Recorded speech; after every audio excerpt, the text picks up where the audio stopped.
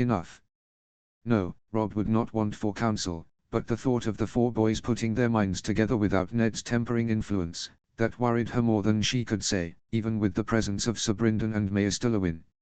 Not so young. You must trust we have taught them well. They are men grown, Ash. 17, I was but 18 at Harrenhal, and 19 when I led an army to avenge my father and brother. At 17, you were already living in court intrigue. And we were young then. Naive and impulsive and far too sure of ourselves. Full of illusions about the world. It was only war and what came after that made us hard and weary. You had killed 2 men by 17, he said very quietly, taking her hand before she flinched. Do not think I've forgotten. She bit her lip, eyes fixed on their joined hands, but had no words. She had spoken true, but she alone could not keep the world at bay forever. They must learn for themselves, and she could only hope Ned was right. Winter is coming, Ashura. They cannot be children forever. She let out a shaking breath, her brows twisting. She squeezed her eyes shut and turned into his chest. Damn your stark honor, and damn your winter, she said, her voice so low she did not know if he heard. Oh, how the bleeding half of her wished she had held her tongue about the poison. How she wished she had never tried to counsel him on this at all, and simply let him refuse Robert as he would. Yet she knew herself. She could never have done such a thing, lie to him so and keep her thoughts hidden from him. And as soon as she had said the word poison and showed him the book, this was where his honor would lead her. Back to that city of her nightmares. It was her fault, more than it was his. Yet what else could she have done? Next, they spoke of Sangza, and the helpless ache throbbed in her chest. She and Dev had intended that Sangza live at Starfall when she was 9, had intended that she grow up there, knowing the land and people and the ways of the Danes. In the early years of this long summer, she and Ned had taken their family to Dorne, and when they returned, Sangza had not come back with them. But Ashura should have known she could not stomach leaving her sweet, gentle girl, and for all that Dev and Illyria tried to make Sangza feel at home, some months in, Dev had written to her of Sangza's quiet unhappiness. Your daughter grows thin and melancholy. Sometimes, when I see her wandering the gardens alone, I see you in my mind, 7 years old and lost after our mother passed and Arthur left for the capital. I will not fault you if you instruct me to send her home to you. So she did, and she tried desperately not to remember that nothing had changed, despite her daughter's unhappiness.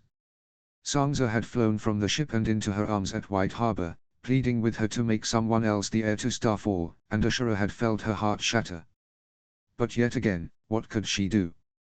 Dev could not marry now, he could barely spend an hour on his feet without the air constricting in his throat, and what other remedy could there be, save that she keep Sangza with her for as long as she could? And now that Sangza was of age, and she and Ned headed to the capital. Sangza would travel with them, and once they settled in, she would send her to Starfall once more. Sangza would make her new home there. It was time.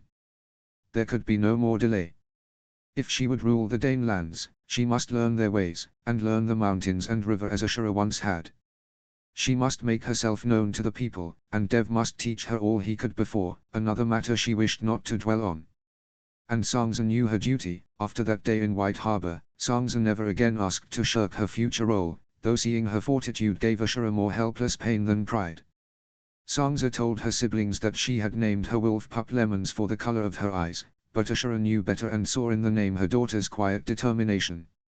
When she had asked Sangza, after her return, if there was anything at all she had liked of Starfall, her daughter had chewed her lip, her child's mind torn between truth and obligation.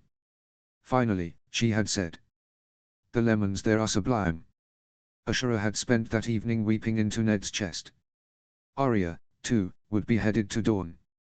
Despite her words to the Queen last night, Ashura knew that it would not be easy to find Arya a future that did not suffocate her fire, especially in the north. Most houses were not the Mormonts. The best chance to find such a place for her was in Dorne.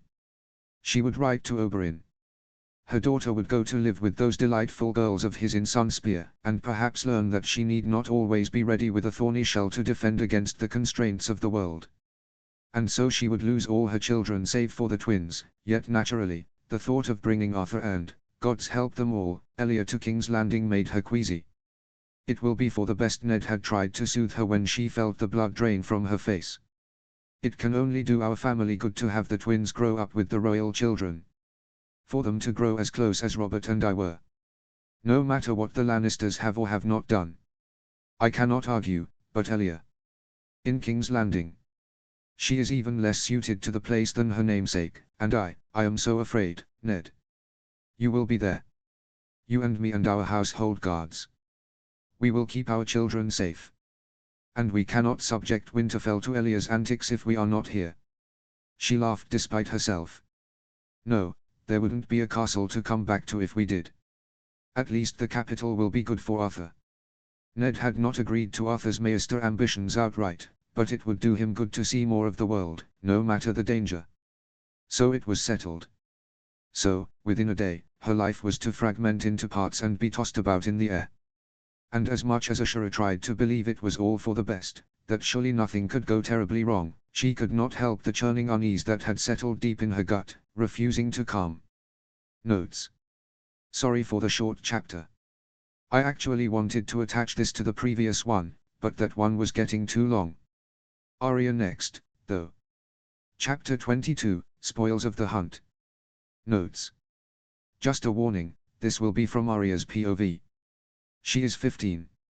Theon will also make an appearance. He is 18. If this makes you uncomfortable, I'm sorry. It won't happen often. Skip to the second half. Also, if it wasn't clear, my plot moves pretty slowly. I did write a 14-chapter prologue when I could have fit it all into 2 chapters. My writing is dense, and I'm much more into exploring character mentality and how little changes butterfly into complete overhauls of the game. If you're not into what I'm writing, please just move on. No one is forcing it down your throat. Please don't comment saying unkind things to me if you're not going to provide anything constructive. It just makes me really sad, even if the negative comment seems ridiculous to me, and then I don't feel like writing for hours. See the end of the chapter for more notes. Chapter text. Some days later. The air in the loft above the firewood storehouse was crisp and biting. Arya preferred it this way, for she was never cold. She had found this alcove of sorts at the far end of the storehouse when she played hide the treasure as a child, for no one ever thought to look where the firewood was stacked. She had stopped using it as a hiding place after a few successful wins. The game was no fun if she won every time. On the old blankets, Arya stretched out like a cat. She would be sore on the morrow, for she had been busy with helping Sansa look over the household numbers in the past weeks, and had not had the time for more leisurely pursuits. After the king's arrival, her mother had bid her and Leah go sit with Sansa and the other girls while they did needlework, and today had been the first time she had managed to slip away. The princess was there with Septa Dinah, their mother had said, and often the queen and her ladies would join. It was only proper that they keep the queen company when she herself was too busy with household business. When they had gaped at their mother, both horrified, she had only raised a perfect eyebrow at them both. It will not be so terrible. Arya, I'm certain the queen would love to hear of your training, and Elia, surely you would want to ask the queen about the horses she had at Casterly Rock. I'm not asking for an embroidered garden. Just take your small clothes to mend. She had narrowed her eyes at Leah then. Elia, I know you don't like sitting still, but Arthur tells me you couldn't even mend his shirt. Even your father knows how to do some basic needlework. What do you think they did when their clothes tore on campaign? Ride into battle with gaping holes in their shirts. Leah's eyes had gone wide. Then Arthur can mend his own miserable shirts, she had retorted, her voice climbing with indignation, but Arya knew better. Even she could see that the queen most certainly would not like to hear of her training. So, it appeared Amma wished to irk this Cersei Lannister. That Arya could do. And so, this afternoon, she had sat fortifying the seams of her leather jerkin with her sisters and the queen, keeping up a lively conversation with Leah about her efforts in teaching her horse Porridge to jump the low fences in the fields around Winterfell. Leah did not particularly enjoy swordplay and archery as Arya did, much preferring to sail and ride, but even this talk of jumping had been turning the queen's face progressively darker. It was just as Leah was laughing at the way Porridge always flared her nose when she was about to refuse a jump when, from the corner of her eye, Arya spotted the rat. It poked its head out behind the open chamber door, pink nose twitching, oily fur agleam.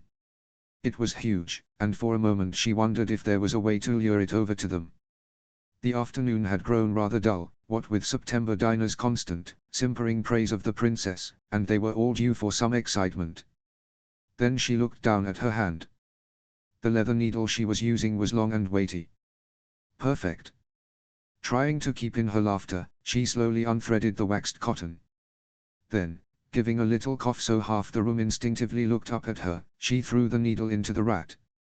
The sound of metal piercing wood made the others lift their heads as well. For a moment, all was silent, and then Jane Poole let out a blood-curdling scream just as Leah howled with laughter. She had pinned the rat into the floor at the base of the wall. For some moments it twitched, but stilled soon enough. The Queen's ladies were whispering amongst themselves, and across the room, Jane was heaving breath, Sansa stroking her back.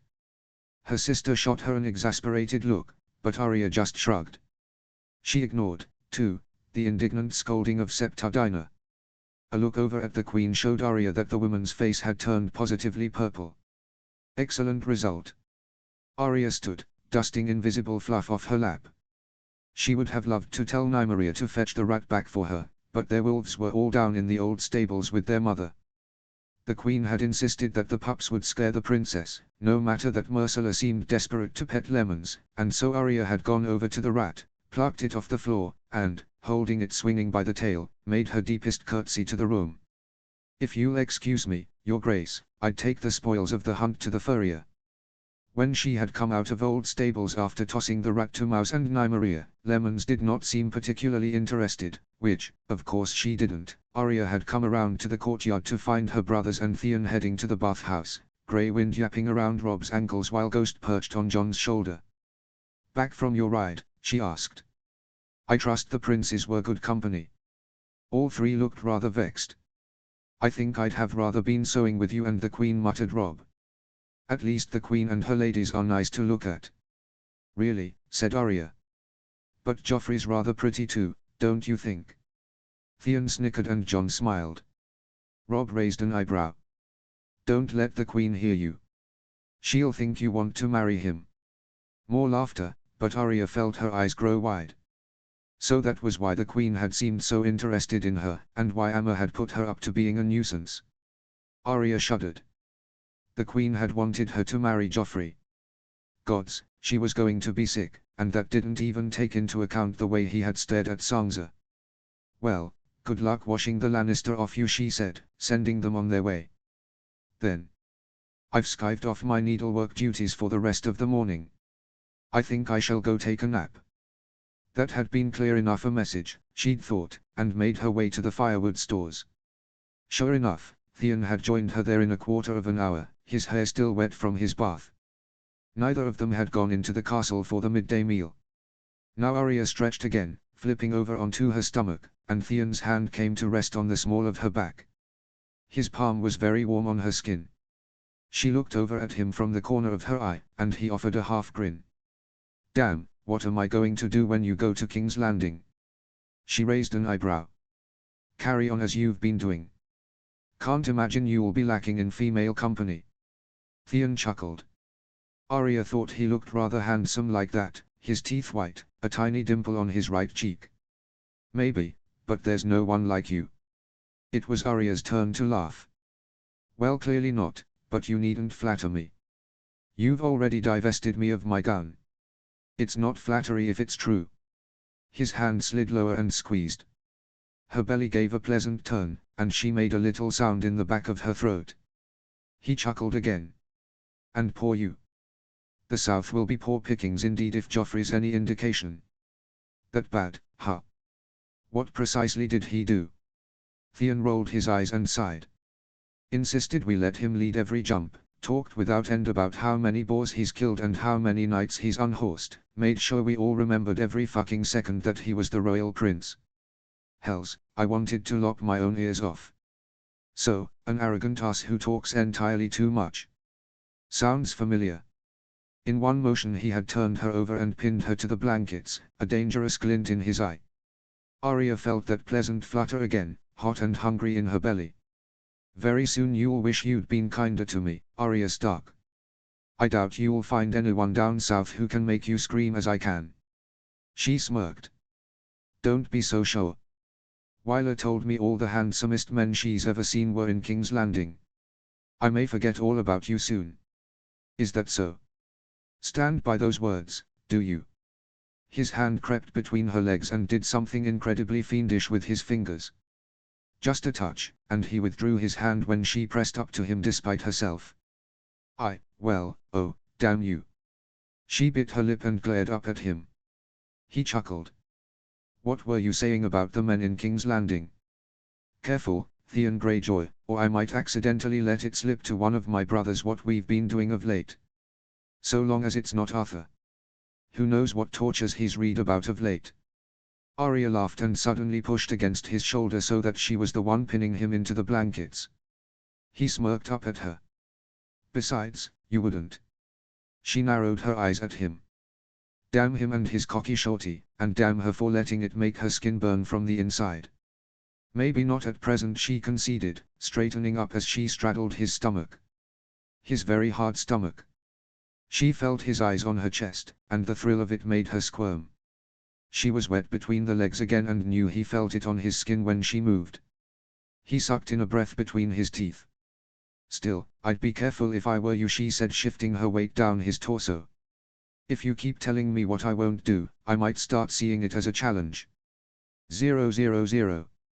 Arya had not intended to fall into bed with Theon Greyjoy. Just as she had not intended to bed with any of the boys who had come before him. She did as she liked, and things simply happened.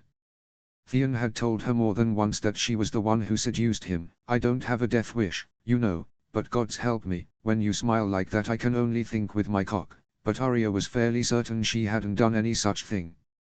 Did she perhaps stare at him more than was usual in the practice yard, and perhaps give him teasing half smiles when she was sure no one was watching? Well, yes, perhaps. But seduce him? Arya did not think she was capable of seducing anyone. She was not blind. Sansa was the beautiful one, beautiful like their mother. She had gotten Amma's high cheekbones, dimpled smile, and graceful, womanly form. When Sansa walked through the castle or the town, everybody stared, not to mention that her sister was soft-spoken and talented and a perfect lady besides. Arya was, simply not. Nor could she charm and read people and put them at ease with 2 words and the incline of her head. Sansa had learned it all effortless from their mother. Arya had never imagined the word charming applying to anything she did. But it didn't bother her, not normally. She could ride better, fight better, and keep household accounts better than Sansa. She had very little interest in harps or poetry, and even less for making sure her hair was arranged just so. Amma always told Arya that she and Sansa were like night and day, and there had always been pride in her voice when she said it. It didn't matter, then, that visiting lords and ladies gaped at her in trousers and whispered behind their hands that she would never find a husband. What good was a husband if he would make her do all the ladylike things she hated? She'd sooner go join the Silent Sisters. She knew, too, that her own face was solemn and unremarkable. When she was younger, she could tuck her hair up and put on trousers, and strangers would think she was a boy, but Arya was not made for romance and bard's tales and having men swoon at her feet. She did not want any of it. Love in that way made a woman weak, even women like her mother. She could still remember being 4 years old and sneaking into Amma's chambers one night. Father had been off fighting the Ironborn then, and Amma had not yet brought home the direwolf. She had slipped through the crack in the door to find her mother crying in her empty bed, her sobs muffled by the sheets. Arya had frozen stiff, and then, very slowly, backed out into the hallway. She had never heard her mother crying ever again, but the sound still haunted her sometimes, especially when she looked at the way her parents smiled at one another or watched as her mother colored when father kissed her hand. It may be sweet to love a person in that way, Sansa was certainly convinced it was, but Arya could never let herself be at the mercy of such emotions and the whims of a man. She would rather be free and strong. Most people might say it was wrong for a girl to behave so, but that was all the more reason to insist upon it. Yet that did not mean she could not enjoy herself. Despite how unfair most of the world was, there were advantages to being a girl and having breasts, even if they were small, and she was not beautiful. She had been kissing boys for years now, and Arya loved the way it felt, well, when they got it right, anyway. And when she discovered she could make boys weak at the knees and silky hard with some well-placed nips and mere strokes of her hand, she had loved that feeling too. And of all the boys she had kissed and later bedded, Theon had gotten it more right than any. Arya could not remember when she had stopped seeing him as she saw Sam, but one day she had found herself flushing when he grinned that self-satisfied grin, gawping at his taut muscled arms under his shirt. She hadn't really thought anything could come of it. Surely, if he was going to notice her, he'd have done so much earlier and done something about it, but somehow, not long after, he had come out riding with her and kissed her against a tree. Now here they were. Sometimes it was a little frightening that Arya could not get enough of the feel of him inside her. Or his tongue on her. Oh, God's help her, that was delicious. But she had no intention of stopping their assignations until it was time to leave Winterfell. Why not have her fill of pleasure when she could? And besides, she liked the way being with him made her feel afterwards, too, for he did give the best compliments on her person, even if she was sure half of it was flattering drivel. We should show ourselves soon, Arya said sometime later and pushed away from Theon's chest. They'll have started sword practice, and I haven't gotten a chance to see the prince's spar yet. Theon sighed, but rolled to his feet, tossing her shift to her and pulling on his trousers. They shook out the blankets and hung them on the rafters, and then Arya slipped her gown on, turning around and lifting her hair so Theon could help her lace them up her back. Doesn't need to be a tapestry, she said when he was taking too long. I'm going up to change into trousers anyway. Theon chuckled, and his hot breath on her neck made Arya shiver. I know. Still not exactly used to doing up laces. I can't wait to see the Lannister men's faces when you show up, though. I can't wait to hold a sword to Joffrey's throat. I doubt you will, said Theon, then gripped her shoulder to prevent her turning around when he felt her bristle. Not that you couldn't. You've certainly put me on my ass more than a few times. But he'll only spar with Robb, and only sometimes. He's given me the honor once, and refuses to even acknowledge Jon. Arya's eyes widened. The vile worm, how dare he treat Jon thus? Besides, Theon continued, Lord Stark was adamant that we try our hardest not to draw blood. Arya gnawed on her lip, her eyes narrowing in calculation. I'll have to goad him into accepting, then she said, letting her hair fall when he had tied the knot at her waist. Theon gave her a dry look. Well, if you can, I'd love to see the little shit get flattened unawares, he said. Today he made a jape to me about Sansa when your brothers weren't near. I wanted to knock him into the stream. 000. When Arya had changed into trousers and bound her hair up with wire, she came down to the practice yard to find everyone standing in a circle, watching and shouting encouragement as Arthur sparred with Tommen. For once, her brother seemed to be winning. Arya found her other brothers and Theon in the crowd and squeezed in next to them. Robb and Jon, sweaty and red in the face from previous bouts, surprised at her presence but made room for her so she could see. On one side of the circle were Lannister knights and squires, and at once Arya spotted the knight they called the Hound, whose face had been burned to a bright leathery red long ago. In front of him stood the prince, arms crossed over his gold-embroidered doublet, hair shining in the sun. His face was twisted into a sneer, and as she drew closer she heard his mocking voice. Stand here and watch children play, Starks and Northerners really are unrefined. She felt her blood boil. When her brother had successfully knocked Tommen to the ground, Arya slipped past Jon and Robb and marched into the circle. From the corner of her eye, she saw Sir Roderick come forward to stop her, but Robb put a hand on his arm and whispered in his ear. Ah, it was good to have brothers. As expected, most of the Lannister men gaped. Then some snickered, including Joffrey. You training women here, Roderick, she heard someone call out, inciting more tittering. Arya turned towards the voice. Why don't you come spar with me, and we shall see how long it takes a woman to get her sword at your throat. Her brothers laughed. Very loudly.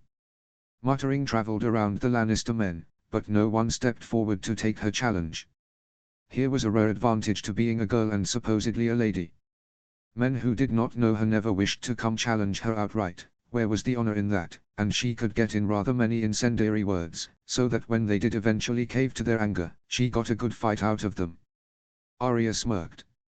Your Grace, she said, walking up to perform a mock curtsy to Joffrey, who was now glaring down at her, lip twisted. "I'd say your men are cowards, all talk and bluster." She heard Sir Roderick's chastising tone as he said her name, but he made no move to stop her. Around them, the Lannister men bristled. Joffrey's eyes widened and his face turned purple just like his mother's had. "You dare? You must be retarded in the head. A little wench like you, and you dare insult your prince." He looked around then, as if trying to determine who to call to cumberhead her, but Arya spoke again. "That hardly matters. I only wish to spar with you." His head snapped to her again. "You? Spar with me?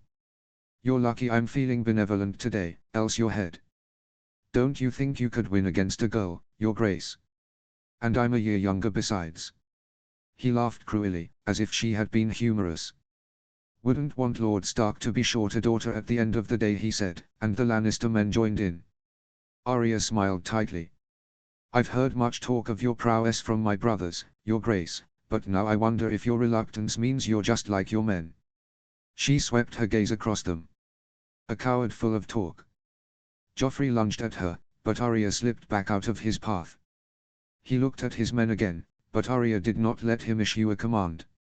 "If you have one of your men do away with me, you'll still be a coward who was afraid of a little girl." And that was all it took, despite some of his men's uneasy protests. In moments she found herself in leather armor, facing the prince across the circle with a longsword in hand. Not even a rapier.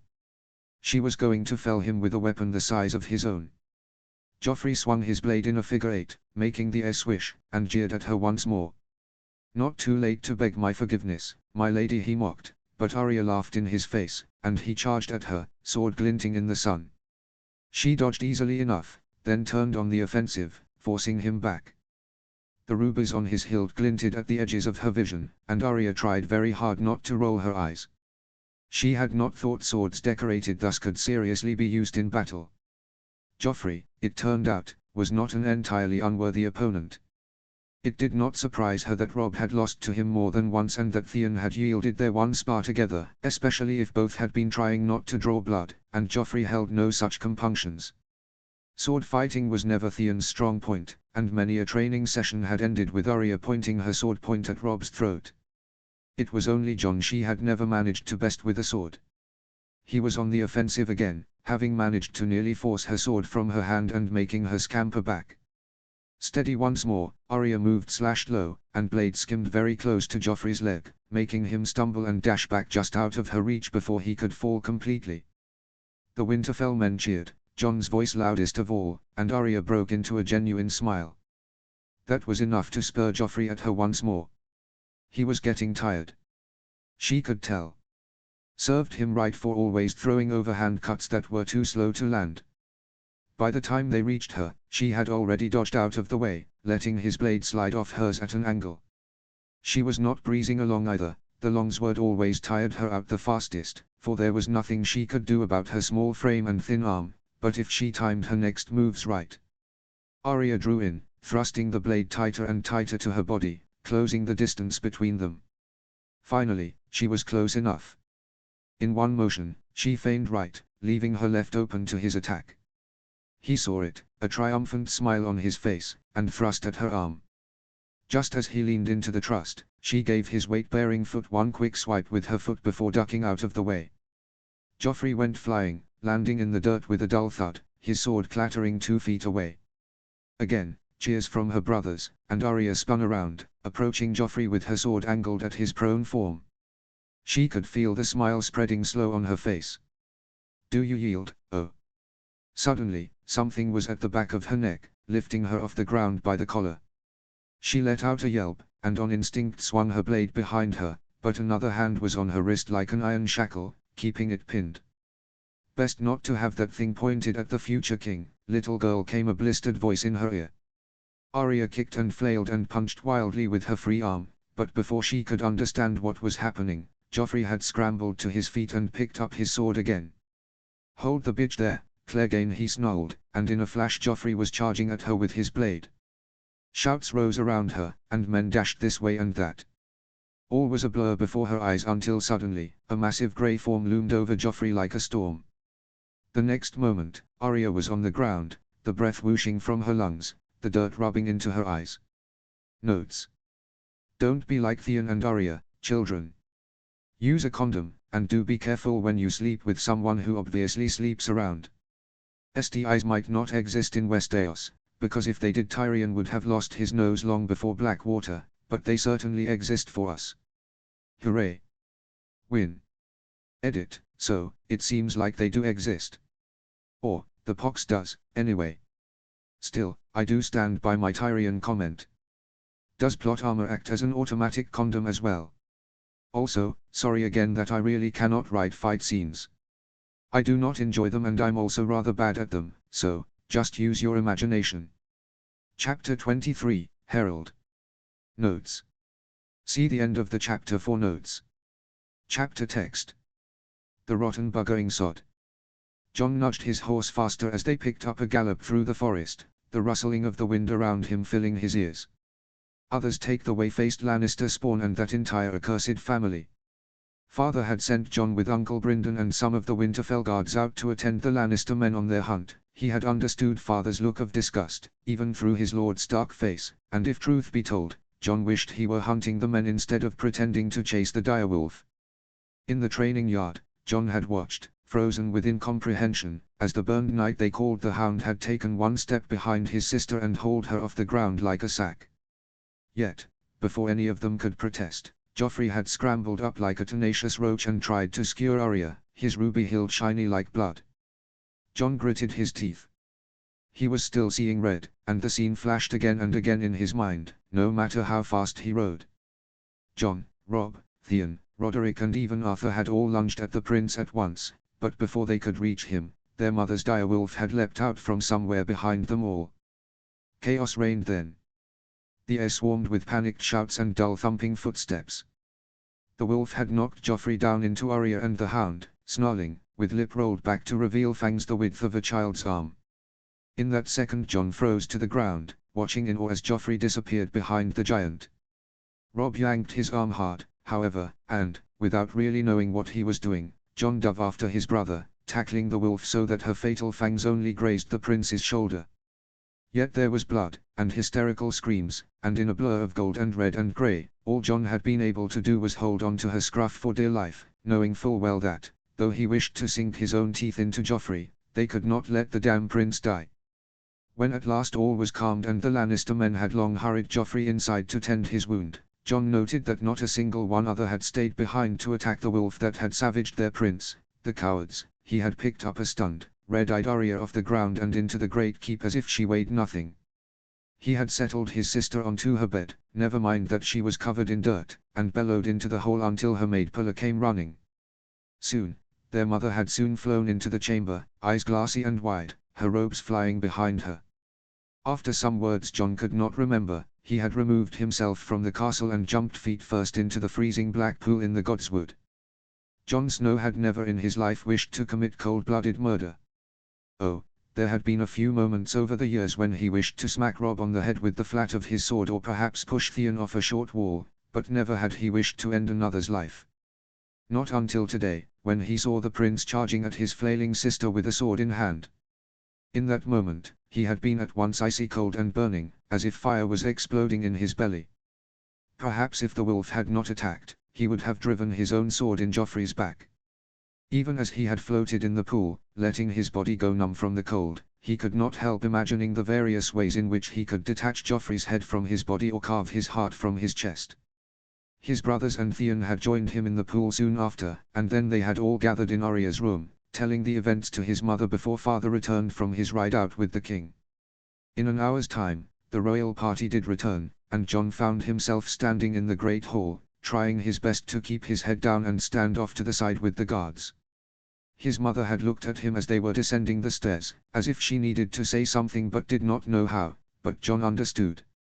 Best not to make the queen even angrier than she was by reminding her that Jon had been training around the princes. It was no matter. Jon did not even feel the sting of it this time. Anything to keep the queen's wrath from Arya. Questions were asked, and it was mostly Robb and Sir Roderick who answered. Arya would have insisted on speaking, but in her chambers, Their mother had ordered her to stay put in that hard, terrifying voice she used on very rare occasions, brooking no argument. Arya had gone white again and nodded.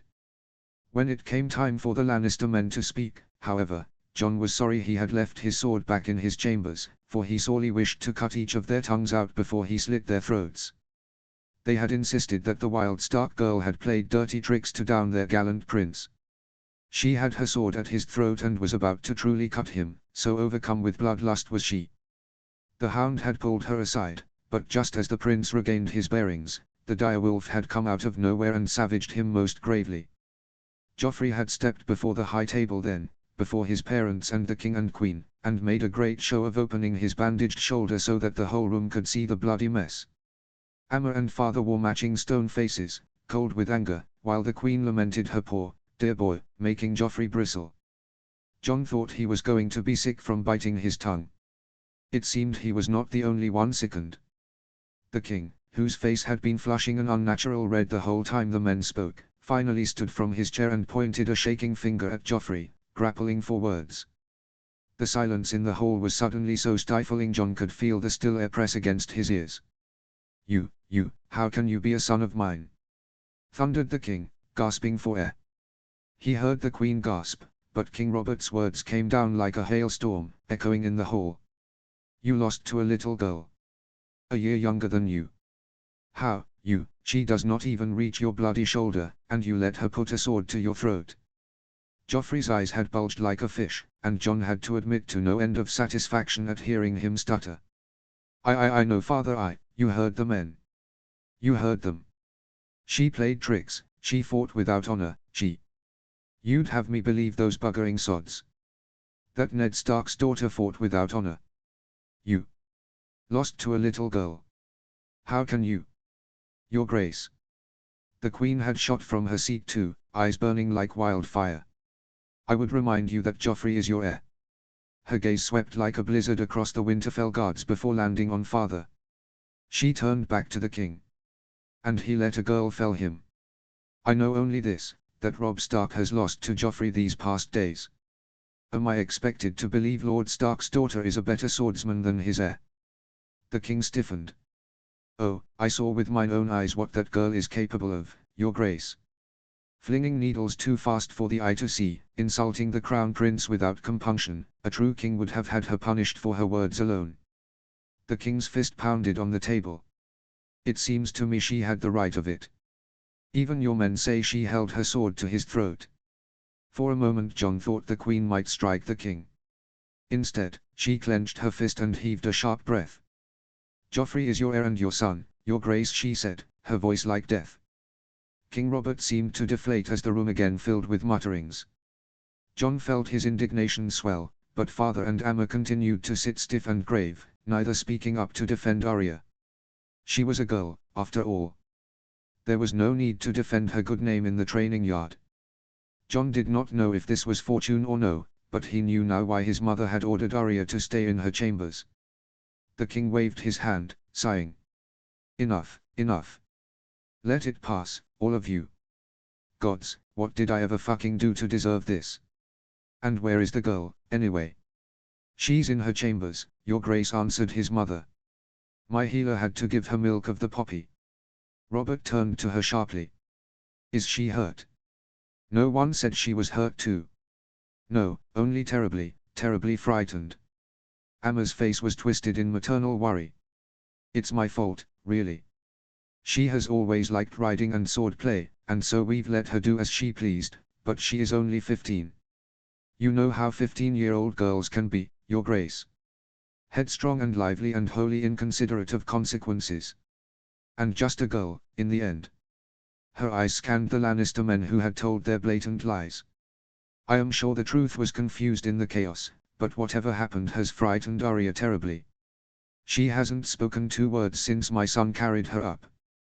The king stared at Amma for a moment longer, his thick jaw working as if in pain. Finally, he threw up his hands, cursing at the whole at large. "Just a damn fool sparring row between children," he bellowed to no one in particular. "You all let the folly get this bloody far. Between children." But the queen, exquisite eyes flashing, was after blood, if not Arya's. then the direwolves. John watched his mother then. She had turned slowly to the queen as the woman spoke of killing the wolf for her crimes, and her eyes were jagged like amethysts, sharp enough to cut. John knew that his mother did not carry her knives in her sleeves when inside Winterfell's walls, and he thought perhaps he should be glad of it. If she had them within her grasp, Cersei Lannister's tongue might no longer be attached to her head. Yet, when the queen had spoken, it was Sir Roderick who came to kneel on one knee before the high table. From across the room, Robb caught Jon's eye, mischief flashing in the blue. Oh, so that was what he and Sir Roderick had been doing before Robb had joined Jon in the Godswood. Jon lowered his head to hide his grin. "My humblest apologies, Your Grace," said Sir Roderick. "In all the chaos after the incident, I'm afraid no one paid any attention to where the wolf had gone. I'm afraid she is no longer in the castle. I have sent scouts out to find her, but it has been hours." Cersei Lannister slammed her glass goblet on the table so hard that it shattered, and Jon saw his mother's throat tighten. "Those were expensive," he remembered rather absurdly. "Perhaps I should have your head instead," so she snarled at Sir Roderick, but the master-at-arms only bowed his head in silence. A servant rushed up to clean away the glass. The king growled.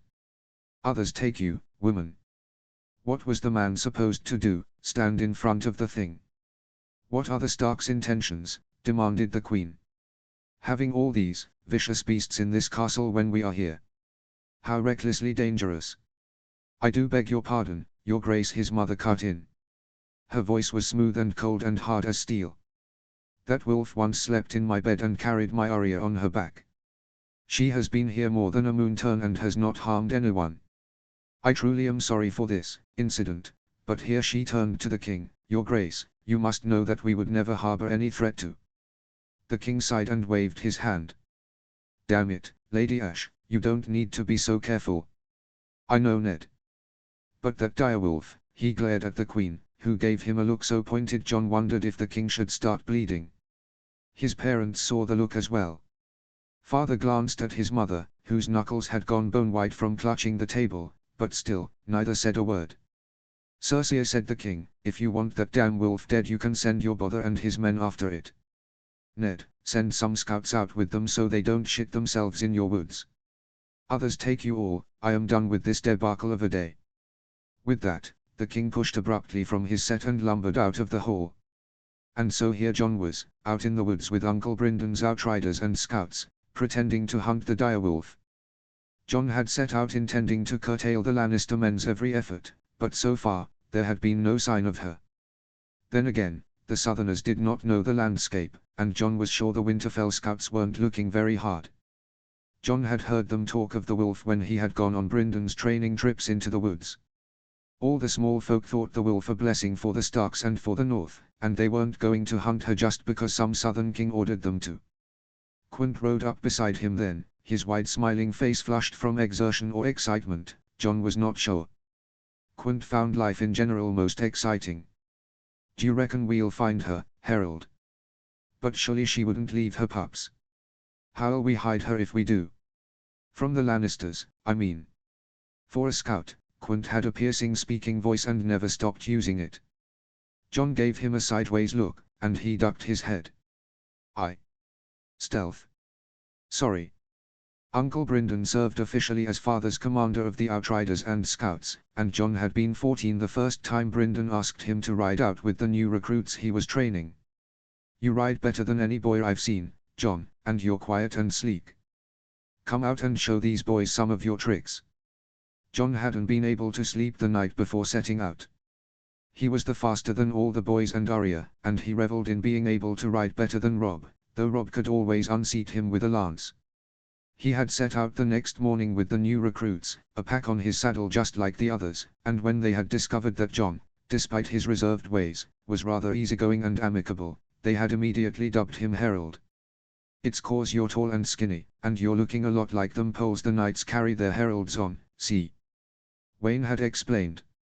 Well, Jon remembered thinking, Wayne would think Jon tall. At 13, the boy had been shorter than Arya. He had not grown much in the intervening years. Jon had decided, however, that the name had been given in good humor, for the recruits all seemed truly in awe of his skill on a horse. He took it willingly, and it had stuck ever since. Yet, it was not only the satisfaction of being looked to for direction that John returned with from that first trip. 4 days they had camped in the woods, Uncle Brindon showing them the best ways to disguise themselves amid the trees and guide their horses through the undergrowth with the least disturbance, which leaves could be used to make a drinking cup and which contained irritants and poisons they could use for sabotage, how to follow animal leavings and prints to guess the movement of people, and how to track and shoot down a raven while making hardly a sound. John had been fascinated by all of it. This stealthy sending and gathering of information made him buzz from head to toe with anticipation and purpose, just as he felt when wielding his sword in a duel. Since that first trip he had all but wrangled himself into Uncle Brindon's company, training with the scouts whenever they set out for overnight trips. He knew that being a scout was perhaps not the most respected position in an army or a lord's service, but what did that matter? He was already a bastard. People would not whisper about his choice if he went this route. And besides, Uncle Brindon was nearing 60. One day, Rob would need someone he trusted just as much as Brindon to command his scouts and outriders. Never had John dared to ask father about his future, not when father's face would grow stiff whenever he reminded him at all that he carried the name Snow. Perhaps his father found shame in the name too.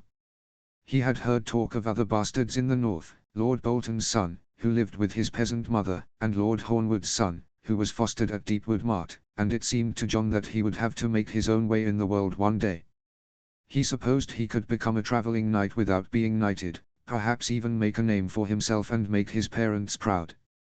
But he wished, too, to stay at Winterfell. He wished to be with his family, and he wished to spend his days as he did now, laughing with Rob, bickering with Theon, sparring with Arya and listening to Sam prattle on about some ancient cooking pot. John did not know what to think about his future, and so he did not think. Now was good. He would soak that in and leave the worrying for later. John cast a curious glance at Quint. "You're actually trying to find the direwolf?" "I thought we were, not trying." Quint shrugged. "Some of us want to see her one last time. From afar, mind, no up close. Still scares the bejesus out of me, the eyes and teeth, but from afar. Magnificent, she is. Me pa saw her the once 10 years ago, and I made him tell me about it for months. Was so excited to see her with my own eyes. Me pa's been meanin' to come up to the castle now that I told him she's come back and all, but he don't got the time what with, Harold." John frowned, his entire body suddenly alert. He had heard something on the wind, he was sure of it. Something like the human whisper he had heard when he found Ghost on that riverbank. It was meaty and round and light, all at once. As if he were not truly hearing with his ears, but with his mind. A voice whispering words that almost held meaning. He silenced Quint and jutted his chin, and carefully the two picked their way towards the direction of the sound. Was it the wolf? Was this something the direwolves could do, bend the wind to wrap around John's mind? He felt a tingle down his spine, not quite ice, not quite fire. What was going on? Suddenly, John felt fear churn and settle in his belly, though there could be nothing to fear. He had heard something. He was so certain, but now. Each thicket they passed only yielded more green. Soon, the sound had dissipated like smoke into the sky, and John could only wonder if it had truly been there, when just a moment ago he had been so sure. They came to a clearing then, lush and still, and all he heard, now, was the rustling of the trees in the autumn chill. 000. As John had predicted, their afternoon's efforts were for naught. The direwolf had faded into the woods, nowhere to be found, as if she had been swallowed by the humus-laden earth. After unloading his horse and bidding goodbye to his scouting friends, John made his way back to the Great Keep, looking for Ghost. As he passed the training yard, the sound of swords scraping and layered, laughing voices made him pause. Lannister men were gathered in the fading light, swords scattered on the ground as if resting from sword practice. John walked a few steps nearer. "Should have seen your face," a squat man was saying, slapping his friend on the back. "Looked like you were about to piss yourself." His companions all found this uproariously funny, but the man he'd slapped glared around the circle. "Oh, don't act like all you bastards didn't think you were going to piss yourselves too. That was no wolf, that was a bear with fangs." Tom's right came a reedy third voice from a young squire. That was a real monster. How do you think the Starks kept it here so long without it tearing them all into shreds? The one called Tom lowered his voice, but his whisper still carried. I reckon those Starks have sorcery, something evil in their blood. How else do you explain those wolf pups that follow Stark's brood around? And the Stark girl? That's not natural, a girl fightin' like that. Don't matter if they did, said the squat man. We'll find the beast, just watch. And the queen'll have a brand new mantle. More laughter, and Jon felt this blood begin to heat. How dare these men sleep under father's roof, eating his food and drinking his wine, all the while insulting his family so? With all that fur, the reedy voice was asking. The queen'll disappear in it. Better make it a bed covering. D'ye hear Lady Stark saying the wolf slept in her bed, asked a fourth man. I always knew the Dornish were savages too. Ha, cried the squat man. Well, I'd have liked to trade places with that wolf in her bed, I can tell you that, what in fucking hells? For he stared now at the point of Jon's sword, its blade shimmering green in the fading light. Pick up your sword, said Jon. His voice did not sound like his own, for it was cold and lifeless. I will give you one chance to pick up your sword and fight me like the man you pretend to be, or I will cut out your tongue before I geld you. The man, to his credit, did not flinch at the blade in his face. Slowly, he crouched to pick up his sword, and when he had the means to defend himself, his face broke into a sneer. My, your talk is big for such a spindly boy. And who the fuck are you? Jon did not answer. You're Lord Stark's bastard, aren't you? Asked the reedy-voiced squire. Jon Snow. Ah, Lord Snow, grinned the squat man. Well, I suppose I could have the time to play with children. He raised his own sword, and his companions heckled, the sound of snow on their tongues like the squawking of crows. Jon charged, letting his indignant anger crystallize into cold purpose. He had grown up next to cursing soldiers and crass guardsmen his whole life, but never had he encountered so many men so blatantly without honor. The squat man lost his smile after two of Jon's swings. On the third, his sword flew from his hand. Jon raised his boot and kicked him in the chest, a good, solid thump, and the man fell back into the snowy dirt. Jon did not spare him a second glance, instead boring his eyes into the group of Lannister men who seemed suddenly to have grown silent. A heartbeat, then a younger, taller man stepped forward. Without a word, Jon met his sword, and in moments he, too, was on the ground. Who's next? Jon asked, his voice still even. It felt good, this. His arm hummed and he could feel his blood thumping from his face to the tips of his big toes. He could do this into the evening, teach the Lannisters how to show respect. I think I am, came an amused voice from the back of the crowd. Half the men visibly stiffened, and soon enough they had parted ways for its owner.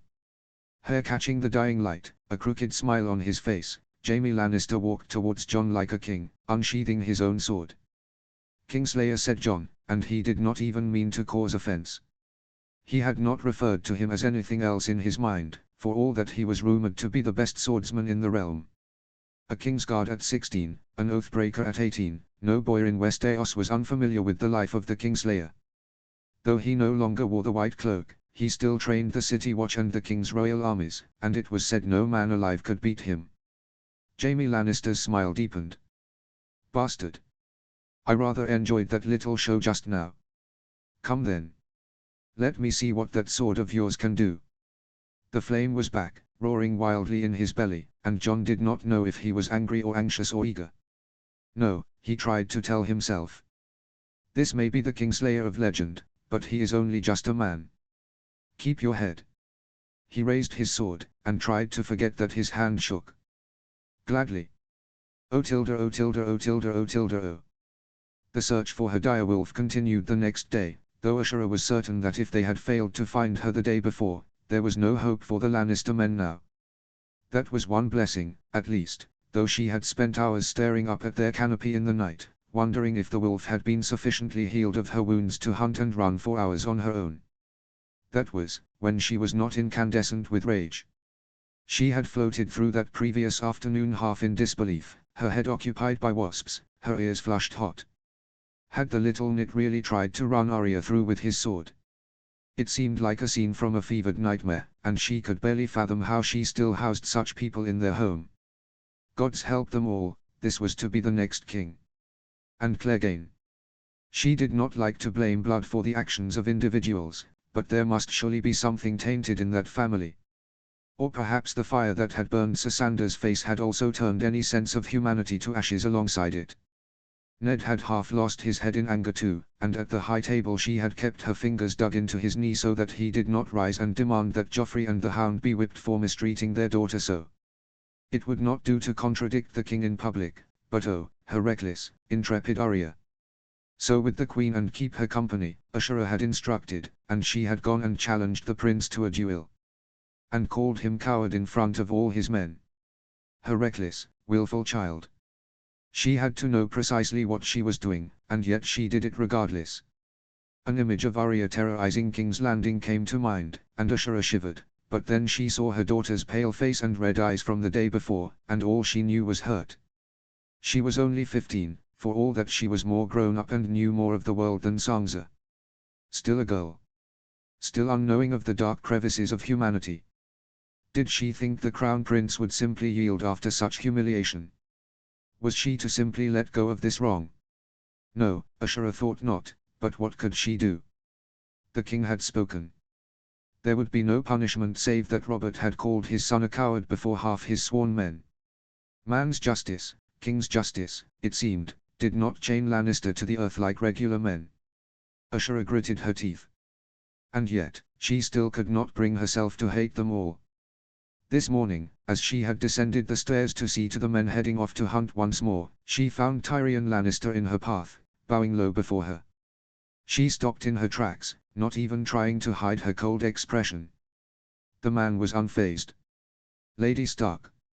I hope the morning finds you well." "And Lady Arya?" "Yes," she said, trying to rein in her anger. It would not do to be discourteous. They were still guests when they slept beneath her roof. "I thank you for your concern." He offered her a small, apologetic smile. "Please, you needn't thank me for anything, Lady Stark. I know my nephew can be arrogant and childish at times. He is untried and spoiled, and we will do our best to teach him. And Her Grace my sister was only protecting her son. Surely you can understand that, my lady." She felt her eyes narrow. Ashura had seen the way Cersei Lannister looked at her dwarf brother these past days. It was not the gaze one laid on family, but on a gnat. "I understand that the king ruled as he saw best," she said. "And you are right that the prince and my daughter are both still young." Tyrion Lannister gave a half laugh, sounding defeated, but did not press. Instead, he bowed again. "I came in search of you to ask if I may visit your library, my lady. I have heard many wondrous things about the ancient books at Winterfell." She had heard that this Tyrion Lannister liked to read. Ashura had always held an affectionate place in her heart for those who loved books as she did, and she had instructed servants to stock Lord Tyrion's rooms with extra candles and lamp oil for his nighttime reading habits. Now she could not help softening her face. "Of course, my lord. You are welcome to the library. And if Septon Chayle is napping, there is no need to wake him. More like than not, my son and my husband's ward will be in the library as well. You can ask them to assist you." His eyebrows twitched. "Oh. I see. Your son the scholar." There was no malice in his voice. Ashura studied his face. There was much he could have said to her, remarking on the irony of Arthur's name, lamenting how her only natural son had not been born a warrior, but as much as she did not want to know it, she could see that Tyrion Lannister meant her family no ill will at present. She smiled reluctantly, and saw his eyebrow twitch again. "Yes, my son Arthur. May the library not disappoint you, Lord Tyrion." She made her way down to the bailey then, but it would seem she could not keep the Lannisters at bay this day. As she directed the servants in handing out bread, cheese and water skins to each of the outriders, she heard footsteps beside her and turned to see the Queen's other brother beside her. He grinned, the expression holding none of the tentative contrition his brothers had. Nonetheless, she smiled back tightly. "Sir Jaime." "My lady. Can I help you?" He turned to look at his men. "I wished to tell you, my lady, that I had the most marvelous sparring session yesterday. She raised an eyebrow, though her nails dug into her palm.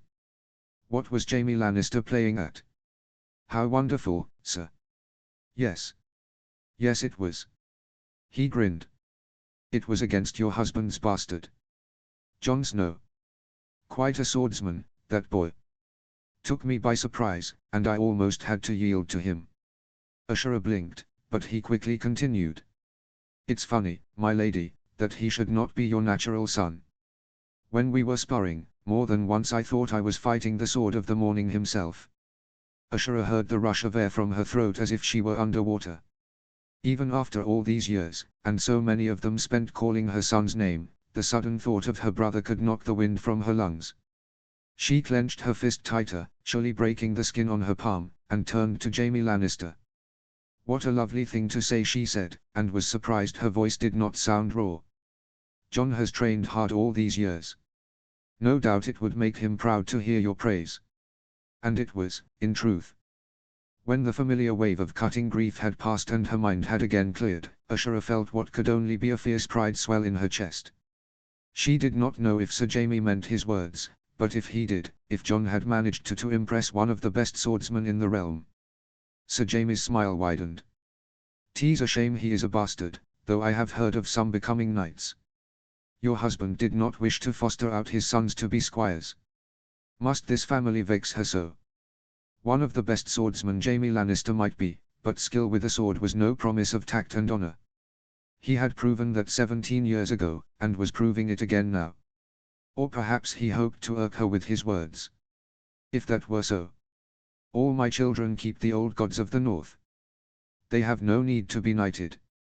She narrowed her eyes then, and tilted her chin, considering him. For a few moments neither spoke, and Ashura could see the slight shift of unease in his eyes when they met hers. She smiled. "Sir Jaime, you were knighted by my brother, were you not?" Yes, I was." She did not move her gaze.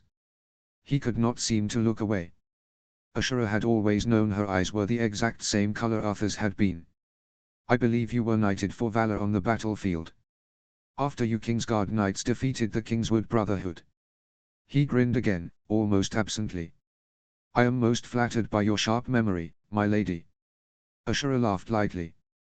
"I remember every letter my brother ever wrote to me, Sir Jaime. I would sit with my feet dangling off the ramparts on Dragonstone, reading and rereading each and every one. I believe I know a great deal about your youth." The grin faltered. Still, Ashura did not look away, but let her own smile fade into a soft frown. "Tell me, Jaime Lannister. Whatever happened to the earnest and good-hearted boy in Arthur's letters?" All traces of humor melted from his face like paint in the sun. His jaw tightened, yet he did not shy away from her probing look. A moment passed, then two, the air thick. Finally, he said.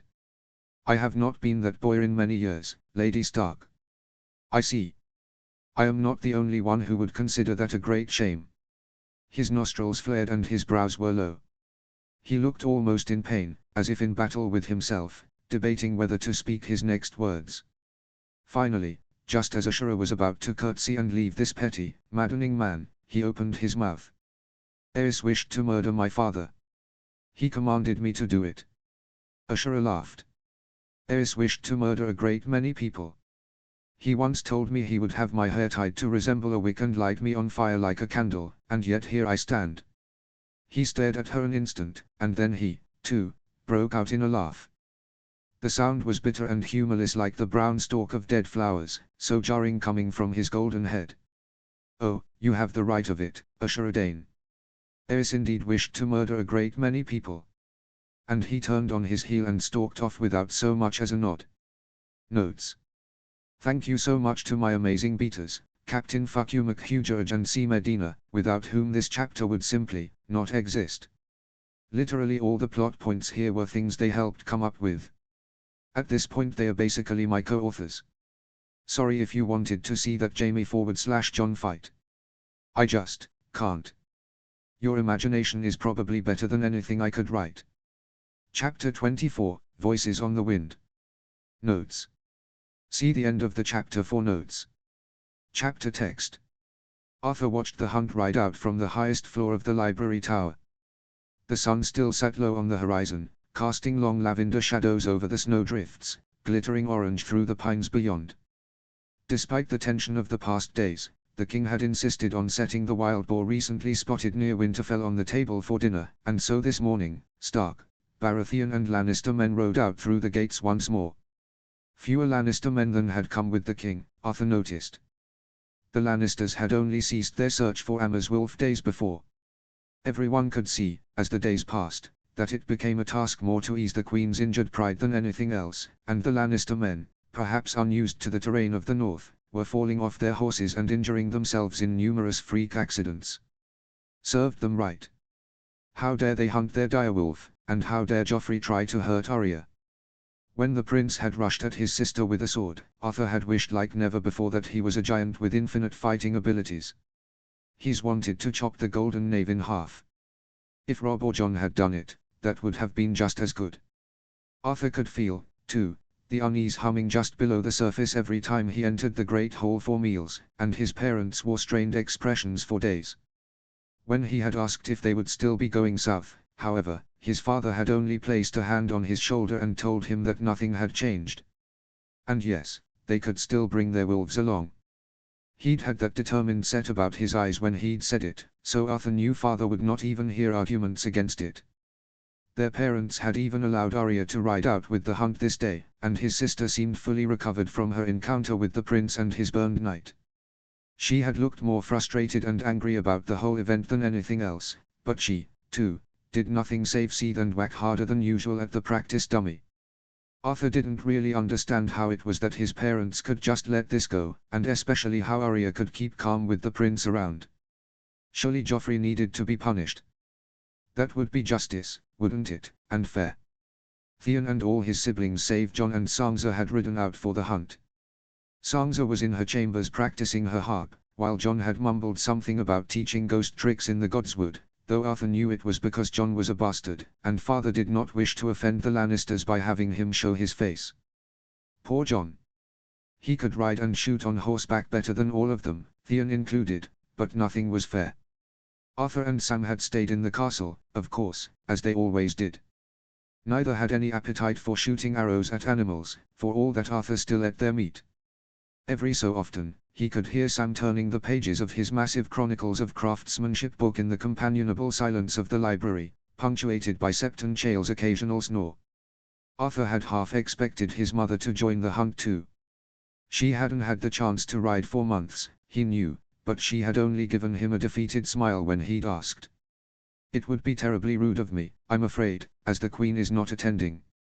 And that was the end of it, though he understood this was yet another strike against the Lannisters in general and wondered how his parents would fare having to temper their distaste for the Queen at court.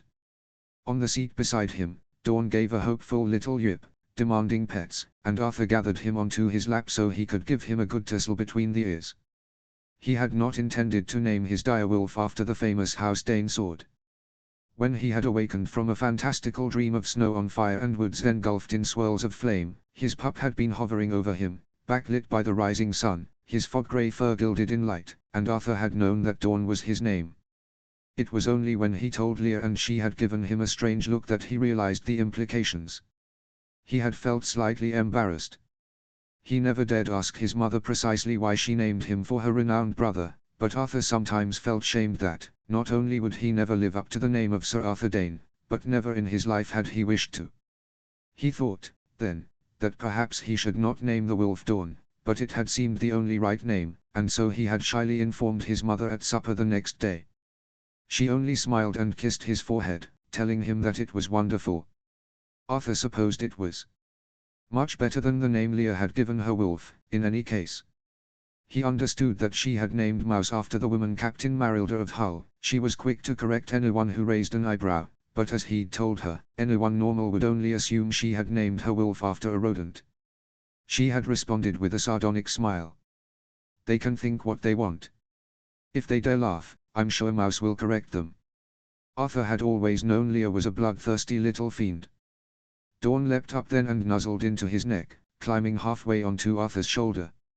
He was getting too big to do such a thing, but he had not yet realized, and Arthur was forced to turn away from the window and steady himself lest he be pushed over by the wolf's weight.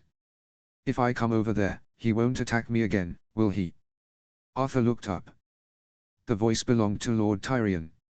He stood perhaps 10 feet away from Arthur, a wine goblet in one hand and a flagon in the other, looking at him with hesitation. The previous day, Dawn had leaped upon Lord Tyrion in greeting, toppling both man and wine.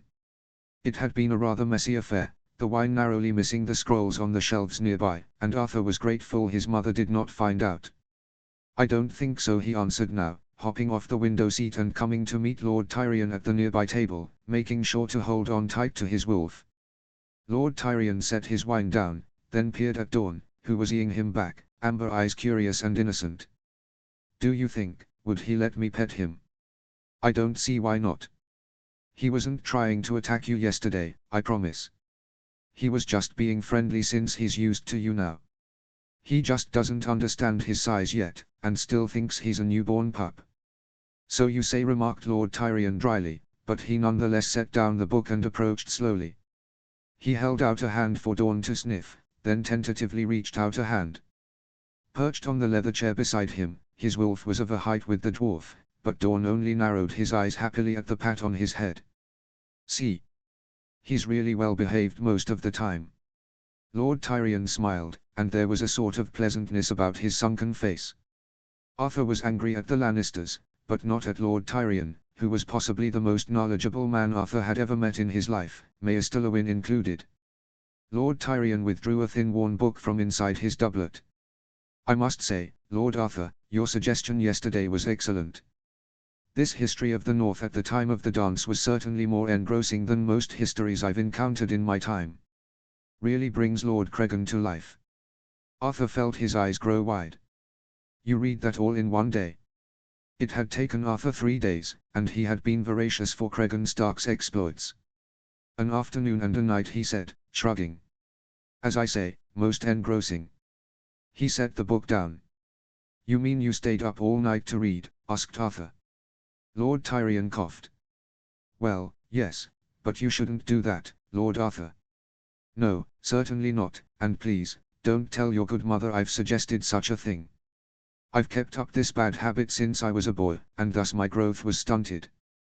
For a moment Arthur froze, nearly trembling with repressed laughter but not wishing to be rude.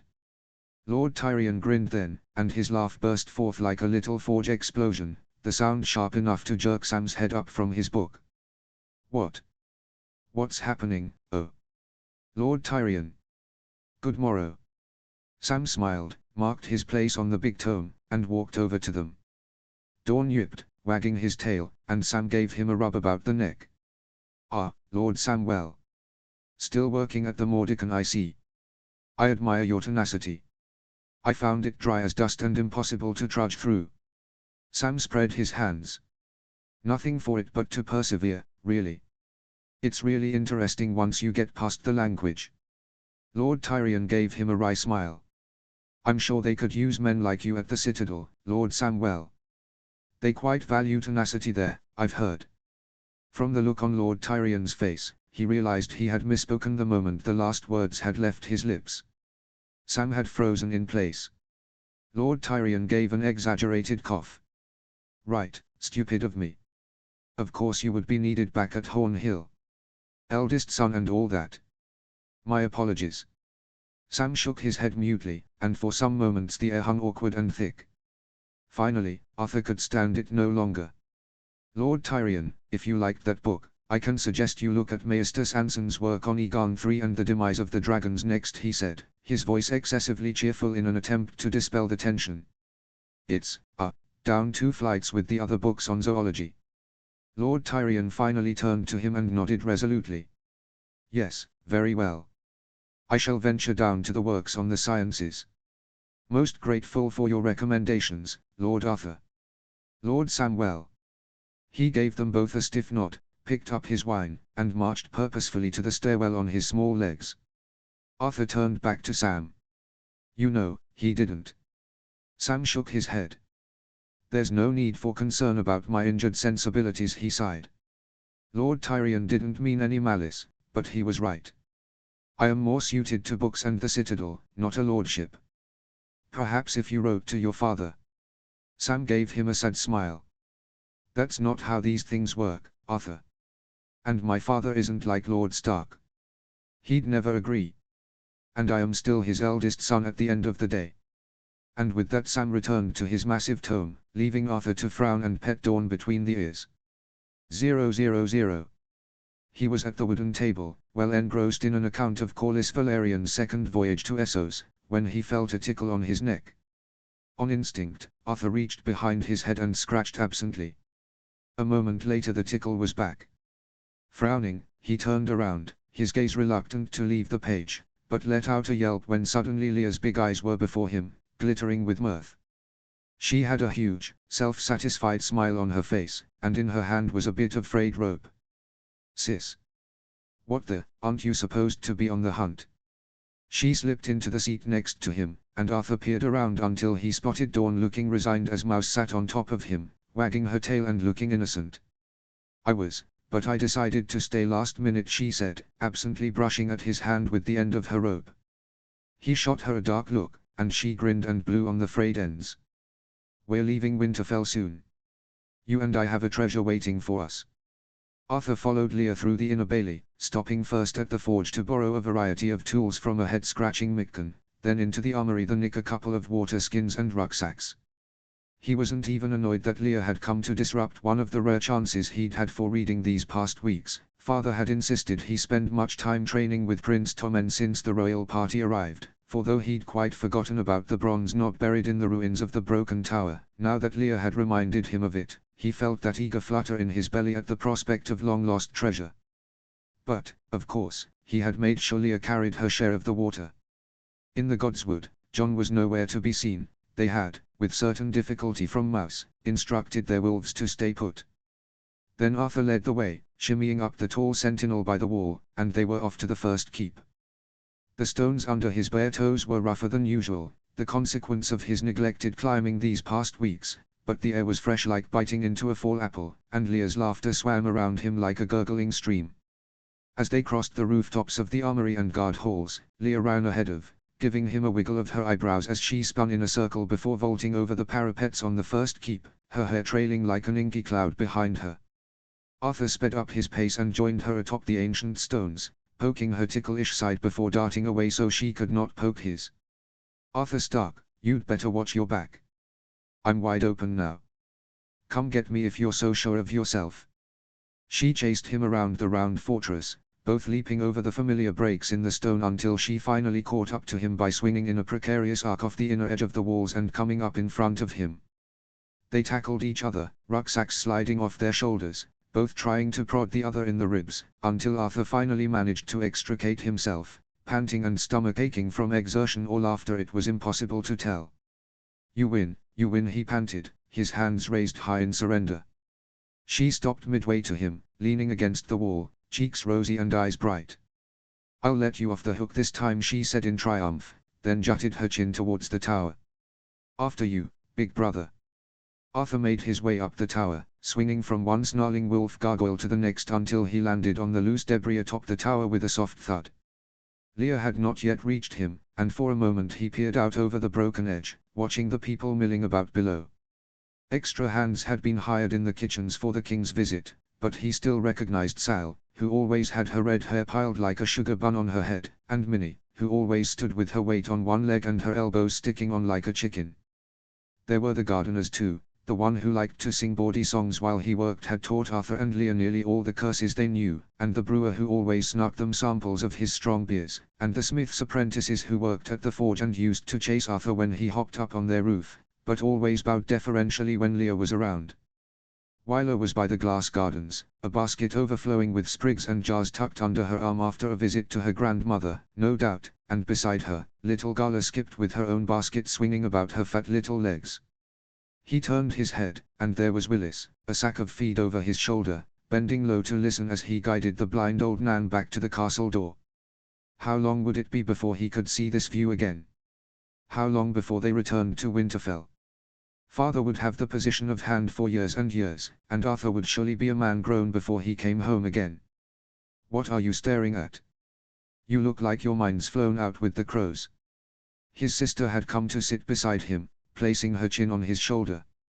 Arthur shrugged with his other side. Nothing in particular, really.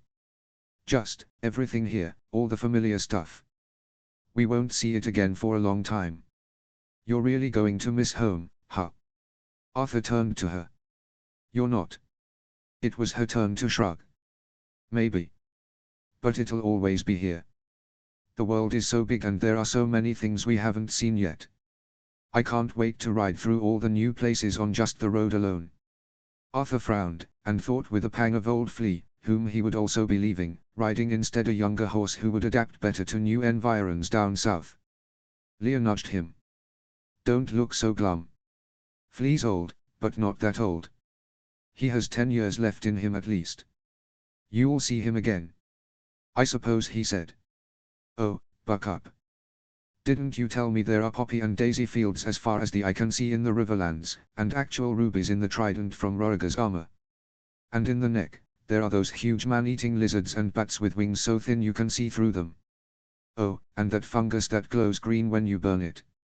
Come on, Artie, aren't you excited to see the things you've only read about? Arthur gave her a little smile then. I do want to see it all. So, lucky us. Right, up then. Now I want to see this treasure. They poured water from the skins around the bronze half-circle, working away at the softened debris before pouring more water to loosen the next layer. It was slow and tedious, but Arthur fell into recounting some of Corlys Valerian's adventures for his sister, so the work was bearable enough. After what seemed like hours, they stood up and stretched, and Arthur could feel the small of his back aching. They had uncovered enough of the object to see that the round bit was just the tip of it. It had an intricately carved cone shape attached to the end of the round tip, and runes ran along the exotic patterns, the edges worn smooth by time. It was still too deeply buried to pull out or even wiggle, and Arthur was beginning to doubt if they could finish this all in one day. I'm going to copy some of the runes down, he said, retrieving the parchment scraps and wrapped charcoal he had remembered to pack. Fine. My neck hurts, anyway, said Leah, and she did a handstand against one of the higher broken walls, shaking her legs before coming upright again. Arthur raised an eyebrow. And that is why your head is so big, he mumbled to his parchment, feeling his mouth twitch when she darted close to him. What was that you said, Artie? Nothing. Nothing at all. Ha ha, so clever, Arthur. Why don't you call my head big to my face? You said it, not me. Her eyes grew huge. Well, you can. Suddenly, she froze like a startled deer, and Arthur watched as a tiny line appeared between her brows. Leah. Sure. Listen. She ran over to the lower edge of the tower and tipped her head over the edge. Arthur frowned. He followed her and stuck his head out as well, but there was nothing on the ground. Don't you hear that? She whispered. There's someone in the upper room. And as soon as she said so, Arthur heard it too. Two voices, it sounded like, drifting jumbled and wordless up from the room. He felt a jolt up his spine. There had never been anyone up in the remaining tower rooms in all the years they had been climbing here. What is anyone doing in there? There was nothing in those rooms save dust and mice and spiders. Leah bit her lip, then, to Arthur's abject terror, made to swing her legs over the side. He gripped her arm like a vice. What do you think you're doing? You can't climb down the side. The windowed face of the broken tower had been worn by the wind and snow over the centuries, and the only grips wide enough to bear their weight were the gargoyles that jutted sporadically around. Leah scowled at him. I want to hear what they are saying, she pouted, but Arthur could see that she was hesitant about climbing down that way too. No one's ever been down there. Aren't you the least bit curious? He was. Arthur felt like his skin was crawling for need to know why there were suddenly people in the tower room. He chewed the inside of his cheek. How about this, he said finally. You hang off the ledge with your feet, and I'll hold on to them so you don't fall. Hopefully Leah was just tall enough that her head would hang at a place close enough to make out words. Leah put on her shoes and tied her hair into a knot. Carefully, she leaned out over the edge, her hands gripping each brick as she slowly inched herself lower until she hung off the broken wall by the backs of her feet.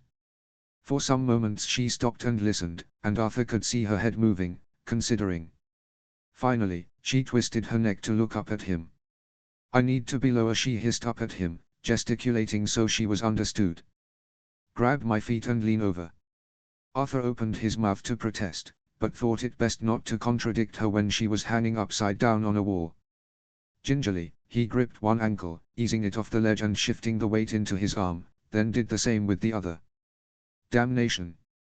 How could Leah weigh so much? And yet the curiosity burned, and besides, Arthur was no weakling.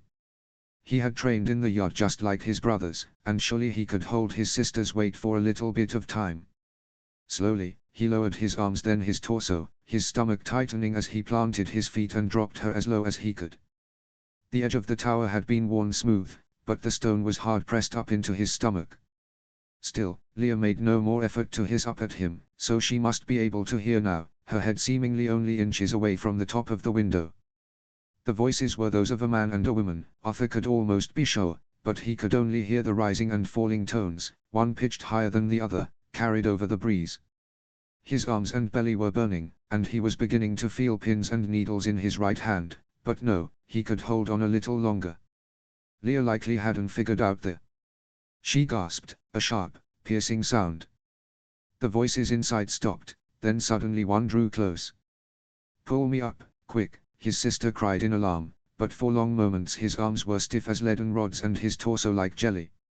"Artie, quick," but the more she tried to struggle up, the heavier she became. He could feel Leah's panic wash into him, but tried more than anything to hold it at bay. Finally, Arthur ground his teeth so hard he thought his teeth might crack. With a heave so painful he saw stars behind his eyes, he pulled her up and jerked her over the edge, falling backwards. There were thumps as she landed, but Arthur could barely move, bright spots and black clouds exploding over his unseeing eyes. He did not know how long he lay there, his frantic heartbeat the only thing filling his ears, but when his head cleared, he seemed to feel, even before he sat up, that something was terribly, desperately wrong. Clouds floated against the vivid blue sky, light and easy, and the air was silent save for the distant caw of a crow. "Leah!" His arms still burning and weak, he scrambled over and pushed himself up, shaking with the effort. His sister was slumped on her side against the wall, arms limp, eyes closed, an angry red patch on her forehead. "Leah!" His mouth was dry, his throat seemed to close, and distantly his hands tingled painfully. Arthur clambered over to her, tapping her cheek, shaking her shoulder. "Leah! Leah, this isn't funny, damn it! Leah! Can you just bloody open your eyes, please?" Arthur's heart was in his chest, choking out the air, and rush after rush of nausea flooded his head. He shook her and pleaded that she wake, but her ears were deaf to him, and she did not open her eyes. Notes. Sorry. Chapter 25, Mothers and Fathers. Chapter text. She might wake up tomorrow, or in a month, or in a year. Or never. It was up to the gods, said old Yuli, and there was nothing mortals could do. There seemed nothing wrong with Elia save that she did not open her eyes. There, girl, Yuli had whispered in Rhoynish, coming to cradle Ashura's head to her bosom like she used to do when Ashura was young. "Whatever happens, you will get through it. You always have. And now you have a good man who stands with you, and many children besides." Ashura was not sure of her words. Yuli always told her she was strong, but she knew that she was not. She was a block of brittle stone, and everyone she had lost had chipped away a bit of her to take with them. She could not bear another hit of the cruel chisel. She would crack all over and crumble to dust. Ashura had wept herself dry into Ned's chest, and let him crush her to him as they sat by Elia's bed. But there had been no words to exchange. Neither were fools, and they had become pitiful indeed at lying to one another over the years. Neither could say with any certainty that Elia would wake soon, and so they stayed silent, taking turns standing vigil over their little girl. She had crept once up to the tower room that served as a September, lighting candles before each of the statuettes Dev had sent for her when he'd sent Septardina north. She did not wish to anger the gods further with neglect, but she had escaped the room soon after. Ashura did not think there had ever been comfort for her before the seven. Only duty and fear. Every time they left her bedside to attend to the duties Rob and Sansa could not, Ashura forced herself to swallow the rusty fear that, in her absence, her child would stop breathing. The fear churned, too, that every moment she spent not reading through old medical texts was a moment she wasted. What if she found a cure, only to realize it was too late? She had a whole castle to care for and royal guests living above the great hall, she knew, but that did not stop her feeling that she was a puppet paralyzed by dread, worked by strings attached to deadened limbs. Elia was their youngest child, her babe and the last child she would ever have. Since she had been an infant, she had been like the morning star itself, an orb of light and spirit and pure glowing joy come to light up their lives with her constant laughter. Oh, the way she laughed! Even before she could talk, her plump cheeks dimpling, the bridge of her nose scrunching like a bunny. Ashura had not thought she could bear to name a daughter after Elia, but she had seen her babe's laughing face and knew that a sliver of her friend lived on in her. And now, she had not heard Elia's laughter in many days, and Winterfell seemed like a tomb, grave and still and lifeless, and at times she thought she caught the heavy stench of pine resin. If she lost another child, she could not. The last time had torn her ragged heart out of her chest and nearly cast her into the sea. She would not survive this time. Arthur had slipped into his sister's room the day after her fall. He had disappeared when the men managed to get her down from that broken tower. Ashura had tried to go after him, but Ned had let him go, understanding that he needed space and silence to pull back his wits. He would blame himself, Ned had said, and no matter what they did, he would not forget this. And Ashura could never forget that terrible coldness when Arthur had stumbled into her solar, his eyes red and wild. I did not mean to, it wasn't supposed to, he had been trembling like a leaf, shaking his head, his movements jerky.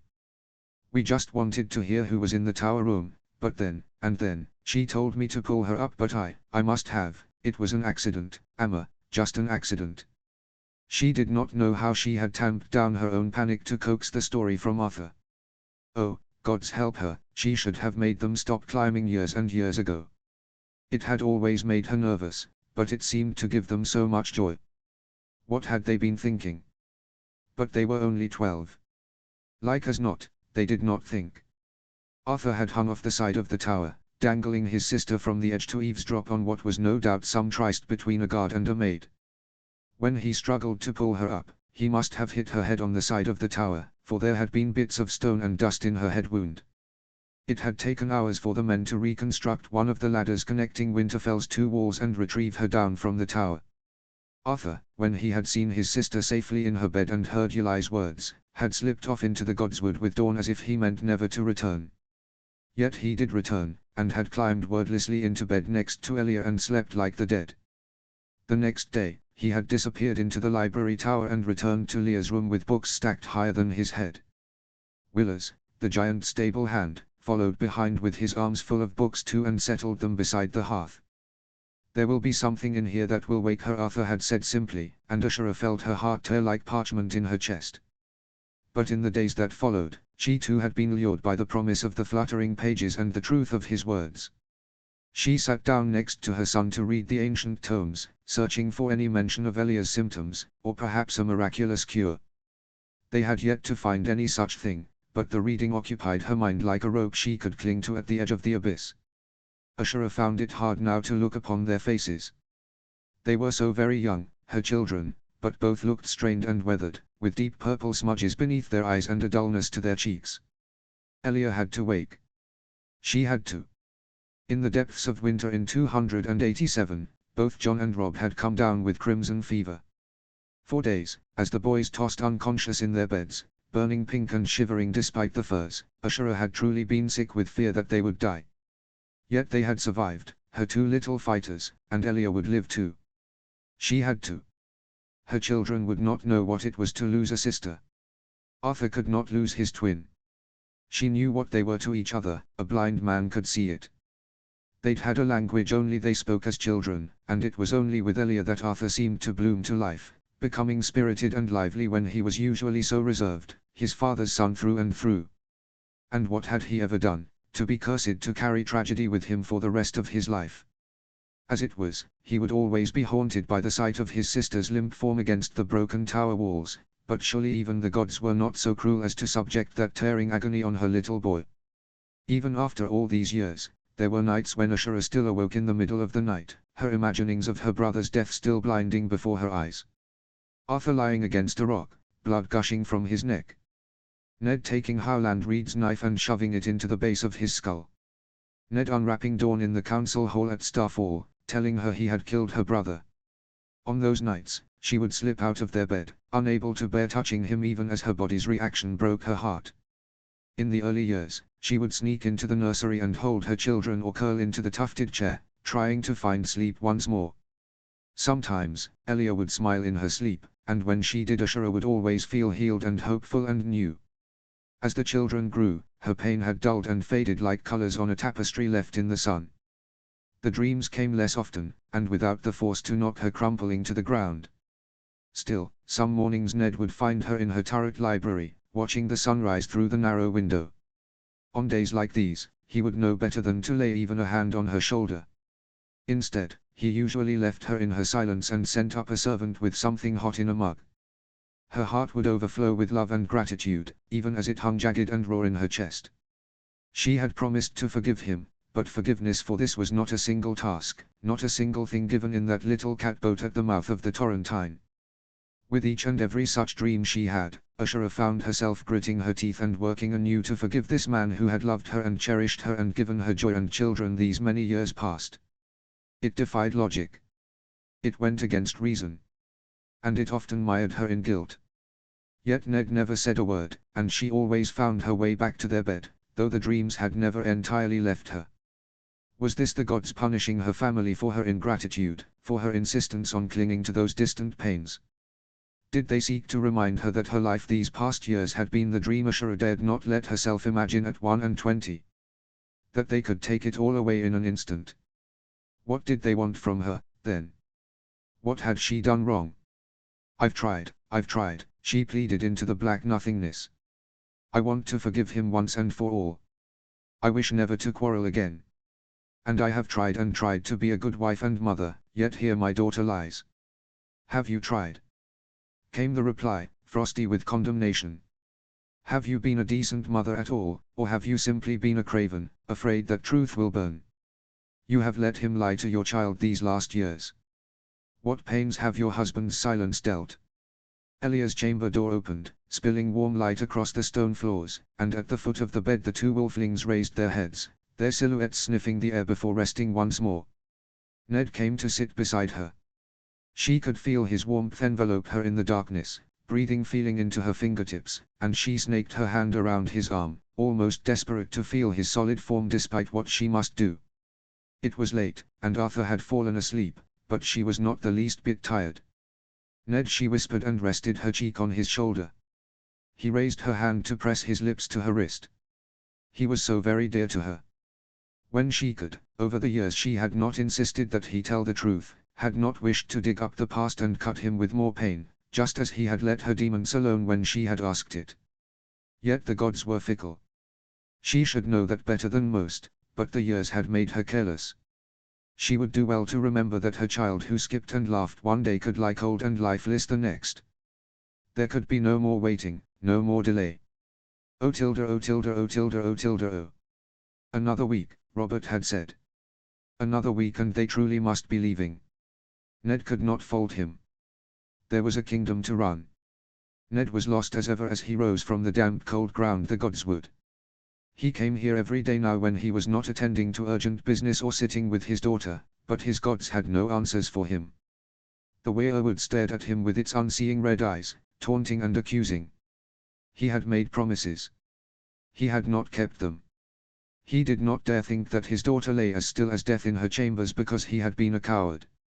He had forgotten the weight of grief and bone-crushing fear over the years, but those burdens had not forgotten him. Once again they settled on his shoulders and dug their roots into his flesh.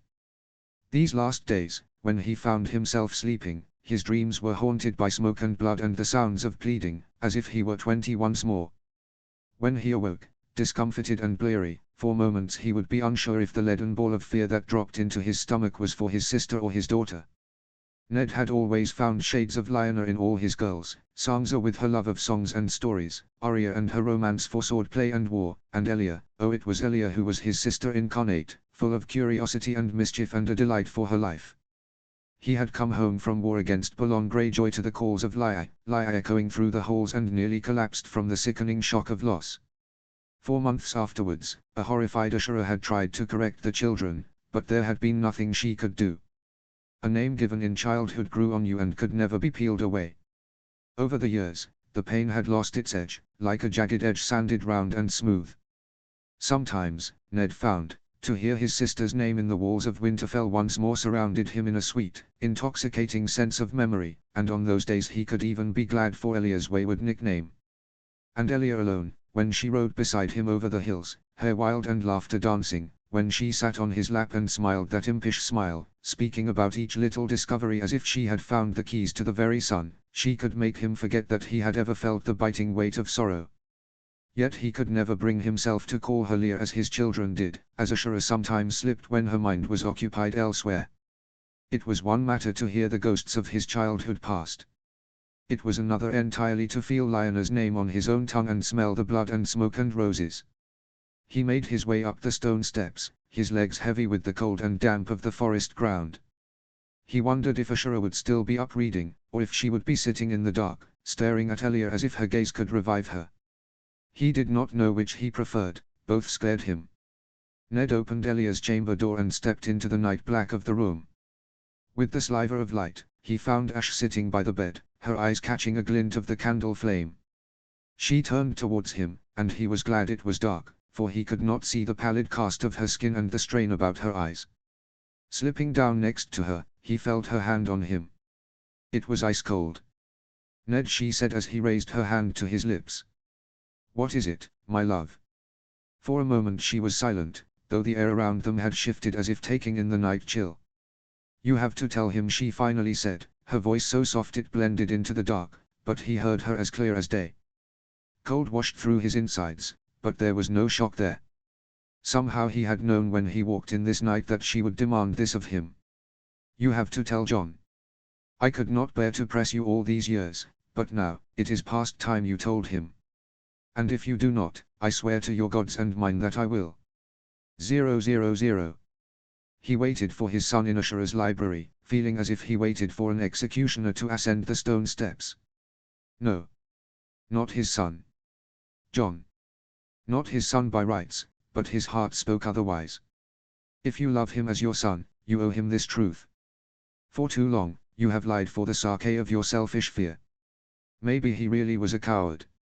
Ned certainly felt like one as he heard the chamber door open, icy, fiery dread prickling his skin. Jon stepped into the round room, tall and lean as Roriger had been, but his eyes were Lyanna's and so was that bemused little frown that appeared on his face when he looked around to find them alone. "Father. You wished to speak to me, here." For a moment the words stuck in his throat. Ned wished to let the word father hang in the air for just a moment longer, wanted to hear Jon say it again and again, for he did not know if he ever would after this day. Ned had promised Lyanna he would tell Jon the truth about his father when the boy came of age. Jon was 17 now, yet he had not been able to bear telling Jon that he, Ned Stark, was not his father in truth. He tilted his chin to the opposite chair, and Jon sat, looking at him expectantly. Ned took a deep breath. The air burned. "Jon, there is something you must know." He lunged forward to grip Ned's knee, his brows knitted, his voice panicked. "Is it Leah? Has she, but I hadn't heard, and where's?" "No," Ned choked out, squeezing his hand. "No, it is not your sister." His relief was palpable, the tension leaving his body as he slumped back in his chair. The expectant, questioning gaze was back. "Tell me," Ned said, his voice dry, almost pained. "What do you know of my sister Lyanna?" Whatever Jon had been expecting, it had not been this. His eyebrows shot to his hairline and he blinked as if his question had come flying into his face. Ned swallowed down the pang of recognition. Lyanna used to make that very expression over the slightest surprise. Prince Roriger kidnapped her after he crowned her Queen of Love and Beauty at the tourney at Harrenhal. Uncle Brandon and grandfather went to King's Landing to get her back, but the Mad King killed them both. That's how Robert's rebellion started." Jon peered up at him then, tentative concern in his eyes. He hesitated, his hands fiddling with his sleeve. "Aunt Lyanna died before you could bring her home. Uncle Ben told me that's why he joined the Watch. For grief of her." For a moment Ned shut his eyes against the guilt. He had not been able to stop the loss of the last of his siblings. Benjen was convinced that Lyanna's death had been his fault, but no matter how one played this game of assigning blame, Ned would always be the one who had caused it all. That is what the bards sing, he told Jon now. That is what the histories will write. But today, I will tell you the truth, and you must swear on your honor as a man that you will not repeat my words to anyone save your family. Jon's eyes had grown wide, soft grey and glistening in the daylight, but he nodded solemnly. I swear it on my honor. Very well. Know this then. Lyanna was not kidnapped by Rhaegar. In the end, I believe she loved him. He told Jon all then, from Lyanna's exploits as the Knight of the Laughing Tree at Harrenhal to how he had been sent her whereabouts in Dorne, not shying from his own role in Lyanna's unhappy engagement. He told Jon the story Ashura had once told him, of their time hiding at Summerhall, of Elia Martell's letter, of their vows before the old gods, not truly a marriage by law, but the marriage Lyanna had wanted. Jon only stared wide-eyed and said not a word. I traveled to Dorne with 6 of my best men, he continued. Only one made it back alive. At the base of this tower on the Prince's Pass, 3 members of Aerys Kingsguard waited for us. We slew them to get to my sister. Jon seemed gripped by the story, but now he left out a soft gasp. It's true then. The stories the soldiers tell. It was you who killed Sir Arthur Dayne. Ned closed his eyes once more. Never had he answered his children's questions on the matter, and even Arya had never been so thoughtless as to ask their mother. He nodded. Yes. It was. I brought his sword back to your mother at Starfall, but that is not the story I wish to tell today. No. I'm sorry. Please, go on. When I got up to that tower room, I found my sister there. Wyler was with her, and old Yulai. Attending her. She was dying. Never had he formed those words. Never had he needed to recount this tale. Ned hoped never to do it again. The very telling made him ache. Jon seemed to war with himself for a moment, but eventually he spoke. What did she die of? Loss of blood. Childbed fever. Jon was frowning again. Childbed fever, I don't understand, father. If did the babe survive? What has become of my cousin? Yes, Jon said Ned, and the dead weight of finality settled in his chest. That babe did survive. I brought him home and called him my bastard son. Chapter 26, What he was, what he'd done. Notes. See the end of the chapter for notes. Chapter text. They had been 4, perhaps 5 the first time Robb asked Amma why he alone had to have orange hair when everyone else's hair was normal. Jon had listened in grisly shock as their mother explained that she had not carried either of them in her belly as she had Sansa and Arya. They were both the sons of other women, and those other women had died. She had told Robb of a Lady Catelyn then, whose hair was bright and fiery like his. Their father had kept a miniature of the lady, and when she showed it to them Jon had seen that her eyes and coloring and freckles were just like Robb's. She was strong and beautiful and loved you most fiercely, Robb. If you want to know about her, you may ask your Uncle Brynden. Of those at Winterfell, he knew her best. Yet when it came to the woman who had carried Jon, Amma only kissed his forehead and gave him a sad smile. Her name is not mine to tell, my darling. One day, your father will tell you all about her. Just know now that she loved you with all her heart. Jon had not understood why one day could not be that very day, so in the evening he had found his father in his solar and blurted out the question before he even closed the door. He could not quite remember the look on his father's face, only that Jon had suddenly known he had said something terribly wrong. Father had looked at him for a long time, Jon thinking he did not truly see him, and then had told him that they would speak of his birth mother when he was old enough. That had been the end of it. Oh, he had wondered over the years. It burned, the curiosity, on the rare occasions the thought came to his mind, and more intensely as he had grown older. Yet Jon had never broached the subject with father again. Over the years, he had come to the silent conclusion that his father was ashamed of lying with another woman when Robb's mother had been his wife. If that were the case, Jon did not know if he wished to hear his father speak of her. Jon did not like to imagine who his birth mother had been. If he allowed himself to start imagining as he lay in the darkness at night, His mind was wont to fall into endless possibilities of faces and eyes, of different smiles and hands and voices, and all of it made his head and chest ache. So he did not play this pondering game and shut out the rumors as best as he could. Yet in all his imaginings, not once had he considered this, he did not even know what this was. He could not think straight. This could not be real. John had most certainly eaten some poisonous mushroom or caught an incurable disease and was in the throes of a delusional fever dream. His body even burned as if he were fevered, and sweat broke out on his neck, prickling like shards of ice. For some moments the world before him rocked like a storm-tossed boat. "John. You have not said a word." "Father. I don't understand." "No, if he speaks true, he is not your father." And when, Jon Snow, has Eddard Stark spoken anything but the truth? But then, all his life. "I don't understand," he murmured again, not really hearing his own voice. "Don't you, Jon? You are telling me that I am not your bastard son?" he asked stupidly. "Yes, Jon." He shook his heavy head, but that only made the sickening spinning worse. "Rhaegar Targaryen was my father, Lyanna Stark was my mother." "But, surely you would have told me." "I don't understand." "Don't you?" his father asked again, very quiet. "You know of the things Tywin Lannister's men did to Rhaegar's other children. I just told you the story again myself. What do you think the king would have done to you if he'd known about you?" Rhaegar's other children, Jon thought numbly. He had known what Aemma Elorc and Gregor Clegane had done to those children. The old soldiers told stories of how they had laid them bloody and mutilated before King Robert. Every boy in the kingdom had heard of the trial between the gallant Sir Pattern Dalt and the child-slaying disgrace of a knight that had been Aemma Elorc. Every boy had boasted at least once that one day he would sail to Essos and be the one to find and slay the mountain who rides. Jon knew those stories.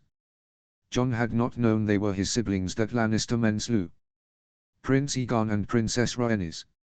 His siblings. No. No, this was wrong. This was a cruel and horrible mistake. His brothers were Robb and Arthur.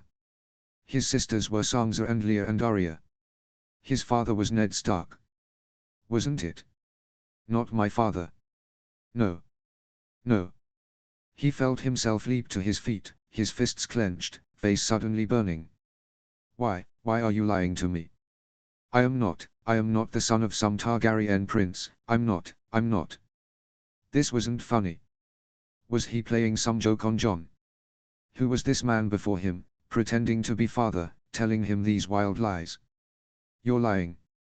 Tell me you're lying. Please."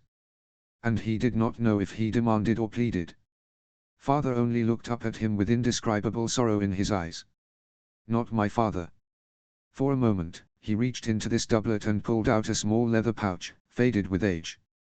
Jon watched, half mesmerized, as he untied the string and emptied the contents onto his hand. A ring. A signet ring, gold inlaid with shiny black onyx. He held it out to Jon, who, by reflex, extended a shaking hand. The ring was bitterly cold and heavy, and Jon wanted to throw it out the narrow library window. Instead, he brought it to his face.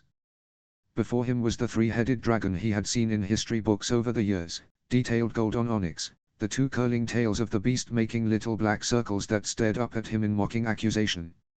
It was Rhaegar's. Before that, it belonged to Aegon V. Targaryen.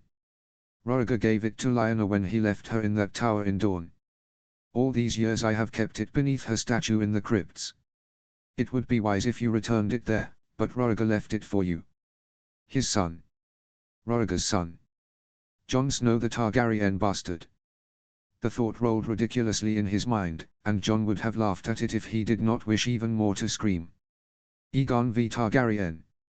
Some ancestor of his. Rhaegar Targaryen. His father. Not my father. Jon felt his brow twist painfully. He stared down at Lord Stark. "You lied to me." Sudden anger licked at his throat. "My entire life. You lied." He seemed to flinch. Jon must have yelled again, he thought distantly, but he could barely hear his own words over the rushing blood in his ears. "I could not risk anyone knowing." Jon could not breathe. His throat had closed, and he did not know where he found the air to speak. And Amma? Had she known? Her name is not mine to tell, she had said. Of course she knew. She had lied too. I am 17. I would have kept the secret. For years now, I could have, but, you kept lying. Why did you lie? How could he have lied for so long? To John himself. His father, who was always honorable and right, lying all John's life. Oh, he could hear his own voice now, and he hated that it sounded like a lost, petulant child. I am sorry, John, was all Lord Stark could say. Why now? John choked out. The ring was wrong in his hand. He reached out to give it back, wanting to get rid of the sick feel of the metal on his palm, but it clattered to the stone floor. Lord Stark stared at it for a long moment before rising to pick it up. John did not move. I should have told you when you turned 16, he heard him say. It was past time you knew. Every word his father, not my damn father, spoke gripped at his throat, strangling, and suddenly John could not bear the confines of these walls. Never had Winterfell felt so alien and cold, never had he felt as if he was not welcome in this place he called home, yet now the stones that had always been comforting made him ill. He needed to get out. Right now, he needed to leave, or he thought he might die. John. His feet stumbled to a stop at the door and turned, his body acting of its own accord. Lord Stark stood, one hand half outstretched, the other chaining him to his chair. I know I have upset you deeply. But please, for a moment he opened his mouth, but no words came. Finally, he continued. Be careful, John. We are still hosting the king. Suddenly, John saw with clarity how weary his father looked. There was grey sprinkled in his hair now, and lines etched his face, tugging at his eyes and mouth. When had he aged so? It seemed like only yesterday that John had seen him tall and broad atop his horse, the warrior lord in all his strength. Mutely, John nodded, the bones in his spine creaking as if stuck. He turned again, but then a horrifying thought occurred to him. Is my name even John? He asked, his voice small. He could not even bear to face his father. Did Lyanna, my mother, did she even? She named you Eamon. Father's voice was low. I gave you the name John. Not my father. Not my name. Did he even know who he was? A lie. A lie. All of it, a bloody lie. And so am I. 000. He had just stepped into the courtyard when crunching footsteps approached from behind and Robb emerged beside him. John's feet were suddenly nailed to the ground, his body rigid.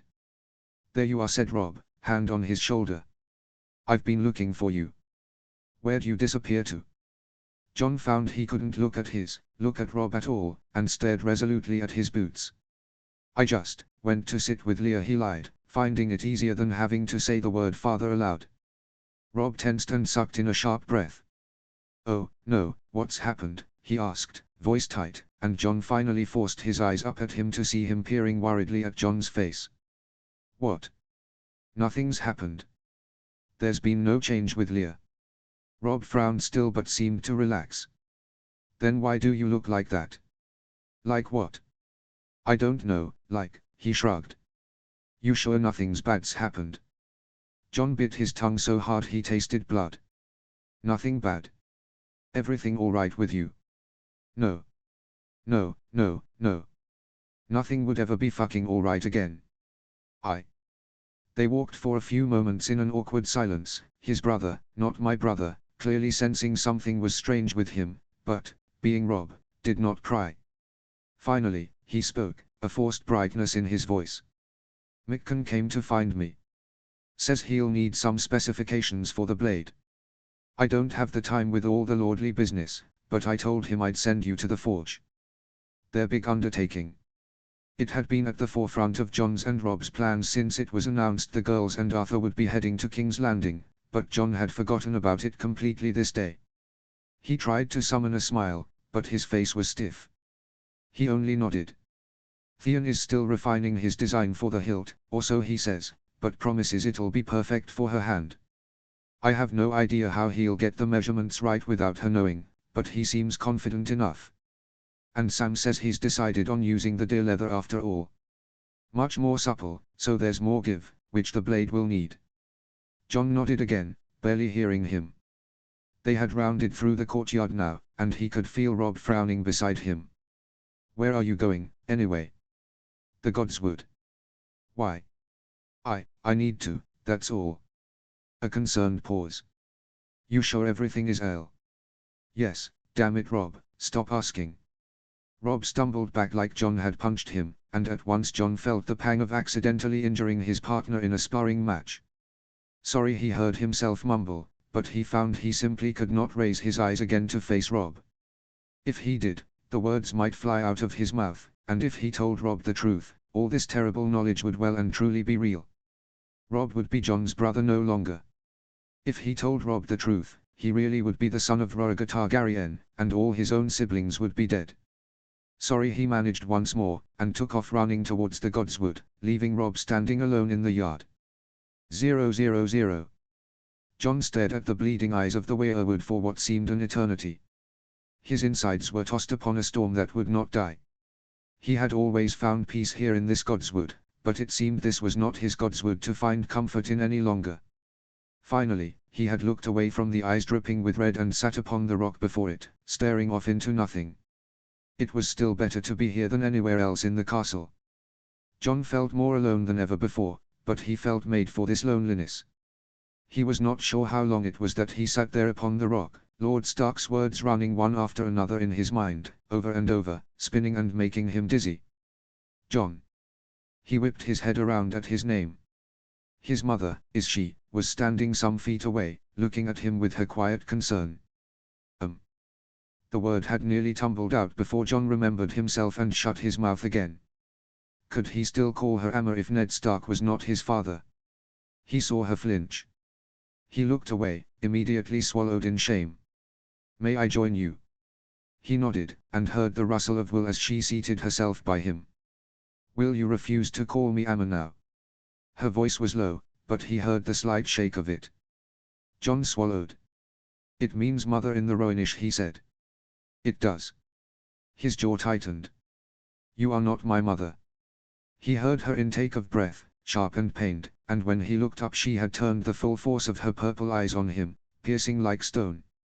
His chest pulled with guilt.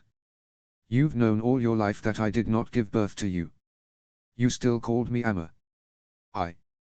He could not form words. His head was like a ball of tangled yarn, and he did not know what he was feeling, only that it caught in his chest and throbbed like a festering wound. She sighed and turned towards the black pool. Answer me true, John. Have you ever felt I loved you less because you are not of my blood? No. The word rose unbidden, forcing its way from his throat. If nothing else, he was sure of this. Then you must know that she hesitated, her lips thinning, but she pressed on. Your father loves you like he loves the children he sired, no less, no differently. Blood hardly matters, and besides, you are still of his blood. John couldn't bear to hear that now. He felt the anger flare again, black and hot and ugly. He lied. All my life, he lied. He snapped to face her. You lied too. My entire life has been a lie. She did not shy away from his outburst, from the accusation bleeding from his words. I'm sorry we did, she said simply. We should not have lied to you for so long. Our reasons are not excuses, but we had reasons nonetheless. Yes, to keep me safe, I know, John said bitterly. But I could keep secrets at 1 and 10, and Honorable Lord Stark still kept up his lie. Oh John, do you really think we believed you could not keep the secret? No, we did not tell you because we are selfish. Your father could not bear you finding out. Not just yet, he told me when I asked. He wanted just a few more years of the blissful ignorance. He could not bear this thought either.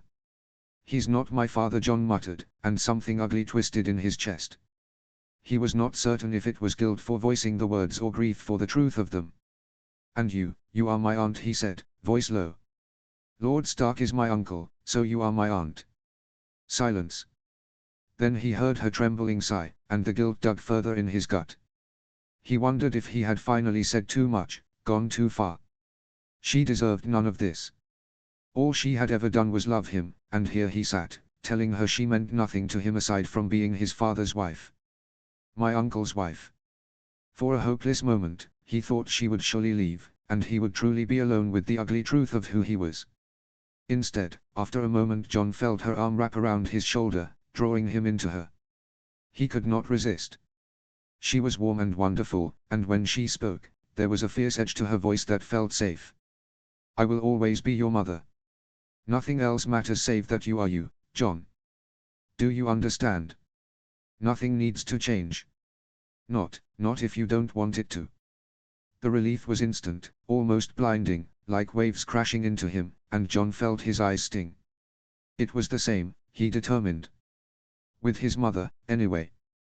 She would always be the one he had run to when he'd won at sparring or found a particularly pretty rock in the river, the one who'd kissed his forehead when he skinned his knee and encouraged him until he finally managed to sail a boat upriver.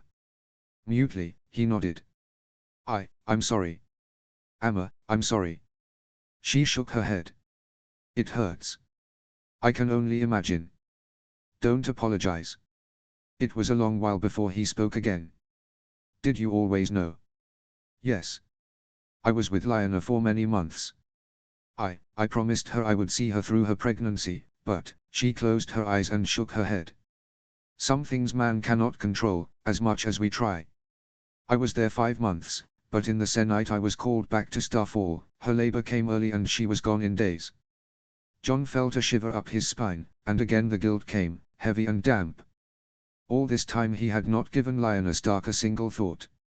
My father, Roriger, he had recited like a curse in his head, but his mother, he finally knew her name, this woman he had wondered about over the years, and he had not had the mind to pay her any heed.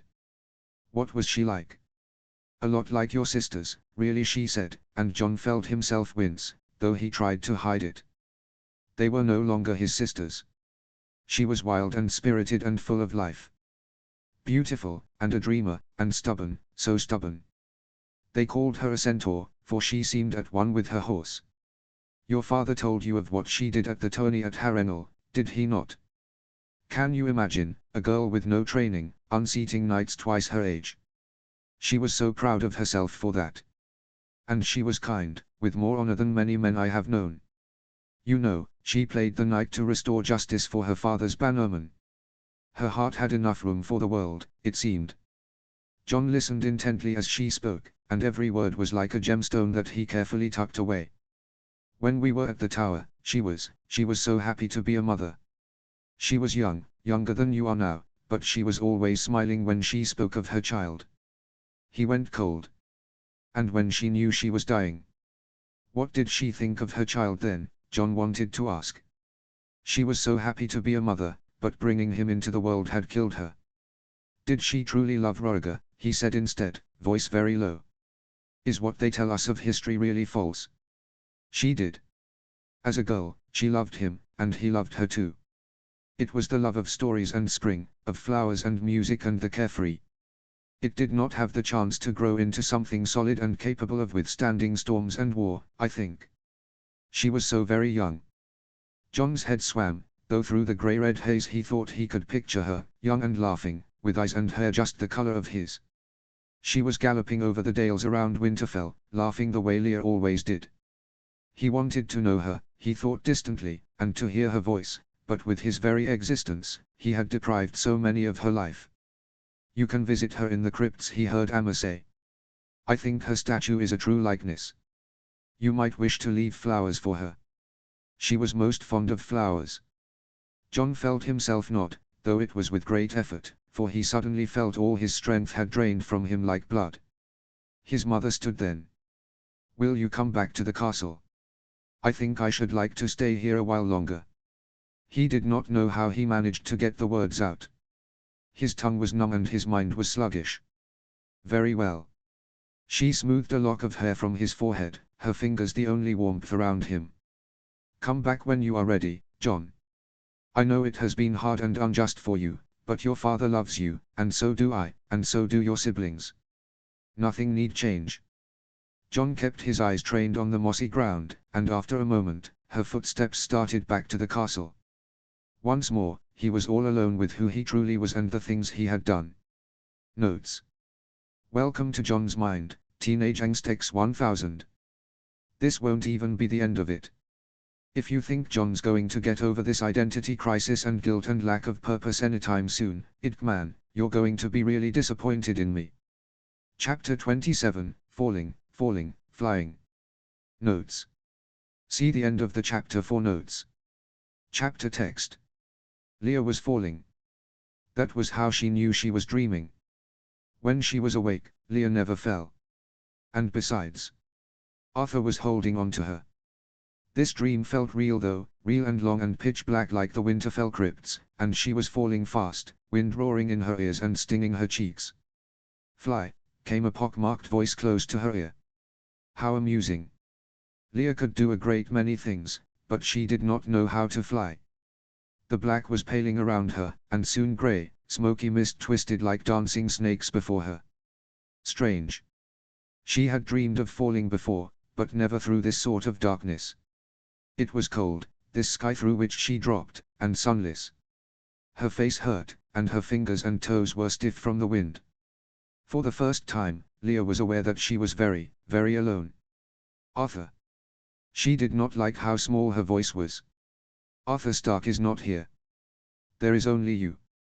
If it's only me, then who are you? Too many questions.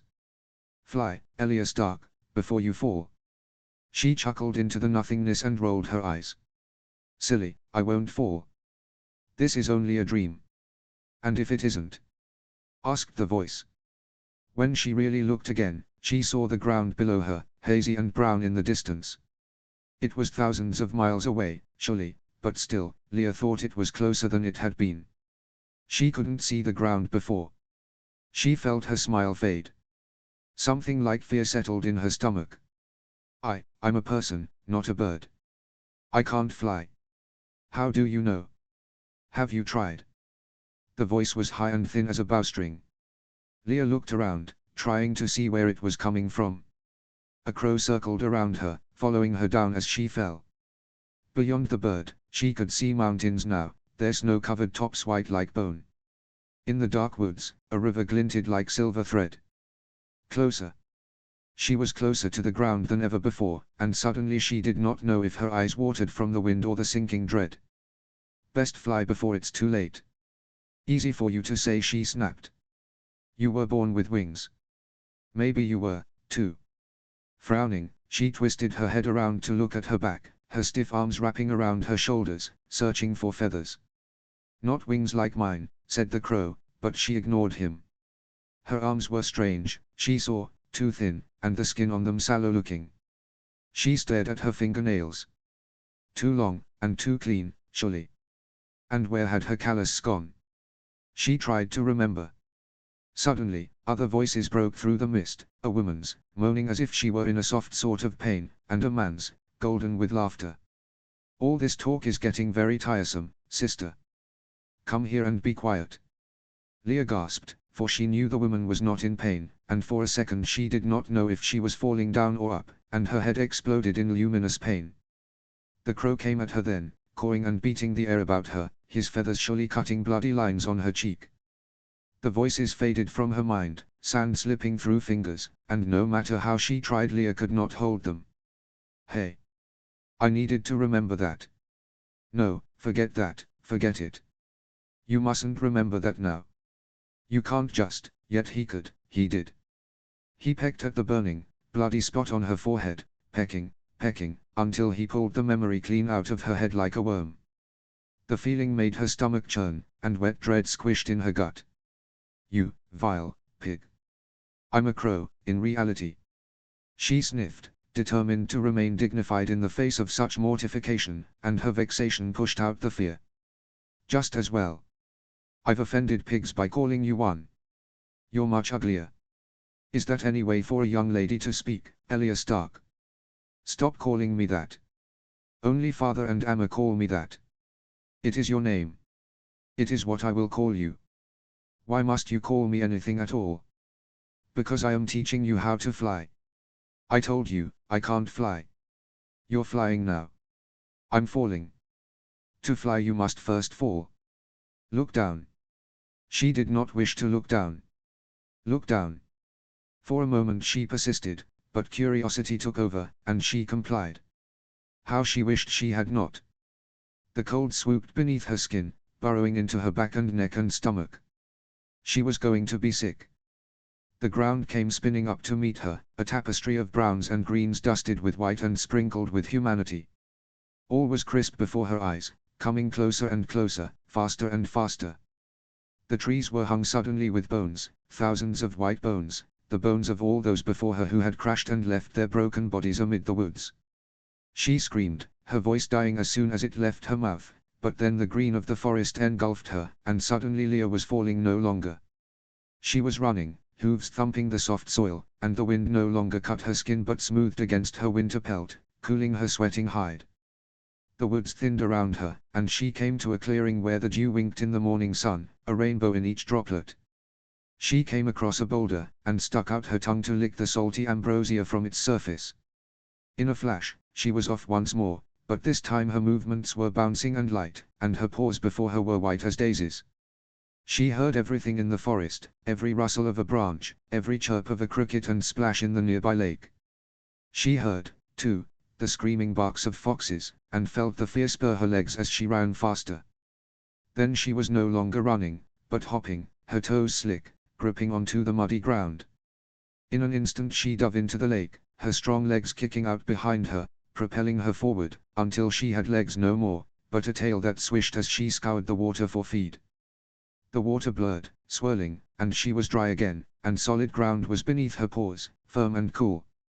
Smells were vivid in her mind, the sharp resin of pines, the first touch of rot on the fallen leaves, the delicious musk of rabbits scampering through the brush. She walked forward though, over the mossy softness, and suddenly she was home, for she could smell her littermates and humans through her twitching nose, and the place her mother used to lie. She knew this place, this endless rock built by men looming before her, and she followed the familiar smells through its opening and up its stony ridges. Human voices blended like water in her ears, but each scent was distinct, and she knew when she passed the male with fire on his head, or the male who smelled of heat even though his eyes were grey, or the tall female who plucked sweet berries of sound from the vines of her strange tree. She padded through the stone caves, and no one challenged her. She wished to find her girl. Her girl had not played with her in many days, for all she did was sleep. Yet before she could come to the wooden wall that usually stood in her path, a voice called to her, high and thin, and suddenly all was a blur of intoxicating smells and sounds until there was nothing but chill air. The crow was back, circling her, and Leah cried out, her stomach swooping, her insides a mushy mess. She was falling once more. Fly, girl, fly, caught the crow. But, Yet suddenly it was the easiest thing in the world, flying, for instead of arms she, too, had wings. They were covered in downy feathers that fluttered in the wind, and when she turned her head she saw they stretched wide into the endless blue of the winter day. She laughed then, and the sound was a sharp call escaping her beak. Oh, I can fly, she wanted to say, but her tongue could not make human words, not now. She soared above the expanse of manrock filled with humans, small as stars, and onwards she flew, over the dales and woods and the red leaves of the oldest tree that had been here since before her mother's mother 1,000 times over had flown through these skies. South she flew, over rivers and marshes, their damp smells of mud and strange flowers wafting up like steam. Further, and there was the island on the lake, but she dared not fly over it, for there was something ancient and unknown amid the ageless trees. South, south, over rustling forests and fields of marigolds and wheat, and south still, until there were mountains the color of ox blood, and beyond that the sands that blew heat and dust into her eyes. She turned east then, over stony foothills, and before her the sea opened up, churning and endless, dotted with pebbles for islands. Her talons had turned to red-webbed feet, her feathers from rusty brown to grey. When she opened her mouth, she tasted the salty air and met it with a squawking, jubilant cry. She glided over the sea, feeling the warm caress of the air soft on the soft fuzz of her head, and she felt herself shiver with pleasure, shaking out her feathers. When she surveyed the new expanse of land, she was suddenly small, or huge, or fierce, or timid, and she had talons of 100 different sizes and feathers of brown or black or blue or cream. Below her were flatlands and deserts, and manrocks gilded with snow-white stone and golden sun. And beyond that was an ocean of waving grasses, sprinkled with men on horses, and farther still were seas the color of jadestone, and a cluster of rocks made from the night itself, shrouded in darkness, where she dared not go. Creatures fiercer than she stirred there, hot and deadly. Finally, she headed north, the wind chilling even under her blanket of down. On and on she soared, the man wall of ice glistening like a solid sea, yet she could fly higher than man could ever build. She pressed on, over the trees bowing with the weight of snow on their limbs, over the frozen rivers and fields that yielded not a single mouse.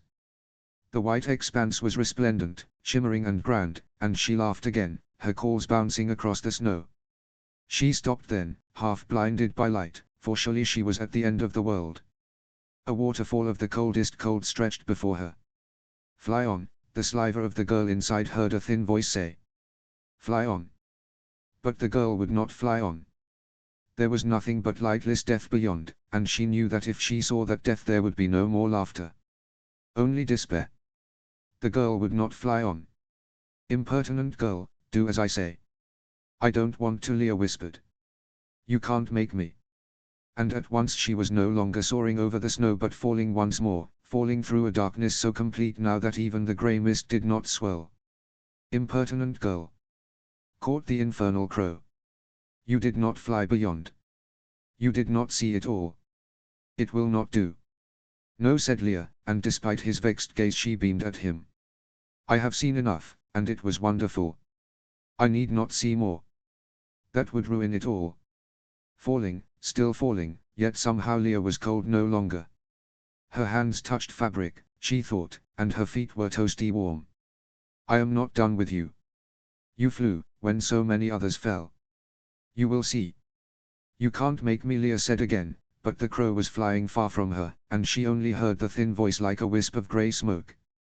"Do not be so sure." A sliver of cold embedded itself into her chest, and Leah shivered. For a moment she was very, very afraid, but the crow had gone, and soon the fear had faded too. She did not know if she fell now or simply floated, suspended in softness. A sliver of jeweled light opened in the darkness, stretching wider and rounder, until finally Leah stared into heather-purple eyes so light they were almost blue. Her head spun, fuzzy like frosted windows, but those eyes were bright and sharp, and she knew them as well as her own mind. "Arthur." Fingers came up to rub at those eyes. "Am I dreaming?" "I was just dreaming." "You're clearly not." Silence. Then. "Leah." She smiled at him, though it was a great effort to move her face. So shocked he was. It was always fun when Art's face looked as if you had broken his brain. The room around her exploded then, her mother's and father's cries enveloping her until she was heated through and through.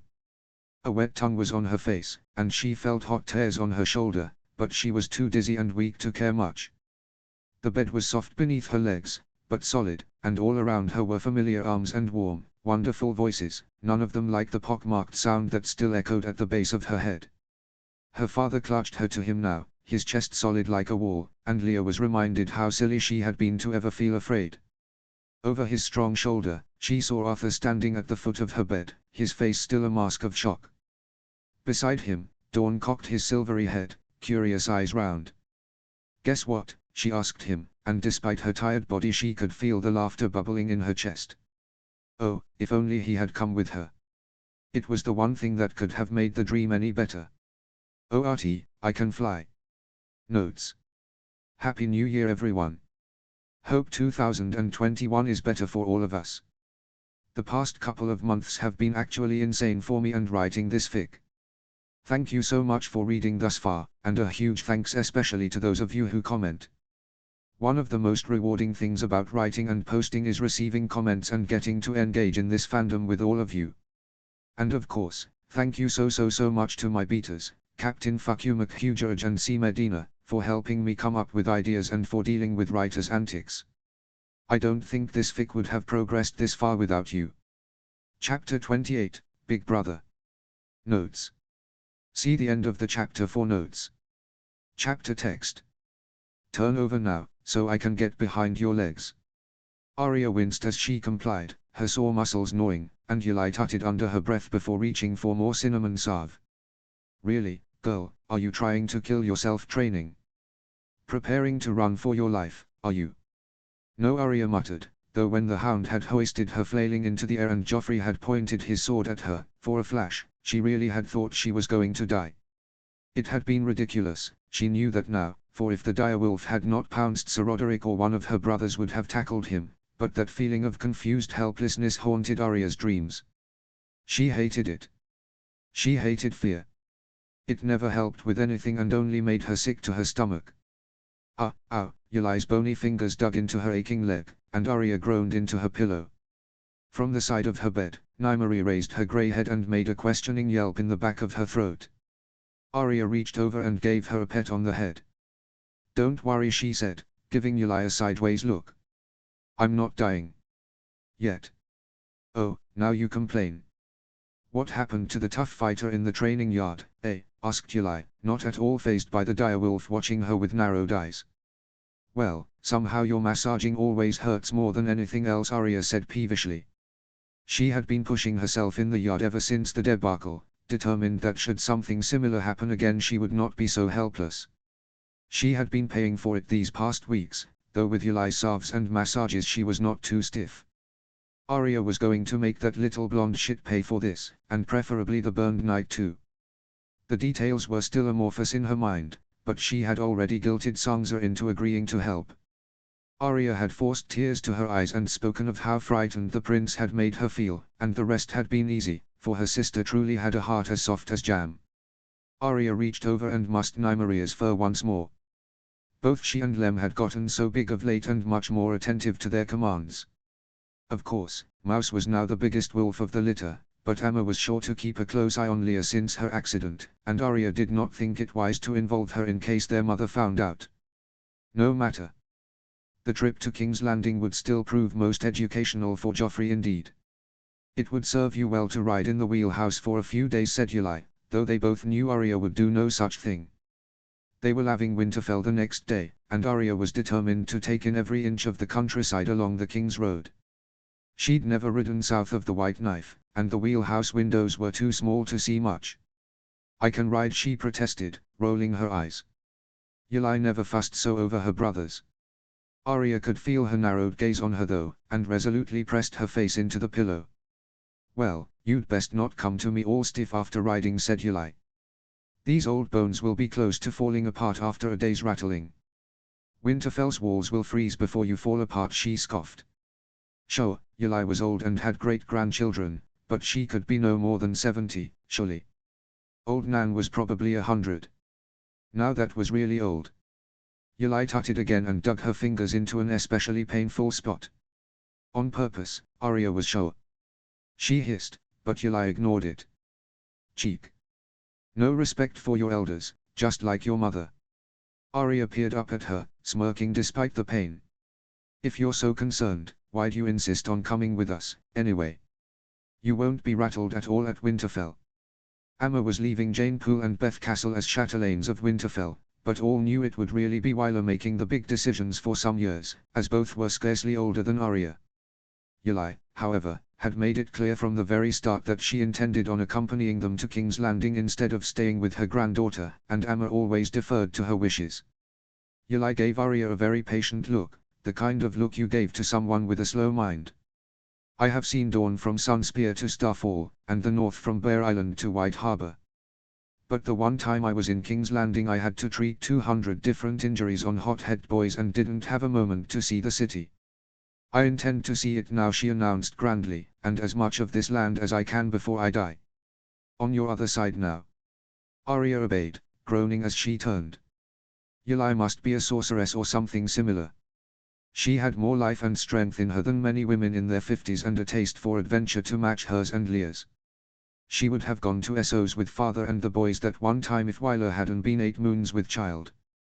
Arya was secretly very glad that Yulai was coming with them, but she was certainly not going to let on now. Nonetheless, it seemed Yulai could read her mind, too, and laughed her crackling laugh. "Oh, you are thankful I am coming, of course.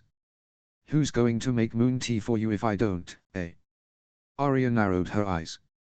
I know how to make it myself, she insisted, though not very convincingly. She could make the tea according to Yuli's infallible recipe, but her brews always came out too bitter to keep down, even with honey. Yuli laughed again before slathering more cinnamon salve on her skin. It tingled, the sensation at once icy and hot. Besides, she sighed, trying to relax her leg. I doubt I'll even need it. We'll all have to be really careful in King's Landing. Despite what she had told Theon, Arya wasn't an idiot. With father's new position, everyone would be watching her family. She was not yet of age, and unlike her skill with a sword, people would only say nasty things about her character and embarrass father terribly if her trysts came to light. From what she'd seen of the Queen, the Lannisters would pounce on any sign of impropriety like the alley cats they were. Yuli only gave her a wily smile. Nonsense. You just need to take care not to get caught, that's all. You think you're the first girl to dance the secret kipples in that castle? Ask your mother. You'll see. Arya shot her a horrified look. She would, to her dismay, never be able to purge from her mind the day her mother had sat down and explained bedding to her in elaborative detail. Her words themselves had been enlightening, naturally, but that they came from her mother, who was married to her father. I'd really rather join the Silent Sisters if it's all the same to you. 000. Later that day, Arya stood in the middle of her room, folding and refolding her various pieces of leather armor and training breeches. In a rather embarrassing turn of events, it happened that she had more clothes to pack than Sansa did, and it was now looking as if she would not be able to fit everything in one trunk. Her legs still ached, and she had taken to pointing to various articles of clothing and having Nymeria fetch them so she would not need to bend down. Leah had come into her room earlier, laughed at her predicament, and offered the spare room in her own trunk if Arya asked her very nicely. There was no way in seven hells Arya was going to take her up on that offer. She'd sooner wear 5 layers of clothes on her back all the way to King's Landing. She was more thankful than she knew how to put into words that Leah had woken up entirely unscathed, but a few days in and already the near-constant desire to throttle her little sister had returned in full force. Nymeria padded over to her with a pair of gloves, and Arya sighed. Maybe she could sneak them into Leah's trunk when she was distracted. Her sister was not the most observant. Nymeria dropped the gloves on the pile of leathers, but suddenly her ears perked up, and she trotted over to the door, tail beating the air. Curious, Arya followed her just in time to hear footsteps coming down the hall. A knock sounded on her door. She swung it open. Outside stood Robb with a grin so bright she thought she might go blind. Behind him stood Theon and Sam, both also grinning, and in the back, Jon's dark head bobbed above them all. Arya raised an eyebrow. I wasn't aware I was hosting a council in my chambers. They laughed. May we come in, sis? Robb asked, though Arya was already stepping aside and gesturing them in. To what do I owe the honor of all your presences at once? The grins grew wider. We have a gift for you, said Robb. Jon. Jon emerged from the back holding a long bundle, a faint smile on his face. It was the first smile from him that Arya had seen in weeks. Before she had time to wonder at her brother's change in demeanor though, her eye was drawn to the bundle Jon now set on her bed, the only surface not covered with clothes. It's your 16th name day in 2 months' time, said Robb, but we won't be around for that. So? Jon pulled the cloth covering aside. We thought we'd give you your present now. Arya gasped like a child. On her bed lay a rapier, pummel silver and gleaming in the light, wrapped in a dark leather sheath. For me? She asked under her breath. No, for your direwolf, said Theon, but Arya couldn't even roll her eyes at him. Robb and Sam laughed. Of course it's for you, said Robb. We're beating father to the gift. Test it out. Father had given Jon, Robb and Theon all swords of their very own on each of their 16th name days, and Sam an intricate crossbow from Tioche. At times, Arya had hoped her father would present her with a sword at 16 as well, though she had feared he would not, for in the end, she was not a son. All Arya could see now was the beautiful shape of the rapier, its elegant lines and gentle curve of the hilt. The sword was surprisingly light, even for its size, the pommel fit perfectly in her hand and the sheath was supple and impossibly soft. It unsheathed without so much as a whisper, and when Arya saw the blade she gasped once more. The rapier was straight and thin, its symmetrical edges impossibly sharp, but it was the color of the blade that made her heart speed. The metal swirled with jewel green and the blue of a frozen river, its lines like dancing smoke from a brazier of magic and ice. She knew the colors she saw, but she could not quite believe her eyes. The blue of the blade was that of Rob's sword Frost, and the green was that of Jon's, which he called Wildfire. When Arya had been 8, a comet had appeared in the sky above Winterfell, its tail cutting a glittering arc the color of the stars. Amma had spent days with Maestlawin, flipping through all the astrological tomes she had brought with her from Starfall, trying to figure out what such a portent could mean for the North. Every night, the two of them had braved the chill to measure the stars' progress through the sky. The castle and town had been alight with talk of what the comet could mean, for the harvests, for the seasons, for the years to come. The previous winters had been relatively short and mild, and thanks to her mother's pepper cultivation many families had emerged without loss of life and limb, a rare occurrence indeed.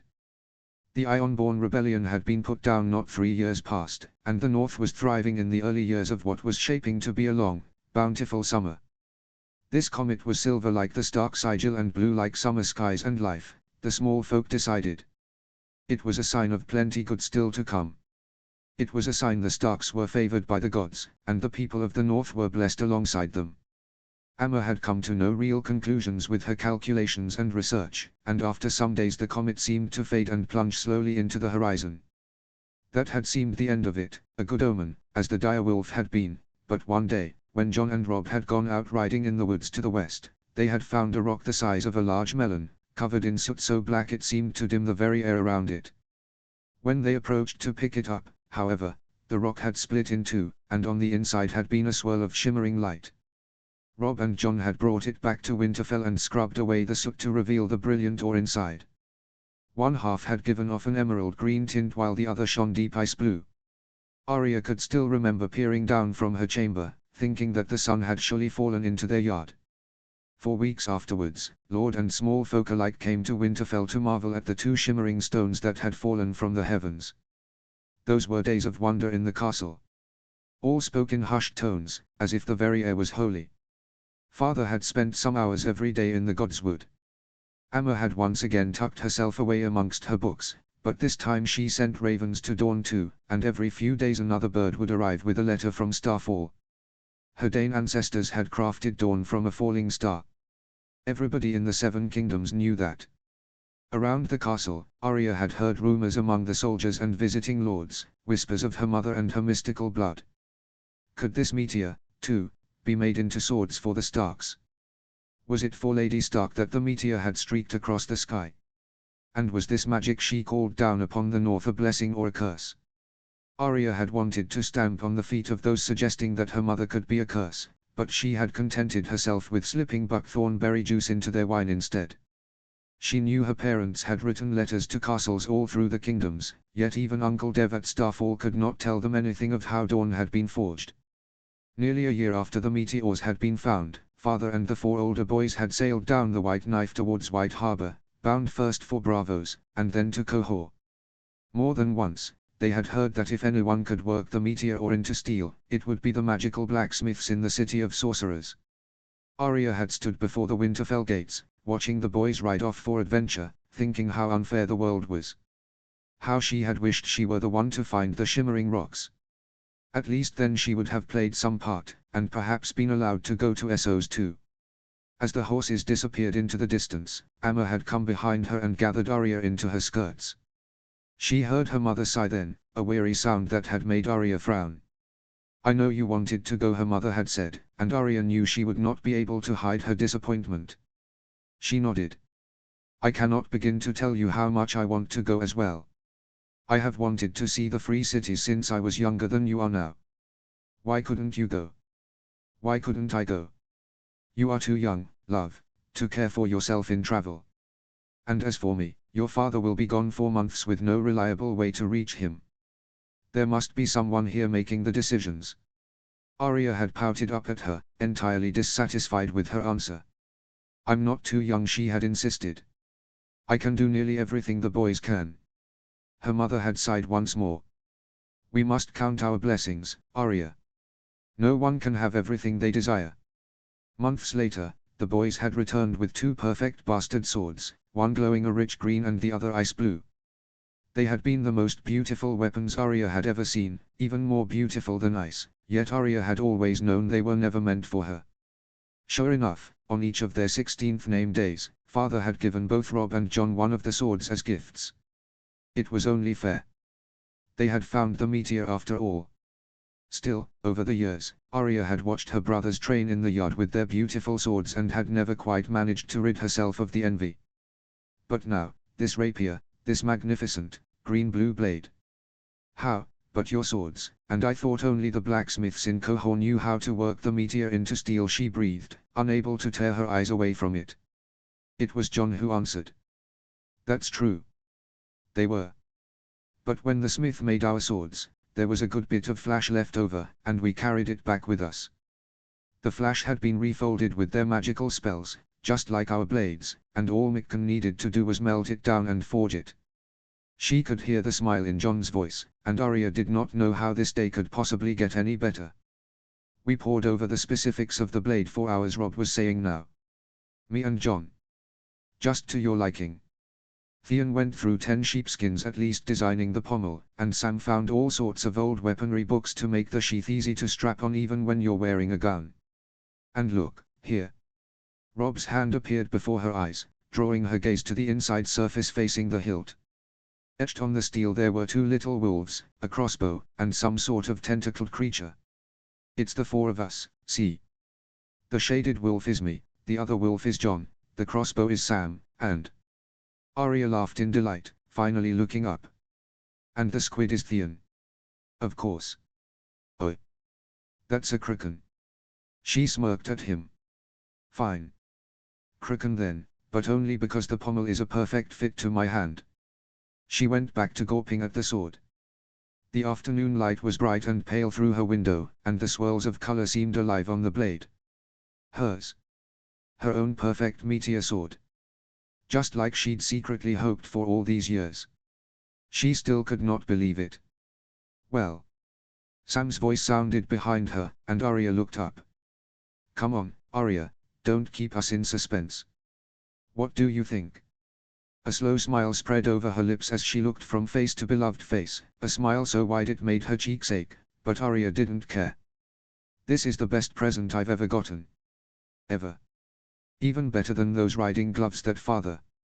Ever, she said again, and suddenly her eyes stung, for she was just now realizing that it might be years before she heard Robb's booming voice or Sam's half-sardonic quips, felt Theon's hand on her back or ducked away from Jon messing up her hair. Very carefully, she set the blade down on her bed. Arya launched herself at Robb first, and heard the rumble of his surprised laughter in his chest. Next was Sam, who was red-faced when she pulled away, then Theon, and Arya pressed a quick kiss into his neck. And last was Jon, standing to the far side of her bed. There was still something diluted and weary about his smile, but he lifted her off her feet when she embraced him, just as he always did. The 4 stayed some time longer, giving Arya tips on sword maintenance and trying not to laugh when Nymeria refused to demonstrate just how helpful she had been in helping Arya pack. They tried out names with her, but none seemed to fit this perfect specimen of a blade. No matter. Arya would have all the time in the world to find a name. Finally, they agreed that it was time to leave Arya to her losing battle against her trunk. One by one they filed out. Jon was the last one to leave, and the hint of a smile had disappeared from his face once more. Ever since Leah's fall, Jon had seemed half angry and half despondent, but even when she'd awakened, he had not recovered. Arya did not understand what unknown terrible thing could have happened. She had tried many times to ask him what the matter was, but Jon was nothing if not stubborn when he wished to be sullen. At the last second, Arya called out to him. Jon. Wait. It would be her last chance to get the truth from him, and she could be just as stubborn as he was. He turned, and she slipped behind him to close the door. What is it? But he caught a glimpse of her determined face and seemed to deflate against the wall. Arya, I told you, nothing is. No, something is definitely wrong. You look as if you've been told you have grayscale or something. She felt her face drop and her back grow cold. Damnation, she hadn't even thought about illness. You don't actually have grayscale, do you? Or some other deathly illness? What? No, of course not. She felt her shoulder drop. Well, good. Still. Arya. Was it because father did not let you go on the hunt? I know, she bit her lip, unsure how to continue without upsetting him. She'd never broached this subject with Jon before, and to do so now made her feel queasy and wrong. Jon was the best rider in their family save Leah, better even than Arya herself, as loath as she was to admit it. He should have been leading the hunt with father, and yet he had been forced to stay behind, all because his name was Snow. The whole notion of bastardy was absurd anyway, and all the Lannisters were puffed up pricks for being offended. I know it makes you angry. It makes me angry too. I don't understand why all those people care so much about a stupid name. And father and Amma shouldn't be so unfair. Who cares if the bloody queen takes offense? What about her offending our family? You're just as much a Stark as the rest of us. Jon, to his credit, let her finish her words, though he was no longer looking at her. A muggy sort of silence filled the room, stifling and thick. What if I'm not? Jon's voice was so low Arya was sure she'd misheard. What? He looked up at her then, his grey eyes almost black in the shadows. For a moment he studied her and opened his mouth to speak, but shut it again and shook his head. Finally, he said. I know about my mother. The one who gave birth to me. Her sharp gasp stung the back of her throat. Father finally told you. He nodded. I don't wish to speak of her, but if you must know, that is why I might seem off. Oh, Jon. He quirked the corner of his mouth in a ghost of a grin. So you see. You needn't worry, Arya. Still, he looked so defeated, so sad, and Arya did not know what to say. What could she say? She did not know what it was to wonder all her life about the woman who had given her life. Tentatively, she approached him, and to her vast relief he bent down again and pulled her into another embrace. You needn't worry, he said again, ruffling the back of her head. Try not to burn the red keep down, would you? I'll miss you, Arya.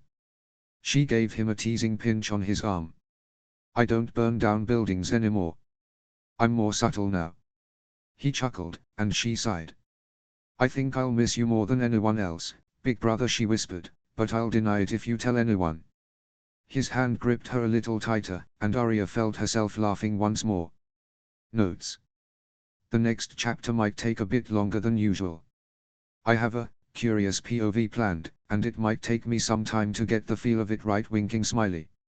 Update, please see the character glossary, part 2 of this series, for an ongoing list of characters, including birth years. Chapter 29, Demon. Notes. See the end of the chapter for notes.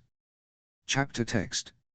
It was the 7th day after leaving that rocky shithole Stark called a castle, and Prince Joffrey of House Baratheon, future king of the Seven Kingdoms, was pleased the eldest Stark girl finally seemed grateful for his favor. He had ordered her presence beside him while he rode, and she had come with a sweet, obedient smile. At last. Something stimulating for his eyes beyond the monotony of the countryside.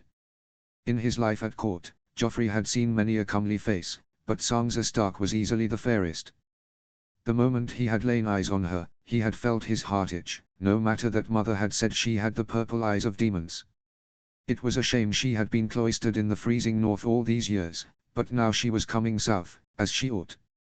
The prettiest faces should always surround him for his enjoyment. Joffrey had seen that the Stark girl had been taken by his charm at first glance. As any maiden would be. He had seen it in the way she'd blushed so prettily for him. Oh, she had played coy soon after, no doubt that mother of hers had chided her on proper maidenly modesty, but Joffrey knew he could get her to break sooner or later. He always did with fair maidens, one way or another. The infuriating episode with her unnatural bitch of a sister had been a setback, his shoulder still throbbed at times, though it should not have been. If Lady Sansa had been in the yard and seen the insults her sister had perpetrated against her prince, she would have come to Joffrey begging forgiveness. As it was though, she had been up in the keep with her needlework, as was proper for a girl of her station. How Ned Stark could let his second daughter become such an uncouth creature was beyond him. Joffrey would have dearly liked to punish the little Stark bitch for her impertinence. If that monstrosity had not attacked him, he would have doled out his justice right then and there. He wouldn't have killed her, just given her a few scars, perhaps on that pretty little face. Help her mind her tongue. But the Starks were emboldened by the favor father bestowed too generously on their family. The bitch had remained unscathed, and the beast had been allowed to escape. If Joffrey had been king, he would have had the girl stripped in public and whipped for daring to insult him so. He would have burned the woods around Winterfell to the ground and cooked the direwolf alive. He would have made Ned Stark present him the head of the wolf on a platter, then made him eat it. The scar where it had savaged him was still red and blistered. He would carry that forever. One day the Starks would pay. But now though, Lady Sansa company was not altogether unpleasant. She was a dull creature, to be sure, but Joffrey had never encountered any woman whose words were worth listening to. That was no bother. Women weren't meant for interesting conversation. When he grew tired of her speaking, her voice was soft enough that he could ignore it and simply enjoy her lovely face and form. She covered herself most modestly with furs as they rode side by side, but he had seen the plump curves of her ass and tits beneath her gown in the evenings. He had been wishing to get his hands on her for a moon turn now, but Joffrey was not yet king. He could not do something deemed disrespectful up north. Yet now they had left the north, and soon Lady Sansa would be well within his grasp. She would come to him once her father's watchful eye was turned, he was sure of it. The maidens always did, in the beginning, anyway. Wouldn't you say, Your Grace? Joffrey turned towards her. He had not a clue what she'd said. Yes, you are quite right, sweet lady, he said anyway, flashing her his approving grin. She smiled back, but bent her head meekly. Joffrey felt his chest itch again, though it was immediately replaced by indignant disgust as his horse reared, and the now familiar head of Lady Sansa's mutt came into view. He felt himself snarl, but he refused to be cowed by the creature, not after he'd seen his imp uncle behave so chummily with one of the beasts before they had left Winterfell. If a 2-foot gremlin could bring them to heel, he, a prince, ought to do better, and so he sat gallantly atop his horse and glared down at the direwolf. Lady Sansa's beast was not so objectionable, he supposed. Certainly better than the other three, though were it up to him, they would all be dispatched post-haste. Gods, what was his father thinking, allowing the Starks to bring 4 such animals to King's Landing? And mother? How incompetent. She could not even convince father to forbid them this. Already he could see her losing her tenuous grip on father, who favored Stark to absurd proportions. When he was king, he would be sure to set them back into their place. Lady Sansa in particular. He'd make sure she always remembered her place, and it wouldn't be in Dorne. To me, Lem. You'll startle his grace's horse, said Lady Sansa, and Joffrey frowned as the wolf dropped back from him and drew up beside her horse. Nonsense, he said, though he felt himself relax as the wolf left his side. My horse is fit for a prince. Neither he nor I can be startled by a young wolf. You would naturally not be startled, Your Grace, for you are brave to the bone, I am sure. But I think it is in the nature of every horse to fear. Mushroom still gets frightened, don't you, girl? She leaned forward and gave her horse a few reassuring pats on the neck. Gods help the simple creature. She named her horse Mushroom. That was worse than naming her wolf after a fruit. Were all the Stark brood simple in the head? Just yesterday he'd heard the youngest Stark chit call her horse Oatmeal. Oatmeal. Joffrey wondered too if Lady Sansa knew that Rhaenyra, who was eaten alive by her brother's dragon, had kept a dwarf named Mushroom. He wondered what she would make of such a story, and suddenly wished to tell it to her in great detail, just to observe her face, though he refrained. Best to do so when she had no immediate means of escape. Or perhaps he would tell her amid company. Would those enticing eyes grow glassy with horror, he wondered, or had her mother taught her to keep a cast of marble over her face as his own mother did when father insulted her? He'd enjoy looking for the cracks in her composure just as much as he'd enjoy seeing her fear. And scared they should be, she was saying now. Direwolves can do terrible, ungodly things to horses and humans alike. Oh, he asked, his excitement suddenly prickling. Joffrey thought to the scar on his shoulder. In truth, he had barely felt the fang pierce his skin, so baffled was he that the Starks would allow such a thing to attack a royal prince, but it must have been sharp indeed to rip through his leather armor. Joffrey peered down at Lady Sansa's pup. It was only the size of a large dog and seemed perfectly biddable, but he was not fooled. The bitch who had attacked him in the yard had been taller than wolves had any right to be. Just how much damage could those teeth wreak on a human body, he wondered now, feeling his eyes narrow with pleasure. He had heard of dogs being used to hunt outlaws. Surely a wolf the size of a bear. Ungodly, you say? Perhaps Sansa Stark was not so dull after all. Oh, Your Grace, old Nan used to tell us the most terrifying stories about the things direwolves could do to enemies. Her eyes had grown huge as they peered up at him, swirling with purple apprehension. Ah, the girl really was exquisite. And he had been right, she was lovelier than ever when she had fear gracing her face. Joffrey would make sure to elicit this from her more often. It became her better than the calm smiles she'd been giving him. It's been said that a young direwolf can tear the arm cleanly off a man, right from the socket, or crush their leg bones to shards with their bite. When the Stark kings of old took their direwolves into battle, they led their vanguards riding their wolves like horses.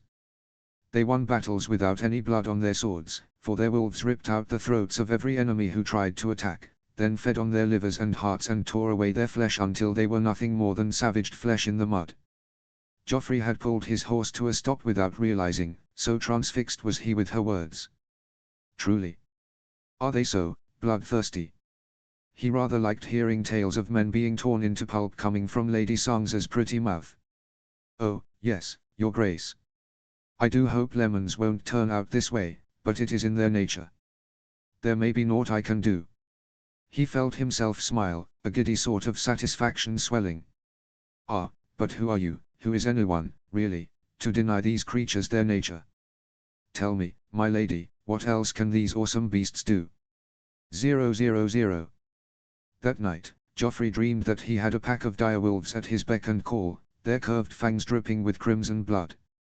At his feet lay his enemies, among them his various uncles, pathetically broken, their muscles torn into meaty pulp, their necks and arms bent at fascinating angles, all their throats hanging out like broken crossbow strings. A movement caught his eye. A groan of agony filled the air, and a hand streaked with grime and blood rose from the pile of limbs and torsos, clutching a dagger. One for his wolves stalked over to the hand, but before it could attack, the dagger was cutting into black fur, spilling bright new blood.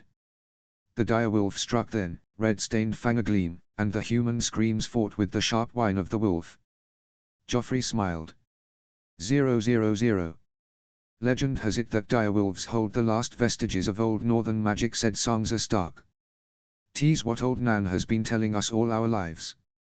Joffrey had summoned Lady Sansa to ride with him yet again. His mother had not liked that he allowed her company so often through the day, but the land through which they travelled was a bore of yellowing trees and low hills. As it was deemed unseemly for him to ride in the wheelhouse, thereby robbing him of the amusement of scaring Tommen with talk of hunting, Joffrey's other option was to ride with his father and Lord Stark. He'd rather not. Lord Stark was dull as chalk and had a disapproving face that made Joffrey want to snarl. His daughter was a much finer riding companion, particularly now that she talked of their northern monsters. What magic could they possibly have? Joffrey asked now. They are just oversized wolves.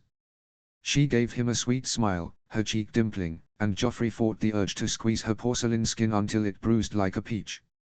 They may look mundane, but it is said that my ancestors could skin change into direwolves at will. See through their eyes. Run and strike and bite through their bodies. Joffrey frowned. This was a child's fantasy, surely. You expect me to believe your ancestors could turn into direwolves? What do you take me for? Oh, I do beg your pardon, I meant no offense, Your Grace. Her head was bowed in contrition, and Joffrey felt his annoyance subside, just slightly. Truly, he was finding each new expression of hers more appealing than the last. I did not mean they turned into wolves.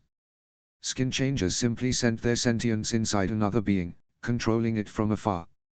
The skin changer kept his body, but his mind flew into another and became that creature for a time. Joffrey raised his brow and gave her a sideways look. She peered tentatively up at him from beneath her eyelashes. Skin changing, it is called. Yes, Your Grace. For a moment, Joffrey indulged in imagining himself with the body of a giant wolf, letting his teeth sink into hot, wet flesh, hearing the screams of his victim as he slowly dug out his liver. Messy, to be sure, and blood on the hands could be sticky and hard to clean. Still, this is something you Northmen could all do, once. Not at all. You see, only the Starks could do this, and other northern houses bent the knee to my ancestors for fear of their abilities. The Boltons have long envied us the skill, it is said, but the best they could do was flay and wear the skins of their enemies. A poor imitation, and most gruesome. Flaying. Now this was something Joffrey had heard of before coming north. He had hoped to see it, for all that Pycelle claimed the Starks had outlawed the practice. Folly of them. And soft. That was the problem with these Starks. They were so bound up in so-called honor and mercy that they forgot you cannot rule without fear. When he was king, Joffrey would allow House Bolton to flay as many prisoners as they wished, so long as he could see the practice for himself. He imagined it required skill and a delicate touch with the knife to flay a man alive, and the very thought of the craft intrigued him. But skin changing is only the least of it. Oh. Tell me more, sweet lady. These legends, they entertain me. Of course, your grace. Anything to please you. She was learning, it seemed. He awarded her with a smile. Well, go on. It is said that there is a great spirit who lives beyond the wall, a direwolf spirit the size of a castle.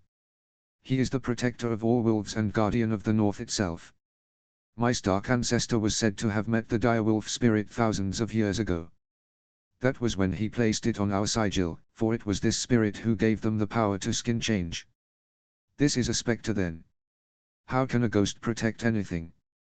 Oh, but he is as solid as you or I. His claws are sharp as Valyrian steel and his fangs hot as molten iron. His eyes are red from the flesh of the men he has torn to pieces, though there are tales that he sinks his teeth into the neck and drains a man of life blood. It's said a glare from him can root a person to the spot, freezing his legs so he is helpless. He is a most fearsome guardian of legend.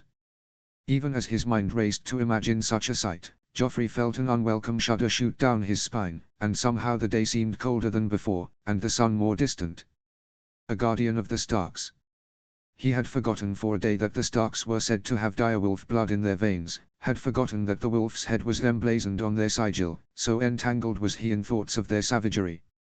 But now he remembered, and his shoulder throbbed once more. When does this wolf spirit attack? Does it roam the frozen deserts of the north and rain terror over the barren lands? Oh, no, your grace, she said, her voice accented with laughter, her very white teeth flashing. Exquisite. So breathtakingly lovely, yet somehow even her smile was sharper than he remembered, and no longer bathed in warmth. This demon can find enemies no matter where they are. Even follow them into their dreams. And once a man has been marked, there is no turning back. He will become prey, one way or another. And who are its enemies? Why, your grace, we Starks are the North incarnate, and the direwolf stands guard over us all. Stark enemies are his enemies. The smile deepened, dimpling a flawless cheek. And do you wish to know a secret, your grace? A shard of ice seemed to embedded itself deep into his chest, cutting through his muscle and sinew, burrowing into his heart. For a wild moment, Sansa Stark's eyes seemed to flash, red and sharp and bloody, until Joffrey shook his head, and they returned to their normal lavender blush. I believe there is still magic left in the world, she said, sweet voice just above a whisper. And I believe this direwolf demon will tear apart every last enemy of the Starks, rip throats from necks, tear muscle from bone, and feast upon their lifeblood. 000. He was wandering through the night, through open darkness, when from behind Joffrey heard a soft shuffle of paws on dirt. He froze rigid. Behind him he could hear gruff pants, and as he slowly turned he came face to face with the direwolf bitch whose fang had torn open his shoulder. Yet, here she appeared as a spectre, sharply shadowed and glowing and as large as a castle. Her eyes glowed red like hellfire, and as she circled him, all light turned to smoke. He was cold, so very cold, yet hot too, and prickling with sweat. He was frozen to the ground, unable to escape the dark form that stalked towards him. Down. Down, you bitch, he tried to command, but the wolf did not hear him, but instead glowed mossy green and bared her teeth. Don't come any closer. I am a prince. How dare you? I'll have your head, you hear me? His hand fumbled to his hip, searching for his sword, but he wore only his nightshirt, and the cold bit so hard he could not stop shaking. Why are you coming at me? I did nothing to you. I did not even touch that Stark bitch with my sword. I am their prince. I did nothing. And yet those crimson eyes burned closer and closer until he was swallowed in a red miasma that stung his lungs. He felt the scream burst from his throat, burning his flesh, and then all he felt was cold. In the black of the night, Joffrey jerked awake in his tent, his camp bed creaking beneath him. A nightmare. Only a nightmare. Yet as he lay back down and tried to sleep once more, he could swear he heard the howling of wolves not so far from where he lay. 000. Joffrey did not command Lady Sansa's company for many days. Her direwolf padded by her side wherever she rode, and Joffrey did not wish to look so weak as to order it away from her, for the excuse that the wolf offended him sounded weak and false even to his own ears. As the royal party made its way through the repugnant stretch known as the Neck, Joffrey could only watch the Stark brood from afar whenever they made camp, scowling and feeling his anger simmer. Today, the sun broke through the clouds for the first time in a sennight, and the Starks sat on the grass without so much as a bench, grooming their direwolves as if they were common servants or untamed savages.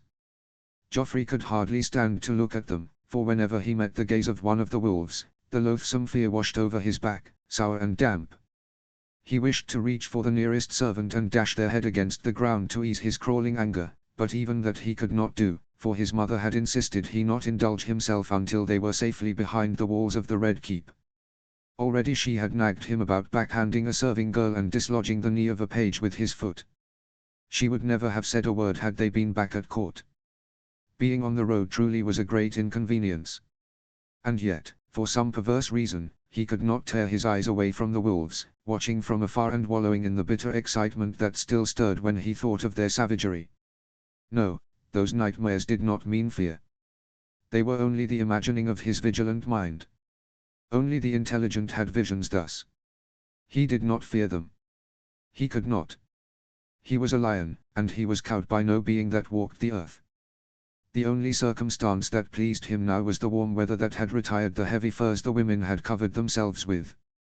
Lady Sansa wore a blush-colored gown this day, and as she reclined upon the grass, her plush teats pressing into her dress with every breath, the outline of her small waist elusive as the fabric draped loosely over her form, her white throat delicate and begging for the mark of a hand, she made a sight so rousing that Joffrey had half a mind to stalk over and take his due right there and then. She seemed to laugh at something her wolf was doing, her teeth gleaming in the sun. Beside her, the savage little wench and her wolf seemed to be wrestling, the wolf refusing to be brushed and instead choosing to clamber onto Arya Stark's chest and lick her face. Disgusting. Yet even from here, Joffrey could hear her laughter, and then she was rolling over the grass with the direwolf, nuzzling her face into its neck as if kissing it. Beside her, the youngest chit was laughing, running around them with her huge wolf, unclear who was chasing whom. Lady Sansa might be the fairest, but these two were prettier than most as well. And yet, any appeal they might have had evaporated as soon as one encountered their demeanor. He could not keep the sneer from his face. How degrading and offensive a sight this was. How could anyone civilized show such affection at all, let alone to a beast? Were they mad, these girls? To make matters worse, of late, Arya Stark had become cronies with some small folk boy from one of the trade carts that followed the retinue. He was on the grass too, tentatively reaching to pat one of the wolves, and Joffrey could almost smell the grime of his work from where he sat. For the 1000th time, he wondered how Ned Stark and Ashara Dayne could let their daughters embarrass them all this way. No man in his right mind would marry either of those abominations, and what use were daughters if they could not make good marriages? He was so lost in thought that he had realized the Stark bitch had sensed his gaze. Slowly, she met his eye, and Joffrey let his face morph into the refined disdain appropriate for looking at vermin even as her purple stare chilled his blood. He felt the cold of it slide through his veins.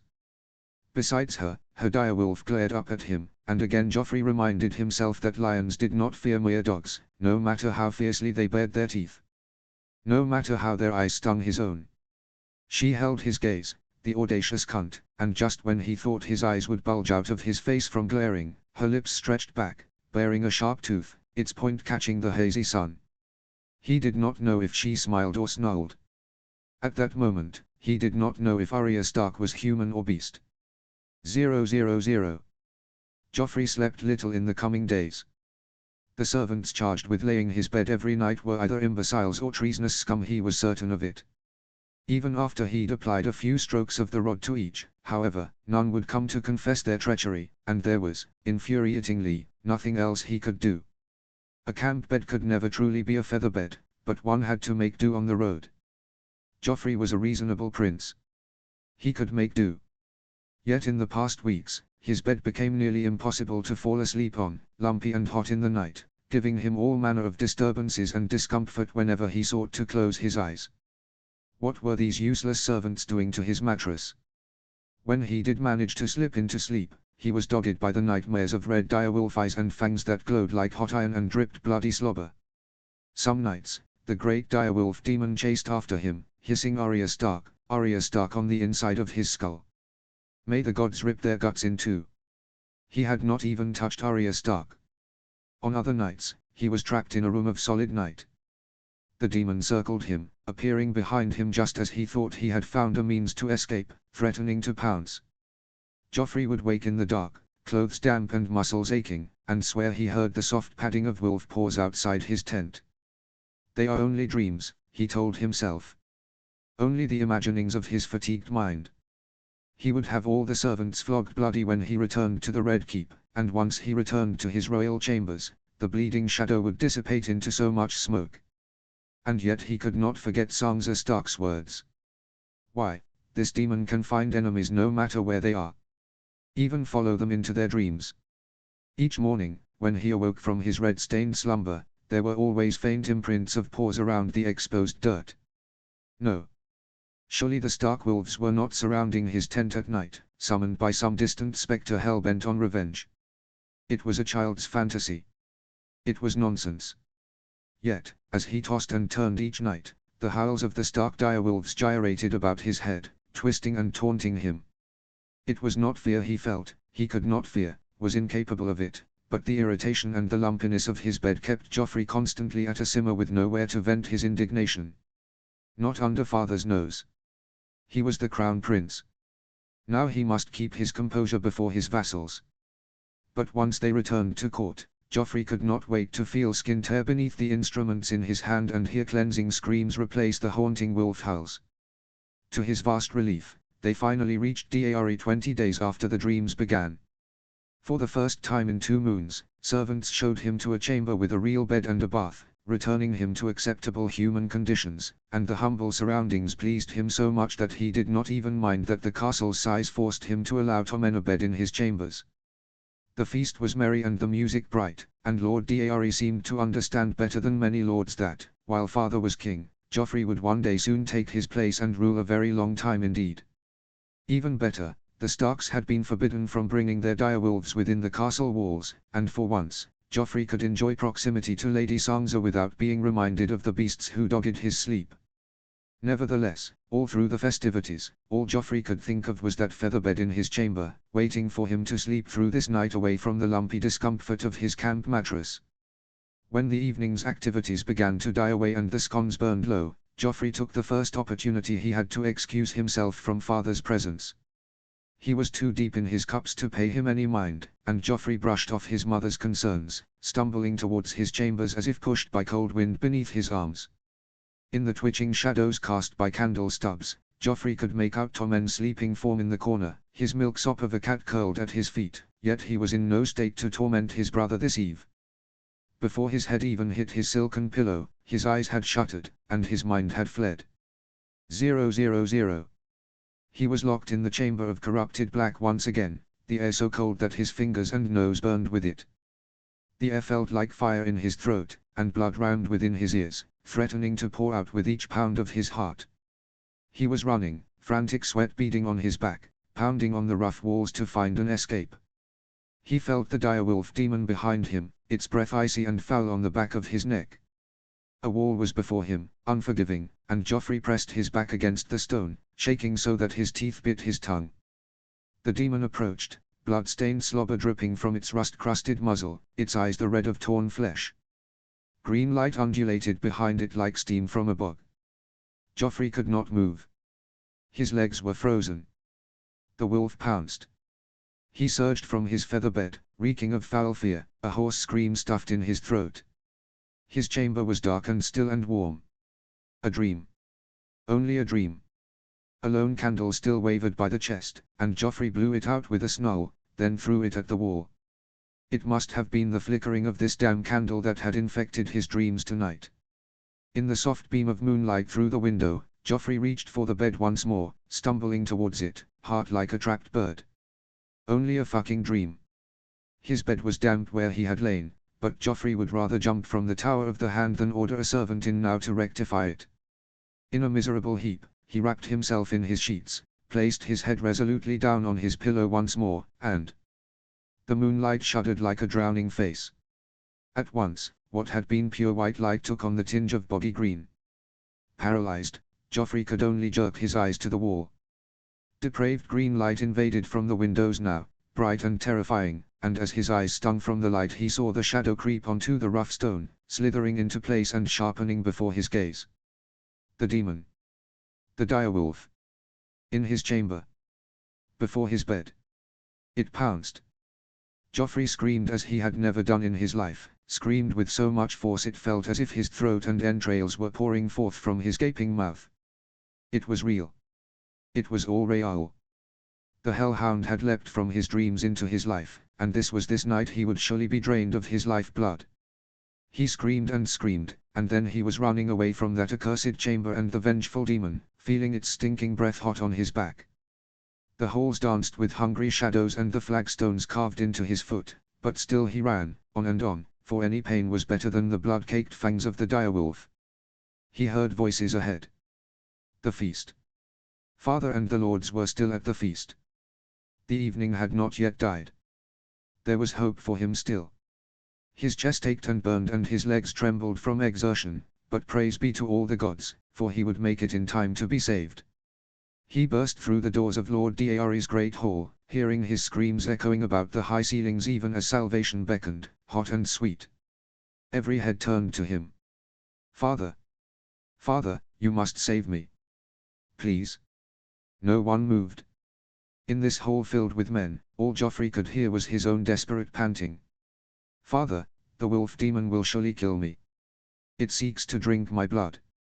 Please, please, you must slay it for me. Save me. The silence of a tomb. The stillness of a grave. Joffrey did not know how long he passed standing there, staring into his father's frozen shock, when from behind him came the patter of shoes on stone. He turned. There stood Tommen, fat cheeks red, a stubby hand rubbing at his eye. Joff. What's wrong, Joff? Why'd you scream and run from our chamber? Another heartbeat of death, and then the hall exploded with the crashing of plates and pitchers as his father rose like a mountain and flipped the high table off the dais.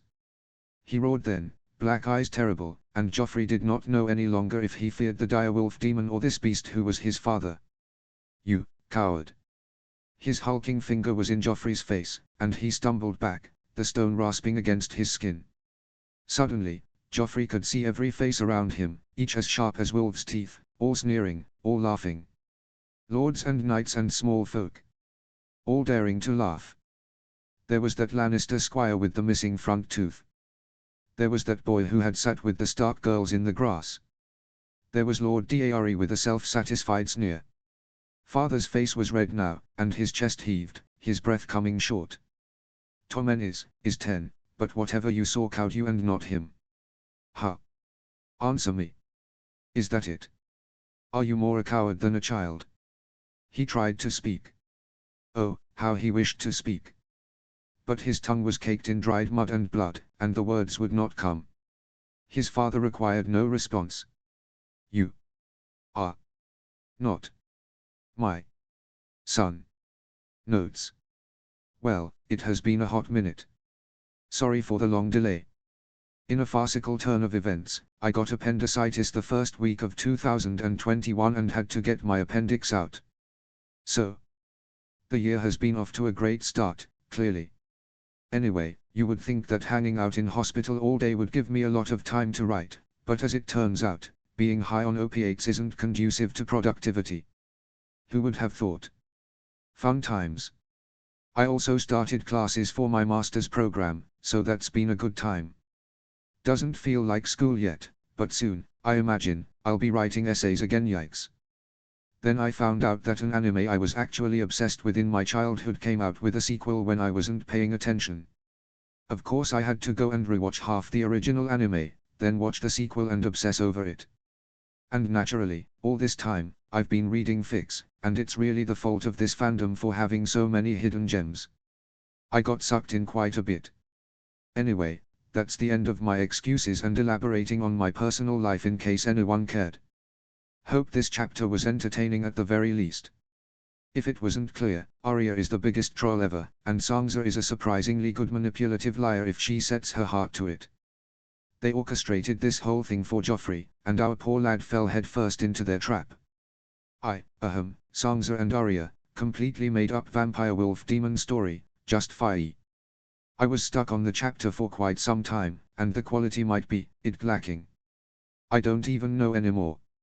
At this point, I'm just glad it's done. The next few chapters should be posted pretty soon, but then I might take a little more time to plan out the whole KL arc before I get into writing it. Anyway, thanks for sticking with me everyone.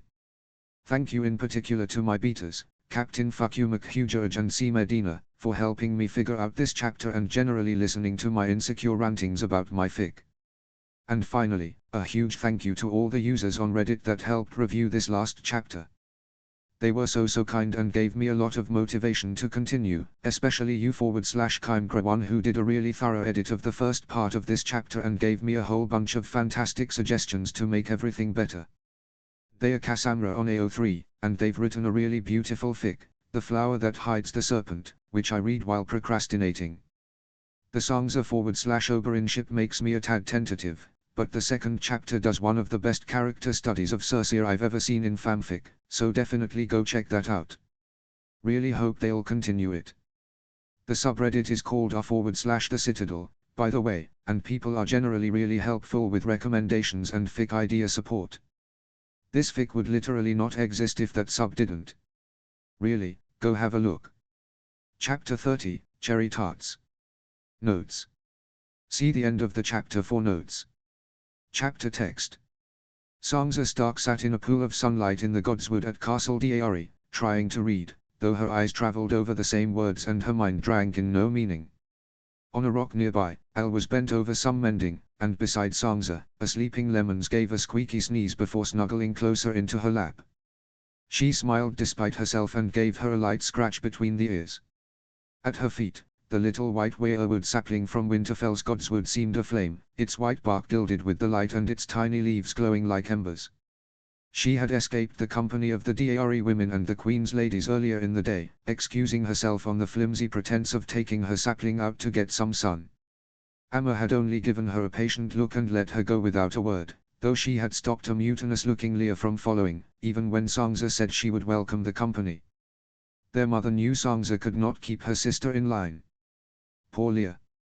Since her accident, their mother had been keeping a tight watch over her, rarely letting her ride ahead of their wheelhouse if she let her ride at all. When the king had gone out on a hunt that morning, her father and Arya had followed, but Amma had made Lear stay in the castle.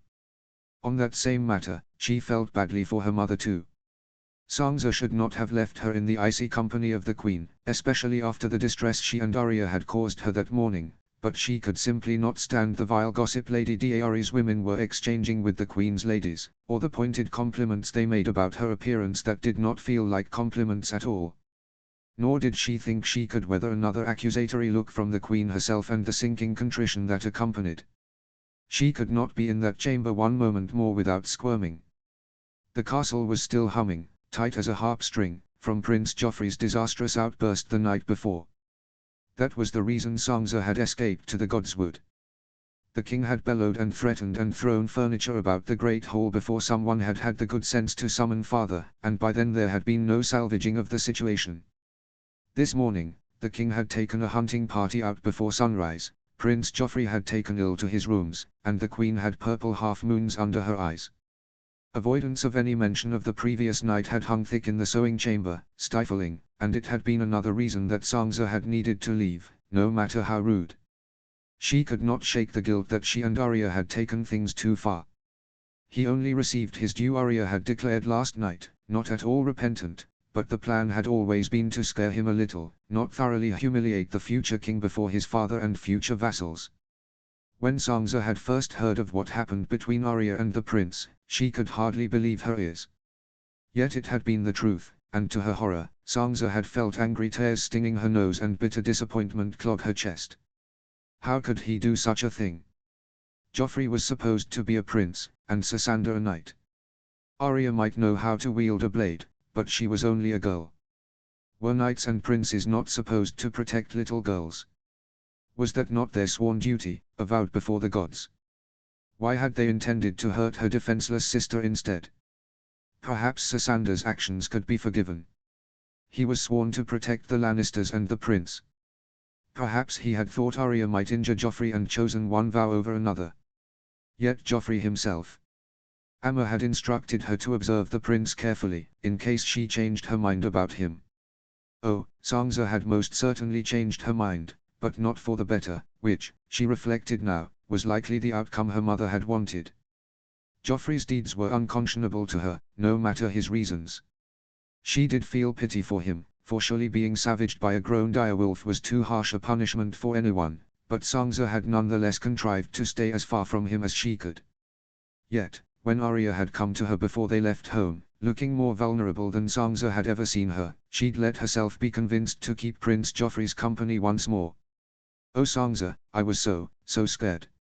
I really thought he was going to run me through, and no matter what I did, I couldn't escape. Please, help me scare him, just a little. I can't bear that he will get away with this. Oh, Arya. She had pulled her sister into her arms, unable to look at her haunted eyes. She rarely saw Arya so young and frightened, and even more rarely did she plead with her for anything. I am so glad you're all right. It was despicable that he should threaten you so, but, surely he's been punished enough. I heard the direwolf mother tore a rather large hole in his chest. And there was a lot of blood.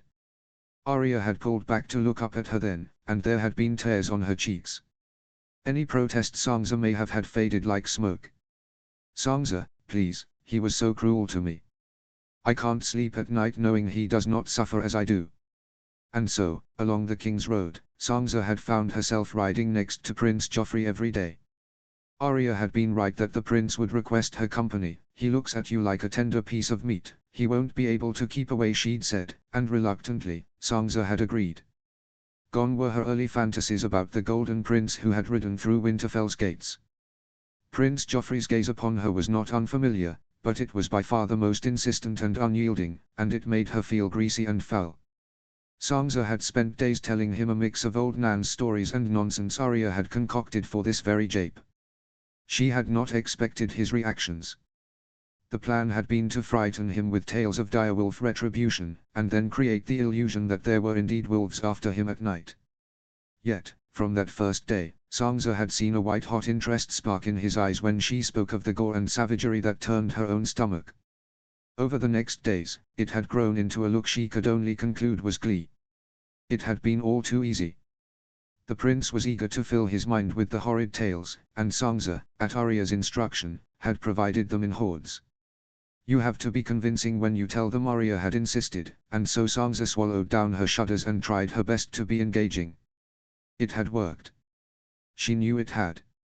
The prince had been enthralled by the stories, and Sangza knew that they were always swimming at the from of his mind. Then, later, when she had turned the tales to that of vengeance for the Starks, she had clearly seen the hesitant fear that flashed in his eyes. Most disturbingly, she found that there were moments when she rather enjoyed seeing that fear. It was for Arya's sake, this manipulation, but Sangza would be lying if she said she did not prefer Prince Joffrey to think of the blood-sucking demon rather than stare at her breasts. Arya would rouse Sangza in the middle of the night, and the two would sneak from the tent they shared, their direwolves following close behind. They had not told Arthur or Elia of their plan, for Amma was ever watchful over the twins these days, yet Mouse would join in their little party as they slipped towards the royal camp, better behaved than either Lem or Nymeria. Each night, they would bid their wolves sneak silently past the Lannister guards and walk circles around the prince's tent with strategically thrown sticks. And then, on their return, they encouraged them to howl in rounds just as they'd trained them to do at Winterfell. After a fortnight, Joffrey had stopped asking Sansa to ride with him. "I think we are done, are we not?" Sansa had asked Arya one night when Arya had woken her once more. "Surely you've seen the fatigue in Prince Joffrey's face. He can't even bear to look at Lem anymore." Arya had narrowed her eyes. "It has not been so very long. I say we must keep this up until we cross the neck at the very least." It was Arya's justice, after all, and Sansa had acquiesced, for she had agreed to help. Arya was looking perkier and more like herself by the day, so Sansa supposed it could not hurt to scare the prince for a while longer. Then, at Daari, Arya had pulled her away from the welcoming feast as soon as they were finished eating, and it was only until they were back in their rooms that Arya would tell her of her anything at all. She had produced a fungus that resembled translucent hydrangea clusters, a smile so wicked dotting her face that Sansa felt a tingle run down her spine. "I found out from Arthur that this fungus glows green when you light it. Come, help me gather it up. And do you have the tinderbox with you?" "Arya, what on?" There was a little mountain of the stuff to one corner of Arya's trunk. "Where did all this come from? And what use could you possibly have with a green bonfire?" "Mycah helped me gather it when we were passing the neck." She shrugged, the picture of nonchalance. "As for what we're doing with it, just follow me, and you'll find out." "Ah. Mycah. The son of the man who worked the butcher's cart that followed the royal retinue." Arya and Leah were always good at making friends. He seemed a pleasant sort, always smiling and not at all shy around nobles, and Sansa did not mind his company when he joined them. Yet now she bit her lip, for Sansa had found them behind the washing trolleys one night, Arya dressed in coarse spun clothes, Mycah's hands all over her backside. "Arya." "Ah, Sansa, now is entirely the wrong time to lecture me. And I've already told you. We've only been kissing." "He's pretty good at that."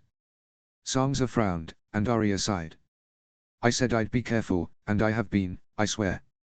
No one is going to see." And again. "Only kissing. Now, come on, this is the last part of the jape, and it's going to be spectacular." They had wrapped up the fungus in their spare shifts, and Arya had led her down to the kennels where their direwolves had been put up for their stay. Promising to only take them to the Godswood, Arya had easily talked her way past the hound hands, then taken their little party around the castle. "Where are you taking us?" In the moonlight, Arya's sharp tooth had glistened like a sliver of the moon.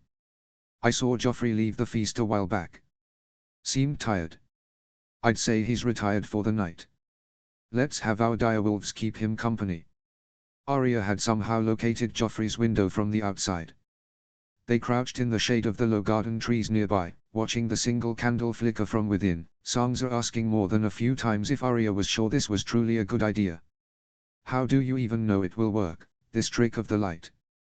"I don't. We'll have to experiment. But Mycah tells me he played this trick on his little siblings once, and they were scared into wetting the bed." "How unkind. And to his little siblings. He really did such a thing?" Arya gave her a sideways look. "He does say he feels badly about it. I suppose it was ill done of him, but he was 13. Well, if he is contrite now." 13 truly was an age of unthinking action. At 13, Arya had nearly burned down their granary in some elaborate scheme to get back at Robb for one slight or other. Sansa had been horrified, naturally, but half the things Arya did seemed to horrify her, a fact that made Sansa question if she was the one with the weak constitution. She had always been aware that she was the only one of her siblings who had never gone with father to witness his executions.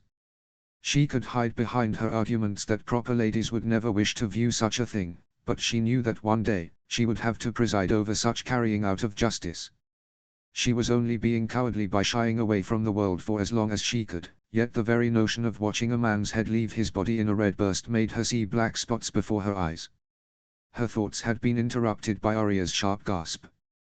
"Look," she hissed, pointing at the newly darkened window. "He's surely gone to bed. Come, the clearing just here will do nicely." Working quickly, they piled the fungus into a little pyre in the cleaning, nudging away Nymaria's curious snout. Lemon sat quickly by Sangza's side, brilliant eyes slightly narrowed, while Mouse slowly paced before the castle. "That's perfect, Mouse. You just keep walking like that," said Arya as she struck the flint stones together, sending sparks into the fungus. "The fungus only burns a few moments, so we'll need to be fast." A moment of glittering silence as the embers settled, and then the clearing bloomed with green light so bright Sangza had to shield her eyes. Arya was on her feet at once, beckoning their wolves between the fire and the window. "Slow now, Nymaria, Lem, walk back and forth, yes, precisely, good girl. Yes, another go, perfect." Sangza squinted up at the window, but everything was pulsing behind her eyes, and she could hardly see a thing. For some moments, all she heard were the direwolves' muted steps and Arya's voice. Just as the fungus fire was beginning to dim, however, a blood-curdling scream had pierced the air, coming unmistakably from that newly darkened chamber. Over the last flickering embers of the green fire, Arya had given Sangza a smile that so resembled Nymaria's predatory sneer it made Sangza's blood slow. "Now, sis, I think we're done. 000. Should we head back in, milady? The sun's dropping. It'll be getting dark soon." Sangza looked up from her book. The sun had deepened in hue on the grass. She had forgotten the hour. Nodding, Sangza handed her book to Elle, then bent to gather up her weirwood sapling. On one of her last mornings at Winterfell, Jon and Robb had shown up outside her door before she'd even dressed, their furs bundled over their night clothes and holding a bucket between them. "Jon found this in the Godswood this morning," Robb said, beaming as he held the bucket out to her. He looked over his shoulder at Jon, who, despite his strange sullenness of late, also managed to pull his mouth into a smile. "Take it with you and think of us when you see it, when you're off in Dawn." Confused but delighted to receive a gift, Sangza had peered into the bucket and gasped. Inside, planted in a red clay pot, was a weirwood sapling, its main stem barely as thick as her finger. Tiny red leaves opened from the top like rubies, and shades of green still laced the white bark of the little trunk. "We know you're going to rule Starfall one day, sis, but you'll always be a Stark," Robb went on. "You'll always have a home in this castle and Godswood. I can swear that to you." Sangza had almost burst into tears then, for when would be the next time she saw either of her big brothers? And Winterfell's tall, warm walls, and that Godswood where all troubles could be thawed. Sangza had thrown her arms around Robb and Jon, her cheeks warm in their furs, then carefully lifted the little sapling from the bucket and clutched it to her chest despite the dirt. She would carry it with her and plant it at Starfall, where no weirwood had ever existed before. It would be a glimpse of home amid the red mountains of Dawn. The sapling had grown in the moons they were on the road. While there was still plenty of space for its expansion in the clay pot Robb and Jon had found for it, the trunk was now as thick as two of her fingers, and it was beginning to ease into that place in her heart where Lem had so easily burrowed. "What's this you were reading, milady?" asked Elle as they made their way through the yellowing trees. "The times I looked up your nose was near touching the pages." Sangza gave her a small smile and a shrug. "Just some stories about a tournament 1,000 years ago," she said, hoping Elle would not ask for details, for she had none to give. For once, Sangza was glad that Elle had no interest in learning how to read. Sangza did not know how long she had been sitting against that rock in the Dare Godswood, her unsighted eyes fixed to the page before her. Over and over she told herself that she must not feel too badly for the prince, that he had threatened Arya's life, that he deserved this painful lesson. Yet, he was only 16, just as she was. Gods only knew that Sangza made mistakes all the time. He was only misled, surely, and did not deserve to be so publicly berated and humiliated. Elle had repeated King Robert's words to her the next morning. They had been most merciless. Her mind flew to another terrible boy and the vicious things he had said to her. Drold Dane had tormented Sangza for the months she had been at Starfall all those years ago, and eventually had succeeded in making her cry. Yet she had seen he was only that way because he was hurting, for his eyes were haunted, and he flinched at the lightest outburst. He needed someone to lash out his pain on, and she had been an easy target. Sangza could not see such wounds in the prince, to be sure, but surely they were there. Surely he suffered somehow, to be so eager to cause Arya harm. And she had only made him suffer more. In a way, Sangza was glad that Amma had sensed their involvement. At least there would be some punishment for her deeds, and somehow that felt like a balm on her guilt. Their mother had pulled her and Arya into her chambers in the pale morning hours, pinning them with her expectant purple gaze until Arya finally broke. Fine, fine. It was my doing. I lit some green fungus outside his chambers and made Nymeria walk in front of it. That cast a shadow and frightened the wits out of him. He deserved it. You said so yourself. You said you and father could not do any more, so I took the task into my own hands. Their mother frowned and rubbed her temple. Arya, love, how could, oh, gods help me, Elia's giving me enough grief as it is. Do you have any idea what would have happened if you were caught? What the queen would have insisted the king do to you? It wasn't just Arya. Her mother and sister both snapped their gaze to her, and Amma's eyes had gone huge. What? It wasn't just Arya, Sangza said. Well, 'twas a long game, this, and I played a much bigger part than Arya did. Last night was only the cumulation, and in that, too, I helped. Their mother was lost for words. Never had Sangza been involved in a scheme like this. Finally, she had sighed and closed her eyes, and Sangza had felt her stomach sink as another weight of contrition was added on her conscience. Amma was right. She was worried enough over Leah and Arya. Sangza did not need to be another burden, and yet here she was. It was a long while before their mother spoke, but neither Sangza nor Arya could bring themselves to speak out again in their own defense. It had been risky and reckless. So many people could have seen them. They had not thought it through in the moment, but looking back. Girls, do you remember all the stories I've told you? Of the masks people wear in King's Landing. Of the subtle politics and the horrible fates that await at the end of a single wrong turn. They nodded. Did you think they were tales I contrived to scare you? They were real things that I saw happen when I was nearly as young as you. People died horrible deaths because one wrong word spoken in private was whispered to the king. King Robert is no mad ace, but court has not changed, and neither has the cruelty of royal blood. There will always be eyes on you, ears fixed to your walls, no matter where you are, do you understand? We are not at home any longer. You must think twice and twice again before you act, and you must ensure no one can trace any wrongdoing back to you, especially in the next months in King's Landing. But take heed, for it is true for Sunspear too, Arya, even if you are surrounded by family. And Sangza, you must take care to learn all you can from your uncle, do you hear me? Even as far as Starfall, there are always people who listen and watch, and rumors can cut deeper than swords. The two of you can never be so reckless again. Yes, Amma. I'm sorry, Sangza heard herself whisper, and their mother had sighed again and run her thumb across Sangza's burning cheek. Sangza, you'll refuse sweets and dessert until we arrive at King's Landing. Arya, I will be spending the rest of the journey in the wheelhouse with Eli, and so will you. Arya's eyes had gone wide, but Sangza wished to make no protest. It was the mildest of punishments, even as she thought longingly of the beautiful cherry tarts from the evening before. I want you girls to remember this lesson well. Hopefully, this prolonged punishment will scorch this day into your heads. Oh, but Amma, I will surely start growing mold. Why can't I also skip dessert? Their mother raised her eyebrows. When was the last time you ate more than a bite of something sweet? Do you take your mother for a fool? No, but, fine, very well, but I make no promises I won't upset Eli's nerves. Arya had sighed and grumbled all the way back to their shared chambers, though she did include a thanks, sis, for Sangza not abandoning her to their mother's reprimands. Sangza had barely heard her. It had not seemed real, before, leaving home, going to the capital, starting on her way to Starfall with only Elle for company, this time well and truly for the rest of her life. Yet now the fact rose before her, garish and stark. She could be a child no longer, no matter how keenly she already felt the loss of Winterfell.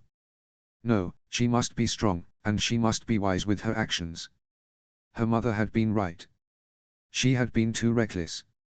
It must never happen again. She must not disappoint her mother, not again. 000. Sangza and Elle had returned Lem to the abandoned kennels by the time the sun began to deepen to a rich bloody orange at the edge of the sky.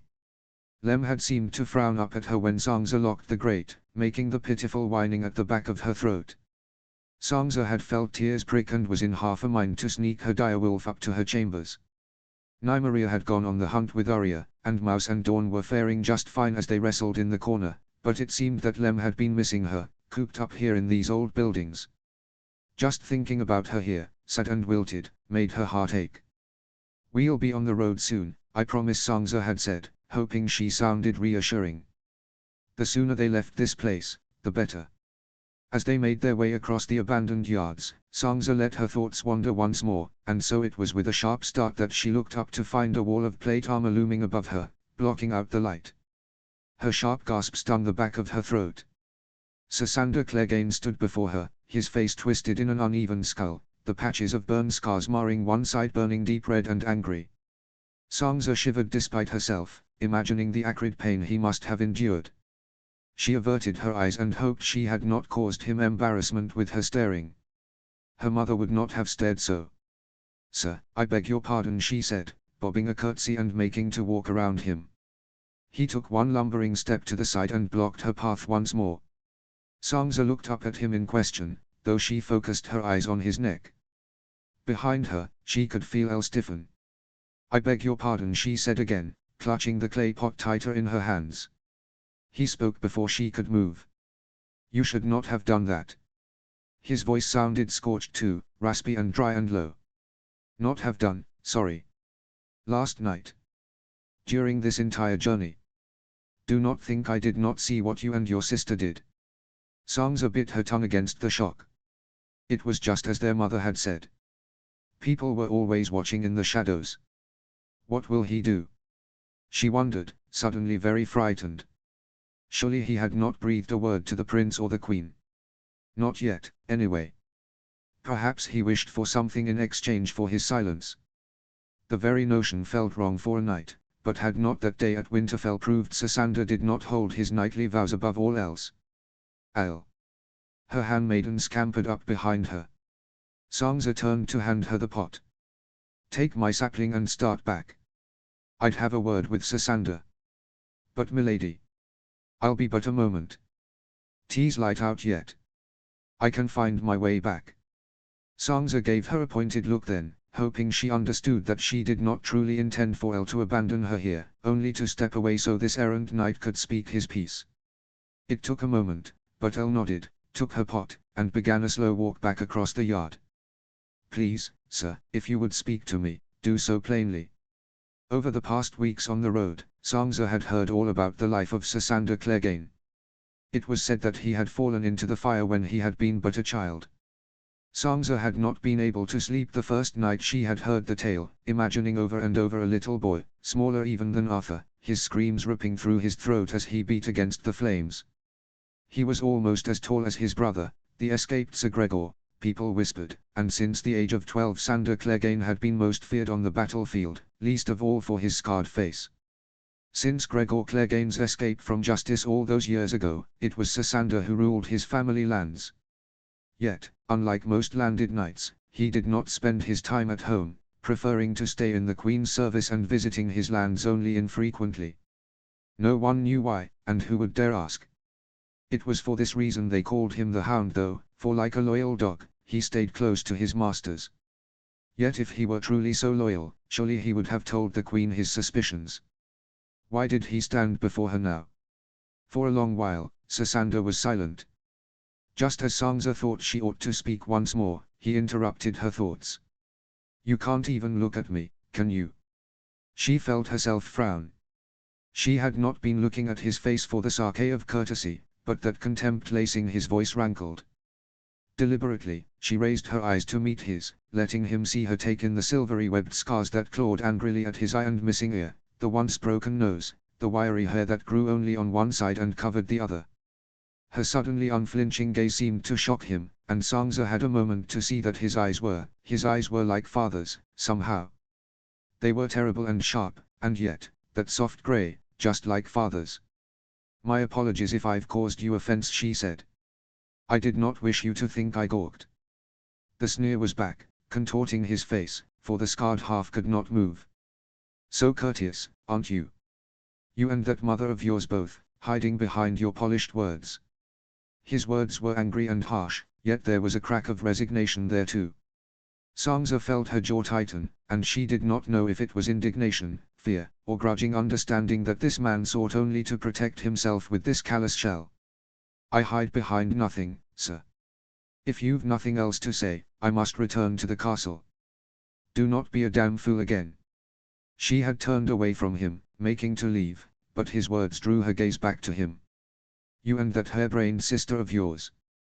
Just because most are too far up their own asses to notice doesn't mean I did not.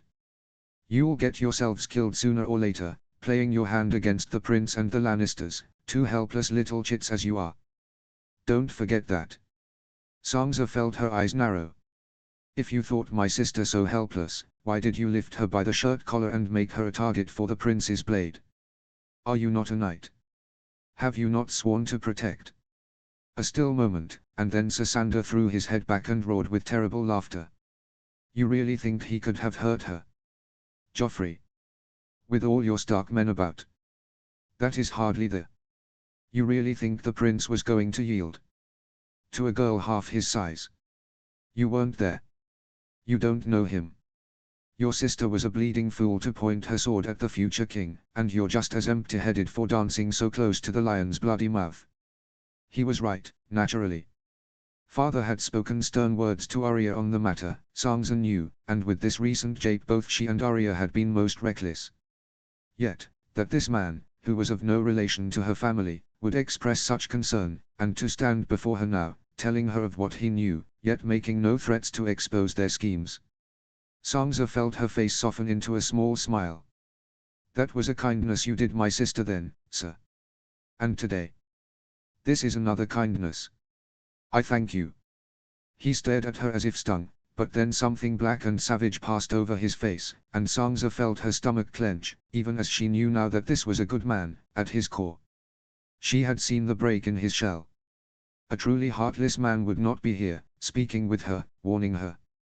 "I am not kind," he sneered, his voice hissing like water on hot coals. "Don't you dare say, don't look at me like that, girl. You don't know what I'm capable of." She peered up at him, eyes softly sweeping his heart-breaking scars. There was a notch on his jaw, a place where flesh had been burned away so deeply that the bone showed beneath. She wanted to place her hand against his scarred face, wanted to tell him that she would not shrink away from this cruel facade that he wore like armor. There was hurt behind it all. Deep, festering wounds that must pain him every moment of his life. She did not know what they were, but she knew they were there. "I know you have fought in battles, and no doubt you have killed men. 'Tis the unfortunate way of the world, even if I wish it were not so. Yet you are kind, and good, sir. I know you must suffer greatly, and not from the wounds of your flesh. I see it now, no matter that you might believe you conceal it well, and I am sorry that you must bear such pain." She smiled again, pouring all the warmth she could manage into her face, and used his shocked silence to thank him once more before leaving with a curtsy. 000. Much to Sansa's disappointment, the king and the hunting party did not return that evening, and so at Castle Deari they remained. After the midday meal, Sansa once again excused herself from the women and their sewing, and, feeling Lya's aggrieved glare on her back, made her way to the kennels. There, however, she learned that Arthur had come not an hour hence, taking all three direwolves to the Godswood so they might stretch their legs. As she and Elle walked to join them, Sansa could not help thinking how thoroughly unjust it was that all their wolves seemed to heed Arthur and Lya. Artie could lead all three direwolves, and none would run out of line. Any time Sansa tried to give an order to Mouse or Dawn, all either ever did was stare back at her, or worse, offer her a blatantly mocking yip. Castle Deari was quiet, just as it had been yesterday. There was still something humming and dissonant in the air, and the few servants Sansa passed all spoke in shuttered voices. Just as she crossed the central bailey, however, booming calls and the clomping of trotting horses shattered the silence. Sansa flinched. At the gates were 5 Lannister men on horseback. The man in the middle was unmistakably Sasandar Clegane. One of the other men spotted her and dipped his head in greeting. Before Sansa could decide if she should take her leave from afar or approach to greet them, they had ridden up near her, dismounting as stable hands rushed forward to take their reins. It was only then that she noticed the large sacks they bore on the backs of their horses. "My lords," she said, and caught some of their grinning bows as she curtsied. Sasandra did not smile. Sansa should not have said any more. She should not have asked any questions.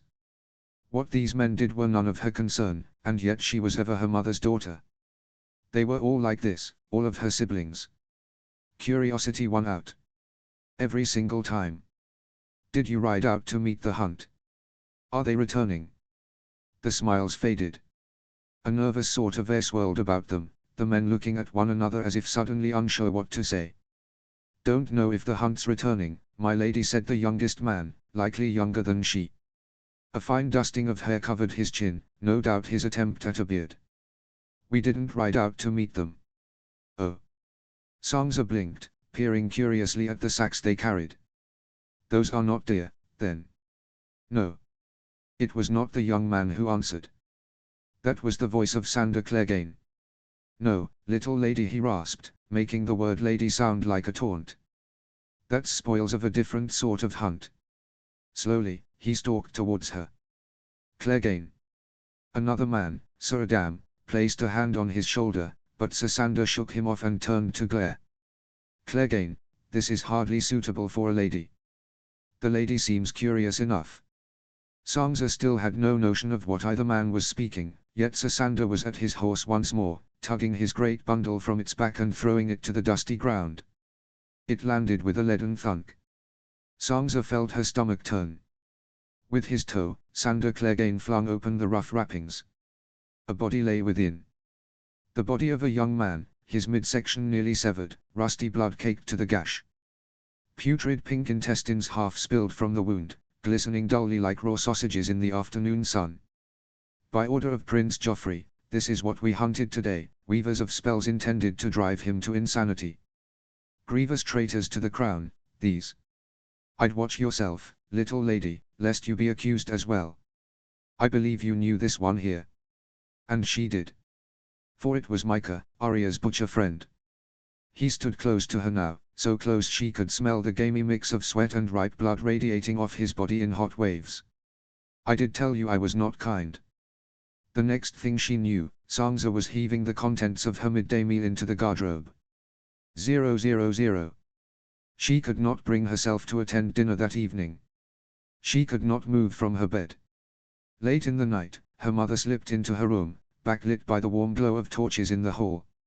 Sansa watched, silent and still, as her mother came to sit by her bed and placed a little bundle on her trunk. "If you get hungry in the night," she said, holding her candle close and unwrapping it to reveal 2 cherry tarts, glistening like bloody gems. Numbly, Sansa looked up at her. Her mother leaned down to kiss her forehead. "I should think you and Arya have been punished enough." Notes. I'd like to emphasize that Sansa has literally been going around Castle Dary carrying a wee potted weirwood tree all day. Just picture that for a second. If I could draw /paint at all, there would be so many funny portraits of my fic so far, you guys don't even know. Haha, sorry that this chapter just kept expanding. Could I have done it in 2 separate chapters? Yeah, probably. That might have been better. As it is, 6,000 words might be a bit of Sansa Stark overload. That said, there was actually about 3,000 words of material I cut for a later chapter, so just be thankful it's not even longer. Anyway, I hope it was somewhat enlightening. Poor Sansa. I feel bad for taking away her rose-colored glasses like this, but someone had to. Also, just so we're clear, this fic will not be Sansan. Like, just no. This is not a Sandor Clegane redemption story, and there will be 0 romantic attachments in that quarter. Now, if you can guess the ship I'm building, kudos to you. I like redemption arcs in general. If said ship upsets you, well, you have plenty of time before it sails. Oh, and lastly, I thought I'd start recommending other fics at the end of my chapters, especially as I got to reading quite a few new ones recently while procrastinating. So, if you haven't yet read Stannis the Black Stag by INT, do yourself a favor and read it. Like now. Fantastic, badass, but still realistic young Stannis. Plus, it's Elia/Stannis, a ship that hardly exists, but definitely needs to be a huge thing. See this link. Chapter 31, Watcher in the Night. Notes. See the end of the chapter for notes. Chapter text. Winterfell. Some weeks prior, Jon could feel the cold damp of the Winterfell crypt seeping into his marrow. If he stood down here long enough, his teeth would start to ache from the cold. Jon was used to the ache now. Liked it, even. It took the edge off the constant gnawing in his gut. For days, he'd had the anger to tide him over, burning hot and keen in his belly. Anger at Lord Stark for the secret, anger at Rhaegar and Lyanna for their reckless lives, for their dying. Anger at the injustice of this world. Anger that his whole life had been whipped out from below his feet, leaving him scrambling on thin air. Yet it had not taken long for the anger to fade into guilt and despair. Now it chewed slowly at his insides, this slow, creeping pain, and Jon did not think he could ever be rid of it. Not now that he knew the truth. He tried everything he could to escape it, trained harder in the yard, rode harder with the scouts. Yet even in this escape, he failed.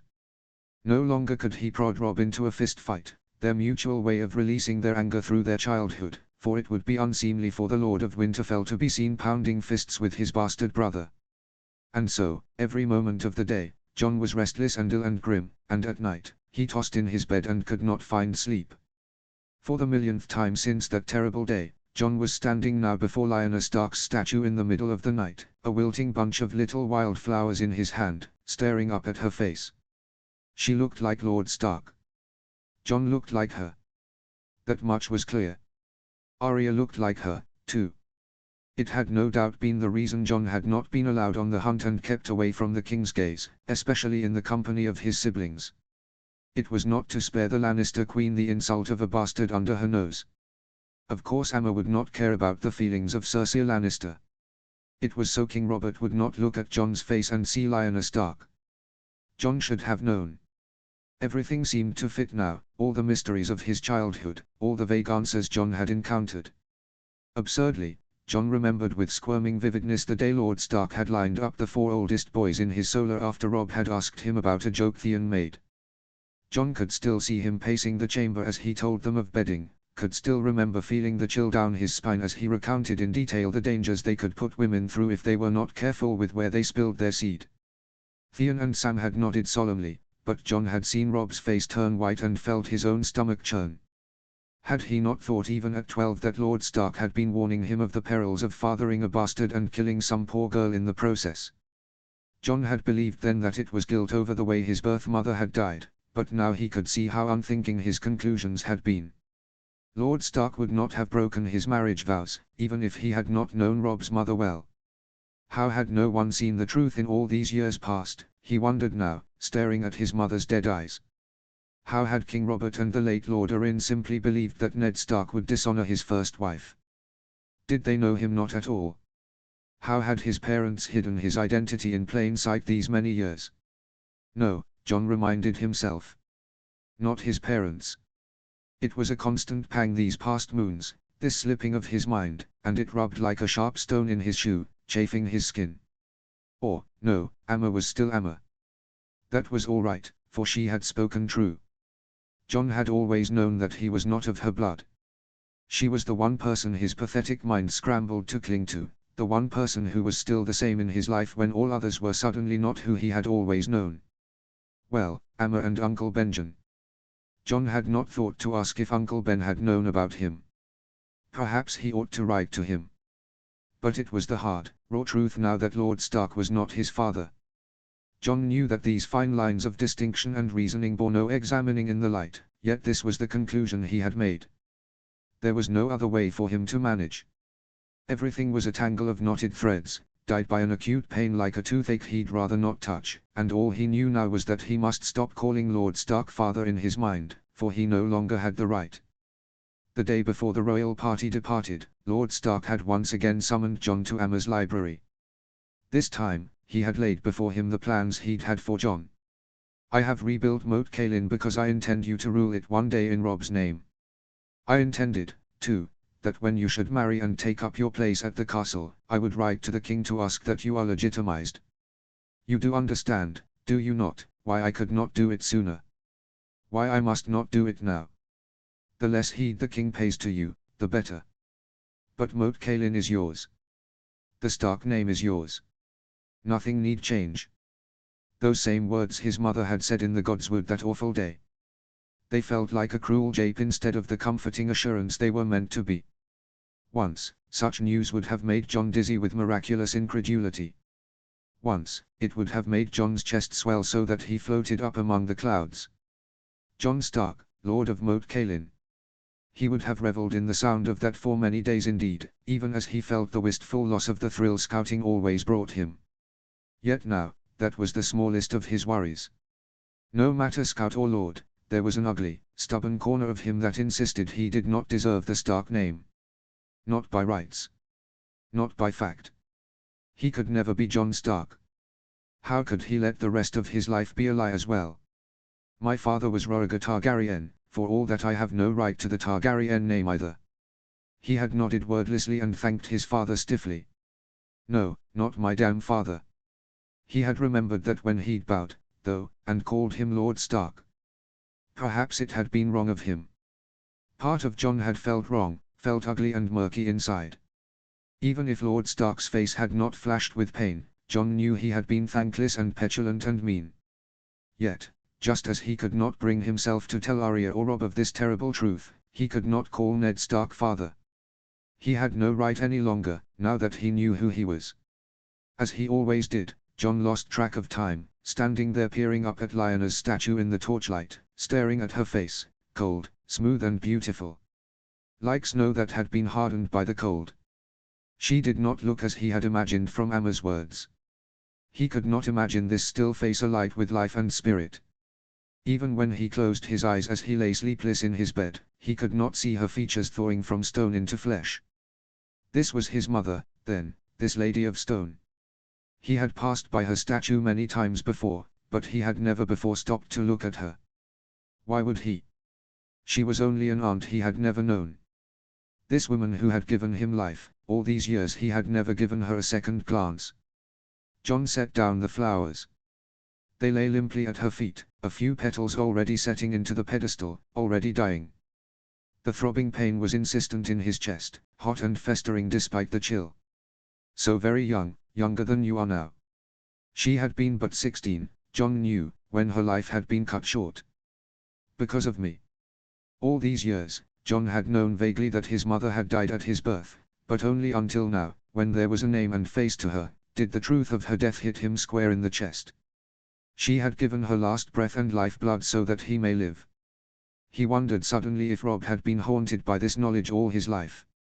And worse, graver still, it was not only Lyanna Stark who had died. There had been 3 knights of the King's Guard at the tower, guarding John, protecting him. Lord Stark had brought 6 of his bannermen to Dorne, and they had fought for his sake. 8 men. Dead.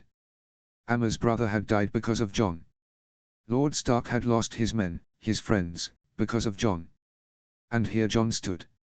All those deaths, all that suffering, and what did he have to give that was worth anything at all? And what of Princess Elia and her children? His brother Aegon? His sister Rhaenys? Just names to him, swirling in his mind, for they had been reduced to bloody corpses, and John could not escape the blame for that, either. Oh, he had read Princess Elia's faded letter, folded into a tiny square and tucked away with Rhaegar's ring, giving Rhaegar and Lyanna her blessing. Still, for the prince to leave his wife and children behind, did he not have a duty to protect them, even if he acted on his honor to save Lyanna from the Mad King? And did it never play on Lyanna's conscience that Rhaegar already had a wife? And the war, at once his mind was filled with the details of history lessons, details John had not even known he had truly learned when Maester Lewin had lectured. Of the 3 battles Robert fought at Summerhall, of the string of hands the Mad King murdered for incompetence, of the clash of armies at the Trident and Rhaegar's rubies scattering as his chest caved in. Rhaegar. Rhaegar and Lyanna. Selfish, selfish people, and careless, so careless. No matter the little details of Mystery Knights and the Mad King's soldiers, had not Rhaegar and Lyanna been at the root of this rebellion? A war that claimed thousands. A war that killed Lord Rickard and Lord Brandon, Sir Arthur and Princess Elia. And what was John but the fruit of that war, born from the blood of innocent, pointless deaths, poison on this earth? Unbidden came the memory of a cozy dinner on a balmy summer evening, his siblings and parents, Theon and Sam crowded into Emma's solar, one of those nights when father did not take dinner with his men in the great hall, but left aside his lord face to smile at Emma's teasing and raise a brow at Leah's antics. Conversation had been lively, and at some point Leah had succeeded in coaxing Arthur to stick string beans up his nose. John could not remember how the topic had turned, for his parents rarely talked of the rebellion, but this evening, someone brought up the name of Aunt Lyanna in passing, and 12-year-old Sansa's eyes had gone distant and starry. King Robert waged a war to get back his love. It is so romantic. Sansa Stark. Deathly silence froze over the chamber. The only sound had been his mother's sharp voice echoing on the rough walls. War is never romantic. Her voice was so jagged that John half expected the air to bleed. It is never a song, never a bard's tale. Do not say so ever again. Sansa's eyes had gone wide, frightened, and their mother's face had softened. Thousands of men died in that war, Sansa, she sighed, and the room seemed to thaw, though gone was the warm uproar of only a moment ago. Thousands died for King Robert's pride, more than his love. Young men, boys really, for whom Robert and Lyanna and Rhaegar meant no more than names on the wind. Innocent women and babes whose only crime was that they were in the path of an invading army. John had snuck a look at his father then, but his face had become a frozen mask, his eyes fixed to a point only he could see. Good, honorable men lost their lives, and with their deaths cut wounds that could never heal, only scar. War is not a story, not a song, daughter. Do you understand me? Now, here in the darkness, John heard those words ringing in his ears, clear as if his mother stood beside him. Even at 13, John had heard the pain in her words, had understood that she talked of her own wounds, her own scars. Lord Stark was his uncle. Despite his scars, perhaps he felt an obligation to his own blood. But his mother. John thought now that Emma was a generous person indeed, for it seemed a miracle she did not hate Lyanna Stark, and an even greater one that she did not despise John for all that his birth had taken from her. 000. Robb paced Lord Stark's solar, restless heat rolling off him like waves, and John thought idiotically that he rather resembled a brazier, his red hair flopping like shifting embers. Before, John might have made a jape about such a resemblance, but now was not the time for jokes, even if he had the heart for them. Robb was not Robb at present. He was Lord of Winterfell, and John and Theon were in the solar to advise their lord, not to laugh with their brother. Their lord had not yet asked for their advice. Or any advice. He had not said anything at all since Horlis Mollin had informed them that their outriders had apprehended a band of poachers and were bringing them back to Winterfell for sentencing. Robb had simply nodded at the news, dismissed Horlis, summoned Mayor Stillowin and Sir Roderick, and begun his pacing in silence. Yet John did not need words to understand the weight settling on Robb's mind, for this incident of poachers was like nothing they had dealt with prior. In the past moons since Lord Stark departed Winterfell, John and Theon had helped Robb through so many lordly duties that there had been some days when John thought his head might burst. When Leah had been abed and ill, Lord Stark had given them duties to attend, but they had not realized until now just how much he had been holding back. Now that he was gone, Robb was well and truly lord, with all the duties that entailed. From closing the accounts for the coin spent during King Robert's visit to poring over law and precedent to decide on small folk land disputes to answering cryptic letters from the Mandaelis, Robb had been thrown headfirst into the role, and John and Theon had been tossed unceremoniously in right after him. Any notions they'd had of their freedom at being left alone in Winterfell had long since fled like morning mist. You will all rule over lands and vassals one day, Lord Stark had told them that last morning, though John had not been able to meet his eyes. Aid Robb in this business of ruling, and heed the words of Lewin and Roderick. I trust none of you will disappoint me. It did not help at all that Sam, who, if John was being brutally honest with himself, had a quicker mind than all three of them put together, had left when the royal party did, at last making a visit home after all these years spent at Winterfell. Damn Tarly, skiving off when you actually have need of him. Theon could always be heard grumbling when, after their morning training session, he, Robb and John filed into Lord Stark's solar. Mayor Stillowin would place before them the bevy of letters from various lords and landed men-at-arms, and they would scramble to form replies on tariff restructuring, or pepper cultivation, or shipbuilding mishaps. Some letters were set aside for when they could ride to King's Landing and ask for advice, and others were filed for reference. Rob often wondered aloud how Lord Stark had done this work meant for 10 mines all on his own, though Theon was sure the lords were taking this opportunity to test Rob's mettle by showering him with parchment. The afternoons were spent on the endless string of errands and tasks in the upkeep of Winterfell and the lands and towns surrounding it. Then, every se'night, an entire day was spent in the Great Hall, Rob rooted to the high chair as small folk came with their petitions.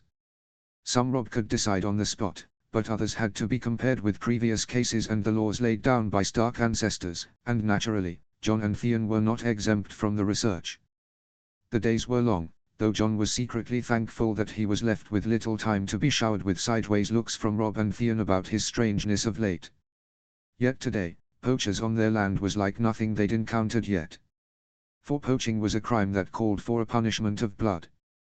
"There's nothing for it," Rob said, his sudden voice cutting the air. Jon looked up. There was a grim set to Rob's mouth, but when he spoke again his voice was steady and sure. "There's nothing for it. They are poachers of unknown origin, come to steal our animals. I will ask if they prefer to lose a hand or go to the wall, and we will carry out the sentencing this day." He was right, of course. Even his words and his endless pacing were unnecessary. Each lord issued tokens to their small folk, a sign of permission to hunt large game on certain days of the month and in certain areas of a lord's forests. Each castle tended their own woodlands and game, and poachers from elsewhere took the food from the mouths of lord and small folk alike. There was no other recourse for poachers, and Jon could only hope now that the men would choose to join the Night's Watch. And it was not only because Lord Stark and Uncle Ben had long lamented the lack of men up at the wall, even after they had begun paying the families of willing recruits for giving up a son, and the numbers of volunteers had soared in the past years. Jon did not wish to see Rob cut off the hands of men any more than his brother wished to do the deed. "Cousin," he corrected himself, and again felt the loss like a hole carved into his chest. "Damn it, Jon, when will you learn?" "That is indeed the sentence, my lord," said Maester Lewin, and silence fell once more in the chamber. In the distance, the calls of men and the rearing of horses rose from outside the castle. Rob nodded slowly, then, before his eyes, Jon saw him draw himself up to his full height. "Jon, my sword," he said, and, after another grim nod at them all, led them from the solar. 000. There were 6 men standing in the bailey, hands and feet bound with fraying rope. The rest of their clothes, if they could still be called clothes, were frayed and ragged too, hanging from their thin frames, dotted with tears, any dye long faded to a pale grey. Their faces were grimy, the kind of grime one accumulated from fortnights of movement in the wilderness without a chance to properly bathe, and the skin that peeked from the tears in their clothes was chapped and scaly with cold. And they were skinny, so skinny. These did not look like evildoers intent on starving their small folk for the sake of extra coin. They reminded Jon of the men Lord Stark had executed as deserters of the Night's Watch, but their faces did not hold the vacant, wild fear of the deserters. No, these men had set, determined looks, their eyes beady pebbles and jaws tight. Hollis stepped forward to address them. "Before you stands Rob Stark, Lord of Winterfell," he announced, then turned to Rob. "My lord, these 6 men were found in the Wolf's Wood without hunting tokens, carting 3 freshly shot deer behind them. They put up resistance against our guards, and 2 were very lightly injured. We have apprehended them and brought them to await your sentencing." Rob nodded. "Men, do you know the punishment for poaching on Winterfell lands?" For a moment, none answered, and the air itself seemed to sink with the weight of the silence. Finally, one of the taller men spoke. "Aye, we know your punishment, my lord. Just our right hands, eh? Get on wi' it then." One of his companions jabbed an elbow into his side. The first man grunted. "If you please, my lord," he added. Rob frowned. Jon knew that he must be just as curious about their tattered state as he was. "What is your name?" "Aglair." "Cain, my lord." "From whence do you come, Cain? You appear to have travelled many days to poach on our lands." Again, there was silence before he grudgingly spoke once more. "We farm the foothills of the Sheep's Head." "Bolton lands, or Hornwood?" asked Rob. Jon saw Maester Lewin frown as if recalling something troubling. The man let out a laugh, and it was ugly and grating and lifeless. "Who can say? We pay taxes to the first men what come to collect. This year it were the Boltons, but Lord Hornwood's men beat them to it the 3 years for that. And when the other men come, well, we haven't anything left to give save the food from our mouths. They don't want us all starving to death, see, so they leave us to our rations another year. Rob's frown was deepening, and John could feel his own brows knotting. Then whose land do you have hunting rights on? Kane shrugged. Some o' us got tokens from Lord Hornwood. Some from Lord Bolton. Not like we use them. Can't catching nothing bigger than a rabbit in the woods allowed us, not in the 30 years I've been kicking. John saw Rob swallow, and he knew his brother was having trouble keeping the anger from his voice. What were Lord Hornwood and Lord Bolton doing, playing so loosely with land and taxes, allowing their small folk to live in uncertainty for decades? So you have always poached the lands around you. Why have you crossed the White Knife into Winterfell lands this year? We did no such thing. It was not Kane's voice that rang in the yard now. The shortest man had somehow scrambled off the ground, his face red as he shouted, spittle flying from his mouth. We ain't no poachers. You think we want to break your damned laws and risk our hands? You think we like sneaking round the woods in the night just to keep our bellies full? Ha, my lord. Do you know the sound of your babes crying cause they ache from hunger? A round of tuts and admonitions of Rhys Settle came from the other bound men, and finally the man called Rhys was made to kneel on the ground once more. John felt his head swim. Had it really been last night that he had stood in the crypts and lamented the gods for their injustice to him? Beside him, he thought he heard Theon mutter fucking hells under his breath. Rob closed his eyes, his hands closing into fists. Tell me all, from the start, he finally said, addressing the taller man who had spoken before. And so the story came out. There were about 50 families living in the foothills, spread out in little settlements. Farming yielded barely enough crops to survive, even in the summers, and so they frequently hunted small animals in the sparse woods around their farms. For generations they had lived thus, and though winters were always harsh and deadly, they managed to make do with stored food and the occasional fish from long fishing trips to the White Knife. This year, however, even the small animals were suddenly nowhere to be had, and upon reaching the White Knife, it was as if fish bigger than minnows had never lived in the waters. Some families chose to dig into the rations they'd saved for winter, while others cut their meals to 1 a day, then 2 every 3 days. They sent representatives to both the Dreadfort and Hornwood to ask for access to other, more fertile woods, but the replies had been the same: game was scarce everywhere, and they would have to make do. Fearing outriders from both castles would now know to look for poachers, the men of the settlements decided that it would be best to send a group of the most capable over the river into Winterfell lands, hunt as much game as they could, and cart it back home to share.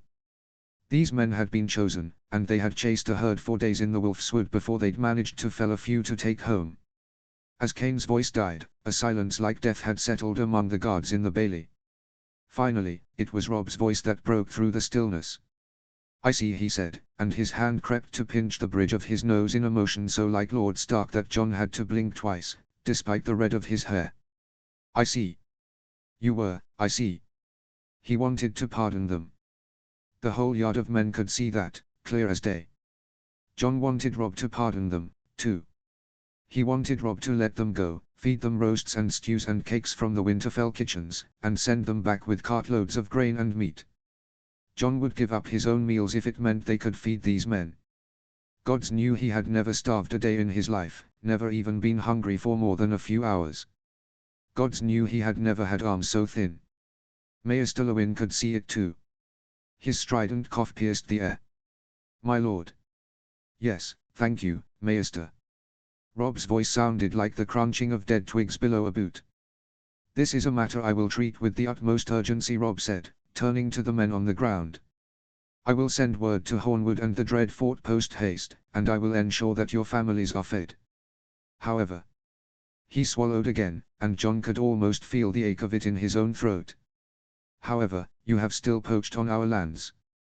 If I pardon you now, there will be no justice to be had in the north. You have said you understand the punishment. Which do you choose? The wall, or to part with your right hands? Kane gave Rob a dark nod. We've all talked this through forehand, see. We'll give you our hands, my lord. We're needed back home. John was going to be sick. Right now. He was going to retch his breakfast all over his boots. These were the best men that group of small folk had, and now they would all be cripples. Yet, Mayor Stillowin was right. There was nothing Rob could do. John knew that much, at least, about ruling. If you start making exceptions, there is never a place to stop. And what choice was there for these men, in the end? Even shorter-hand, they were more help to their families back home than at the wall. It was not as if criminals headed for the Night's Watch garnered compensation for their "My lord." The words left his mouth before he had a chance to think better of it. No matter. He was not the one to make the decision. He would give Rob options, and let him decide. Rob looked up warily. "I beg but a word." After a moment of hesitation, he nodded, and John approached. "John, please, you know I have no other choice," Rob hissed as soon as John was close enough to hear his whispers. "I don't like this any more than you do, and I'm the one who has to take off their fucking hands."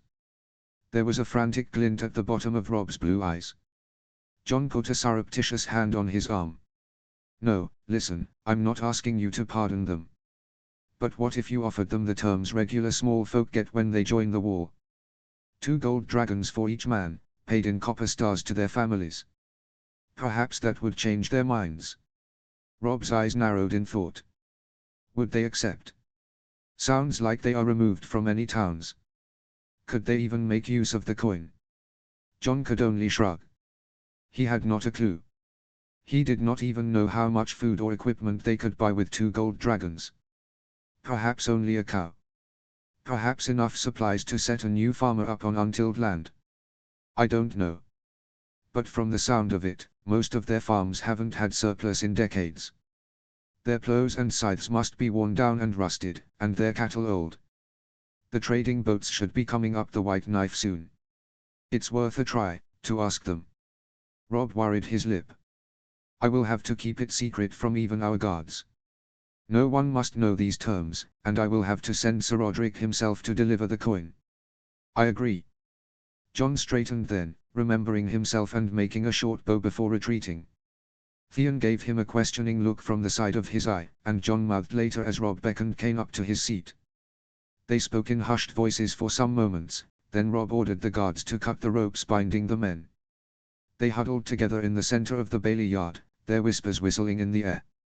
Finally, Kane broke away and turned to face them once more.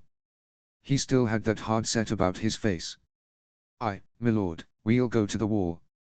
There ain't much to trust no more, but a Stark's word is one of them. 000. They had received word a fortnight prior that knights from the Reach were sailing up to Torrens Square with criminals and recruits for the war.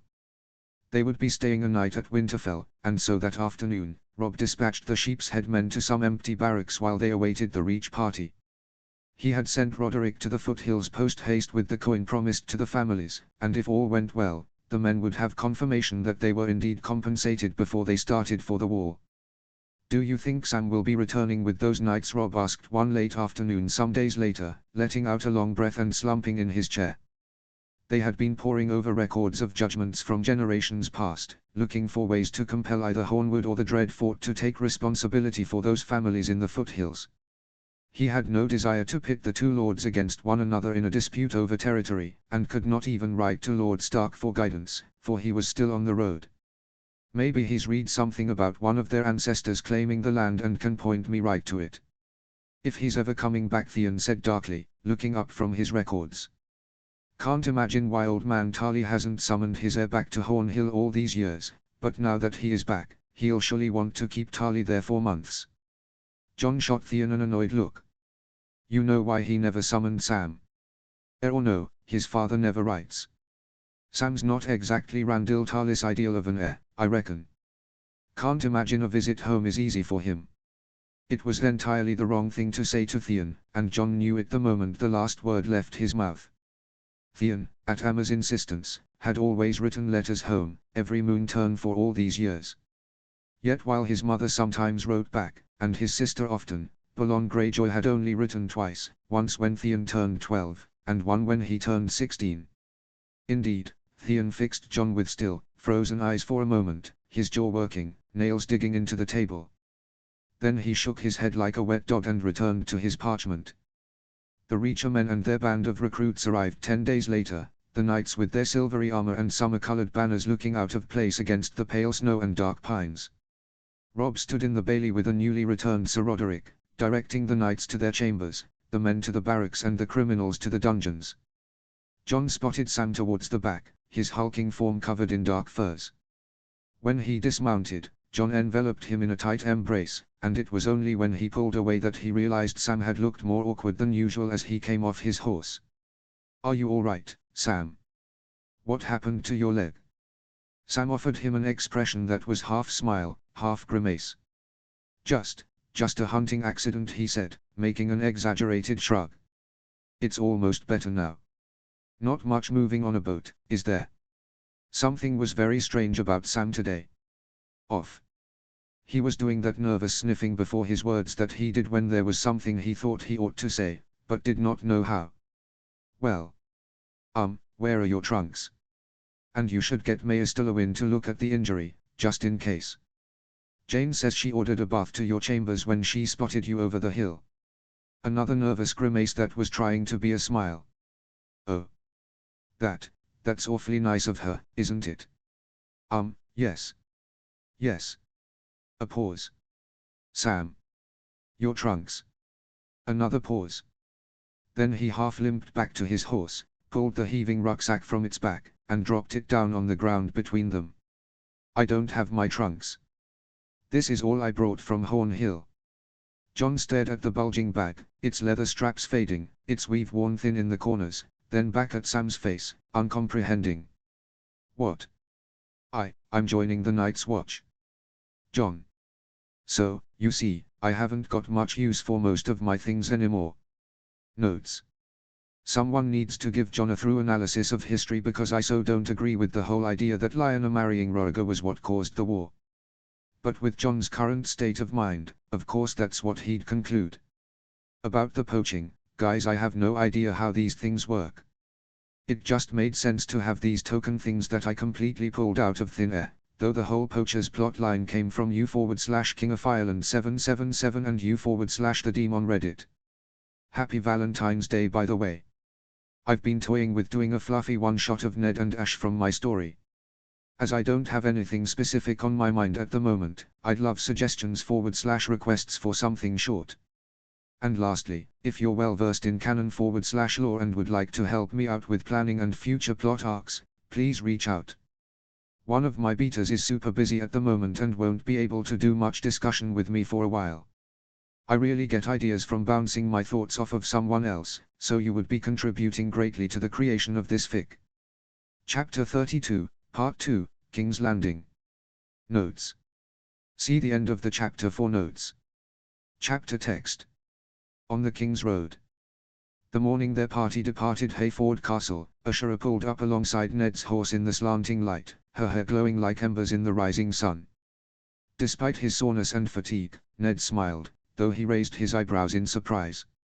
She had not ridden since Deari, insisting that, with Renly and Sabaristan joining the royal party, she'd best act like a proper southern lady and ride in the wheelhouse.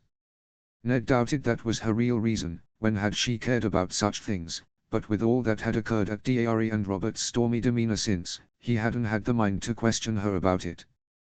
What happened to all that talk of propriety, he asked her now, only half teasing. She cleared her throat and sat up straighter in her saddle. Can a woman not change her mind? I've decided it would not be unseemly for me to ride after all. Is that so? He did not take his eyes from her, and finally, she sighed. If you must know, with you being called to accompany the king every other day, I thought it best not to chance gaining myself an unwanted riding companion. Ned blinked. What? I did not wish to invite Sabaristan's company, she finally said, her voice dropping.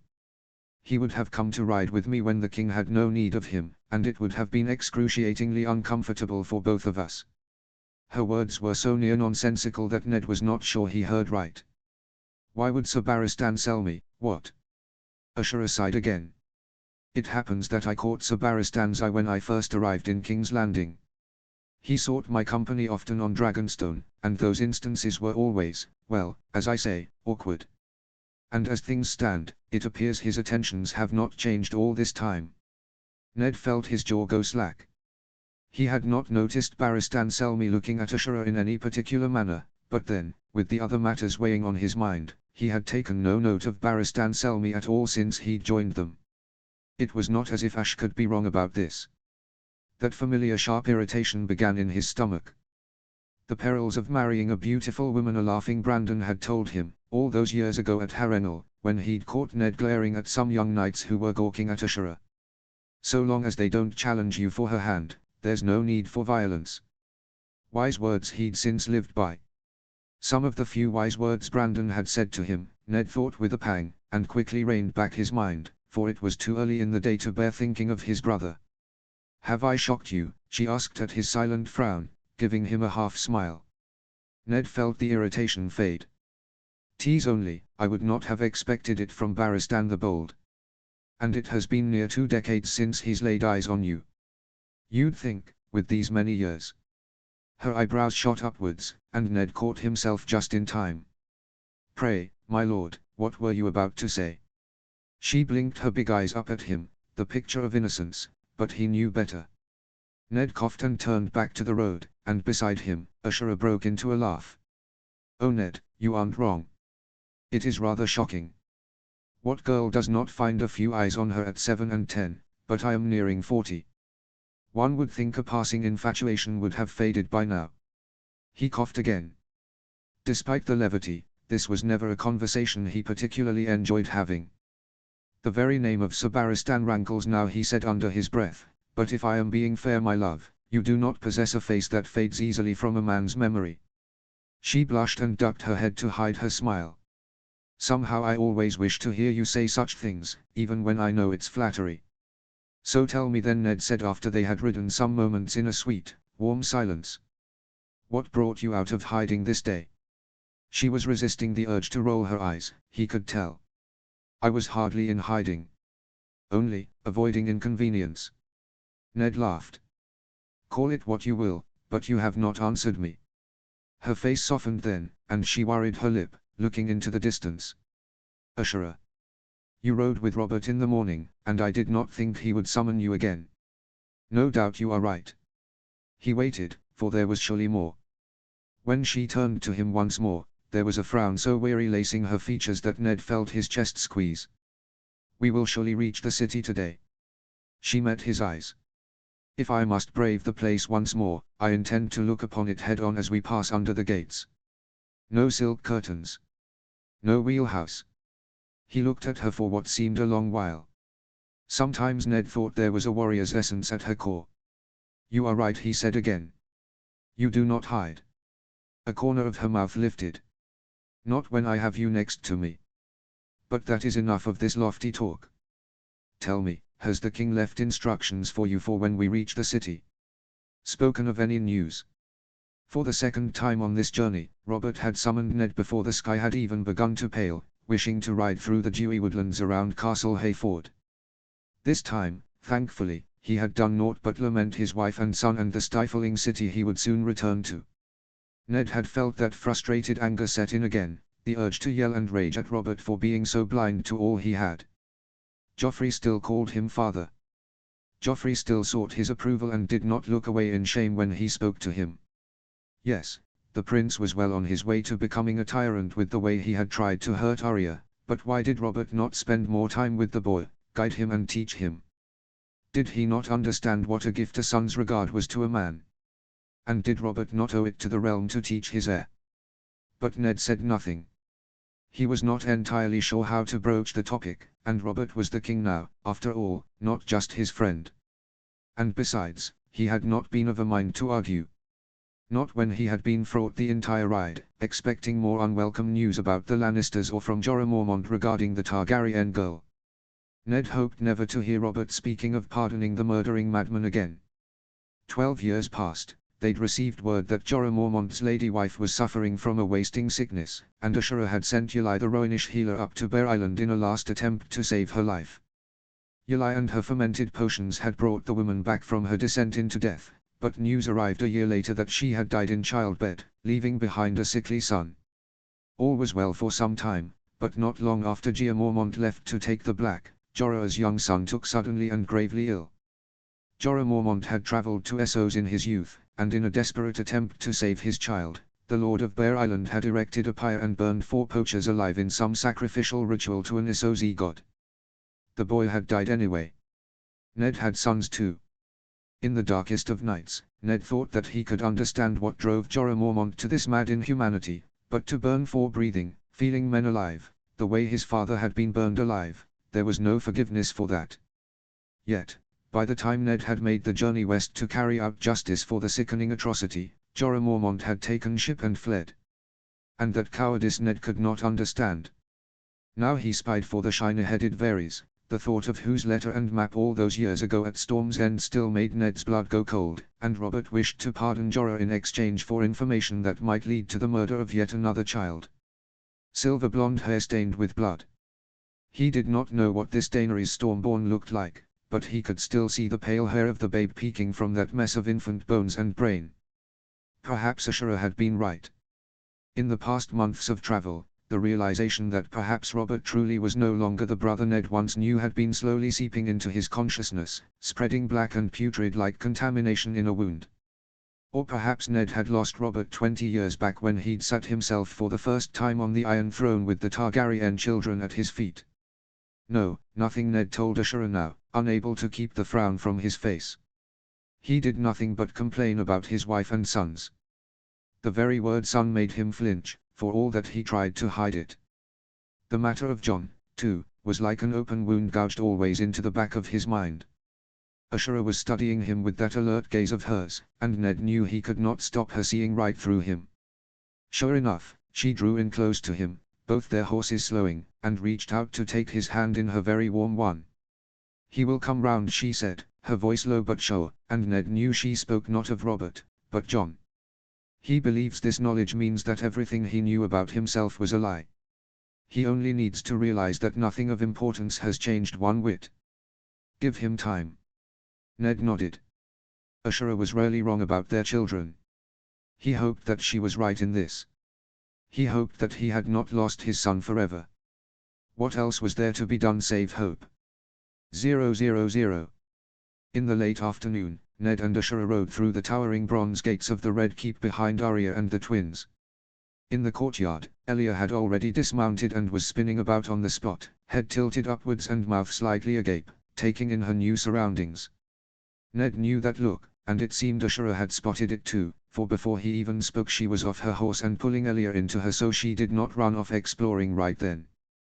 Before Ned could dismount himself, a harried-looking steward approached him, bowing very low. "My Lord Hand, Grand Maester Pycelle has convened a most urgent meeting of the small council and requests the honor of your attendance as soon as it's convenient." "My lord." Ned heaved himself from his horse, his bones rattling loosely in his tired muscles. "It will be convenient on the morrow," he snapped, more sharply than he'd intended. The creeping fatigue of the road these moons past seemed suddenly to crash into him now that he did not face another day a horse starting before daybreak. The steward bowed again, so low that Ned thought his beard touched the flagstones. "I shall give the councillors your regrets, my lord." "No, damn it," Ned said. It would not do to offend the council before he had even begun. "I will see them. Pray give me a few moments to change into something more presentable." "Yes, my lord," the steward said. "We have given you Lord Arryn's former chambers in the Tower of the Hand, if it please you. I am at your and your lady wife's disposal." "My thanks," Ned said as he ripped off his riding gloves and tucked them into his belt. The rest of his household, including the wheelhouse, were just coming through the gates behind him, but it would be a long while before their trunks arrived and Ashura could get everything settled. "My wagons are still straggling through the city," he told the steward. "I shall need appropriate garments." "That won't be necessary, my lord." His wife materialized by his elbow, and Ned gave a start. When had she come back over? Ashura smiled at his confused face, that proper smile she reserved for smoothing over company.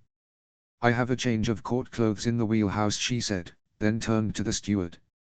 "Has the Grand Maester told you specifics, my lord steward?" "This is most fortuitous timing for him to call the meeting." Yes it is, my lady." But he has told me nothing, only that I am to invite the Lord Hand's presence. I see. The smile deepened. Well, please do ask my lords of the small council to wait a spell. When the steward had bowed his last and retreated, Ned turned to Ashura. You packed a change of court clothes for me in the wheelhouse. How did you know to do that? Of course I did not. I've clothes for me, not you. What? For the second time that day, his jaw went slack and his mind numb. No matter, she continued, blithely ignoring his question. You won't be needing to change. You're not going anywhere save to the new chambers to bathe and eat and sleep. Look at the purple beneath your eyes. She smoothed a thumb over his face, and he reached up to lightly catch her hand.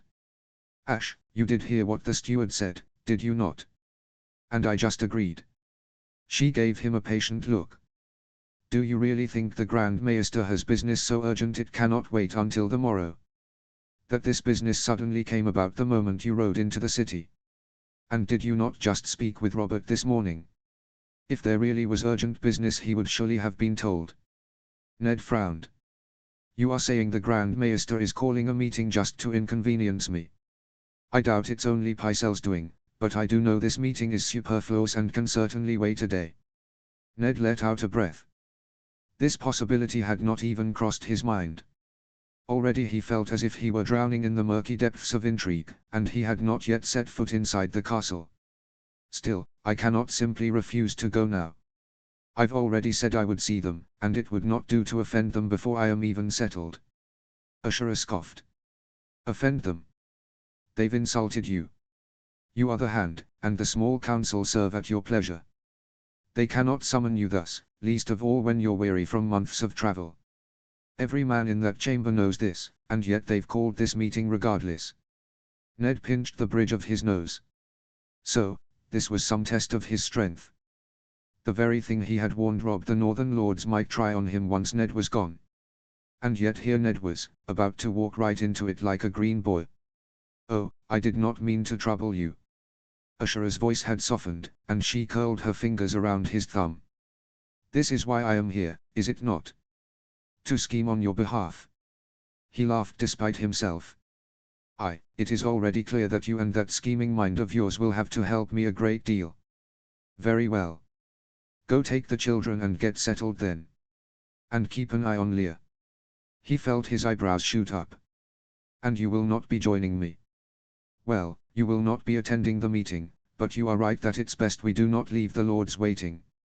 So, I will go in your stead. Ned blinked at her. Ashura, he let out an uneasy breath.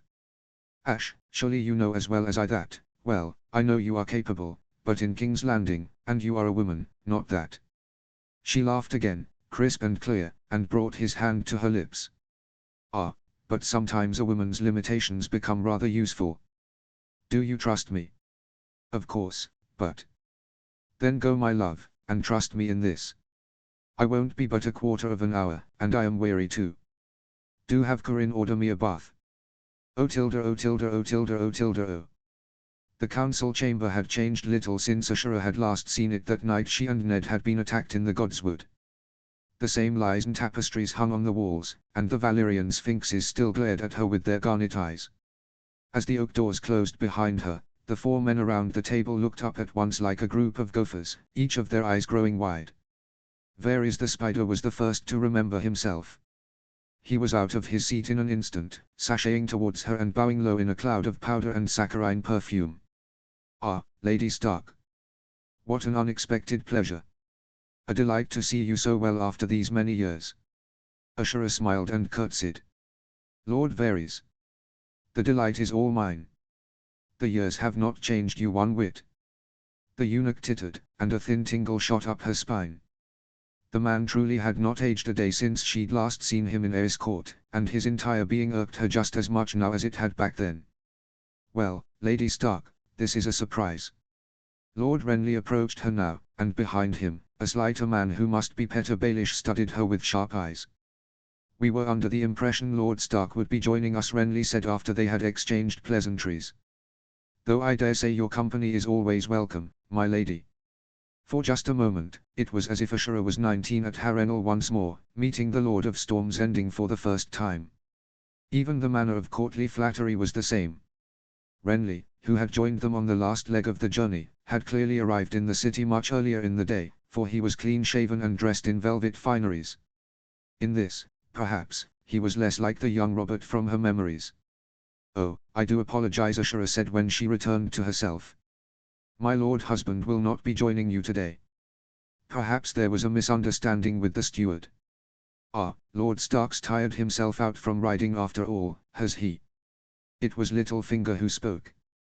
He had a jeering, almost derisive smile on his lips, and it took Ashura long moments to remember why he should be so hostile. Yet it was hardly an insult, surely, to admit that Ned was tired after months on the road. "Yes, I'm quite afraid you're right, Lord Baelish. I hope you will all excuse a wife's concern, my lords, but my husband was up before first light today to ride with the king, and I dare say the years are catching up with all of us." She crossed the room to the council table then, to a Maester Pycelle who was still making a show of scrambling to stand. Her stomach turned at the sight of his scraggly beard and the white spittle gathered at the corners of his mouth, the tales Dianadalt and Moria Corgyle once told her creeping in her mind. "Grand Maester, please, no need for such courtesies," she said, gesturing that he need not stand. "I understand that you were the one to call an urgent meeting. I do hope it is nothing that cannot wait for the morrow." Pycelle made a wheezing sound. "Well, it is urgent, my lady, but it isn't the Maester who has the urgent news," Lady Stark said Renly as the other men came to join her around the table. He flashed her another charming smile before pulling out a tightly rolled scroll. "This morning, my royal brother had me ride ahead with one of his rare commands. It was only right that we convene this meeting at once to discuss the urgent matter." Renly's eyes met hers, and there was a smug laughter there that bordered on mocking. Oh, Renly knew that Robert could not give two figs whether they met about whatever this matter was today or tomorrow, that he would not even ask after specifics, and Renly could see that she knew it too. Ashura looked at the faces of the other men.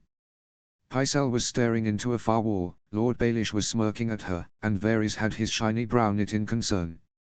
"My, this is a debacle, isn't it?" Varys said.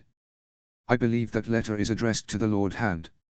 It is most unfortunate that he is not here, my lady." "Again, you have my apologies, my lord," said Ashura, "and you in particular, Lord Renly. You must have waited a rather long time upon your return today so that you might call this meeting when my husband could attend." For a moment he seemed lost for words. She saw him exchange a look with Littlefinger, and could not keep her mouth from tightening with annoyance. It was growing clear now that all in the room knew exactly what the king's urgent business was, and, as she'd suspected, it was not urgent in the slightest. Finally, Renly laughed, and Littlefinger and Varys joined in. "Ah, no inconvenience, my lady. I only thought it best to give the king's business our utmost priority, as is our duty." "Quite right," said Pycelle, his voice rattling. "Quite right. It is a shame that Lord Stark cannot join us," said Renly, "though we will, naturally, inform him of all we discussed today." Ashura bit the inside of her cheek and tried not to glare. And how would that look, the Hand shirking a small council meeting on his first day in the post? This had been why she had come in the first place. "Well, my lords, I had come with the intention to beg your pardon and let you know that Lord Stark will convene a meeting as soon as is possible, but it appears that this news is urgent indeed. If you must discuss it now, I am certain he would understand." She took a seat, not in the Hand's chair, but in the spot directly to the right of it, and gave the four men the sweetest smile she could muster. "I am not nearly so learned in the matters of the kingdoms as all of you, but I flatter myself capable of understanding the basics. Please, proceed with your meeting, and I shall convey all I can to my husband." Silence. Ashura looked at each man expectantly as they exchanged looks with one another. Finally, it was Littlefinger who spoke. "I mean no offense, Lady Stark, but matters of the small council are of great secrecy and import. Your husband is Hand, not you." "You're quite right, Lord Baelish. My lord husband naturally understands this secrecy and import, which is the reason he sent his wife and not one of our household to make his pardons. I have acted on his behalf before. I think I can manage today." "Please." Do not let me keep you any longer from this urgent business. More silence, though this time it was punctuated by Pycelle's wheezing breath. Ashura kept the pleasant smile glued to her face and sat patiently. As she expected. What were any of these men going to do? Throw the Hand's wife out of the chamber? She would only have been in danger of such a thing had Stannis Baratheon been among the council, but they'd learned weeks before that he had returned to Dragonstone, no doubt insulted that Robert had asked Ned and not him to be Hand. Even if he were not insulted, Ashura could hardly blame him, or Robert, for that matter, for not wishing to keep company with these men. The only one who was mildly agreeable was Renly, and that was only a thin veneer of affability. Finally, it was Renly who cleared his throat. Well, seeing as Lord Stark has retired, it would be best if we awaited his summons. The others muttered assent, and Ashura felt Littlefinger's narrowed gaze on her. She smiled at him, then rose once more and inclined her head at the chamber door. After you, my lords. And Lord Renly. Shall I take that letter to my lord husband? It is addressed to him from the king, is it not? Notes. /n, so. Things seem to be off to a pretty good start for Ned and Ashura, don't they? Ash seems to have things under control, doesn't she? One could say things are going well. A little, too well. Also, if you had been wondering where Arya got her scheming, trolling Jean from, here it is.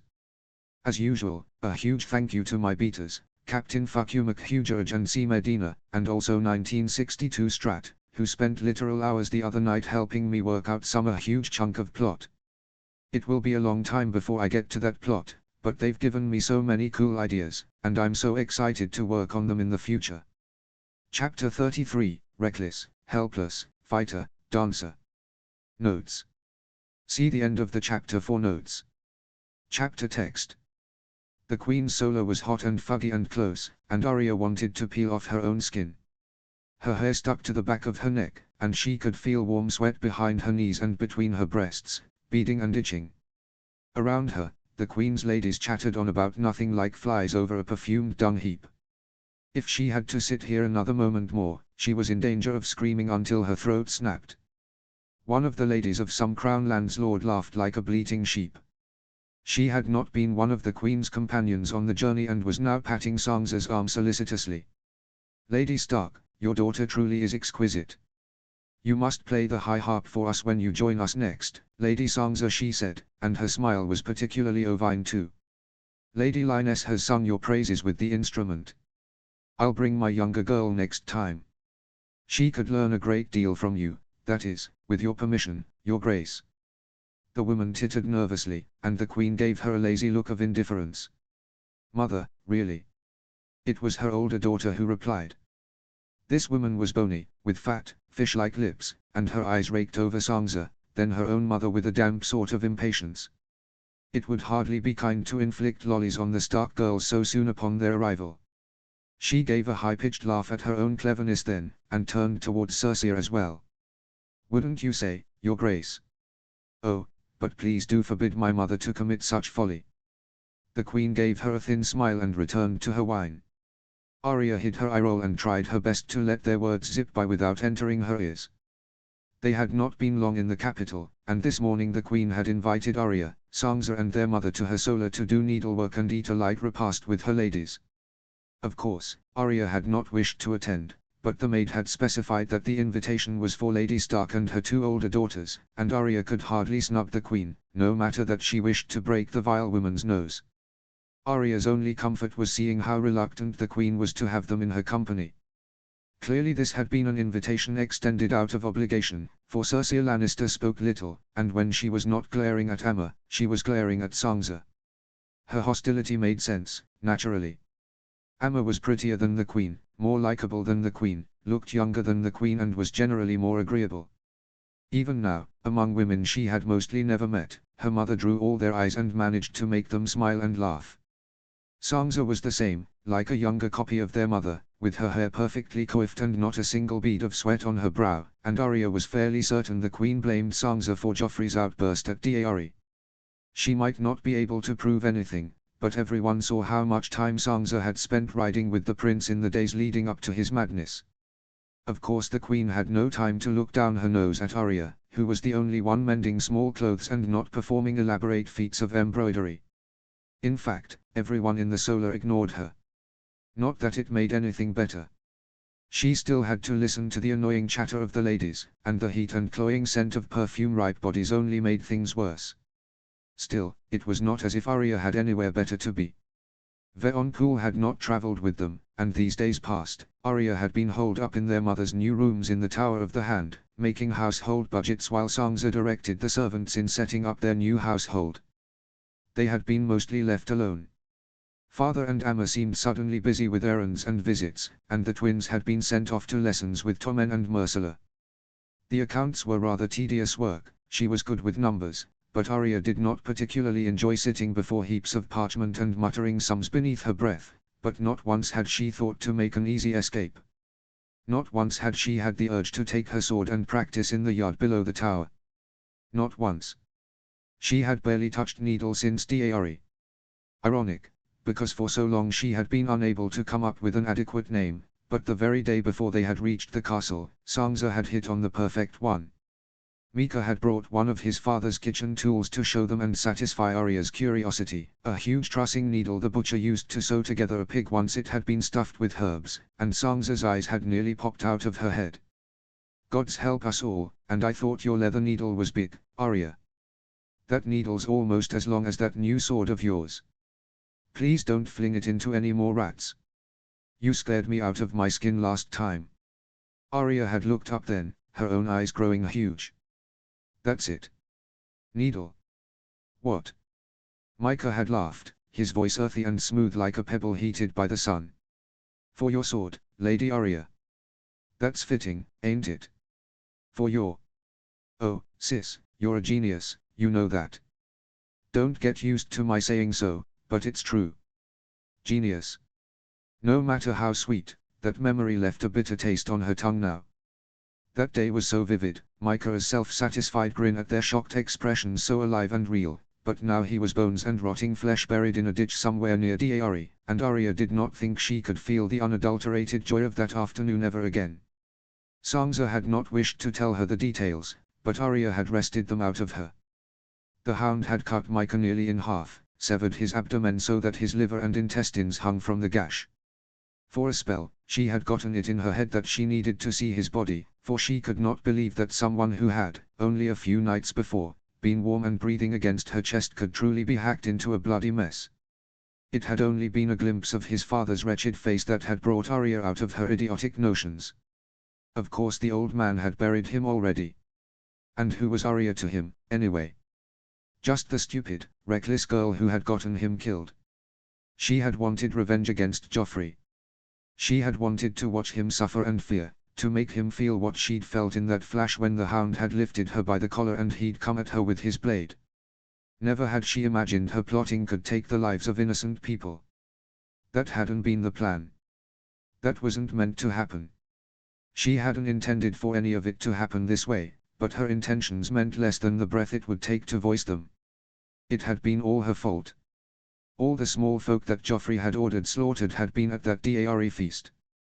Arya had asked around and knew it for certain. She did not know how Joffrey had picked them out, but of course he could not bear that they were witness to his pathetic display before the king. And Micah had been among them. Micah had been a target, no doubt doubly so because Joffrey had seen him sitting in the grass with her and her siblings whenever they made camp. Arya had been the one to make Joffrey take note of him. And she had been the one who had gotten him killed. Stupid, selfish girl. Sansa had told her that she'd thought the executed small folk were felled deer when she had seen them wrapped and slung on horseback. She had told her, too, that Micah's father had thought they'd brought him a pig to butcher when they gave him Micah's body. She felt her heart drop into her stomach, where it turned with bile and rose bitter in her throat. That was why she could not bear to practice with needle of late. Every time she thought of her sword, she could see Micah's smile and feel the way he had radiated solid, vigorous life. And then she would imagine those brutes cutting him down with their swords. Swords that she, too, knew how to use, knew how to kill with if pressed, she was sure. Arya could not bear the thought of herself hacking and hammering like the butchers who called themselves knights, and so she stayed away from her sword and the practice yard. Arya. Sansa had been saying her name, she realized. Arya turned. What? I said, would you like some apricot preserve? Sansa was holding a crystal jar of the golden spread dotted with flakes of garnet pepper. Normally, Arya's mouth would have watered, for this was one of the few sweets she could never grow sick of. The Huron woods in Dorne were famous for this spread, for only the apricots that grew in their rocky mountain highlands could be rich and tart and fragrant with summer night air. All Arya's life, a jar of the stuff was always on their table at home, and their whole family liked it on bread or porridge to break their fast, even father, who generally did not take to Dornish food. Today however, no food had any appeal. She'd left her yogurt and pastries untouched. No, I'm all right. Are you sure you don't want anything to eat at all? Sansa asked under her breath. Mutely, she nodded. Sansa frowned, spooning more preserve into her own bowl, but quickly looked up as another lady spoke to her. Sansa had cried nearly every night between Daeari and King's Landing. She had tried and failed to hide it from Arya, but Arya knew it was not truly for Mycah, or that she blamed herself. No, Sansa knew she was not at fault. She cried only for the knowledge that some men held simply no goodness in their hearts, a truth that Arya could have told her at 10. That made Arya's thoughtlessness even more unforgivable. The room devolved into talk of the preserves and other foods shipped from Dorne and the Reach, and Arya felt nausea swelling in a tidal wave up her chest. She looked over at the Queen. Cersei Lannister was leaning back on her cushions, swirling her wine, eyes narrowing like a lazy yellow cat. The kind of cat that was only ever nasty and tried to scratch your eyes out at every opportunity. The Queen had been complicit in Mycah's death and those of the other small folk. Cersei, Joffrey, and all those Lannister men, Sandor Clegane, Adam Marbrand, she had made sure to find out all their names, these monsters who treated people like beetles and so easily crushed beneath their thick heels. She wanted to kill them all. In another life, Arya would have put the point of needle through all of their hearts. But she could not. She was not some faceless assassin with no family and no ties. It was a prince who had ordered those deaths. It didn't matter that his reasons were ridiculous. Her parents could do nothing, not father, who was the second most powerful man in the realm now, nor Aemma, who had always taught her that to be just and fair was as close to godly as one could be, and Arya could do even less. Not without grave consequences. Joffrey was set to be the king one day, and the king's word was law. They deserved to die, Cersei, Joffrey, the Lannister men, and yet they could go about their lives as if nothing had ever happened. And the worst thing was, Arya was too bloody scared to take justice into her own hands. Too frightened to act on her impulses to orchestrate some fall for the Hound or sneak a poisonous spider into Joffrey's bed. Not when she had caused Mycah's death with her first little revenge scheme. Not again. The choking heat of the room suddenly made the air too heavy and dense to draw in, and Arya was trapped in her body with the walls slowly caving in. Her breaths came short. Never had she felt so helpless as she did when thinking about the injustice of that day. Developed a craving for it when I was carrying Arya, and it's never left me. Now I am rather a nuisance to my brother at Starfall, always pestering him to send more up north. The sound of her name buoyed Arya out of her miserable musings. Her mother had her hand on another lady's forearm, and 3 more tilted their heads in to listen as she spoke. What's Aemma saying? Arya whispered to Sansa. What about me? Sansa gave her a little smile. They're talking of pregnancy and the cravings they've gotten. Apparently, before she carried you, Aemma hated apricot preserve. Arya raised an eyebrow and felt a little humor returning like a migrating bird. Really? So, you all have me to thank for the constant supply back home. Sansa laughed lightly. Truly one of the Lannister ladies was saying now. I regret none of the havoc my boys have wreaked on my figure. Anything to have them with me, the dears. She gave their mother a narrowed glance and a half sneer. Perhaps it is only multiple boys that do damage to the figure. What think you, Lady Stark? Before she could respond, the Queen's good sister seemed to choke on her wine, and Arya could see the mirth on her reddening face. Aemma looked up, smiled, then looked down at her own wine. Lady Scylla, I've only borne one son, and him with a sister besides. Perhaps you should ask her grace. She has 2 princes, and ought to have more knowledge on the matter. Even without looking, Arya could feel that Circe's eyes had grown hard. For a long moment all was silent save for the stuttering apologies of Lady Scylla. The queen waited for her voice to die down, then pinned the woman with her eyes. I only know that some women simply get fat and stay fat. She downed the rest of her wine. However, I do believe you when you say there is no regret in losing your figure. What would we mothers not do for our children? It was the queen's turn to sweep her gaze over their mother.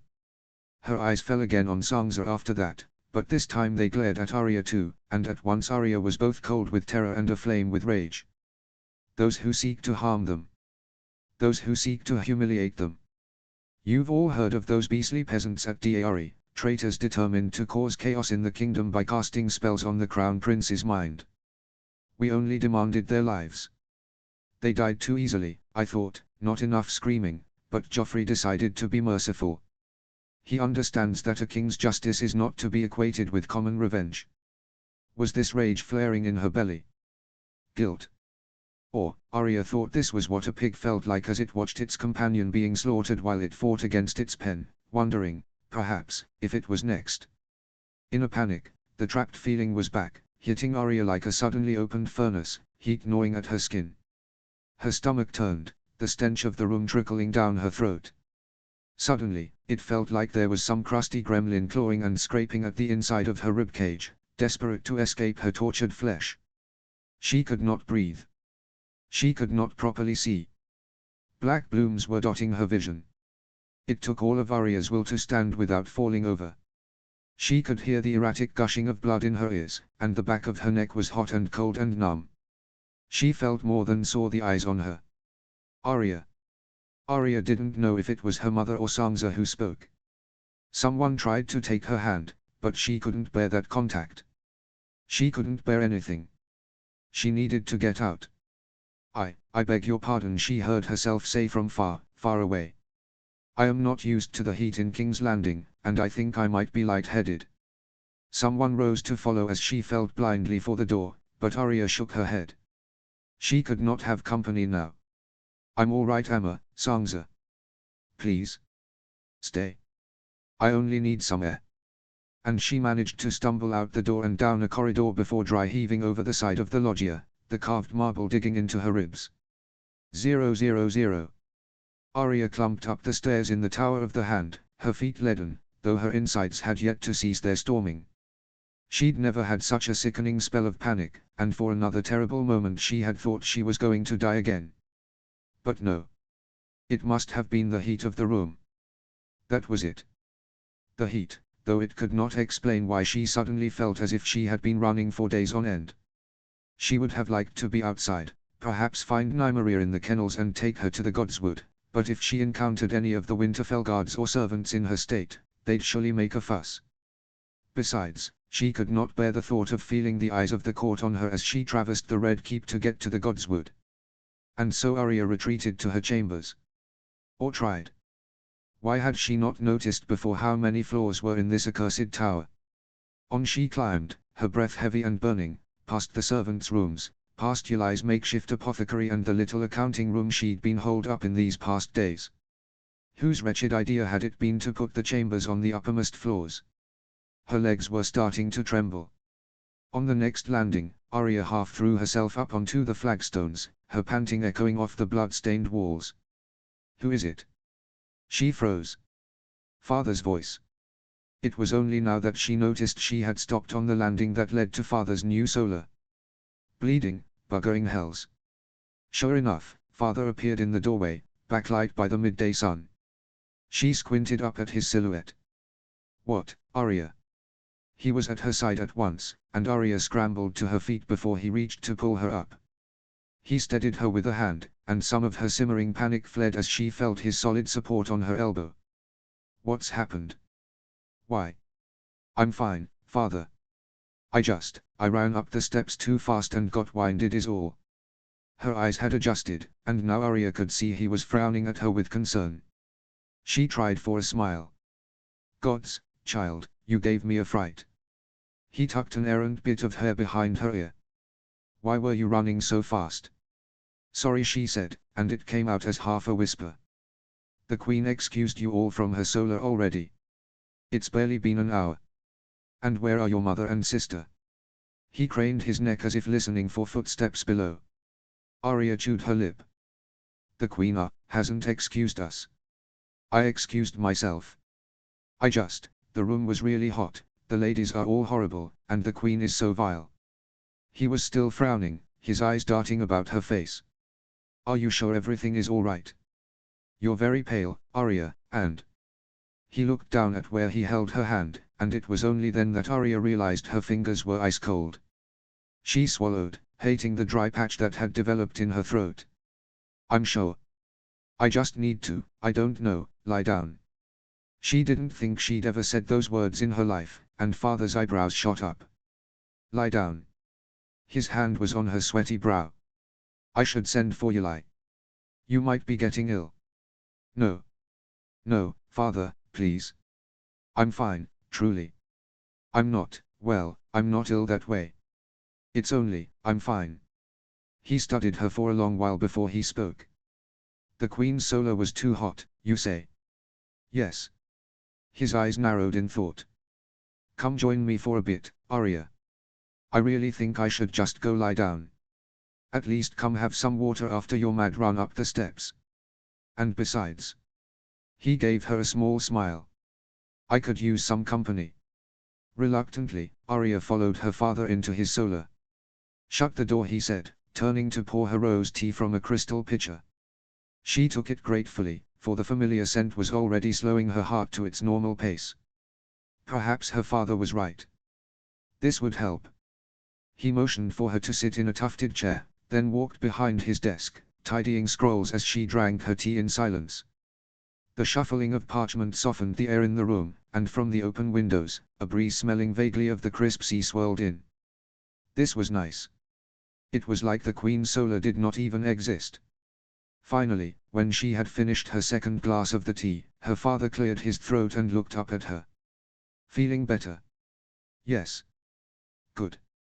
He dragged his own chair over to sit beside her. Arya tucked her feet up under her skirts so he wouldn't see her fidget. Good. Do you want to tell me what the Queen did today that was so vile it made you ill? Not really. He gave her a half smile, but then his face turned sober. I think I can guess. Your mother told me how upset you were about the butcher's boy. Arya did not answer right away, chewing at her lip, but father waited with his patient, expectant eyes, and finally she was compelled to speak. The Queen spoke today about ordering them killed. Micah and the other small folk at Daari. Arya bit the inside of her cheek. She made it sound as if she had been merciful. Merciful. She and Joffrey and all the Lannister men murdered 6 people who had absolutely nothing to do with anything and... The words shot fast and hard, but caught painfully in her throat. She cast her eyes down and gripped her glass until the cut crystal dug painfully into her palm. I hate them all. I want to kill them all.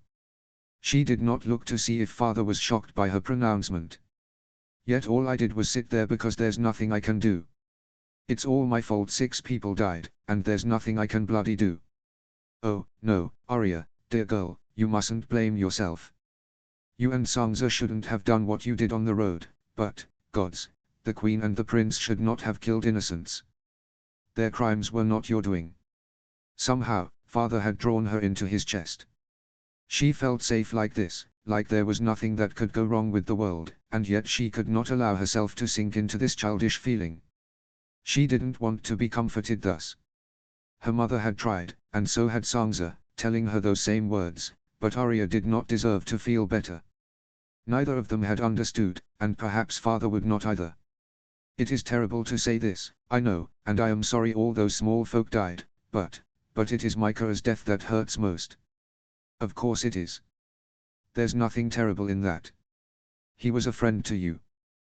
The impulse occurred to her then, and suddenly she wanted nothing more than to tell her father exactly why Micah's death had been all her fault. Sansa had not been angry with her, though she had caught them, and if Arya told her mother about their nighttime meetings she would not be angry either, but father, it would shock him, and perhaps then he would yell at her. Arya needed that, she thought. Deserved to have someone to rage at her and call her a horrible fool. He was not just a friend, she said carefully. What do you mean? She kept her eyes fixed firmly to the flagstones. This was harder than she had imagined. I kissed him, she forced out. I kissed him a lot. I would steal Elle's dress and sneak off to meet him behind the laundry carts in the evenings. Silence. Father had grown like stone beside her. Arya did not dare look up. She could not even fathom what his face looked like at the moment. Yet, when he spoke, his words were not angry as she had expected. They were not even stern. That was very reckless, he finally said. For him and for you. You are a lord's daughter, and this Micah a butcher's son. Sometimes, with some things, you are not the one to bear the consequences of your deeds.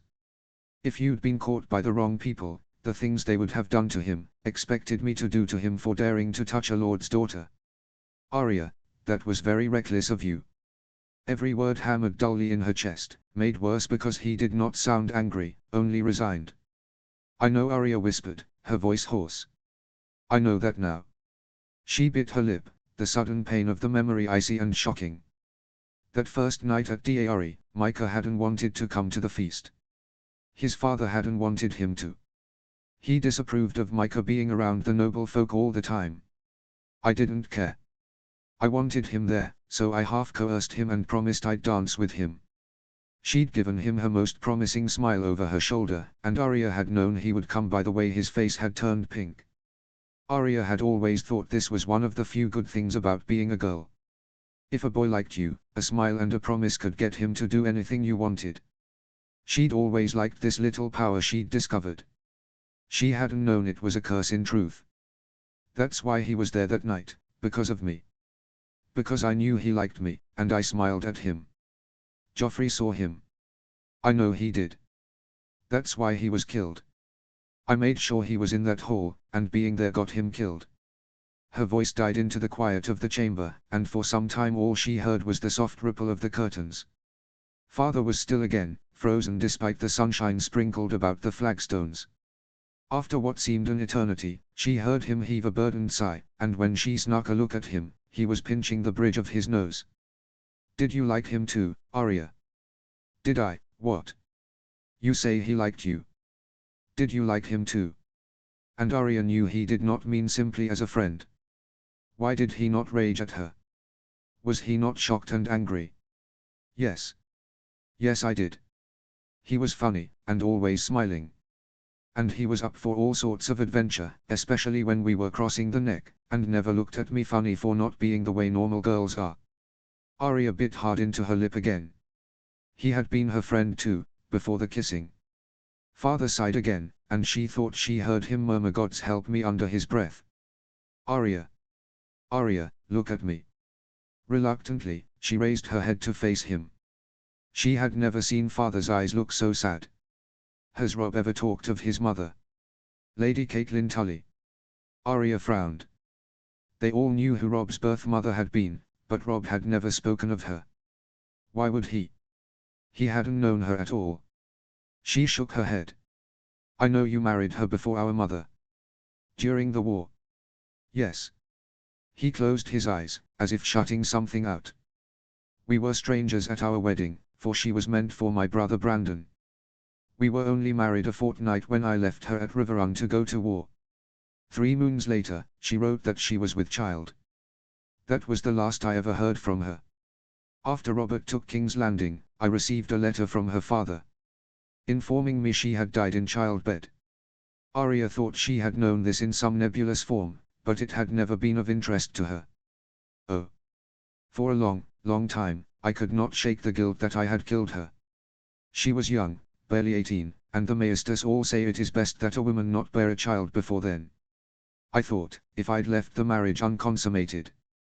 The childish bit of Arya's mind was covering her eyes and groaning at the terrible embarrassment of hearing her father talk of such things, but his pained face pulled at her heart. That's ridiculous, she interrupted him. She died in childbirth. Lots of women do. How could it have been your fault?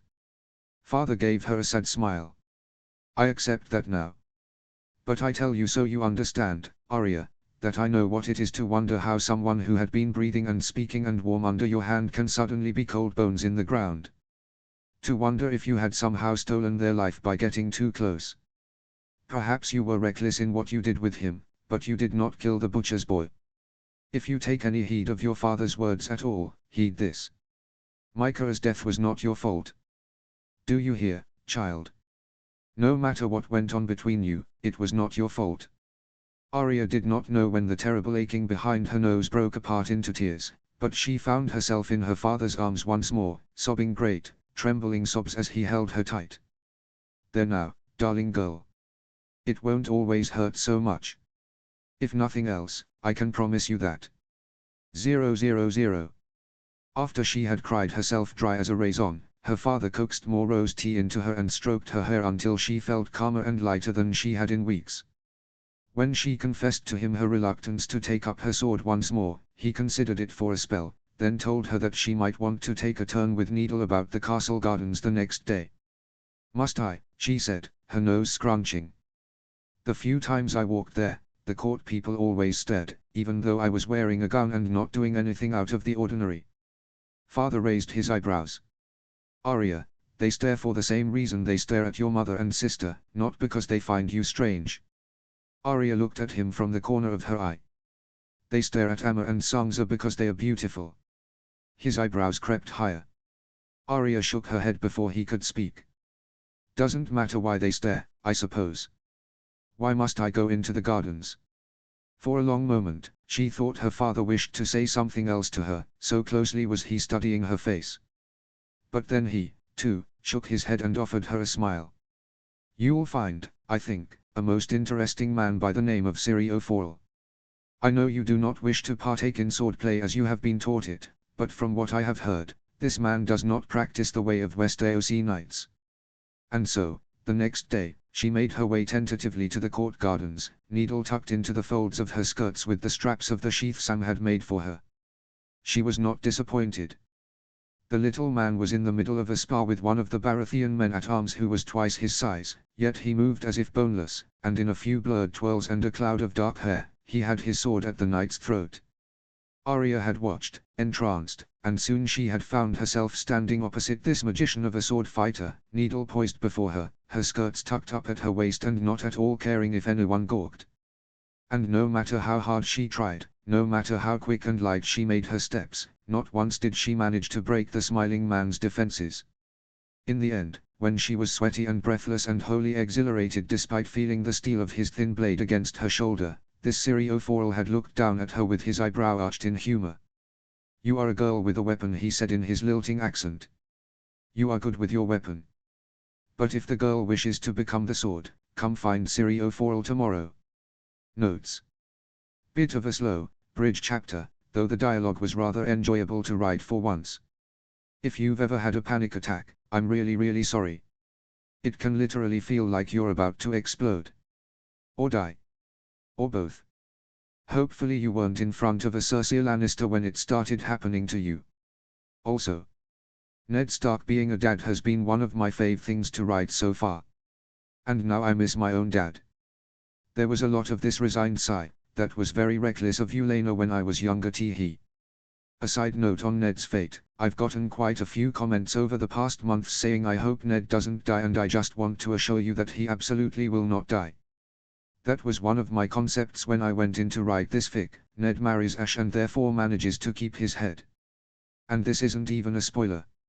Things will deviate from canon, so you'll never get to wonder if Cersei /Joffrey is going to have him executed.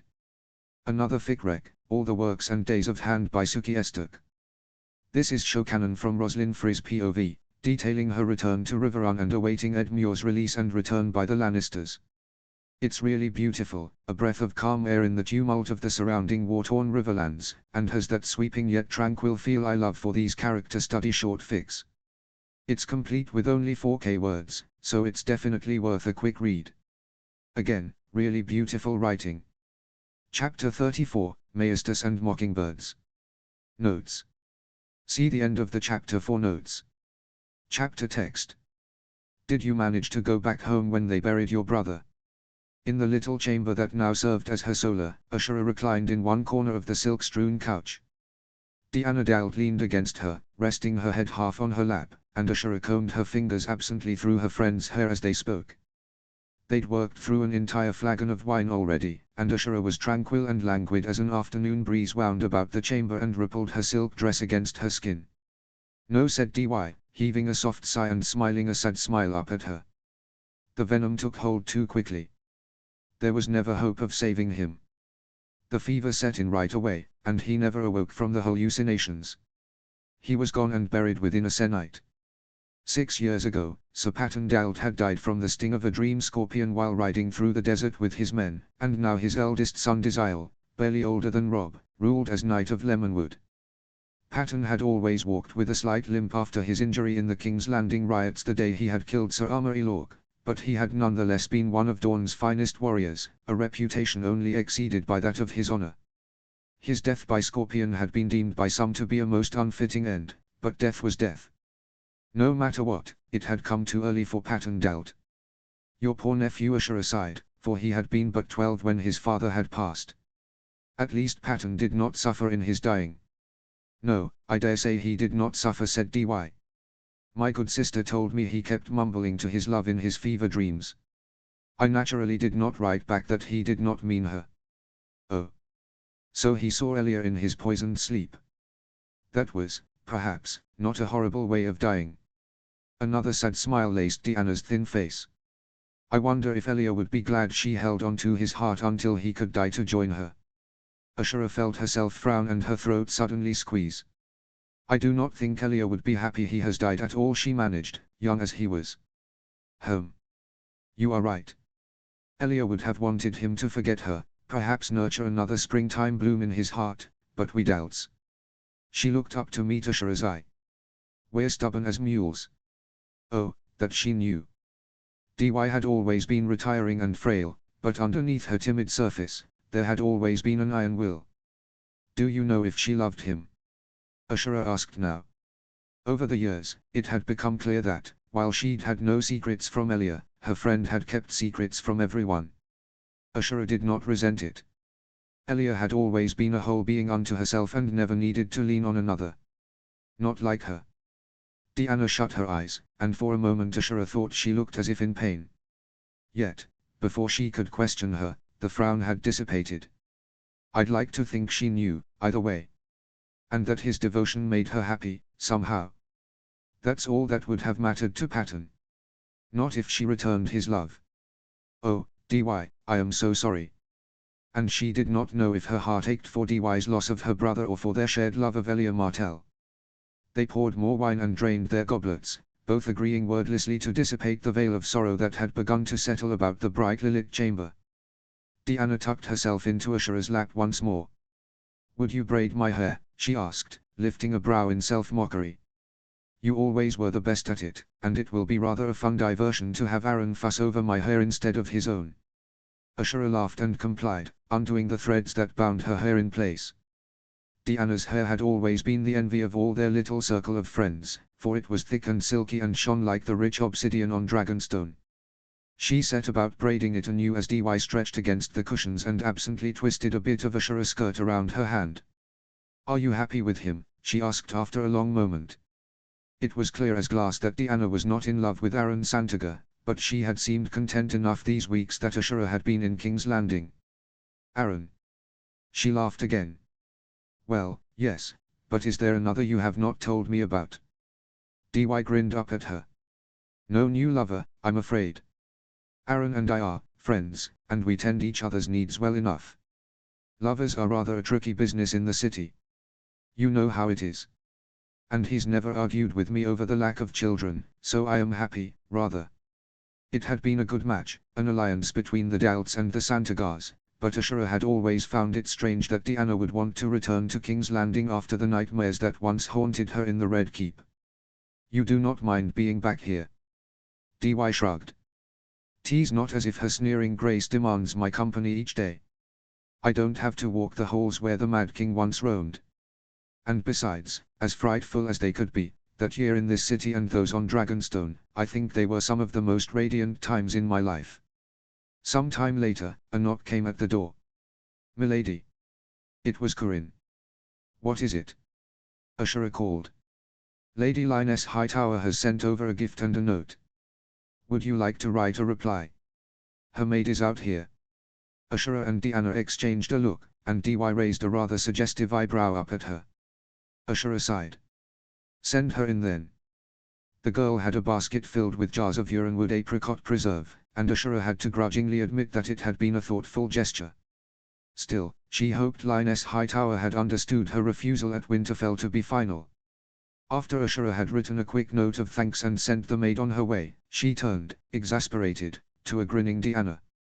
"Oh, very funny," she said, returning a sideways look.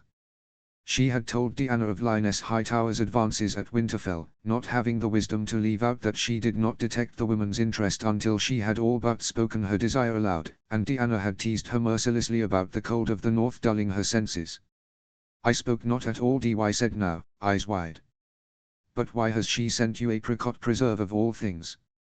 They served it at the Queen's Solar the other morning. I told the ladies that Ned and the twins would be vexed they could not partake with us, and Lady Lioness seems to have been most attentive to my words." Deanna laughed her soft, floating laugh. "But if she is still trying to play to your good graces, should she not have noticed you refused to touch it?" Ah, it had truly been too long since she had seen her friends. Deanna did not know that Ashura no longer hated the very smell of the spread. Arya was 15 now. Had it truly been more than 15 years since she had set eyes on Deanna Dalt? And her other friends, Lara and Moria and Gynessa, each still in Dorne while she had sailed so far from them all. Sometimes, it felt as if her youth, their youth, spent amid the rainbow silks and crystal cool fountains, had been lived by another woman entirely. Before she could correct Deanna, however, another knock sounded on the door, faster and louder than before. Lady Stark.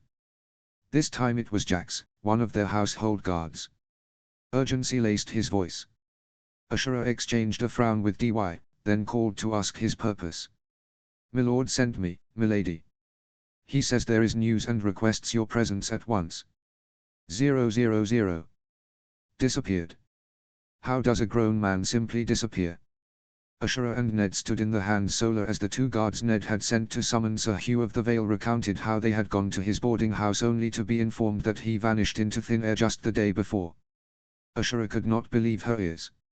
Yet another piece of this puzzle missing. "I know, milady," said Desmond as he rubbed the back of his neck. "The innkeep says he went out at midday and never came back for the evening meal. Says he'd left all his things in his room but didn't pay in advance. And he didn't say where he was going when he left?" Ned asked. "Mayhaps he did, milord. The innkeep never paid no mind. Too many guests staying to keep track." "And you've searched in the area?" asked Ashura. "Brothels and other taverns. Fighting dens. Gambling shops. Did he not have friends whose company he kept?" "No company we could find in the boarding house, milady. And we asked round, but the only one who'd seen him yesterday was a shopkeep who sold him a lady's trinket." Ashura exchanged a look with Ned. Littlefinger had told them that this Sir Hugh had no one in King's Landing and only an old mother in the Vale. Perhaps it had been a gift for her. Or perhaps it had been a gift for a sweetheart or a whore. Regardless, it was clear that he had not intended to disappear that day. Ned sighed. "Keep looking then," he told the two guards. As he shut the door, he turned back to Ashura. "So then. Now what?" Back at Winterfell and along the King's Road, when they had lain in bed and whispered their plans for finding Jon Arryn's murderer, Ashura had imagined the feat to be simple enough. She was most convinced that he had been poisoned, and as Lady Arryn was so certain it was the Lannisters, her and Ned's task would naturally be to find proof and motive of Lannister guilt. And yet their ill luck began the moment they set foot in the city, for they soon learned that Lysa Arryn had packed up her entire household, many of whom had been taken on in King's Landing, back to the Vale by the time they arrived. Ned had sent her a raven, but it had garnered no reply. Ashura did not know why Lady Arryn had so forcefully tasked Sir Brynden with carrying her message of Lannister murder to Ned if she did not intend to help continue their investigations. Yet continue they must, and so she and Ned had gone to Pycelle to inquire about Lord Arryn's last days. That visit had elicited more questions and frustration than it had been worth. Knowing what she did about the tears of lies, everything about Pycelle's words and demeanor had screamed his guilt. The Grand Maester had hemmed and hawed when Ned had asked about poison. Add to this his obvious prevention of any chance Jon Arryn had of recovery by sending his Maester away, not to mention his well-known toadying to Tywin Lannister, and it was clear that, had the Lannisters wished Jon Arryn dead, Pycelle was the clear choice for assassin. And that was the reason Ashura had concluded that Pycelle could not have administered the poison, not directly. They could not discount that Tywin Lannister had simply become careless with age, but Ashura had had the distinct impression that, should they investigate further in Pycelle, all that would emerge was smoke and hearsay. The Lannisters would surely not leave such an obvious loose end to his own devices, free to roam about the castle and provide damning information to the Hand. Pycelle had promised to deliver them the book that Jon Arryn had been reading when he died. Then, some days later, he had sent an apprentice to apologize, for the tome had disappeared into thin air. Why mention such a book if he'd had no intention of delivering it to Ned? No, Pycelle did not truly know what the Lannisters had planned if it really were the Lannisters who'd poisoned Lord Arryn. There was another force behind Pycelle's bumbling, blatant appearance of guilt, and it appeared that she and Ned were still at the same place whence they'd started this inquiry. Ashura had been pacing Ned's solar, detailing for him her reasoning about Pycelle, when they had been interrupted by the announcement that Petyr Baelish was asking for an audience. It had been a shock, this appearance. Ashura did not think that a man who had once fought a childish duel for Catelyn Tully's hand would be inclined to provide any assistance to the man his beloved had eventually married. And, if she was being honest, a petty man might even blame Ned for her death, though she had kept that particular thought to herself. Given Littlefinger's comments during that first council meeting, Ashura was willing to wager that he was, indeed, a petty man. "Why, Lord Stark," he'd said when Ned had asked his business. "I am here to offer my humble assistance in your investigations. They say in the South that you Starks are all made of ice. Evidence has shown that you melt when you ride south of the Neck." Ashura had been tempted to strike him, and Ned had looked as if he would call to Mard back in and throw the man bodily from the Tower of the Hand. What was he playing at, coming out of the blue to prod at Ned's scars from the war? "Careful, Lord Baelish," Ashura had ground out, feeling her cheeks flush with indignant anger. "Even down south, I believe my good brother once managed to present you with a permanent token of his esteem." Something jagged had flashed in his eyes, but his smirk was light and sharp, and Ashura realized too late that he could say worse things than what had already left his mouth. "Ah, Lady Stark. I see Lord Brandon told you all about his exploits. I'm not surprised. T said you knew him well at Harrenhal." In a blink Ned had Littlefinger pushed into the wall, his dagger at the man's throat. "I have little patience for these word games and even less for your insults, Baelish." It took her a moment to gather her wits, fried as they were by the anger licking at her throat. "Ned. It would not do to murder the Master of Coin in the Hand Solar, no matter how much Ashura wished to cut his tongue out with her own blades tucked in her sleeve." Ned relaxed slightly and lowered his blade, though he left it unsheathed. "Let me ask you again, Baelish. What do you want?" The little man coughed and glared. "As I said, I had intended to offer you my assistance, but I see now that you do not require it." Ned's eyes had narrowed, and something flickered in Ashura's mind. Before Ned could answer, she spoke. "Really, Lord Baelish? You see, we were under the impression that you had come to offer insults. Tease all you have given thus far." It would do no harm to hear what the man had to say. If he truly wished to provide help from the goodness of his heart, he would not have begun with his insults. No, this man wanted something, and this assistance was his means to an end. It did not matter, then, that Ned might have offended him with his blade. Sure enough, the smirk was back on Littlefinger's face. "Insults, observations. The line is a fine one, Lady Stark, but I did truly wish to offer my assistance." "Why should you want to help at all?" Ned had asked, still glowering. Littlefinger had given them both long glances, and Ashura could almost hear him weighing his words as a wily merchant weighed his coins. "Truth be told, my conscience dictates that I try to find out the truth behind Jon Arryn's death. All that I am, I owe to Jon Arryn, ever since I was a boy. Perhaps you know this. Then, of course, there is Lady Arryn, who is like mine own sister, as Lady Catelyn was. She believes it was murder. Poison. I am obliged to find out the truth. Littlefinger had spoken his piece then, laying before them those he had located who were formerly of Lord Arryn's household. When he had left, Ashura and Ned had determined that, though his motives seemed suspect and his hostility evident, he could prove to be of use. Thus far, they had only trusted Deanna and Aaron with the information that Lord Arryn had likely been poisoned, but they'd had little interaction with the Hand, and could tell Ashura nothing. Littlefinger's self-declared motivation seemed reasonable enough, and he seemed genuinely forthright with all that he knew. In the end, they decided it could not hurt to question those servants he had found. And so they had, though there was very little information that had proven helpful in the slightest. In the end, aside from a strange discrepancy in whether Lord Arryn had intended to foster Robert Arryn at Casterly Rock or Dragonstone, the only leads they found were Lord Arryn's sudden closeness with Stannis Baratheon and their strange and shocking rides through the city. They had been hoping that Sir Hugh, who had once been Lord Arryn's squire, would provide more information, but as it turned out, the man had let his recent knighthood inflate his head. He would not come back to the Red Keep with Jory, not without an official decree from the Hand, he had retorted, and so Ned had hastily applied his seal to parchment and written a summons. Now it seemed, in just a day's time, that Sir Hugh had disappeared into thin air along with the tome Pycelle had promised Ned. What now? Ned asked again, dropping into a chair and pinching the bridge of his nose. Sweat was beading on his forehead, and Ashura blotted it with her handkerchief before sinking into the chair beside him. Her own head was starting to ache even as a thrill of foreboding crept down her back. Grown men do not disappear like this, she said, chewing at her lip. First Pycelle's book, then Sir Hugh. Whoever it is behind this murder has been trying to derail us before we can even start, it seems. It appears to me more and more that it could have been none but the Lannisters, Ned said, his voice low.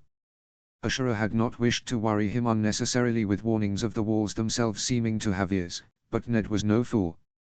Even surrounded only by their own household, all brought from Winterfell, it was best to be careful. I agree, she sighed, though they still had no real motive save Lysa Arryn's tenuous accusation. They certainly have the men and power to take a man off the streets in broad daylight and silence any witnesses. Gods, do you think our looking into him will get this boy killed? Ashura pursed her lips. I won't pretend not to think Sir Hugh in danger, but besides sending men to keep looking, I don't know what else there is to do. The grooves were deep between Ned's brows, and Ashura reached out to smooth them with her thumb. Enough of this for today. You should go to the armorer on the morrow, but think of something else for today. Surely there is always more business in governing the realm. Ned gave a humorless laugh. Others take Robert. This bloody tourney is going to cost the realm thousands of gold dragons that it does not have, and he insists on holding it in my name. Ned. He heaved a burdened sigh. I know, but even if those words got back to him, it's no worse than what I said to his face when we argued over this. Gods be good, I'd forgotten what a stubborn ox he could be. All reason escapes him when he digs in his heels. At the very least you managed to lower the winnings, Ashura mused, thinking that perhaps this was a sign Robert might yet make more than a farce of his reign with Ned around. She could only hope. She'd had a cursory look at some of the accounts Ned had procured from Littlefinger, and though she could not understand most of it without her head pounding, she could see enough to know that, should the Lannisters and the Iron Bank call in their debts, it would be a matter settled with not just gold, but blood too. Yet, she and Ned both agreed that their most pressing matter was to find this snake that slept in Robert's bed.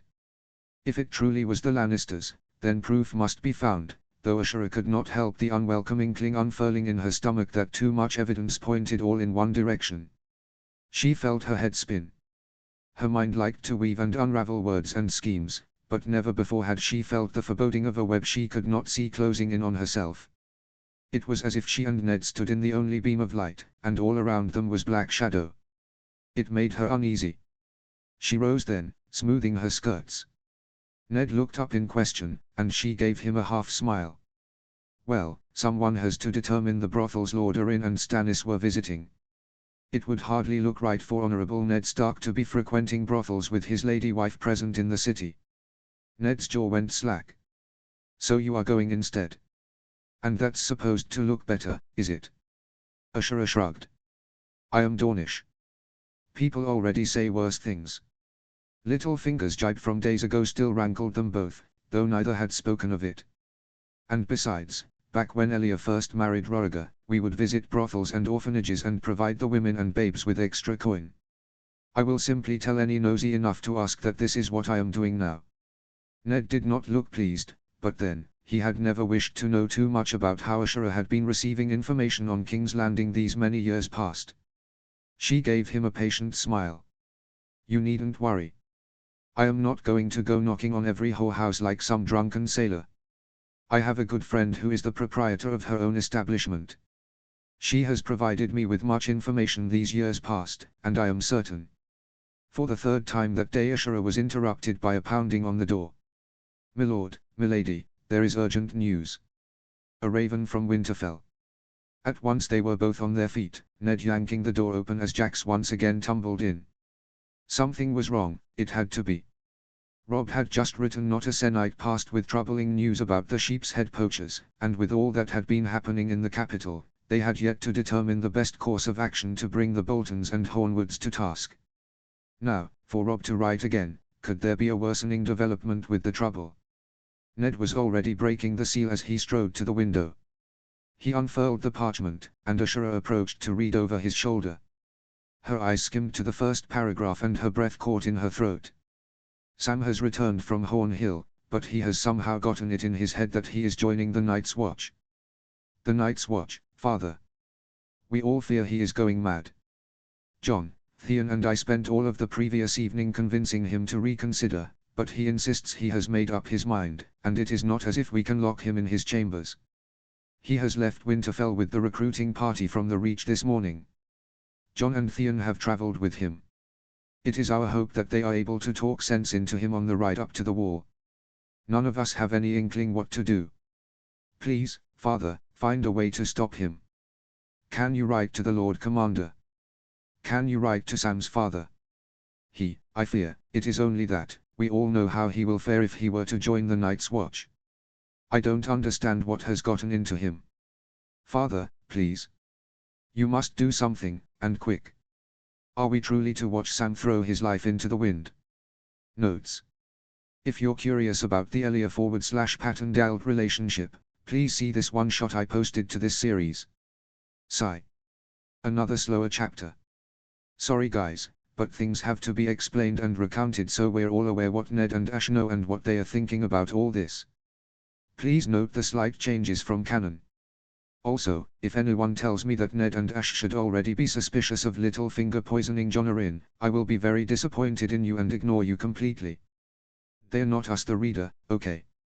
What motivation could either of them possibly think of for LF wanting Jon Arryn dead? If you've gone to an all-girls high school, I think you'll recognize some of Ashura and Deanna's behavior. Ah, nostalgia. Chapter 35, A Family Name. Notes. See the end of the chapter for notes. Chapter text. Castle Black. I don't see how you're planning to convince Tarly out of this. You've had this whole ride up from Winterfell, but he seems determined as ever. In their guest chambers at Castle Black, Small Janumber threw back his tankard of beer and gave John and Theon a bushy, skeptical look from his chair. Theon, who was pacing before the fire, said nothing while John glowered. No thanks to you either way, he muttered. All I asked was you tell him how terrifying the Wilderling are, and you wouldn't even do that. Umber gave him a shrug. And I told you, I've never seen one. The last raid was 30 years ago when they carried off my cousin. All the stories they tell us at home are about the women having rotten teeth and the men crooked cocks. Theon snickered, but continued his ponderous pacing. Ghost raised his head, sniffed the air, then went back to watching a spider weave its web in the corner. You couldn't make something up. He'd listened to a number about wildings. Sorry, Snow. Never was much of a bard. Uncle Moores always said they're just like any other fighting men. John sighed and pinched the bridge of his nose. He and Theon had ridden up to the wall with Sam and the recruiting party, determined to convince him out of joining the Night's Watch. So far, they had been an utter failure and hadn't even managed to whittle his real reason out of him. All Sam said was that he'd realized he was unfit for lordly rule, but John knew there was more to the tale. Randyll Tarly must have said something crushing indeed. When they had stopped at Last Hearth, the Small John had decided to join their party. I've always wanted to see the wall, but I doubt they'd be happy if I just rode up for a visit. If I'm with Lord Stark's son though. He'd flashed that easy smile of his through his new beard, and Jon had been glad for the additional company, even if the Smallgen hadn't been any help with Sam. Some years ago, the Smallgen had come to Winterfell to stay and train for some months, just as many heirs to Northern and Vale houses had done over the years. He was good company, affable and boisterous and blithe, and Jon had not minded too much that he called him Snow for clarity's sake. Aemma had ensured that none of the boys who came to stay had ever been openly hostile about Jon's bastardy, but he had seen the disdain in some of their eyes. Smallgen Umber had never shown any hint of disdain. "Well, it's not too late yet," Jon said now, sipping at his own ale. The brew wasn't terrible, but it was certainly not enjoyable either. No, he was not going to let Sam spend the rest of his life surrounded by growling men in black and drinking inferior ale. "I say we try again tonight. Maybe once he's seen the lodgings and realizes how cold it gets there, he'll be more inclined to change his mind." Theon stopped pacing. "And if not? I doubt it'll make any difference. Do you have any better ideas?" Jon snapped. "All you do is pace about." "I'm thinking. Not doing a very good job at it. No worse than your useless attempts." "Oh." The Smallgen's booming voice filled the chamber. "You two yipping at each other isn't doing anything either." After a tense moment of glaring, Jon gave Theon half an apologetic shrug that was perhaps returned. He sighed and rose from his seat. Not for the first time, Jon wished fervently that Uncle Ben would return post-haste from his ranging. He had been gone 2 moons, and was expected back soon. With any luck, he would know the right things to say to Sam. "Well, I'm going to go try again. And if it doesn't work, maybe we'll have better luck once he gets a couple days training in. They say you don't take vows until they make sure you know the basics of sword fighting." 000. In the end, Theon and the Smallgen had joined him, and along with Ghost they had made their way to the common hall. There, they were told that Sam had returned early to the barracks. Jon had an idea as to why. The young recruits they spoke to had sneered at Sam's name and snickered when they'd thought he and his companions out of earshot. Following the directions they'd been given to the recruits' barracks, Jon was half glad that Sam had decided to retire now. They'd likely find him alone, all the better to make their case when he couldn't ride away. "I wish Uncle Ben were here," Jon muttered under his breath. They'd learned that Benjen had left on a ranging party weeks ago, something about missing men beyond the wall, and it felt as if all luck was against them. Uncle Benjen could convince Sam out of his mad notion, Jon was sure of it. Hopefully, he returned before Sam had to take his vows. They were halfway down the covered walkway of the wooden building when suddenly Ghost's ears pricked up, the fur on his neck standing like ice shards in the light of their lamps. Jon frowned. "What is it, boy?" But he had not needed to ask. A few more steps and they all heard it, too, muffled grunts and the sound of bodies slamming on wood coming from within. A shared look, then all 4 broke into a run towards the door. It was shut firm and barred, but the Smallgen jostled Theon out of the way and slammed his shoulder into the door. Once, twice. The bar broke on his 3rd hit, and at once light and heat and the sounds of a struggling fight exploded from within. For a second, Jon only looked at the 3 grappling forms and the flashes of icy steel, not truly seeing, but before any of them could react a blur of white had darted into the fray. A scream, more grunts and curses, and now Jon could see a big, muscled man struggling with another body on the floor, trying his hardest to plunge his blade into his throat. Sam's throat. Before he even knew what he was doing, Jon had the man by the scruff and elbow, twisting and pulling with all his might. The Smallgen's great form appeared to his side, and at once Jon's burden became light, then impossibly heavy.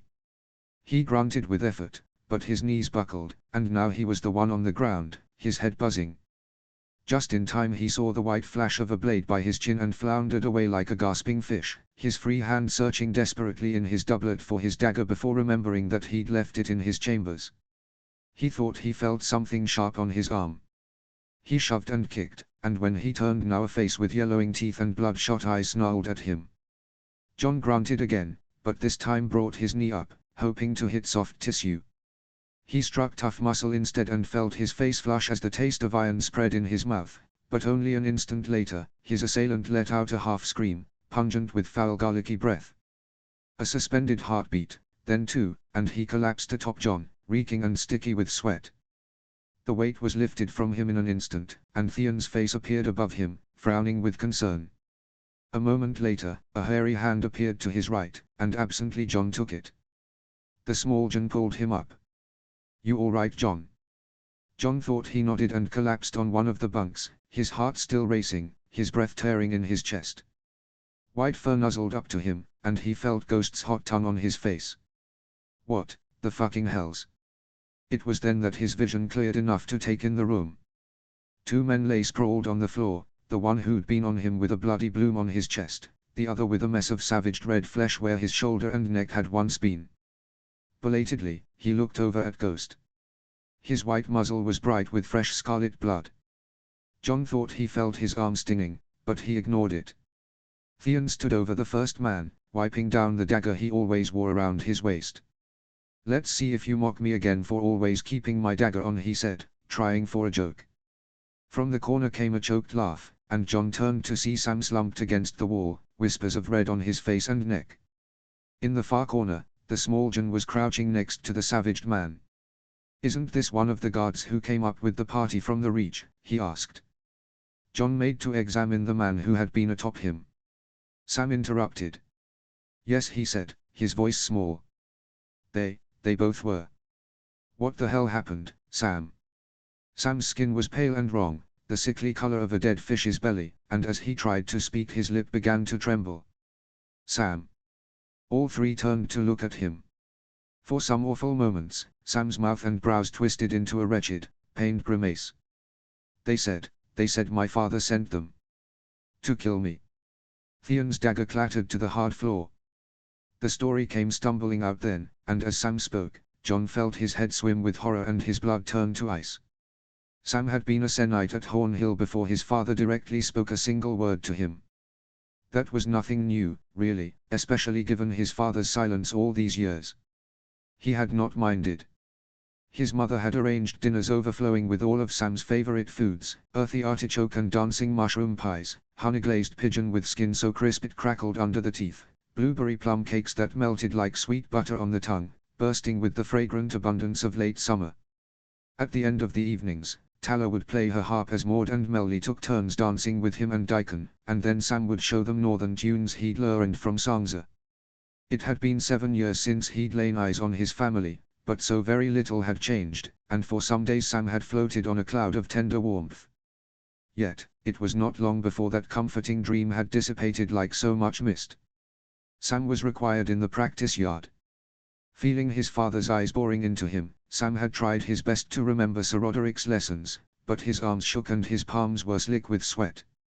In 4 strokes the master-at-arms had held his sword point to Sam's throat. Even Daikon, only 13, had managed to best Sam with his blunted blade. Sam had not dared look up at his father's face. His father had sent him to Winterfell in hopes that the harsh north would make a man out of him, Sam knew. That was what Lord Tarly had told him when he'd informed Sam at 10 that he would foster with Lord Stark. Sam knew, too, that his father was disappointed with what he saw now. That was nothing new for Sam, either. He'd never been much of anything else in his father's eyes. Some days after watching Sam's best efforts in the practice yard, one morning, Sam had been awakened before dawn and informed that Lord Tarly had planned a hunt. Sam joined his father in the bailey, and they had ridden out into the dense woods around Hornhill, trailing ahead of their few accompanying men. "At least you can sit a horse without sliding off." Those were the first words his father had said to him. "The horse's heart might give out any minute with you for a rider, though." "Yes," Sam had said, ignoring the barb. After a long moment, he added, "All the Stark children sit a horse well, even the girls." That had not been the right thing to say. His father gave a derisive grunt. "I hear Stark lets his daughter in the training yard. Is that how all the Northmen fight? Like women? It's no wonder you're still useless as you are."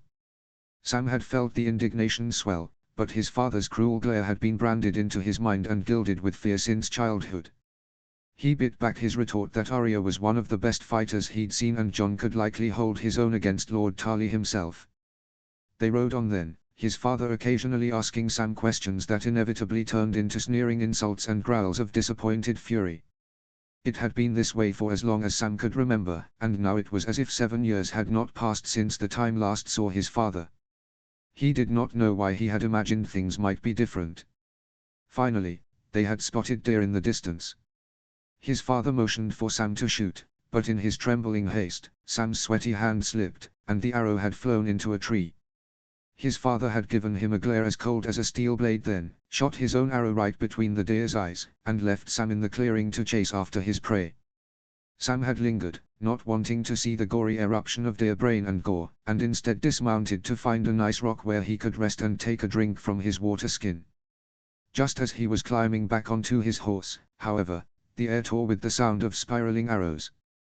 Before he knew it, his leg had been afire with pain, and then all had gone sickeningly black.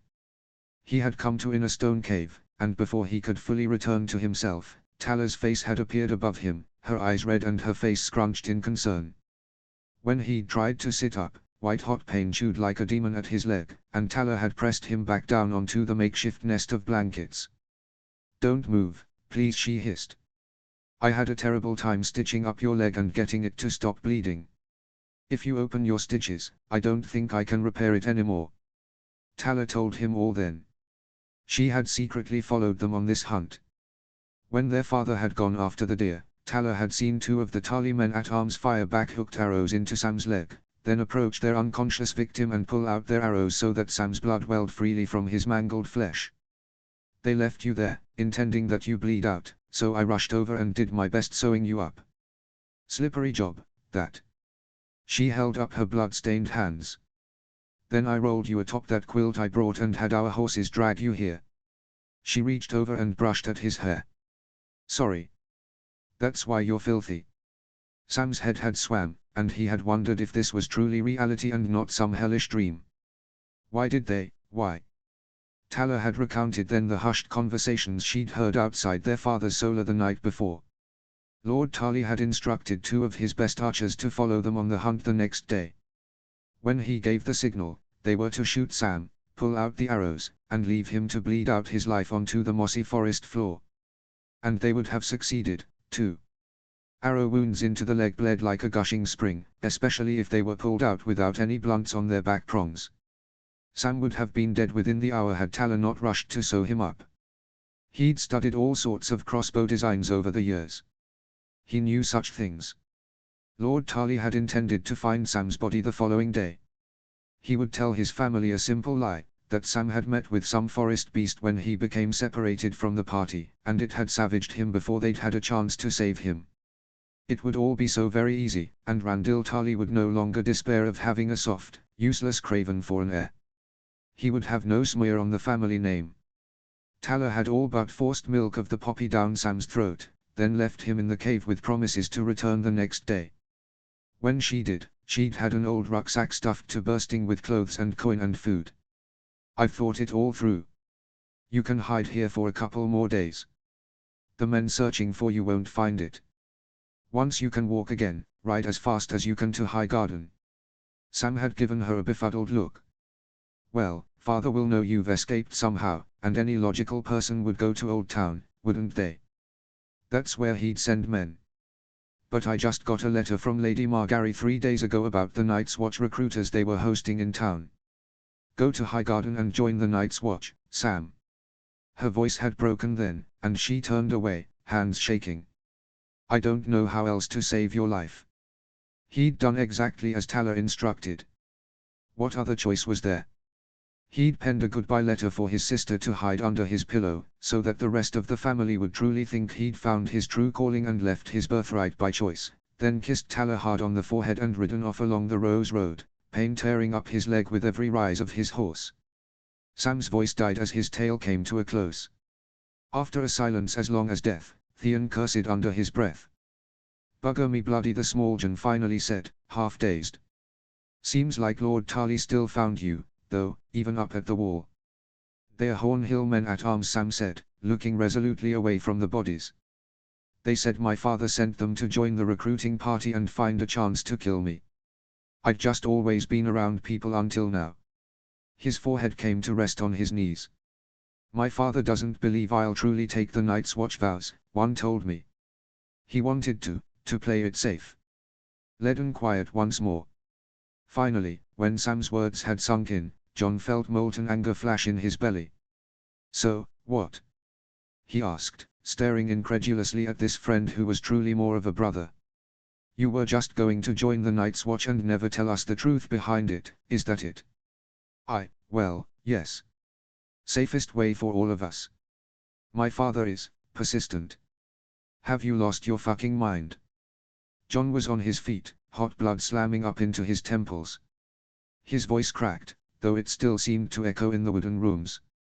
Why didn't you tell us? Who do you take us for, Sam?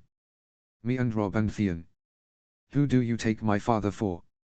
You should have told us. We'd have protected you. We'll still protect you. You don't have to join the fucking Night's Watch and throw. No. John shrank back, stung, his feet stumbling from the shock. He'd never heard Sam bellow in his life. No, he said again, scrambling to his feet. I might not be good with swords like you, but I'm no craven. I'm no sniveling child. I'm not going to huddle behind Winterfell's walls all my life. What would I do then? What good would I be? And what good would you be dead? Why was Sam being so thick? Didn't he see? This was madness, and it made John's head spin. These men followed you up here, Theon cut in, voicing John's thoughts. Tarly, your father will send men again. Then I die up here. Better that than hiding in fear and waiting for the other shoe to drop. One, he'd send men to Winterfell too. Don't think he won't, and if something were to happen to one of you, besides, I'll write my father when I take the vows. He'll know I meant it then. You have gone fucking mad. John felt the words tearing from his dry throat. His head throbbed from the anger, and he could feel each heartbeat painful in his limbs. If you think we'll let. Black spots were appearing before his eyes, blooming like ink drops in water. His arm stung, John remembered, and now it felt like a line of fire along his skin, pulsing with each beat of his heart. We won't let you. John. What's wrong? Voices dilated around him, wading in the air that had suddenly turned to soup. He brought his hand to his arm. Sticky. He hadn't noticed that before. Sticky between his fingers. Snow. What, others take you, all this blood? The ground rocked and groaned and turned over above his head, and John fell into the aimless dark. 000. All was white around him. It blew in sharp swirls around his face, cutting, stinging on his cheeks and chapped mouth, prickling his eyes. The tears that welled seemed to freeze upon his skin. John had never been so cold in his life. This was beyond cold, beyond pain. This was white hot and terrible, for nothing burned like snow. He was lost in it, yet he knew he must push on. The voice was calling for him, human yet demonic, meaty yet light, and it urged him forward, luring him, beguiling. What was the burning cold of his body when he could hear the siren song? The crisp closing of wings broke through the hollow swirls, and John looked up to see dark wings circling ahead. Snow, snow, a pock-marked voice was calling, and John did not know if it called for him. On he walked, though he could no longer see his feet below him, for all was engulfed in whipping, burning white. Yet, at once, there flashed before him a gemstone of the deepest garnet red. An eye, he realized, and his mind turned to his direwolf. Ghost. His voice was a parched croak.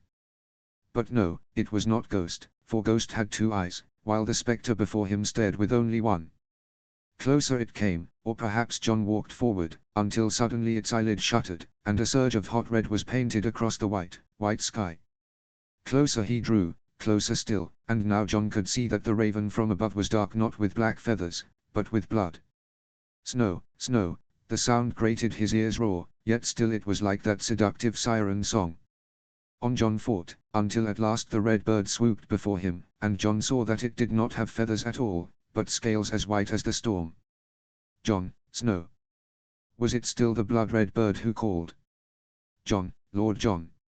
No, this voice was rough as well, but not nearly so ugly as the pitted squawking. Jon Snow. Lord John. Can you hear me, child? Warm. glowing. Through a crack in his eyelids John could see shadows flickering against an orange wall. What? His tongue was dry and scaly, and his throat burned. As if by magic, a wooden cup was held to his lips, and gratefully John drank. Are you back to normal now?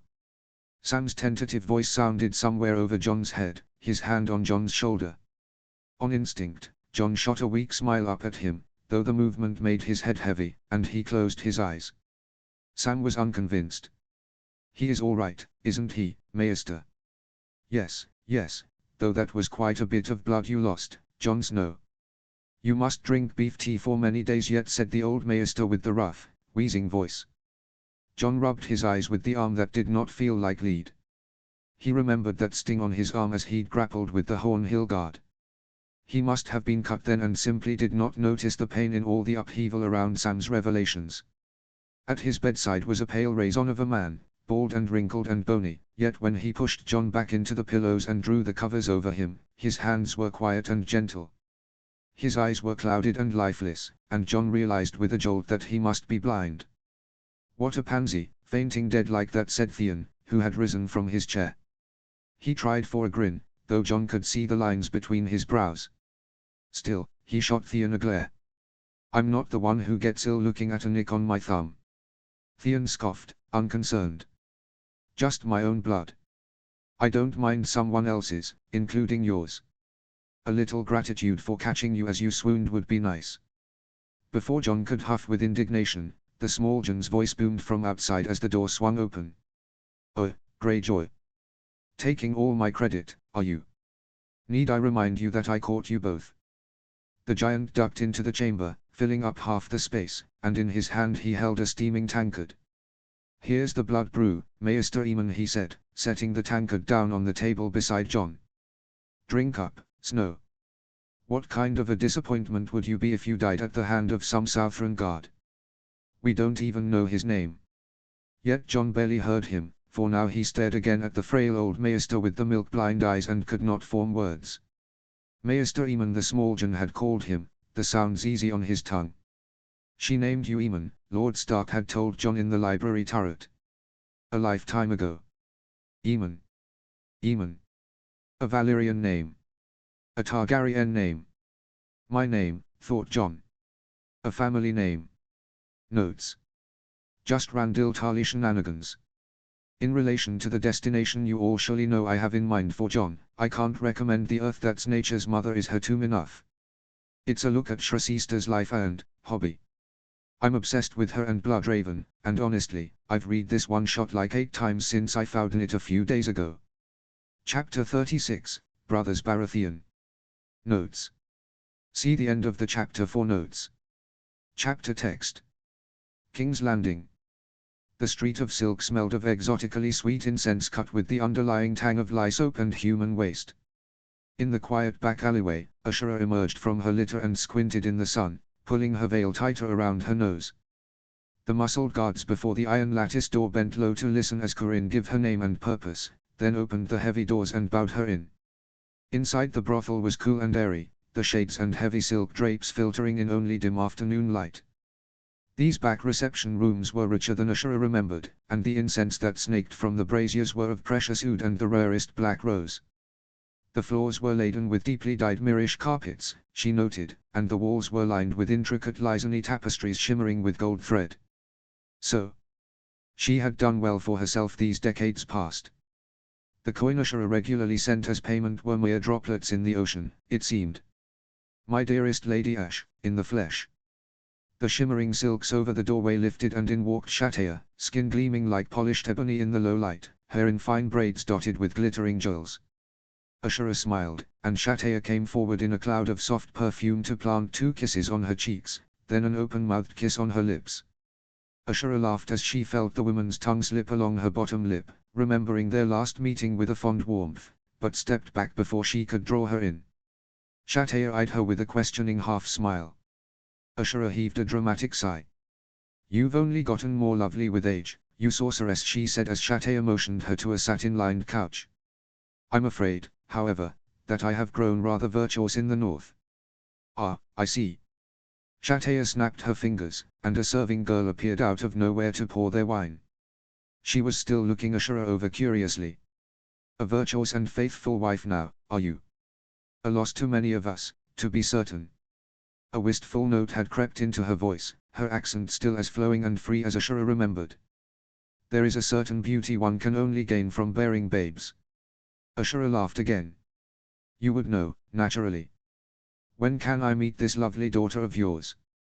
Shataya waved an airy hand. She is with patrons, I'm afraid. Poor timing today, though I imagine I will be seeing you often once more, yes. You will have time to meet her. How strange it was, Ashura thought, to sit amidst Shataya's own finery, speaking of their children, when it felt as if it were yesterday that they had both been 7 and 10, meeting for the first time in the manse of the Tiroshi merchant Ashura had seduced to learn the secrets of certain Golden Company schemes. Shataya had been his concubine, and the two girls had developed an unspoken friendship of sorts that had culminated in Ashura helping her take possession of all his King's Landing property when the Tiroshi was imprisoned, and thankfully only exiled, by Ace. At the time of Elia's wedding, Shataya had built only the bare bones of her brothel business, but she had insisted Ashura visit before she left for Dragonstone so that she might thank her properly. It had been a number of rather educational nights. Now then, Shataya said, settling back into the cushions. I take it you have not come all this way to make a social call. She held up a roll of parchment. Here is the usual report I would have sent you. Ashura slid the scroll up her sleeve. Since heading to Dragonstone with Elia, Ashura had paid Shataya to keep her informed about the general goings-on in King's Landing as well as any interesting court gossip her girls could garner from their patrons. If she remembered right, those patrons now included nobles all the way up to the king. My thanks. But I imagine you have more specific questions. Concerning a certain lord of the Falcons and king's brother, perhaps. Come, darling, don't look so shocked. Not for nothing have I played spymaster to you all these years. True enough. I had hoped you'd know a thing or two about the matter. My husband saw Lord Arin as a father, as I am sure you know, she said carefully. We are asking after Lord Arin's last days. It seems that he and Stannis Baratheon had been visiting brothels. Shataya grinned, flashing brilliant teeth. Yes, yes they did. I welcomed them in myself. Oh. Ashura's eyebrows shot up. She had not expected to find answers so quickly. Seeing as they clearly were not here to grant patronage, what was their purpose? I dare say I have never seen two men look so uncomfortable in my establishment. You are right about their intentions, of course, but they did wish to see one of my girls. Shataya turned to call for a serving girl then. Go fetch Jenny, dear, and tell her to bring the babe with her. Ashura felt her jaw slacken. So? They were here to see this babe, I gather. The king's, she asked, for there could be no other reason for two of the most important men in the realm to show interest in a horse child. Shataya nodded. A blind man could see it, she said, returning to her wine. The child's taken on all her sire's coloring. But tell me, in the meantime, what else have you learned? What rumors do you wish to confirm? Ashura narrowed her eyes in thought for a moment and decided that, while she did not know if she could trust Shataya with her life, but she could certainly trust her with this secret. Nothing is certain yet. We only suspect poison, and we are only starting. So far Jon Arryn's household has given us little information. Most strangely, his former squire has now disappeared into thin air. She told her of Sir Hugh then, describing his appearance, but Shataya had not heard of any young man disappearing. I will keep my ears alert for you. I fear that perhaps he has come to the same harm as Lord Arryn, said Ashura, and as she spoke she dipped her finger in wine and wrote Lys and Lannister on the walnut table. Shataya's eyes narrowed at the name of the poison. I know nothing of this, said Shataya, wiping at Lys. Only that it is most dear. This, however, and now she pointed at Lannister. One of my girls heard of such rumors from a castle guard. It appears that Lord Arryn's widow made rather a spectacle of herself when her husband first passed, hurling accusations around the Red Keep. All thought she was mad. Ashura frowned. Had not Sir Brynden told them that Lysa Arryn's disposition was most changed from childhood? Had he not seemed concerned that she was unwell? Ashura had thought it was mix of his unfamiliarity with nieces after so many years and her fear for her son, but perhaps there was more wrong with her mind than they knew. Mad, you say? Truly mad, or mad in the way men describe women who wear their hearts on their faces? Ah. That is the question, is it not? My girl told me the soldier thought he had said too much as it was and couldn't get him to elaborate. Ashura felt her frown deepen. What evidence did they have that it was the Lannisters who had carried out the poisoning? Only the word of a woman who was looking more and more untrustworthy by the moment and a bumbling Grand Maester who acted as if he had much to hide. And yet if not the Lannisters, who would have any reason to murder the Jonarin? No matter how flimsy the reasons they had postured at Winterfell, the more she saw of Cersei Lannister, the more Ashura could imagine her poisoning the hand just so her brother Jaime could have a chance at taking his place. Before she could ask any more questions, a light voice came from the doorway, asking entry, and the curtain lifted to reveal a red-headed girl with a babe in her arms. Shattaya motioned that she sit, and Ashura felt her heart drop leaden in her gut. She was pretty to be sure, with an upturned nose dusted with freckles and thick, shiny hair that framed her heart-shaped face. Ashura was also sure that she was younger than Sansa. This is, Shattaya looked at her in question. Ashura pursed her lips. Lady Stark, she said, her throat dry. There was no point in giving some other name. There was no hiding a noblewoman visiting the Street of Silk in broad daylight, nor was there much reason to try. Lady Stark. She is here to see your daughter. Just answer her questions as you did the two lords a few moons past. Oh. Right then. Her voice was timid and light as a bird. Ashura breathed a steadying breath before turning to her. Your name is Jenny. Yes. Ah, milady. How old are you? 16. 16. And your little girl? Barra, milady. She's just 4 moons. Another steadying breath, then Ashura came to look at the little sleeping face wrapped in linens. She looks like him, does she not? Jenny asked, tentative. His Grace. She has his nose, and his hair, and, well, you can't see it now, but when she's awake her eyes are the best blue. Just like his. Oh, God's help her, Ashura wanted to throttle Robert Baratheon and hit his head repeatedly against a wall. The girl had been a virgin, no doubt, and worse of all was that she seemed half in love with him. She is very beautiful, Ashura forced out, plastering a smile on her face. Are you the lady wife of the new hand, milady? I am. You will see him then. His Grace. Oh, would you tell him how beautiful she is? I will, Ashura promised, though she knew she would likely break it. She had an inkling that all the brothels Jonarin and Stannis visited were places where the king had gotten children on whores. Much as she was tempted to visit every single one just so she could tell their names and faces to Robert, she knew it would hardly make a difference to anyone. To sire children on girls barely older than one's own daughter then abandon them to their fates, she felt anger heat her face, for all that she had always understood not all men were like Oberyn. The callous treatment of human life left an acrid taste at the base of her tongue. She had half a mind right now to pay whatever debts the girl still owed to Shattaya and take her back to the Tower of the Hand, if for nothing else than to protect whatever innocence she had left. One look at the girl, however, told Ashura that she would try to find the king in the Red Keep, and Cersei Lannister would likely have her throat slit before sunset when she inevitably found out. As if to prove her right, Jenny bit her lip, hesitating, but finally decided to speak. And would you tell him, too, that I've had no one else, I swear it, by the old gods and new. Shattaya said I could have half a year, for the baby, and for hoping he'd come back. So you'll tell him I'm waiting, won't you? I don't want no Jols or nothing, just him. He was always good to me, truly. Good to you. Ashura thought she was going to be ill.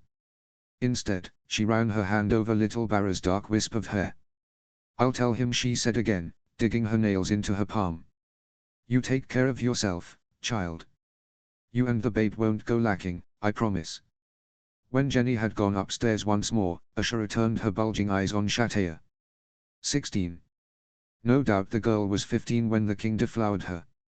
Really, Shattaya, she's but a child. Shattaya gave her a sideways look. A child? And how old were you when you lost your maidenhood? I was 13. I remember you telling me you were 14, she said reluctantly. Had she truly been so young? She had felt as if she knew all the secrets of human pleasure at 4 and 10. Still, this is hardly the same, Ashura said. I was perfectly willing, and the boys I bedded were friends. Shatea's eyes flashed, sharp like an obsidian blade. You'd imply that I forced her. You think I'd force any of my girls here? Ashura sighed. Of course she would not. Not after the way she had ended up with the Tiroshi. No, I apologize, she said, taking Shatea's hand. It's only the shock of how young she is, and already a mother. And look at the way her eyes went all soft. She's not cut out to be a whore. Shatea sighed too. She came here a few years ago. Her father was selling her to pay his debts. I will admit, even then, I could see she'd be a pretty one, but all the girls who come to me this way I put to work in the kitchens or as handmaidens. If they have no wish to enter the trade, they are free to work off their debt to me and leave. Jenny was the one who saw the king and wished to present herself in the room with the other girls. Well, that first time paid off nearly all her debt. Ashura could not imagine how Robert Baratheon could have appealed to the girl given his current state, but perhaps a crown on the head did strange things to a young girl's mind. Had Sansa not been half blinded by Joffrey's golden hair and princely title? Or perhaps the no doubt exorbitant price the king paid for bedding a virgin had made him appealing. Sighing again, Ashura downed the rest of her wine. Well, you will be careful, will you not? The queen, I do not think her Lannister pride takes well to the king's actions. Shatea's mouth thinned. I do hire guards, but if the gold cloaks set their sights on you, it is always a messy affair. I give them discounted rates to keep them happy, but they are greedy bastards, some of them. Oh. Have you had trouble? Nothing outright. Yet. But there is an officer, Aladim, I believe, who's been cruel and rough with the girls. Not in play, mind you. This man seems to truly like causing harm. And permanent scars. I am not certain what to do should he come back. Ashura found her temple throbbing and her stomach roiling. It appeared neither Renly nor Jaime Lannister, who was nominally responsible for the training of the Gold Cloaks, had any interest in actually doing good for the realm. There would always be men who violated even the basic morality of nature, and it seemed it would once again be Ned who weeded them out. I will speak with Ned, Ashura said, suddenly very tired. Shatea gave her an apologetic look. It would be much appreciated. After all, I do not have the coin or the connections that Lord Baelish does. I shall have to count on you, Lady Ash. Oh tilde oh tilde oh tilde oh tilde oh. In the light of the lone candle by their bedside in the Tower of Hand, Ned listened as Ashura told him of all she'd learned at the brothel. Ned had not liked that she went, but he hardly had any reason to argue. It seemed Ash had known this madam for longer than she'd known him. Any residual displeasure he'd had about her visit had been thoroughly replaced by the sinking dread as she had described the girl with the child. Robert's child. One of too many to count. And besides, remembering that first child in the Vale, Ned did not think Robert tried to keep count anymore. How things had changed, yet how they stayed the same as they aged. Sometimes Robert felt a stranger to Ned, even as he could trace the actions he took now to the inclinations Ned had loved so as a boy. 15. Ashura said, sitting up and looking at him with wide eyes. His daughter is 13. I cannot fathom how he could stomach the act. 15. Lyanna had been 15, too, when Rhaegar had gotten her with child, 16 when Ned had felt her hand grow cold and stiff in his own. Unthinking, he said as much aloud. Ashura went very quiet. I had not even thought, but you are right, of course. Oh, I am so sorry to remind you of this past yet again. She settled against the pillows once more, frowning and kissing his hand. That first night in the city, after Ashura had made sure that only their Winterfell servants staffed the Tower of the Hand, they had talked over every member of the small council, trying to determine their intent and what they might know. When talk had turned the Varys, they had both been at a loss.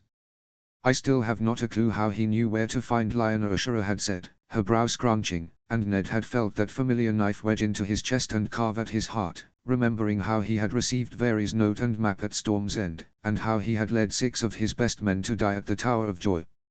And the blood, so much blood, that stung his nose as Lyanna clung to life to whisper her last words.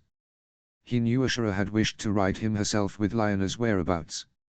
He had always been glad that she had not, for if she did she surely would have carried Sir Arthur's death on her own conscience. It was whispered in the Mad King's time that he uses magic to gain his knowledge, she continued then, just as Bryden Rivers once did for another King Aes. Ned had stared, surprised at her, and she had waved her hand. I do not believe it, naturally, but still, I cannot even guess at how he knows so much. Her voice dropped. It is as if he has eyes in the sky and ears in the walls. Yet surely he did not know about Jon. Ned had determined that much. If he had known, he would surely have used it to garner trust and strengthen his tenuous position when Robert took the throne. As it was, Ned had told Jon Arryn of Varys' great favor, and Jon and Robert had let the Spider keep his position on the small council. No, the Spider did not know of Jon then, and it was even less likely he had found out in the intervening years. That was a relief, at least, though for the rest of that night Ned had been unable to pull his thoughts away from that nightmare of a day under the hot Dornish sun, and his dreams had been filled with bloody roses and Lyanna's voice ringing in his ears. Now he shook his head. I do not remember Lyanna enough, he said, even as he shrank from the pain. Ashura kissed his hand again, then his shoulder, and Ned sighed and drew her close. They stared into the flickering darkness for a long while before he spoke again. I nearly forgot to tell you. Speaking of Lyanna had sparked his memory of an earlier conversation. Renly came to me past noon this day, asking strange questions. Strange questions, huh? She shifted onto her stomach and rested her chin on her hand. Unable to help himself, Ned reached out and ran his thumb along her cheek. She leaned into his palm. He showed me a portrait in a locket. Mace Tyrell's daughter. Perhaps a few years older than Sansa. Oh. He asked if I thought she looked familiar. He asked if she looked like Lyanna. Ashura frowned. And did she? Not at all. The girl had been soft and pretty, with warm brown hair and shy eyes, thoroughly unlike his sister had been, striking and sharp with beauty and life. Ashura's frown deepened. That seems rather out of nowhere, does it not? What did he say when you told him? Nothing, really. Only shrugged and tucked the locket back in his doublet. I thought, perhaps, with how close he keeps the thing to his person, that he fancied himself in love with her and hopes she looks like a young Lyanna. He must know how closely he resembles Robert in his youth. Ashura gave him a surprised look, then broke into laugh. What's funny? She was still laughing as she rose to kiss first his cheek then his mouth. Oh, my dear husband, Renly is not in love with this Margaery Tyrell. How can you be so certain? Ned asked, his vexation only deepening at her patronizing smirk. Renly is, like my lord brother. If he's to be in love with a Tyrell it'd be one of Margaery's brothers. Oh. Oh. Truly? Yes. And you can just know. Ashura pursed her lips. Well, yes, usually. With Renly, absolutely, though it is easier to tell with some people than with others.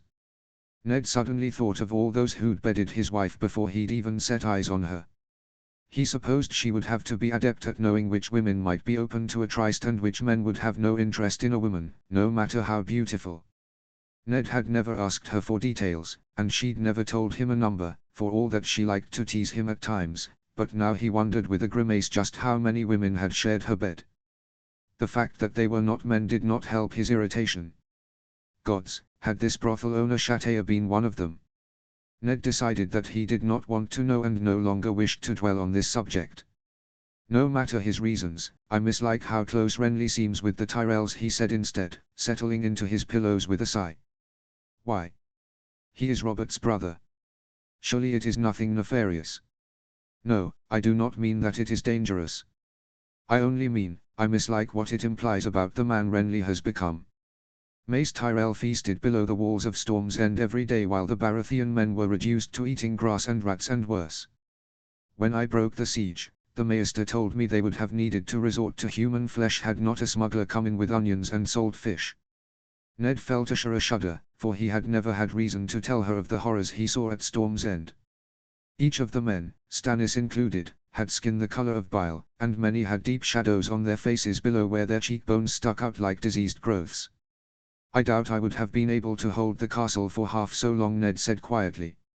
I do not know how it is that Stannis managed to avoid mutiny.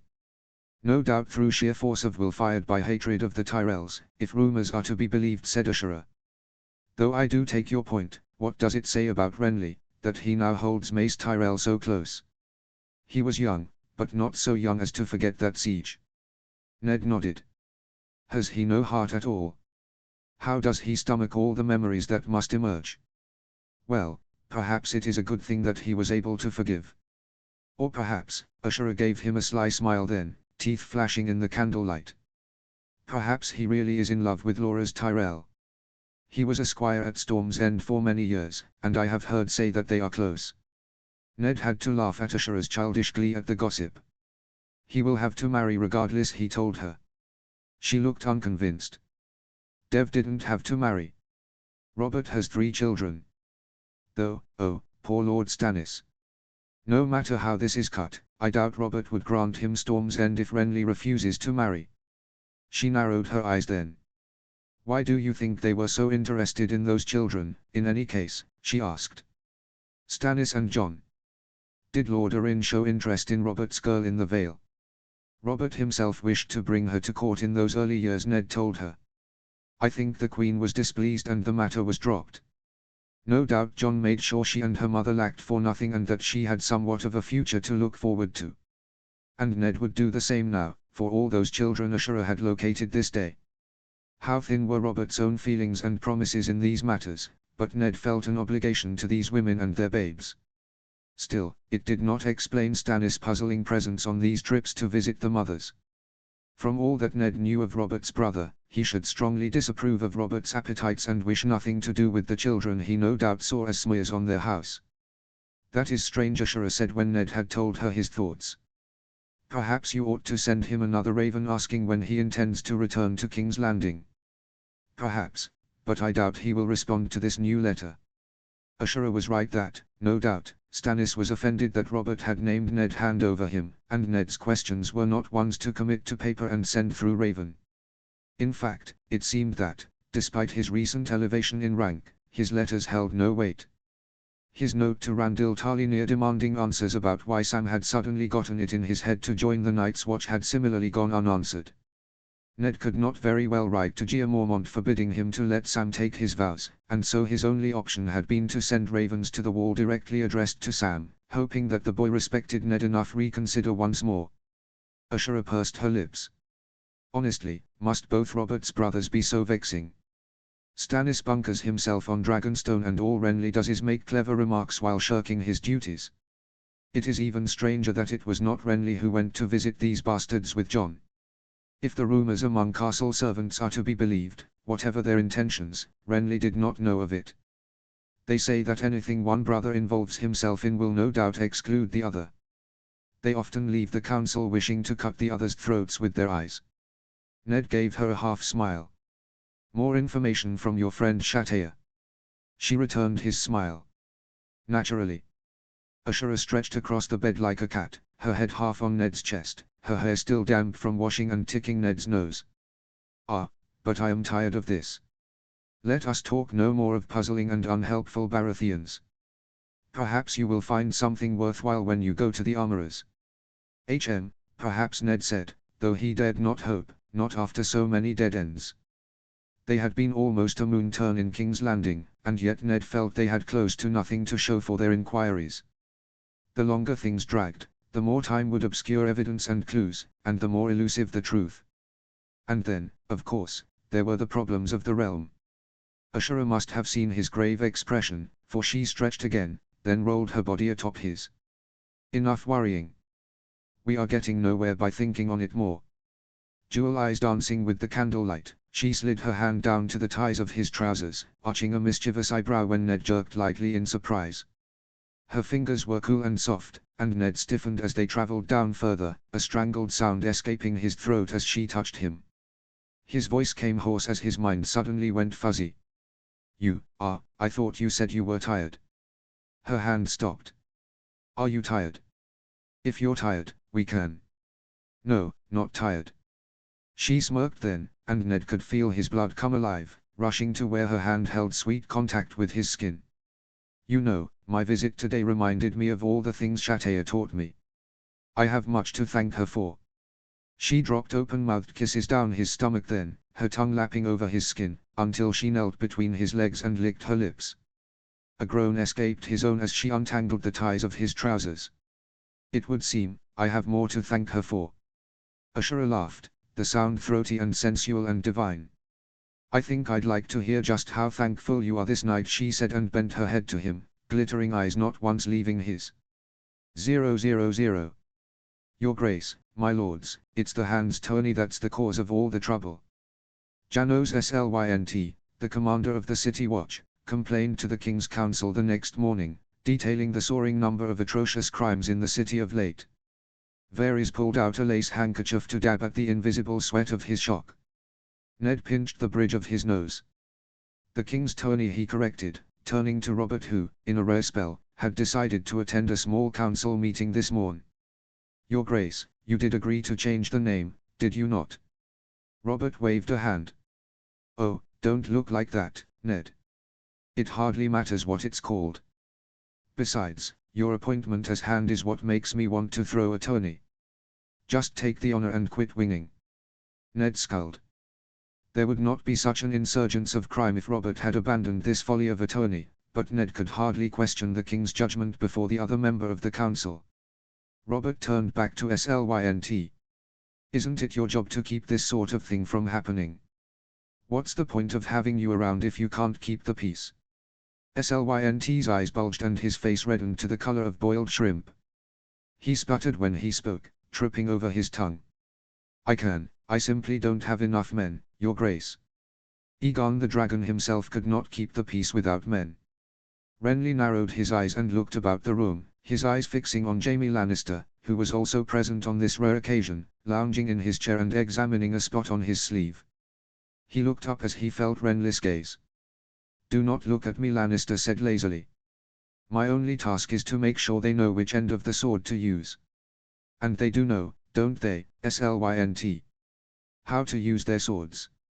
Littlefinger snickered, and Ned thought he heard Varys mutter how vile under his breath. Oh, yes, Sir Jaime said Slynt, looking grateful to be saved from his stuttering. Yes, they most surely do, everyone. See. Lannister shrugged. If there aren't enough men, Lord Renly, that's your problem. Ned was tempted to ask him the same question Robert had posed to Slynt. He refrained, but just barely. Renly did not seem to agree with Jaime Lannister on the parameters of his duties, however, so Ned sighed and asked. How many men do you need, Sir Janos? As many as can be had, Lord Hand. Hire 50 new men. Lord Baelish will see to the funding. He felt himself scowl more deeply at Littlefinger's lazy lift of the brows. You can apply some of that same magic you worked for the champion's purse. Robert laughed. See, Ned, even you understand what Baelish is capable of with coin. Don't look so pinched and grave all the time. Only merchants and women worry about money as you do. As you say, Your Grace, Ned ground out. He turned back to Slynt. I shall give you 20 of my own men as well, to serve in the watch until the crowds have left. He paused, remembering his conversations with his wife the night before. Had Ashura not spoken of potential decay in the moral fiber of the watchmen? Ned narrowed his eyes. This could be a chance to look for corruption without ruffling too many feathers. I shall summon you later to discuss how I want my men appointed, Sir Janos, he said, looking to Robert, who shrugged his assent. Very noble of you, Lord Hand, said Renly, a curious smirk on his face. Though I suppose Sir Jaime is not wrong. The gold cloaks do fall under my jurisdiction as Master of Laws. I shall lend some of the Baratheon men from Storm's End to the watch as well. Do remember to call on me when you summon Sir Janos. Janos Slynt's face had twisted into that of a man who would benefit greatly from a dose of oatmeal and fibrous greens, but he bowed stiffly and took his leave without argument. O tilde o tilde o tilde o tilde o. High amidst the rafters of the small council chamber was a lattice screen, and tucked away behind that screen, Ashura sat with her 2 older daughters in a chapel dedicated to the mother, Jeweled sunbeams from the stained glass skylight scattered around them. She narrowed her eyes in approval as she watched the scene below. So, Ned had remembered her words from the night before. Do both of you understand why your father did not just hand his men over to Janos Slynt, she asked, sitting back from the lattice screen. He intends to put the Winterfell men in officers' positions, answered Arya, still peering down at the council below. You told him there could be corruption in the Watch, so he is using this opportunity to start weeding out the rotten ones. Excellent. And why has Lord Renly only spoken up now about offering Baratheon men? Arya hesitated, pursing her lips. Perhaps he does not wish to look bad before the king. Perhaps, but from what you've seen of the king, do you really think he would care about this small detail? Oh, well, I guess not. Maybe it is not about the king, Sansa said. It could be that Lord Renly wants the small folk to sing his praises alongside fathers when they hear his men are also keeping the city safe. Good girl, though, that is not all. What else, Sansa?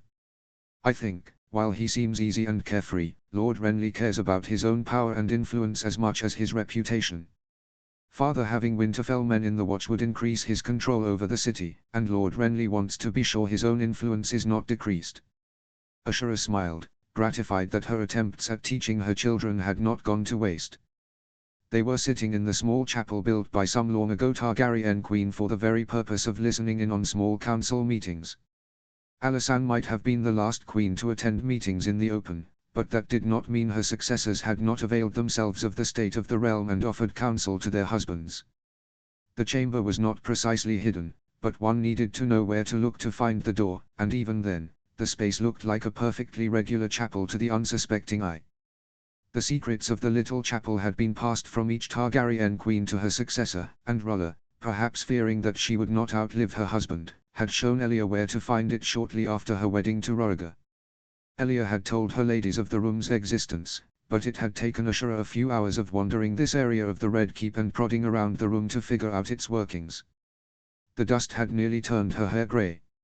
It was clear that Cersei Lannister had not known of the chapel's existence, and Ashura had no intention of informing her any time soon. The poor girl who married Joffrey, perhaps. If she could not convince Robert to name Stannis' hand and let them go back home. Talk in the council chambers had turned to Stannis as well, and Ashura returned to her seat beside the girls. Any notion when Stannis intends to end his visit to Dragonstone and resume his seat on the council? Ned was asking. Robert's booming laughter exploded in the air, and Sansa pulled away from the lattice wincing. The gods only know, stranger take the little shit. Left in the middle of the night, just like Jon's widow. But good riddance, I say. If he were here he'd be chewing my ear off about this tourney worse than you, Ned. Renly snickered. Remember the time he proposed to outlaw brothels? The king laughed again, shaking his head. Truly, what a horror it must be to live in his mind. Did he wish to outlaw eating, shitting and breathing while he was at it? This time, even Ashura winced. Madly, she wondered if this was Stannis' misguided attempt to curb Robert's salacious and certainly embarrassing appetites. How this family managed to come so far without implosion seemed more and more baffling by the day. She squinted down at the chamber. Oh, her poor husband. Ned's face was the color of hearth soot, and it grew darker at Renly's next words. If truth be told, I oft-times wonder how Stannis ever got that ugly daughter of his. He goes to his marriage bed like a man marching to a battlefield, with a grim look in his eyes and a determination to do his duty. Sansa gasped.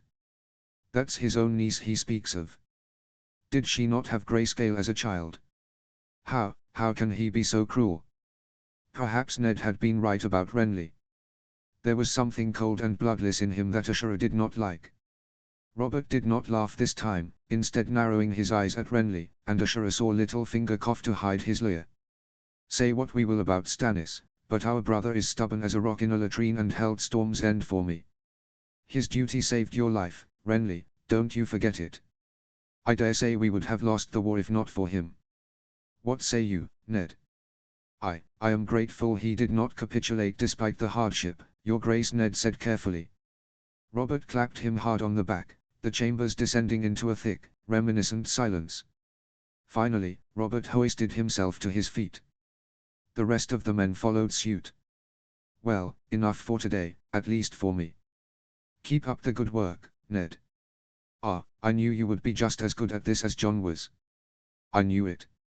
Later, in the Tower of the Hand, Ashura helped Ned into his doublet with the direwolf sigil. You're going to melt in this, she said, smearing peppermint oils inside the collar and armholes, hoping it would provide some relief. Ned sighed and wiped the cold towel over his face once more. I want this armorer to know who I am. Perhaps it will make him more forthcoming. Would be nice to have some direct answers for once. Arya's already waiting in the stables. They had decided that taking Arya along to find a good honing steel for her sword would be a suitable cover for Ned's visit to the armorer. Besides, Arya was most observant, and Ashura had convinced Ned that 2 pairs of eyes were better than 1. She had just sent Ned off with his longsword and his cloak pinned officiously beneath his neck and was pacing her own solar, trying to make sense of all the clues they knew for certain, when Corinne rushed in, cheeks pink from her run up the steps. "Milady, there's breath, Corinne." She obeyed. "Right, breathe."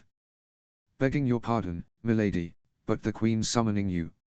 Ashura resisted the urge to bury her face in her hands. She had no desire to put up with Cersei Lannister's antics this day. "HNNNG, what does she want?" she asked, perhaps a little callously, and made her way to their chambers for a change of clothes. "A ship's coming into Blackwater Bay. A ship with Martell banners on its sail. 2 of the seamen have come ashore with letters for the king.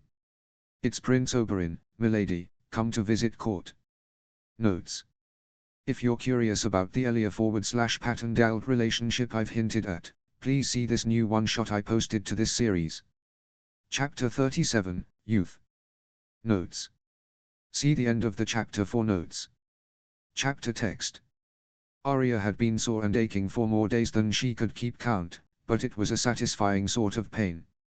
Each morning, when she found Syrio in one of the castle's training yards, the stiffness in her limbs and belly only served to remind her that there was much to learn and vast room for improvement. She did not even mind that he made her use a blunted sword for the first half of their training. She wanted to be a water dancer as he was, and if that meant she spent some mornings walking along low loggia ledges on her tiptoes and trying to catch flies out of the air without killing them, so be it.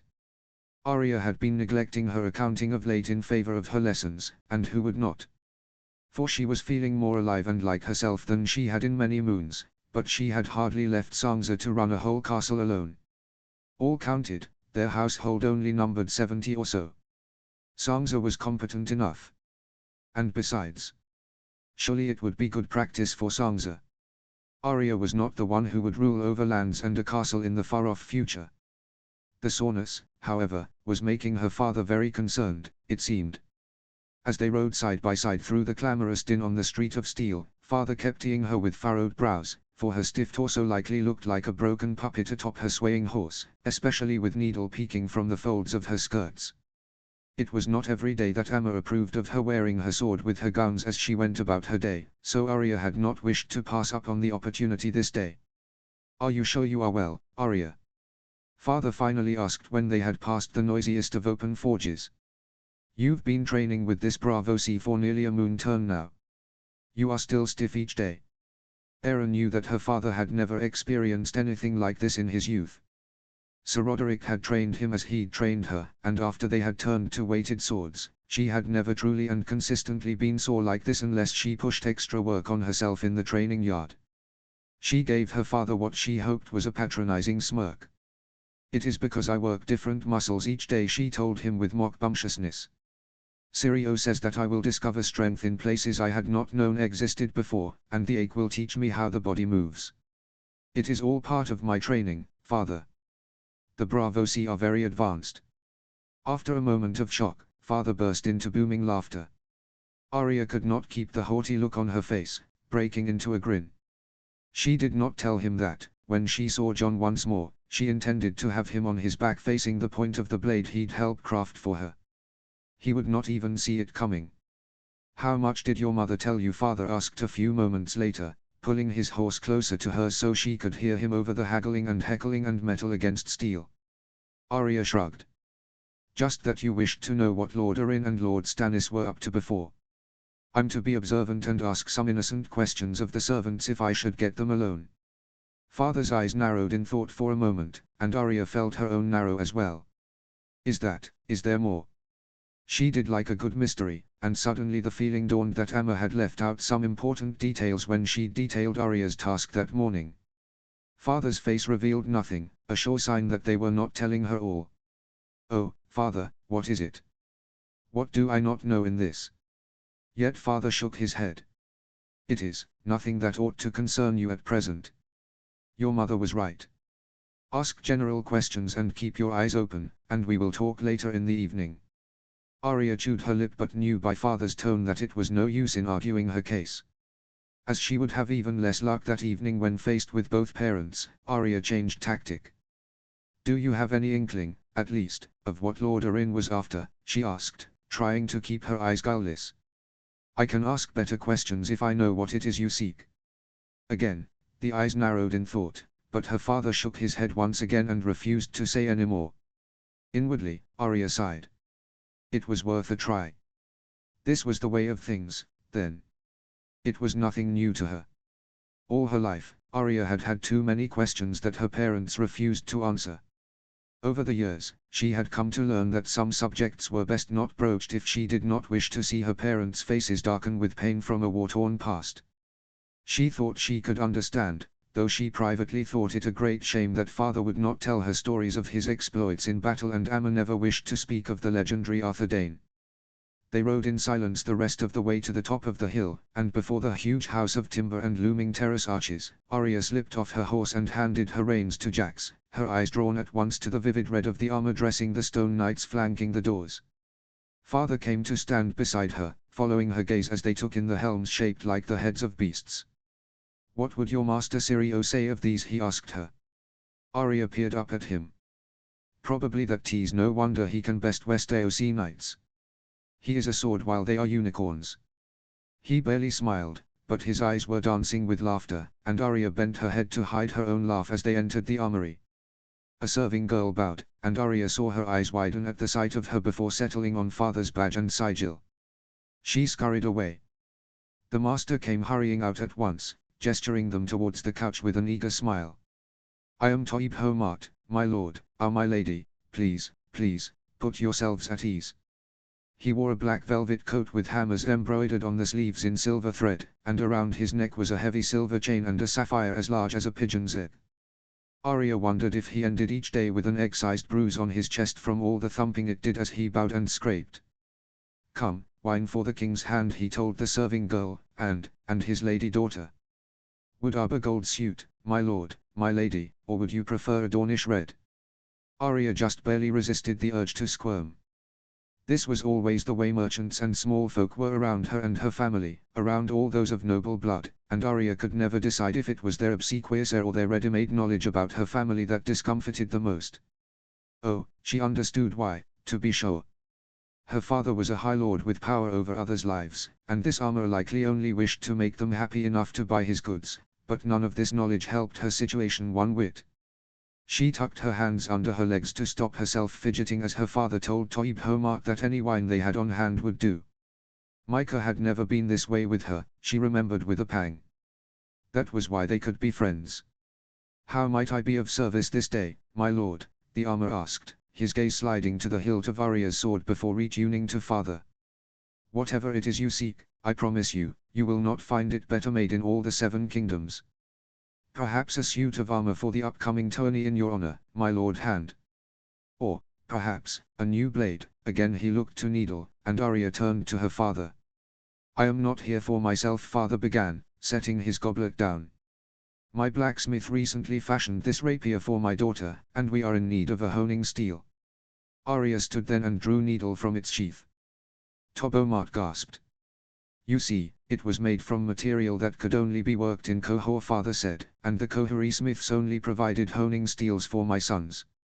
I have heard that if we could find another for this blade anywhere, it would be in your shop. All the gods be good. Toib Ho's eyes, once drawn to Needle, did not leave it for even an instant. The man was seemingly mesmerized by the rippling of otherworldly green and blue, and when he spoke his voice was reverent and low. I have heard talk of the swords your sons wield, my lord, he whispered. Swords crafted from a star, just as the legendary Dawn of House Dane. You were wise to go to Qohor, to consult the masters there. Though I trained with them and do the best work in these kingdoms, I do not know all their mystic ways, and I doubt any in Westeros could have worked the core of a star into steel. May I, my lady? Arya nodded and could not help smiling. The armorer's awe melted through his fawning exterior, and she found the man beneath not disagreeable. Clearly he understood and appreciated what a miracle her sword was. Oh, 'tis light warm to the touch. And he produced a handkerchief from his doublet and ran it lightly over the blade, letting it cut the cloth in two and giving an awed sigh. You have not once taken a sharpening stone to this, my lady. No, and only tried aligning it with regular steels. Gods be good, he said again. It is as Valyrian steel is, and yet the colors and the warmth, this is truly a wonder, my lady, my lord hand. And that is why we have come to you, Arya said, proud of herself for remembering to employ this subtle flattery. I imagine the honing steels that can be used on Valyrian steel could work for my blade, and there can be no one as knowledgeable as you are in these kingdoms. Toibho's chest puffed through his velvet surcoat. Quite right, my lady, quite right. You have come to the right place, indeed. He summoned the serving girl again, and in a few moments 2 young apprentices brought out a large tray with a variety of honing steels winking in the sunlight. Some had sturdy handles of steel and copper, some had ones of carved wood, and some were bejeweled with twinkling gemstones. Toibho set to talking then, detailing the benefits of each steel, though Arya quickly determined that the only true differences here were aesthetic. In the end, she chose one of the simplest ones whose hammered steel handle matched the pommel Theon had made for her, and as she slipped needle back into this hit, she smiled at the crossbow and little wolves and kraken that peered up at her. They'd approve, surely, especially as none of the 4 had thought to remember that one cannot hone a meteor blade with a common honing steel. Honestly. Boys. Arya, perhaps you'd like to look at some of Master Toibho's other wares while I ask after his craft, father said then, interrupting Arya's thoughts. It is your name day soon, and your mother and I have yet to find you a gift. This was her cue, and she stood, smoothing her skirts and looking at the armorer. He rose too, bowing once more, and instructed the serving girl and apprentice to lead Arya through the displays of armor and weaponry. As she left the front room, she heard her father slip Lord Arryn's name into conversation. For a spell, Arya followed the apprentice through the displays of intricate armor and shields and helms, listening as he described how his master had developed advanced techniques of making breastplates thin as parchment yet still strong and flexible. They were striking, too, every piece, because Master Toibho knew the secrets of joining together gold and silver and could mix vibrant colors into the metal itself. Paint and enamel had no place in this armory. When he seemed to have exhausted his advertisements, Arya stopped in front of a particularly flowery breastplate, making to study it very closely. Your master truly is the best armorer in the city, then, she asked, still looking at the armor, keeping her voice light. Why, yes, milady. As you say. My lord father told me that even the previous hand and the brother of the king came to buy their armor here. Oh, yes, indeed milady said the apprentice. They came together, and the hand even smiled at me. Though I ain't recalling that they ordered anything at all. Really? Smiled at you? Did he seem affable, then? The hand, yes, milady. It was the serving girl who spoke. But the other, Lord Stannis, I doubt he smiled in the last dozen years. Meg, scolded the apprentice. Begging your pardon, milady, he said, glaring at Meg. Oh, I don't mean no disrespect or nothing, milady. Arya shook her head. No need to apologize. To be honest, it's pretty common knowledge that Lord Stannis doesn't ever smile. They shared a grin. Meg oft forgets herself, milady, but she were right, said the apprentice. Lord Arryn looked calm and noble enough, but I never saw a man scowl so long as Lord Stannis. And when Master Toibho took them to meet Master Gendry, I swear by all the mighty 7, his eyes had daggers in 'em. And what did this Master Gendry do to incite his ire? Arya asked as they walked on down the narrow hall that opened onto a courtyard. Breathe too loudly. Both Meg and the apprentice laughed then, and Arya smiled again. Mayhaps it's cause Master Gendry ain't yet 18, milady, said Meg, giving Arya a sparkling-eyed grin she recognized too well. Mayhaps Lord Stannis thought him too young to be a master smith all his own, but he'd be wrong. That honing steel you purchased was made by Gendry. He's real talented. Or mayhaps the bald lord was Ian Gendry's full head o'hair, muttered the apprentice. When they was leaving I heard Lord Stannis mumble something about all the blonde ones or some such to Lord Arryn. I'm telling you, men always want what they don't have.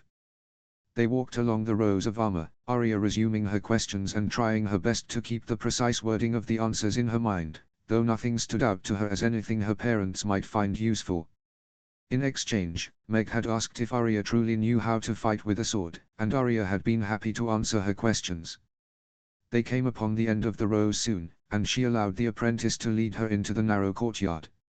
A helm of hammered steel, complete with stout and perfectly curved horns, hung above one of the doorways to the steaming forge. Arya felt her eyes light up. Clearly it was the work of the younger armorer. Toib Homart's craft was no doubt intricate, but she found she preferred the simple lines in the work of this Master Gendry. There was an elegant strength to the way the helm rounded and curved, and Arya reached out a hand, suddenly very eager to feel the smooth texture of the hammered steel on her fingers. "Oh, you there, leave that be." Startled, Arya pulled her hand back and turned to see a tall, muscled man with dark hair and a soot-stained face coming towards her, his mouth set in a scowl. He wore a thin, sleeveless shirt that stuck to his cord chest. As he came closer, however, his scowl dropped away into first shock, then confusion. "Who?" He caught her eyes. Arya forgot how to breathe. His eyes were very, very blue. Blue as ice over the sea, yet Arya felt nothing close to cold. Her ears were burning, and there was fire creeping under every inch of her skin. Breath felt too thick for her pounding chest. "Master Gendry, this is the daughter of the king's new hand," hissed the apprentice. Arya barely heard him. It seemed Master Gendry did not hear him either, for he still looked at Arya with the expression of one who had been dealt a blow from nowhere, his eyes flicking over her face as hers did his. Then he remembered himself and gave her a curt bow, though his eyes did not leave her. "Oh, you shouldn't touch that." Milady. I mean, I only just greased it." His voice settled like caramel in her stomach, warm and sweet and thick, and Arya shuddered despite the heat of the open forge and the fire creeping up her chest. She finally returned to her senses enough to look away from his endless eyes, but her gaze landed instead on his sooty arms, sheened with sweat, that bunched as he reached up to move his rich hair from his face. She swallowed, her throat very dry. My apologies," she managed to croak, though she was certain there had been an inordinate gap of silence before she'd found her tongue. For some long moments, no one spoke as Arya continued to drink in this miraculous man before her. His jaw was square and hard, with close-shorn stubble as black as coal. His brows were thick and sharp, and his lips thin but wide. Was this what the warrior himself looked like, she thought distantly, her head light and the edges of her eyes going fuzzy. Finally, the apprentice cleared his throat, the sound like cold air snaking into a steaming room after a bath. "Meg and I were only showing the lady the wares, Master Gendry," he explained, and Arya reluctantly pulled her eyes away. It would not do to stare, she reminded herself. It was incredibly rude, and did she not know firsthand just how gawking eyes could rankle? Though, she had not minded his eyes. "The new hand is in the front rooms with Master Toibho," the apprentice was saying. They were only "This way, my lord." It was Toibho Mart's voice coming from the corridor that Arya had emerged from, and all spun to see Mart leading father into the narrow yard. They stopped abruptly at their little party before Mart came forward once more. Well, here he is, my lord. This is Gendry. Gendry, this is the new hand of the king. Milord." Gendry gave father the same curt bow he'd given her. "He was my apprentice," Mart continued, "but he's strong and worked hard, and just completed his 3rd year as journeyman. He's one of my master armorers now." There was a hint of pride in Toibho Mart's voice, Arya thought as she joined her father, still unable to stop sneaking glimpses at the man. Or was he a boy? Meg had said he was not yet 18. Rob, John and Sam were all not 18, and Theon was older, and yet, no, this Master Gendry was most certainly a man. "Gendry, is it?" father asked, studying him most intently.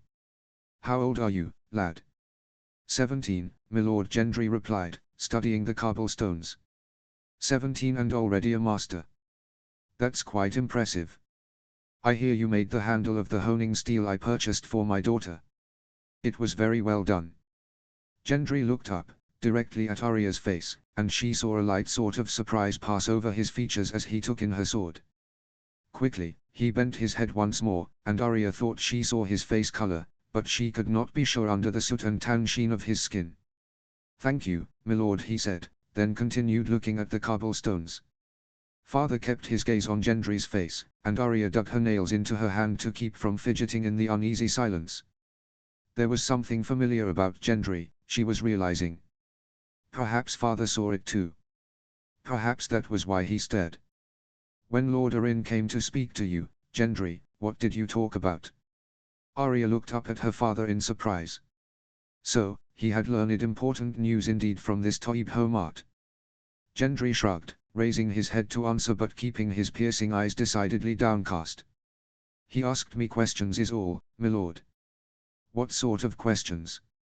Gendry shrugged. How was I, did I like my new position, was I treated well as an apprentice? And stuff about my mother. Who she was and what she looked like and all. What did you tell him? Father asked. I don't know nothing else but this. I like it well enough, and Master Toibho's always good to me. And about your mother? Another beat of uneasy silence. She died when I was little, he said, voice quieter. She had yellow hair, and sometimes she used to sing to me, I remember. She worked in an alehouse. Did Lord Stannis question you as well? The bald one. No, not him. He never said no word, just glared at me, like I was some raper who done for his daughter. Arya half choked on her laugh and turned it last moment into a cough. She heard the apprentice and Meg doing the same. Mind your filthy tongue around the lady. The master said. This is the king's own hand. He turned quickly to bow to them both. Begging you pardons, my lord, my lady. He's not practiced in speaking properly to high lords and ladies, I'm afraid. Please forgive his callousness. Gendry bowed too, though not nearly so low, and asked their pardon. Arya thought she saw his gaze dart to her face for an instant, and she lifted the corner of her mouth in hopes of letting him know he had not offended her in the slightest. Father waved away his apology, though his eyes never once left his face. Look at me, Gendry, father finally said, and after a moment, Gendry lifted his face. Arya could see it discomfited him to hold her father's gaze so, and again she looked up at father, wondering what he was seeing. The more glances she stole at Gendry's face, the more familiar he seemed, like some ghost of someone she had seen not long ago, though surely she would have remembered a man so striking as he. Finally, father breathed a heavy sigh. Very well. I am sorry to disturb your work. Arya. Arya jumped, realizing too late that she was staring again. For a moment, his endless eyes met hers again, and her breath caught on a sharp spark in her chest. She turned back to her father with what she hoped was a nonchalant smile. As Toib Homart led their way back to the front house, Arya had to bite down hard on her lip to stop herself turning back to look at this Master Gendry once more, for she was certain she felt his gaze on her back the whole while. For the rest of their stay, Arya barely heard a word exchanged between her father and the armorer. Her entire mind was filled with ice-blue eyes and dark, cored muscle, and the heat of the forge lingered on her skin. As they rode down the street of steel, Arya drew her horse close to her father's. After a moment's hesitation, she asked the question burning on her tongue. Why did you stare at that Gendry so? Did he seem familiar to you? Father gave her a steady look but did not answer right away. Did he seem familiar to you? He asked in response. Arya pursed her lips. Yes, but I couldn't quite place him. Arya, if I tell you, you must promise me that you will repeat this to no one save your mother. Not even Sansa or the twins. Swear it. Oh. Her brows knotted, but she nodded. I swear it. I won't say a word. Father nodded, and when he spoke his voice was heavy and resigned. Did you not think Gendry looks rather like the king? Oh tilde oh tilde oh tilde oh tilde oh. Thank you for your help in this, Love Ashura said as she kissed Arya's forehead at Ned's solar door. Remember what you promised your father. I will, Amma. Good night. And good night, father. When Arya had disappeared up the tower steps, Ashura came to where Ned sat at his desk, sinking into the leather chair opposite him with a heavy sigh and tired smile. "'T's been a long day," Ned said, returning the smile. That morning felt a fortnight ago, and Ned did not think anything could compel him to leave this chair for a long while. Ashura laughed. "Well, more for you than for me. All I did was sit and watch and listen all day. You are the one who's been on your feet for hours." Ned and Arya had returned to the Red Keep to find servants and courtiers in an uproar, and the king's steward had run to him as if his feet were on fire. "Oh, my lord Hand, there you are, there you are. Please, do come at once. Prince Oberyn has arrived, and his grace and your lady wife are in the throne room." It had been near on 2 decades since Ned had set eyes on Oberyn Martell, though despite the sprinkling of grey in his hair and the roughened lines on his face, he still radiated sharp life and a quick sort of danger. When he and Ashura had taken their family to Dorne 7 years ago, the prince had been on one of his extended trips to Essos, a common occurrence since Gregor Clegane's disappearance. As Ned had stood next to Robert, performing the motions of guest rite and pleasantries, he had caught his wife's eyes in question. The prince's claim that he came for the upcoming tourney might have satisfied Robert, but no one else truly believed it. When they had walked the prince back to his quarters and met his paramour and eldest daughter, the sky had already deepened and the brightest stars already sparkled in the inky blue. "What in all hells is Oberyn doing here now?" Ned had asked Ashura, feeling his head pound, for they both knew the Martells had never truly given up on their quest for full revenge.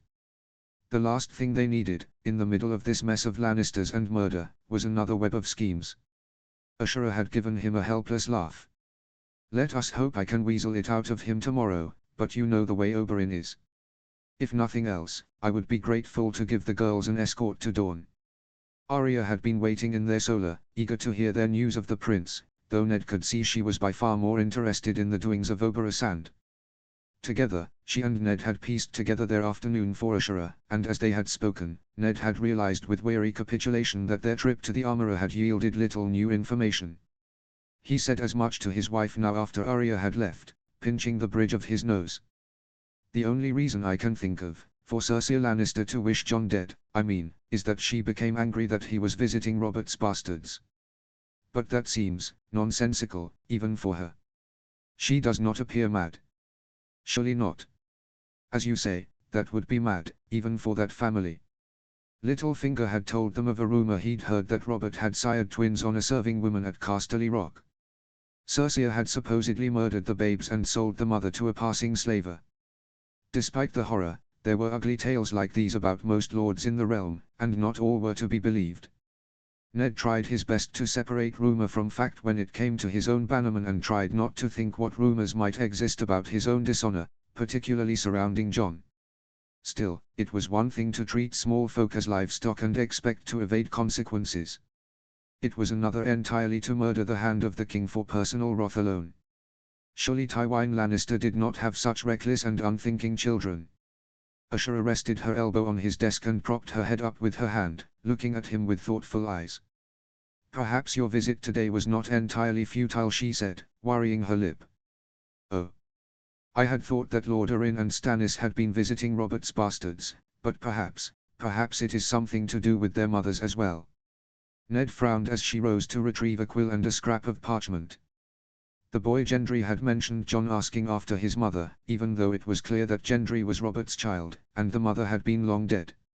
"Here are the bastard children they visited," Ashura said, writing down names of mothers and their babes as well as the places she had found them. They had all been names provided by the brothel owner Shattaya, and most were whores, though a couple had been tavern girls. Ned watched as his wife wrote down every name of mother and child, including their ages, without a moment's hesitation, as if they had been seared into her mind. At the end, she wrote down Gendry's name and wrote Alehouse Blonde where his mother's name would be. Then she paused, thinking, before writing down the hair colors of the other whores as well. "Did Arya not say that the apprentice overheard Stannis muttering about blondes?" she asked. "Let me see, 3 of these women were blonde." She and Ned stared down at the names then, both trying to find things in common, but after some moments of silence, Ned shook his head. If there is a hidden meaning, I cannot find it, he said, and Ashura sighed, folding the parchment and tucking it inside her sleeve where Ned knew she hid her daggers. Perhaps the guards will find Sir Hugh soon, she said, slumping defeated into her chair. Her eyes narrowed then. The Queen worries me though. I know Littlefinger's words cannot be completely trusted, but she is a proud woman with a hard heart. I have no doubt she could be driven to murder. Do you think the bastard children are in danger? Ashura raised a shoulder. From what Shatea told me, it was mostly the corrupt gold cloaks who had been giving her trouble, but who is to say that the Queen cannot do the same when she finds out? How hard would it be to murder a whore and her babe? Ned sighed. "'Tis not as if I can assign a guard to each girl. That would lead the Queen right to their door." Ashura sighed too. "I have given Shatea extra coin so she might induce the 2 tavern girls to go work for her instead. Perhaps it will keep them safer. All that day, I wished to bring the girls back here so I could know they are unharmed, but needless to say that would not do." She tilted her head at him then. "Oh, but you can. With this Gendry. That would be 1 child protected, at least." Ned raised his brows.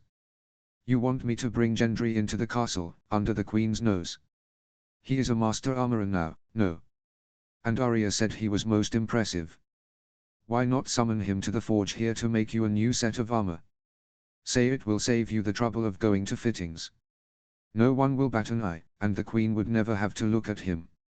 When all's said, 'tis Aaron Santaga who commands the forges and blacksmiths. He will see that any rumors die before they are started." It was not a bad idea. Ned did not know if it would make the boy any safer. Toib Homart had seemed intent on keeping the boy safe himself, but it was unlike to endanger him more. If eased Ash's mind, it would be no real hardship.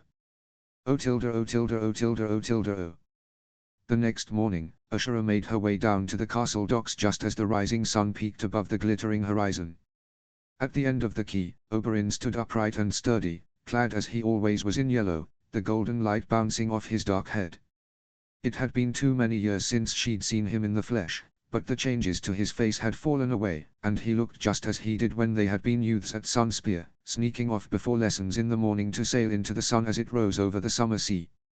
He kissed her cheeks and helped her into the sailboat, and despite the years they needed no words to divide their tasks as they worked the ropes. When they had navigated well into Blackwater Bay, Ashura closed her eyes and leaned back against the side, letting the cool, moist air drift over her skin, the flap of the sail's crips against her ears. Oberyn sang Rhoynar tunes under his breath, songs whose names she could not remember, though she could still recall each bawdy chorus, and could not help humming along. "Oberyn, why are you in King's Landing?" she finally asked, not bothering to open her eyes, for she knew he would never let anything show on his face should he wish to keep his secrets. "As I have said," he replied lightly. "It has been a long while since I have competed in a tourney. This one in honor of your husband seemed a good time." "Do not let him hear you call it that," she said absently, but opened her eyes to look at him. "But really, that cannot be the reason. You come to the capital only months after the Hand mysteriously dies. After you did not have the time to visit me up north even once." "Ah, but you are right. I have been remiss in that. Couldn't I have come simply because I missed your exquisite face, Ash? You know, they still talk about the beauty who willingly left her home to brave the depths of winter for the Sake of Dawn." Ashura resisted the urge to roll her eyes and tutted instead, ignoring the tales of her that she neither wanted nor deserved. "And what would the lovely Ellaria think if she heard you saying such things to me? That I have the right of it, I imagine.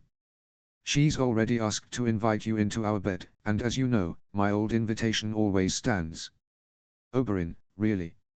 Her teenage years with Elia at Sunspear had made her all but immune to Oberyn's constant teasing overtures, but still she blushed. She had to admit Ellaria was sensuously alluring, and like Lioness Hightower, once she would have welcomed the women into her bed. In truth, if she did not know that Ned would be horrified at the idea. Oberyn caught the blush, it seemed, for he smiled like the viper he was and cocked an eyebrow. Coming around to the thought at last. "Ah, I did always know Ellaria was a blessing in more ways than I could count." She couldn't suppress the eye roll this time. The wild girl in her might like the idea of bedding Ellaria Sand, but the very idea of having Oberyn in such a way was ludicrous. I assured Ned just yesterday that I am like a sister to you, she said. Don't make me a liar. When all the king's formalities had been observed the previous day, Ned and Ashura had walked some ways with Oberyn back to his guest chambers. Ashura had been so caught in the exultant unreality of seeing her friend for the first time in near 2 decades that it was not until they had left Oberyn to settle in and rest that Ashura had noticed the thunderous scowl that etched itself into Ned's face. She'd laughed, which only made his scowl worse. Ashura had forgotten that Oberyn had never felt need to hide his, well, admiration might be the best word, if not the strongest. "Oh, Ned," she'd said as they made their way back to the Tower of the Hand, "there's no reason to look like that. I am like a sister to him. The way he was looking at you wasn't very brotherly. I don't know how I did not notice it all those years ago." She arched her brow at him. "My dear husband. Oberyn ogles anyone who is reasonably fair of face. He can't help himself. Surely you cannot begrudge a man his nature if he's doing no harm." Oberyn shrugged now. "Of course you spoke true," he said, his voice lazy. "You are as my own sister, Ash. But you know, we Martells do have Targaryen blood, and, I'm sure 'tis treason or something similar to strike your prince." Ashura gave him a sideways look. "Surely it's up to Doran to judge what is and isn't treason. I'd give much to see his face when you repeat to him what you just said." Oberyn held up his hands in surrender. Fine, you win. Anything to spare me the look from Duran. But if I am honest, your husband has his own rough charm. If he is so prone to jealousy, we would happily have both of you." Oberyn. Now there was another ludicrous thought. Ned's expression should she bring up that particular offer would be precious indeed. Ashura couldn't keep her face stern any longer, and once the laughter bubbled over there was no shutting it back in. For some moments, she and Oberyn sat against their little boat and laughed as if they were 13 once more, playing and teasing each other in the water gardens with the little children, the scent of oranges winding through the warm breeze. Elia would sneak up behind Oberyn any moment now and pull him unawares into the water, to cool his ardor before he frightened off her friends, and soon everyone would be drenched to the skin. Afterward, they would lie in the hot Dornish sun like a pack of lizards, lazily soaking in its warmth as the fountains sang the hour and the colored silks flew from the loggias, dancing against the cloudless sky. "But tell me," Ash said Oberyn when they had finally regained their breaths. "Are you well, truly, up in the freezing cold with your wolf husband and your litter of pups?" And suddenly she wanted to weep. How she had missed him, this brother who was not of her blood. Not wishing for Oberyn to mistake her tears for unhappiness, however, she smiled at him instead. "You have asked me 1,000 times in your letters, and I wrote true in reply. I am so happy, I feel I might burst, and even the cold is no bother inside the walls of Winterfell. I knew you loved your northern husband before.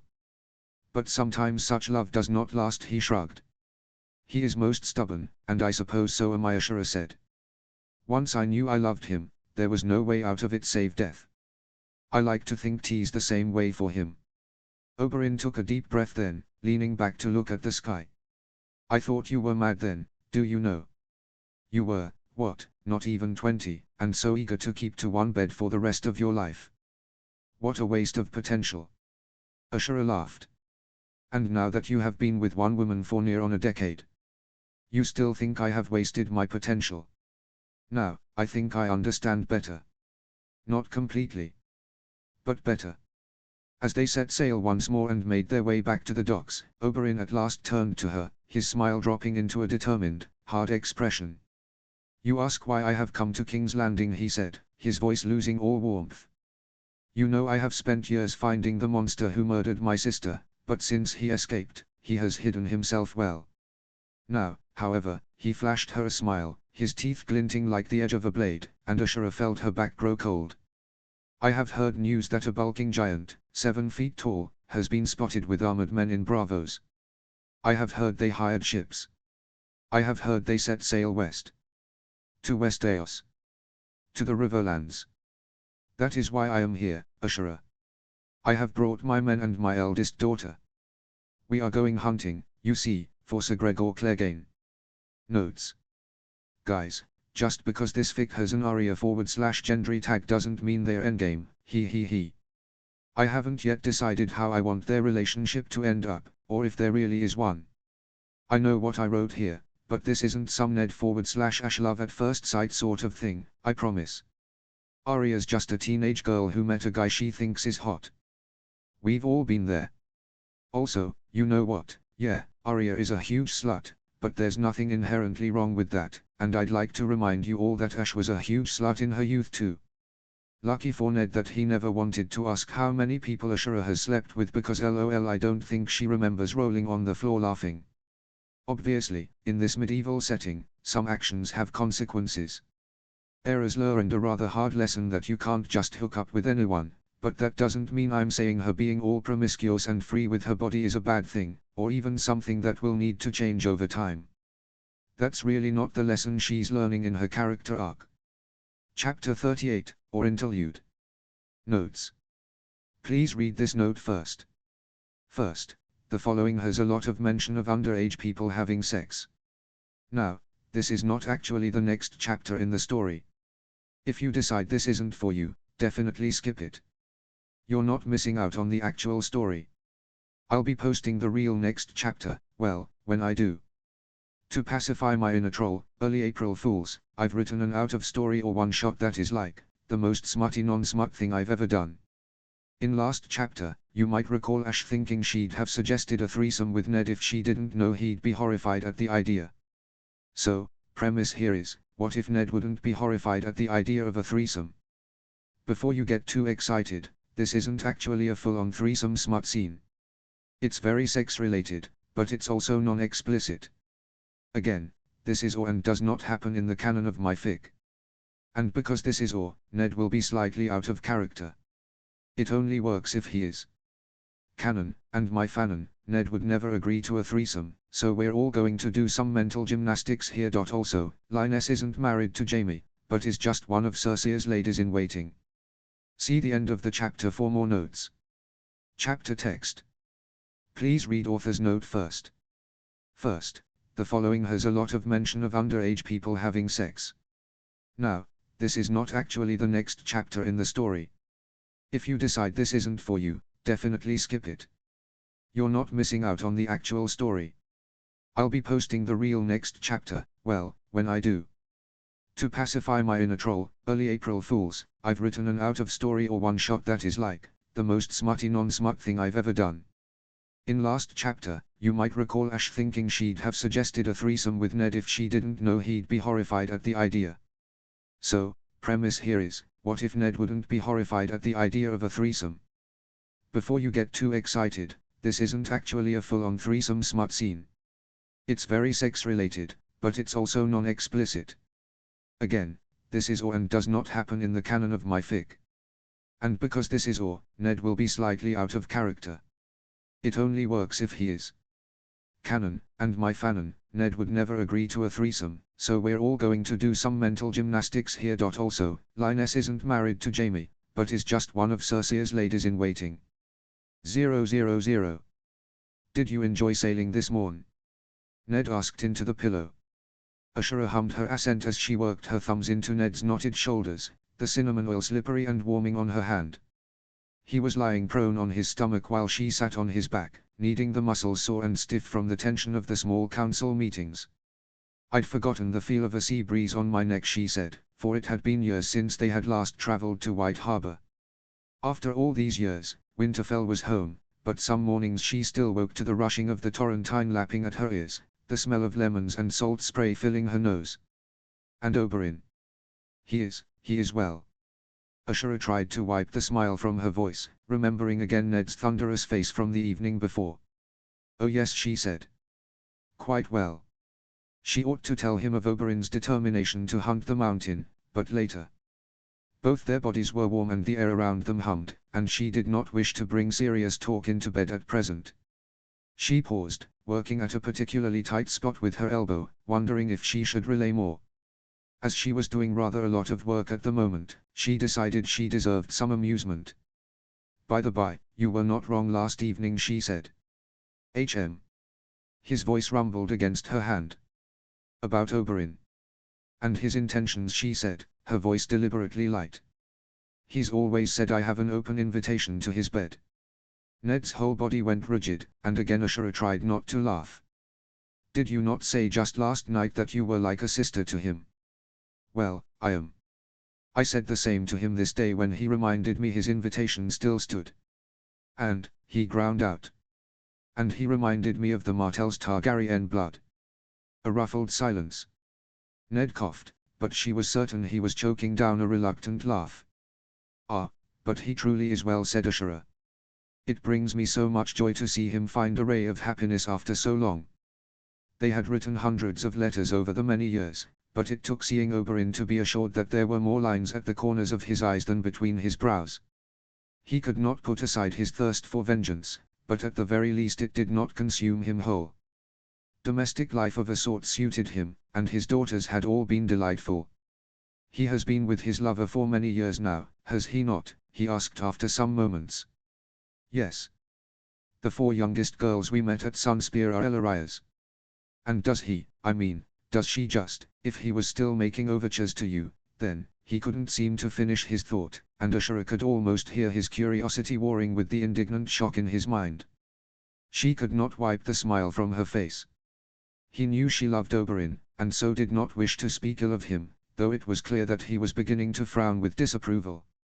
Do you mean to ask if he regularly strays from her, said Ashura. And if she simply bears it? He is a prince. And they are not married. It would not be dishonorable.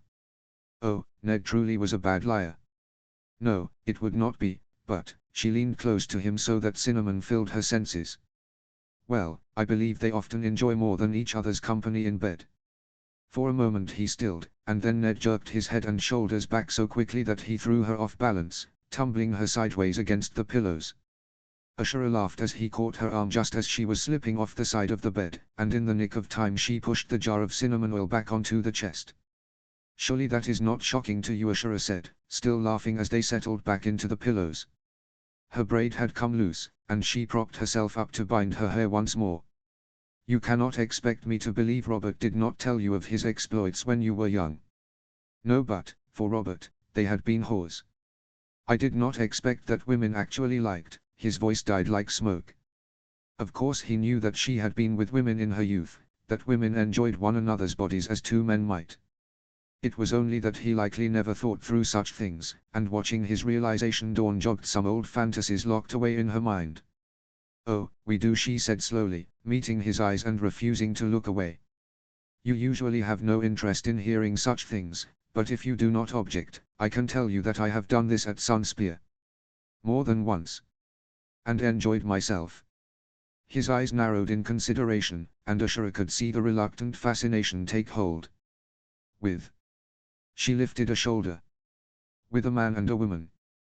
With 2 men. With 2 women. Whatever and whomever, felt good to me, really. Ashura bit her lip, wondering if this was wise, for once she spoke she could not take things back. Yet, how strange it was that he knew the darkest crevices of her pains and fragility, yet about this cursory history of easy pleasure he had never asked, and she had never shared. Do you object to my telling you some of the things from my youth? For long moments he considered her, then something shifted in his gaze. Slowly he shook his head. Go on then. I'm afraid you've made me curious. She looked down at his chest then, rubbing some stray lines of oil into his skin. You have met Sir Miles Manwadi, she began, and already could sense his frown beginning, for she had pointed Miles out during their visit to Sunspear as the boy who had been her first. She forged ahead. I did not tell you, that while I gave him my maidenhood, I had Simon Santaga's tongue in my mouth and on my breasts. She felt the air rush from him beneath her hand, and snuck a look up at his face, worrying her lip. The frown was not so deep as she'd feared, and she thought there was a hot sort of intent in his eyes that had not been there before. She pressed said breasts into his arm now. Shall I continue? A thick pause. Yes. She studied her hand again, for it was somehow easier like this. If I am honest, most of that evening I did not know which one of them was the one moving in me. They were both 15 and untried, and not very skilled, all told. Simon was good with his hands though, and what he did with them was rather lovely. That I do remember, and I told my friends. And so, the following Sennight, Jynny and I went to Simon's room. This is Jinessa Manwadi. Ashura raised a brow. Yes. The sister of Miles. Ashura couldn't help smiling. Yes. She found it beyond hilarity that I thought Simon a better lover than her brother. I had to beg her not to tell him I said so. There was a ghost of a returning smile on Ned's face. As if I needed more evidence you were always trouble, he said. Ashura gasped in mock indignation. Oh, I was not. You've been listening to Yulai's stories too closely. So you did not make a habit of riding off into the mountains all alone as a child. Did you not tell me just this morning that you used to sneak off from lessons to go sailing with Oberyn? She sniffed. Well, perhaps I was spirited is all.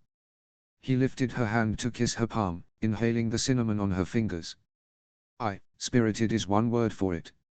Ned's voice was rougher than usual. She decided to be the bigger person and not argue. Well, regardless, Jynny wished to know if I had been right about Simon and his hands, so she and I slipped into Simon's room one night. He was so shocked that we decided it would be fun to stun him further. She hesitated then, the ideas from earlier again resurfacing. Perhaps, if Ned did not seem averse to this story, she caught his eye, watching to gauge his reaction. We told him he could watch all he liked, but he could not touch either of us until we determined the time right. A thick pause. Watch. Yes. His eyes were the color of a stirring storm. And what exactly did you show him?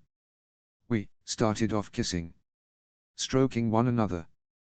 Gently, at first, but, well, Jynny always was a good kisser.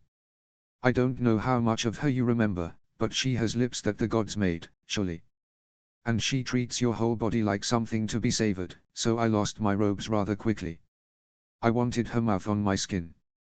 I remember wanting that as if it happened but a week past. Ned's breath had hitched, and now it came uneven and shallow. Ashura snaked her hand along his chest, pressing closer. Shall I continue? She whispered. He nodded.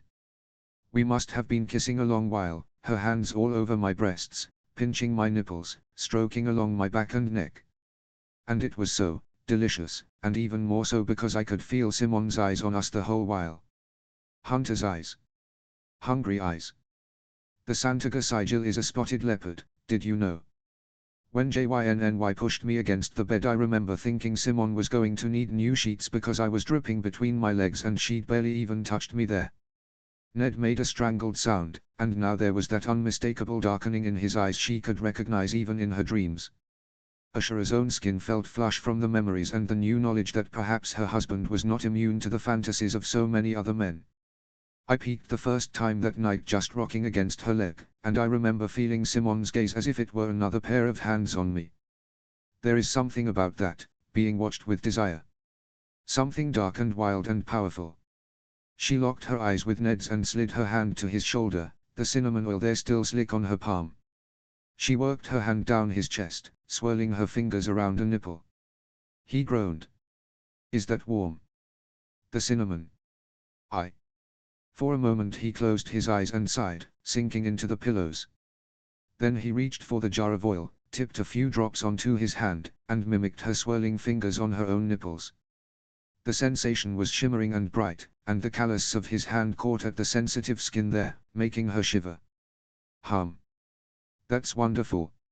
She kissed him lazily, achingly slow, and his tongue stroked over hers, then caressed along the roof of her mouth. It tickled, warm in her belly. She made a gratified sound, half laugh and half sigh against his lips. Jynny taught me to do that, she breathed. Did I tell you? When I first showed you at Harrenhal. She slipped her tongue into his mouth and did the same in return, lapping at the hot skin and feeling his trembling hand skim along her stomach. They kissed for a long, sweet while, then, before they had heated their blood too far beyond control, Ned drew back and tucked her hair behind her ear. Ashura watched the candlelight flicker in his irises, wondering if... What is it? You have not finished your tale. Ashura ducked to hide her smile. So, she had been right. I don't know that I can remember too much more. It's been so very long. He studied her, his hand making lazy circles on her thigh. Did you really enjoy it so much? Having a man watch you while you made love to another woman. She laughed. He was hardly a man, and we were no more than girls, but yes. Yes I did, and I dare say JYNNY did as well. And this Simon Santiago. Did he enjoy it? Millimeter. She brushed his cheek with her thumb. Very much, if memory serves. But you did not need me to tell you that, did you? Her own voice sounded hoarse and thick, and her heart was racing in her ears. Do you think you'd enjoy it, Ned? Watching me make love to another woman? For a heartbeat, he froze, and then a ragged breath seemed ripped from his throat. Yes. God's help me, but I think I would. Ashura smiled, her teeth sinking into her lip, seeing Ned's gaze flicker down to her mouth before finding her eyes again. And after? Do you think you might like our sharing her touches and her body? Do you think you'd like to fuck me while you watch her suckle my breasts? He swallowed, the words seeming to stick in his throat, but she held his gaze and saw the fire there. He nodded mutely. I like watching too, husband, she whispered, her throat going dry. I want to watch you fuck another woman while her tongue is between my legs. I want to slip my fingers inside myself, watching her put her mouth around your cock. Oh gods, Ash, he said, rising above her and pinning her shoulder into the mattress. She hummed as he bit lightly at the base of her neck, then her earlobe. Truly. She brought his hand to her thighs, guiding it up along the soft skin that had grown slippery and hot from her arousal, shuddering all the while. He was panting in her ear by the time he reached the little nub that drove her mad. See what the very thought of it does to me. Her voice was trembling. He groaned in response. So, she drew back and held his gaze, biting her lip once more, and he returned an incredulous look, lidded with desire. You'd really want to do this then? I've wanted to for some time. Only, I did not think until tonight that you might agree. She watched him swallow, his eyes darkening. Then yes. Yes, all right. Laughter bubbled in her throat, incredulous too, then she kissed him hard, pressing her aching core into his arousal. He groaned again, and his fingers did not stop, slipping between her folds, teasing her. She gasped, then buried her face where his neck met his hard shoulder, keening, riding out the storm. It was a long while before either spoke again. 000. Some evenings later, Ned and Ashura lounged in their solar, waiting for Lioness Hightower. She might be one of the Queen's ladies, but it was not as if they were bringing her into their confidence. In the end, she had been an easy choice.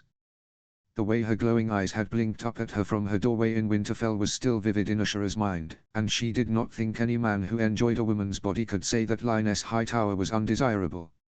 She had invited the woman to break her fast one morning, and it had taken just a few choice hints for her to understand Ashura's meaning. Oh, I rarely take men into my bed, but did you not notice my staring at your husband too, Lady Stark? A man who can induce someone like you not to stray would surely be a marvel behind chamber doors. Ashura had laughed. She did not know if Ned was a marvel or not. It was incomparable, his love-making and that of the other men she had been with, because they had only ever disturbed the surface of her body while every touch of her husband's was a ripple into the deep core of her. But she did not say so much to Lioness. Instead, she smiled, gratified. He is a most considerate lover. I think you will not regret this. Now Ashura rose to stoke their fire, then came back to sit on Ned's lap. She wore her day gown still but had let her braids loose, and Ned buried his nose in her hair, then nibbled at the ticklish spot just behind her ear, drawing a giggle. Did you ask her to stay the night? He asked, sipping wine from her goblet. Ashura raised an eyebrow. Of course. How rude would it be, to make her leave in the middle of the night? Ned laughed, the rich sound rippling over her like cream. I suppose you and your scheming mind have come up with a way to avoid talk. It was Ashura's turn to laugh. I don't know that it's all too scheming, only that the guards will have changed shift by sunrise. And if we keep her up here until late morning, she shrugged, peering at him from beneath her eyelashes. Who is to say she did not come early to break her fast with me again? A soft knock came from the door then, and Jack's perplexed voice rose from the other side. Milord, milady. Lady Lioness Hightower is here. Says she's got urgent business. Ned cleared his throat. Send her in, he called, eyes still locked with Ashura's. "And clear the floor and the ones below when you leave, Jax. We have sensitive matters to discuss with the lady." The door opened and shut softly, and Jack's footsteps faded down the steps. They both rose to their feet. Linus Hightower stood in a long cloak the color of forest moss, her blue-green eyes glistening like turquoise pebbles in the light. She drew her hood back, and Ashura sighed as her honey hair spilled loose about her shoulders. Linus smiled, undoing her cloak to reveal her sheer gown beneath, and Ashura heard her own breath catch. She really was a most lovely woman, like an exquisite bird or jewel wrought by a master goldsmith. "Good evening, Lady Stark." "Lord Stark." "My lady." Ned bowed, slightly stiff, though Ashura was pleased that he, too, seemed entranced by her. Linus laughed lightly, walking slowly to join them at the little table. Ned turned, retrieving the empty goblet. "Wine, my lady." Linus had taken Ashura's hand, and Ashura was twirling a soft curl of her hair around her finger.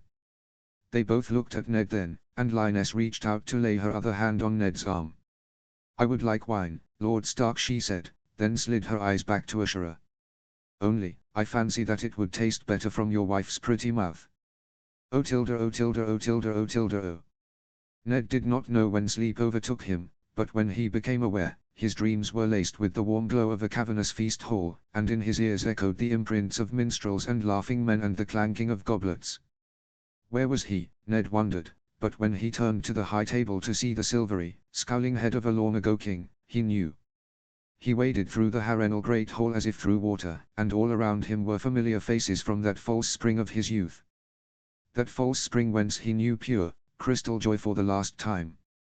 He turned to see Howland Reed, achingly young, observing the table with interest, while beside him was Benjen, yawning, and across from him, Lyanna, beautiful as a wild rose, brilliant and brimming over with life. Ned turned again, sparkling purple catching his eye, and on the floor cleared for dancing, Arthur Dane was lifting Ashura up by the waist in time to a vaulter. Both were laughing, and the look in Ashura's eye as she spun in and out of her brother's arms was so filled with adoration and joy that it made his head light. "Ned."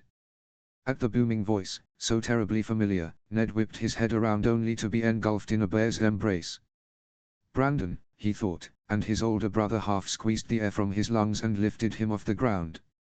"Hells, you've gotten tall since I last saw you, almost as tall as I am," he was saying, and Ned did not know if Brandon saw him as he was at 8 and 10, or now, after 2 decades, with a few strands of hair turning grey and lines etching his forehead.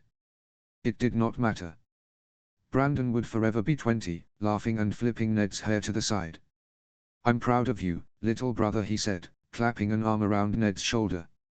"I didn't think you'd have it in you." "What are you saying, Brandon?" Ned asked, though at Brandon's smug smile he could not help smiling back so hard that his cheeks ached. "Your wife, Ned. Your wild, beautiful wife."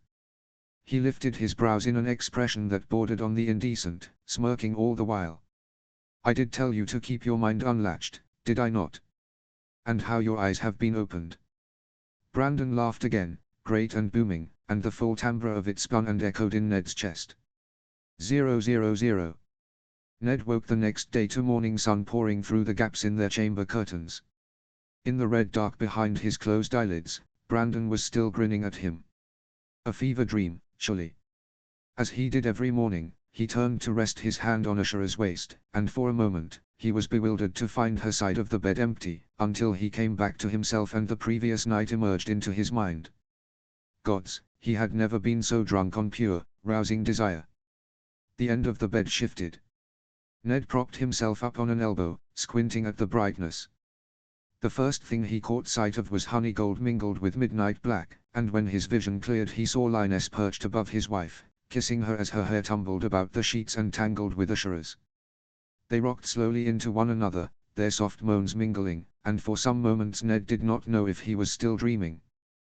Their hands were interlocked very close to his foot, and Ned watched with keen fascination as Ashura's slender fingers pressed little half-moons into Linus's translucent skin.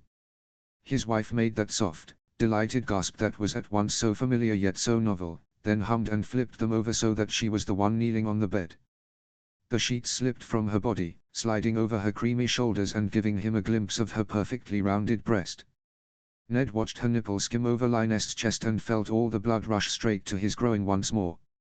Nothing could have prepared Ned for the erotic revelation of seeing his wife tangled in the arms of a woman, of hearing her moaning at another's touch as she hooked her bewitching gaze to him. And the sight and incandescent pleasure of Ashura kissing Lioness Hightower right over his aching cock. He was hard again, and despite himself, he gave a strangled groan. Ashura laughed, breathy and full, and sat back on her heels to smile down at him, her hard nipples peeking out from behind her hair. "Good morning, husband." Lioness had sat up too, her hand still tangled with Ashura's. "Sleep well, Lord Stark. You'll have to pardon me. Your wife did not wish to disturb your sleep, and I only wished to keep her company." "Good morning, my lady." "Ash." Ashura laughed again, her voice like bells, then slid her hot hand up his leg and along his stomach, drawing out another moan. She drew towards him, sensuous and slow, and pressed a decadent kiss against his neck. "Do you remember what I said last night? That it's best if Lioness leaves late in the morning." "Well, tea's early yet, Ned. I do hope you've rested well." 000. Ned hurried along the empty halls of the Red Keep, walking as fast as he could but not wishing to break into a run lest he alarm the guards. He had received a summons from the king with no information save the order to come to his solar at once. Robert had urgent news, it seemed, and it could not wait. The guards outside his door gave Ned stolid nods as he entered, and he made sure to shut the door firmly behind him.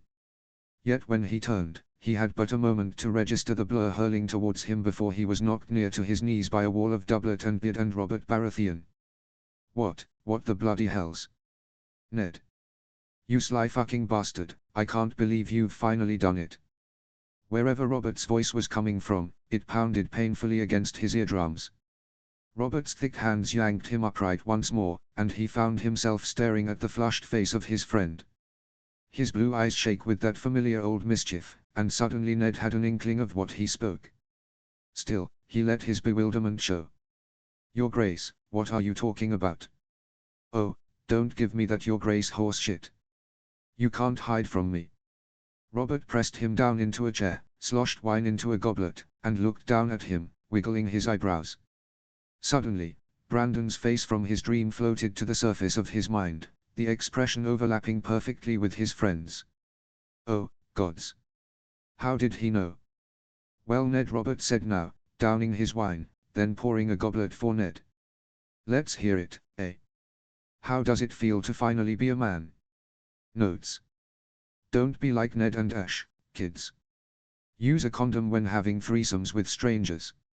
A huge part of why Canon Ned would never agree to this is because he'd never risk getting some other woman pregnant, and then there are all those STIs that are so elusive in Westeros. So, protection is important. So, while this scene is Ashura's sexual history, that stuff is 100% canon to my fic. I had a little too much fun there. I sort of imagine Sunspear during Ashura's teenage years as almost a small high school of sorts. I have no idea if this was the way of things, but I imagine that a lot of second sons and daughters were invited to stay and learn at Sunspear as the Martell's way of increasing Dornish unity. And if you've ever been to a small high school, it was just a musical chairs situation of dating and sexual relationships. Thanks to C. Medina for suggesting this and coming up with half the ideas and helping me troubleshoot. Basically, this wouldn't exist without them. Which, it's sort of their fault it exists at all, so if you're a little shook, I'm not entirely to blame. Did I just try to throw my beta reader under the bus? Chapter 39, In the Halls of Starfall. Notes. See the end of the chapter for notes. Chapter text. Aunt Lyrie is so very fortunate, thought Sansa, not for the first time, as she studied Beric Dondarrion from across the dinner table in Father Solar. The Lord of Blackhaven was handsome like the heroes in the storybooks from her childhood, with an easy, dimpled smile and twinkling eyes the color of a rainy morning sky. In the torchlight, his red gold hair gleamed like sunshine. Sansa thought that he might just be enough to melt her aunt's frosty demeanor. It had been Sansa's task to greet Lord Beric when he rode into the Bailey yard beneath the Tower of the Hand, and she had not been able to help smiling when he'd retrieved 2 sugar clumps from his doublet and fed it to his horse before he handed her to the stable hand. The mare had nuzzled his neck, and his laugh had made Sangza blush. Later, when they'd run into Mouse and Elia on the stairs, Lord Beric had not shrunk back or even appeared overly startled. When Leah had assured him it was safe, he'd even approached and let Mouse sniff his hand. Brave and kind and handsome, Sangza had thought. Aunt Leary is fortunate indeed. Lord Beric was in the capital to compete in the tourney the king was holding in father's name. Sangza could hardly think of the event without her stomach flipping pleasantly with anticipation. She had never seen a real tourney with knights and jousting before, let alone at the royal court, and of late, images she'd conjured as a girl frequently emerged in her mind's eye without prompting. Part of her knew it was childish and empty-headed to imagine that men playing at war would be just like in the songs and stories, but still she liked to imagine. Liked to believe she could live in her daydreams, even for a small while. Sangza would have to remember, though, not to call it the hands tourney in front of father again. When she had, his face had become drawn and stormy, and it was only later that Arya explained how much the event was costing a treasury that was already empty.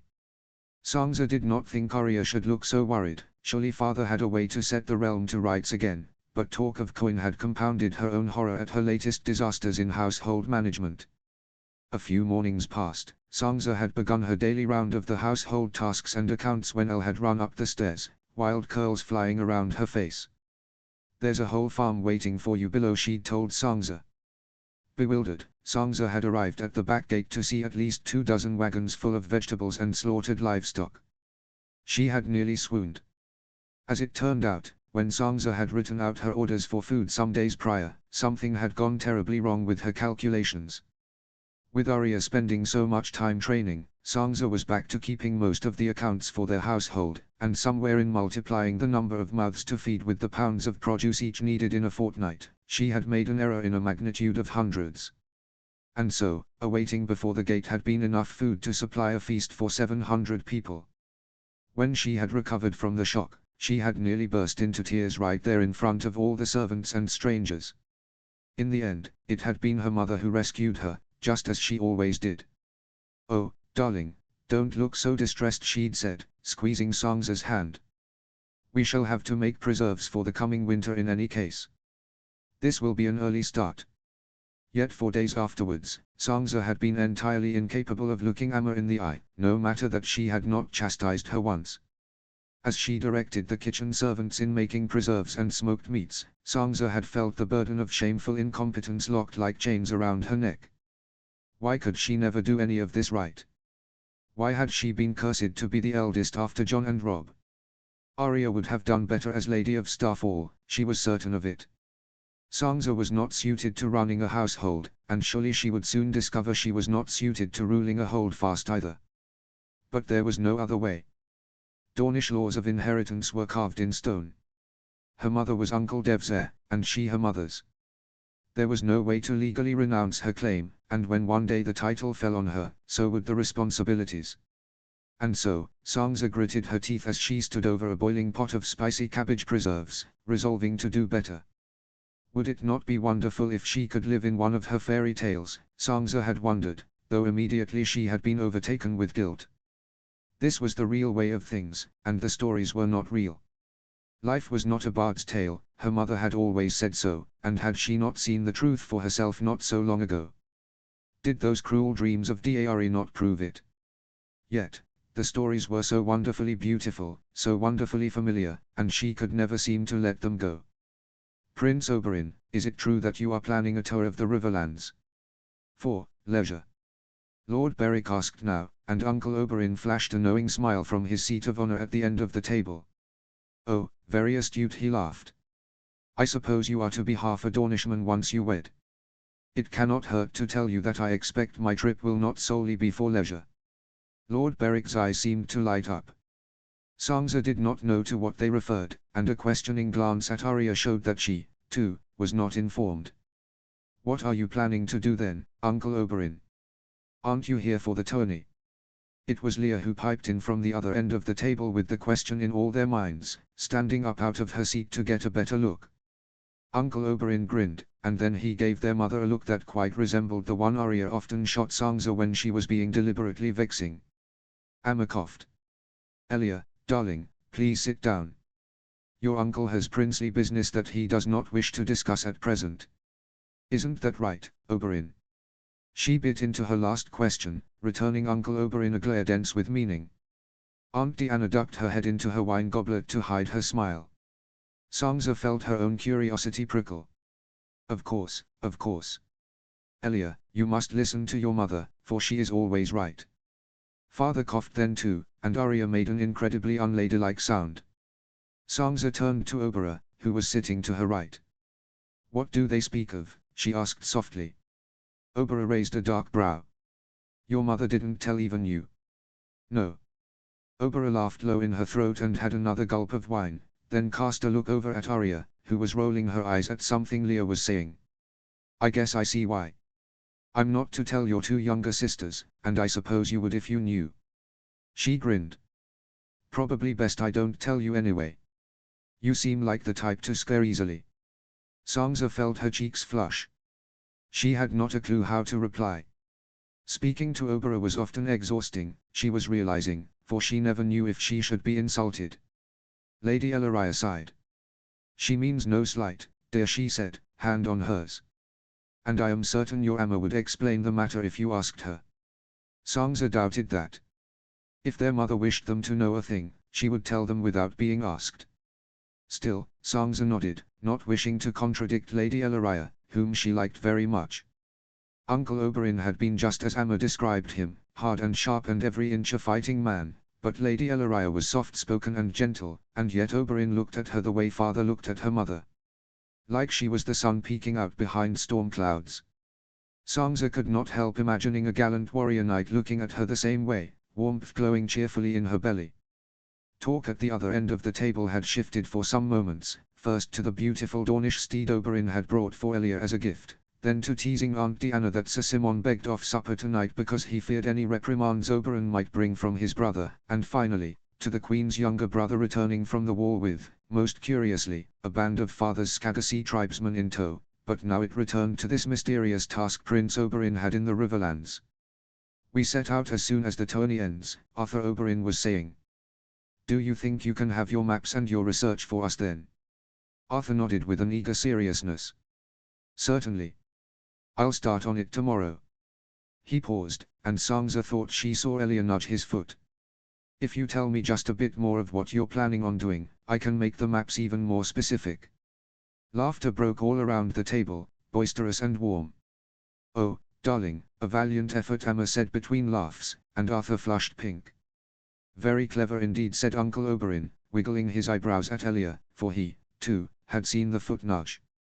Her sister had the good grace to blush. But not to worry, little lady. You will all know what I am up to soon enough if the gods are good. Elia narrowed her eyes in thought, making Oberyn chuckle again. Your Amma used to make that very face when any of her friends would not share our secrets, he told her, drawing more laughs around the table. Isn't that right, DY? Even though Aunt Diana's smile was wide and warm, Sansa felt it was shaded with a wistful melancholy, just as it always was. It's uncanny, isn't it, she said, then turned to father. I hope you don't mind my saying so, Lord Stark, but take it from us who've known Ashura since girlhood, your twins truly are Danes through and through. Sansa smiled, imagining her mother so young. It was a strange feeling to know that her mother was once a child, but Sansa did hope that she had once been as happy and carefree as Elia was now. Elia pursed her lips, looking between Oberyn and Diana. Well, how did Amma get you to tell her your secrets, then? Oh, I never could, Amma said. These two, Diana's a closed book if ever I've seen one, and Oberyn's more stubborn than a turtle. Elia giggled. A turtle? Oberyn exclaimed. I resent that. But am I wrong? The only one who could get you to spill your secrets at all was, oh. The breath escaped her like someone had struck her. Sansa felt the sudden twist of pain in the sound even as she did not understand why. And out of nowhere, a stifling silence stormed in, loud like a summer squall, broken only by Aunt Diana's goblet clanking against the brick floor. Sansa watched the smile slip off Oberyn's face and her mother's. Oh dear, Sansa heard Lady Ellaria say under her breath. She turned to her. What is it? Lady Ellaria gave her a sad smile. Your Amma was speaking of Princess Elia, I imagine. Oberyn gets that expression when he is reminded of his sister without warning. Sansa looked to her mother again, and sure enough, she now wore that stricken expression that sometimes appeared when some careless soldier brought up Sir Arthur Dayne in the Great Hall. Elia frowned. "Did I say something wrong?" Amma and Aunt Diana had been staring at Uncle Oberyn as if lost, and Oberyn's jaw worked as his gaze fixed to a point upon the wall tapestries that only he could see. At Elia's words, Amma turned to her, blinking and still mute. Ellaria pushed her chair back and seemed to hesitate, likely wondering if she should rise to comfort the prince. Father cleared his throat, and Sansa saw his hand slip down to her mother's knee. "No, Elia, you said nothing wrong," he sighed, bidding Elia sit back down. For once, she obeyed. "But what your mother was trying to say was that she never could get the prince to tell his secrets, and I doubt you could either, unless he wished to tell you." "Oh." She was still frowning, but even Leah could feel the change in the air. Again, Father cleared his throat, and after a moment, the tension broke. Sansa saw Oberyn give Ellaria a little smile, and Ellaria settled back into her chair. From her seat beside Father, Amma blinked very fast, drained the rest of her wine, then reached over to refill Aunt Dwy's goblet. Lord Beric coughed too, clearly discomfited. "Prince Oberyn, if I may," he said then, smiling a little too cheerfully. "Perhaps you would not object to my coming with you when you tour the Riverlands. I have yet to go myself, and I would not object to seeing it." That eager glint was back in his eye, and again Sansa wondered what Uncle Oberyn could be planning that was so enticing to Lord Beric. Before Oberyn could respond, Amma had recovered and smiled up at Lord Beric, now refilling his wine glass. "My lord, on that account, I actually intended to ask a great favor of you." Lord Beric turned to her. "Of course, my lady. Anything you need, you must simply ask. My daughter Sansa will be heading to Starfall once the tourney ends, and I had been hoping that you'd be an escort for her. A date on your way back to Blackhaven. I had intended to send her with a few of our Winterfell guards, but they have never traveled south of the Neck. I would be much comforted in sending her south without us if I knew you accompanied her." He looked as surprised as Sansa felt. "Oh, I see. Of course, that would entirely derail your plans to join Prince Oberyn, so if you cannot, I perfectly—" "No, not at all, my lady." Lord Beric flashed her mother a grin, then turned it to Sansa. She felt herself blush again but returned a nod. "Lady Sansa will be my niece one day. It would please me greatly to escort her to Starfall. Soon, I hope. I cannot thank you enough, my lord. How long has it been since your last visit?" "2 years now, I think," said Lord Beric, "though I do exchange frequent letters with Lady Illyria." He smiled once more, his entire face brightening. It seemed he liked to smile, and Sansa was glad for it. If she remembered right, it would do Aunt Illyria a world of good to have a husband who smiled often. "That is what she tells me as well," Amma said, nodding. "She looks forward to your letters." Sansa turned to look at Arya, whose eyebrows had crept to her hairline. From what they had seen of Aunt Illyria during their visit to Starfall, Lord Beric must have a bookish turn about him that they had not seen for their aunt to be so interested in his letters. Lord Beric perked up. "Truly. I—" His face seemed to color. "I look forward to every one of her letters as well. I have never known anyone like her, Lady Stark, truly. Oh, and—" He rose from his seat and strode over to where the servants had hung up his cloak, retrieving it and returning with a spring in his step. "She made this for me," he boasted, spreading the cloak over the back of his chair. Sansa exchanged an amused look with Arya as all present stood to examine it. On the dark background, there were galaxies of violet stars woven into the fabric, the patterns intricate and flawlessly wrought. She had only ever seen such fabrics from Essos, Myr or Lies, made by master weavers using jealously guarded techniques. Sansa was certain Aunt Lyric was no master weaver. Beside her, she heard Lady Ellaria's sharp intake of breath and Aunt Dy's soft murmur of appreciation. Amma raised her eyebrows. "Lyri made this?" Lord Beric nodded. "She wrote that she had contrived a new sort of loom. Something about, well, I cannot remember what she called it, but something to do with punching holes on thin cards of wood. This was her first testing of it, and she decided to send it to me." He smiled again so widely he nearly glowed with it, and Sangza leaned in close to study the fabric. She could certainly not produce anything even close to this intricate detail. Something like delighted curiosity pricked at the back of Sangza's mind. How had Aunt Liri done this, she wondered. For the first time since her mother had announced that she was to head to Starfall once more, Sangza felt just a tiny jolt of excitement at the prospect. Perhaps, just perhaps, things could be different this time. 000. Sangza remembered well that year she had spent at Starfall. She had been 9 when her mother announced they would be going to Dawn, and for many nights before their departure, she hadn't been able to sleep for excitement. Her entire life, Emma's stories of her youth at Starfall, of the beautiful castle and fragrant gardens and the violet twilight over the sea, had glittered like gems in Sangza's daydreams. Ever since she learned how to read, she had pored over the old stories of chivalrous knights on white horses and princes sweeping ladies off their feet. Though she knew that there could be no prince for her, for she would be Lady of Starfall one day, in her head, she imagined herself married to a handsome knight, who smiled at her the way father smiled at Emma, and who was honorable and gentle and kind. In Dawn, it would be warm enough to wear shimmering silk dresses every day, and she and her lord husband would hold tourneys and dances, surrounded by laughter. They had stopped at Sunspear first, but for Sangza, that had been a blur of faces and dust and marble chambers.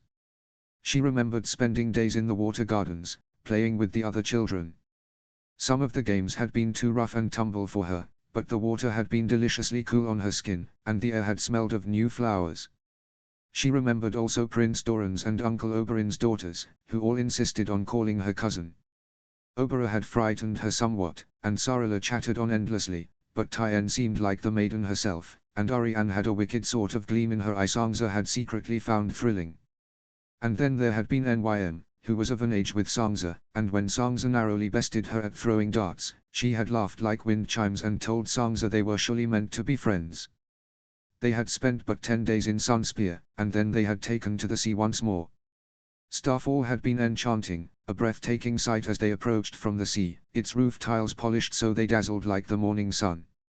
Inside, the walls were white and cool to the touch, the archways decorated with colored glass that filtered rainbows onto the stone floors. When they were too far inside its walls to hear the sound of the lapping waves, there was always the gurgling of little fountains in the courtyards. It had seemed like a castle straight out of a bard's tale, but she soon learned she was not to live in a song. For a se'night, her family stayed, but then her parents and siblings boarded their ship again and left Sangza to live in this strange new place.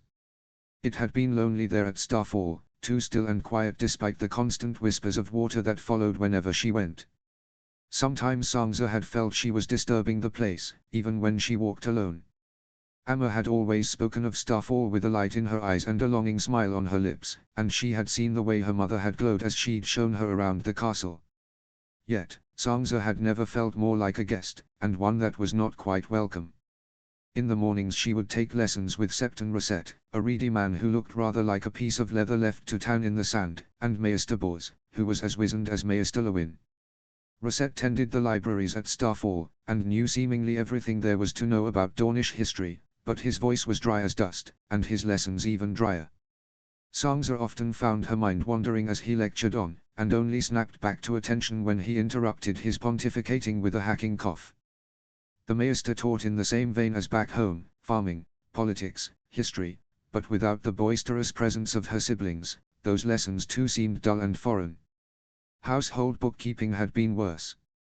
By 9, it was already clear to Sangza that numbers were not her friend. On the page before her, they often overlapped or jumbled into one another. When she tried to recall sums in her head, each seemed the same, and sometimes, stupidly, she would mistake a 52 for a 25 or add too many noughts to a number and make a horrible mess of the practice ledgers. There had been Uncle Dev, of course, whom Sangza liked immensely. He would tell her old tales of the Dane family heroes, of gallant swords of the morning, and the Lady Diana, who married a dragon prince without knowing she would birth a king. He told of the culture of their people, of the festivals around the grape harvest and the annual competitions for the biggest fish and mollusk finds, of the funny characters among their landed knights and neighboring houses. He told of their mysterious ancestor who had built Starfall seemingly from the sea itself, of their families' fall from their lofty thrones as kings of the Torrentine under Nymaria's invasions, of their fraught history with the rest of Dawn because of their ancient ways and strange eyes that would not fade despite generations of Roanish blood.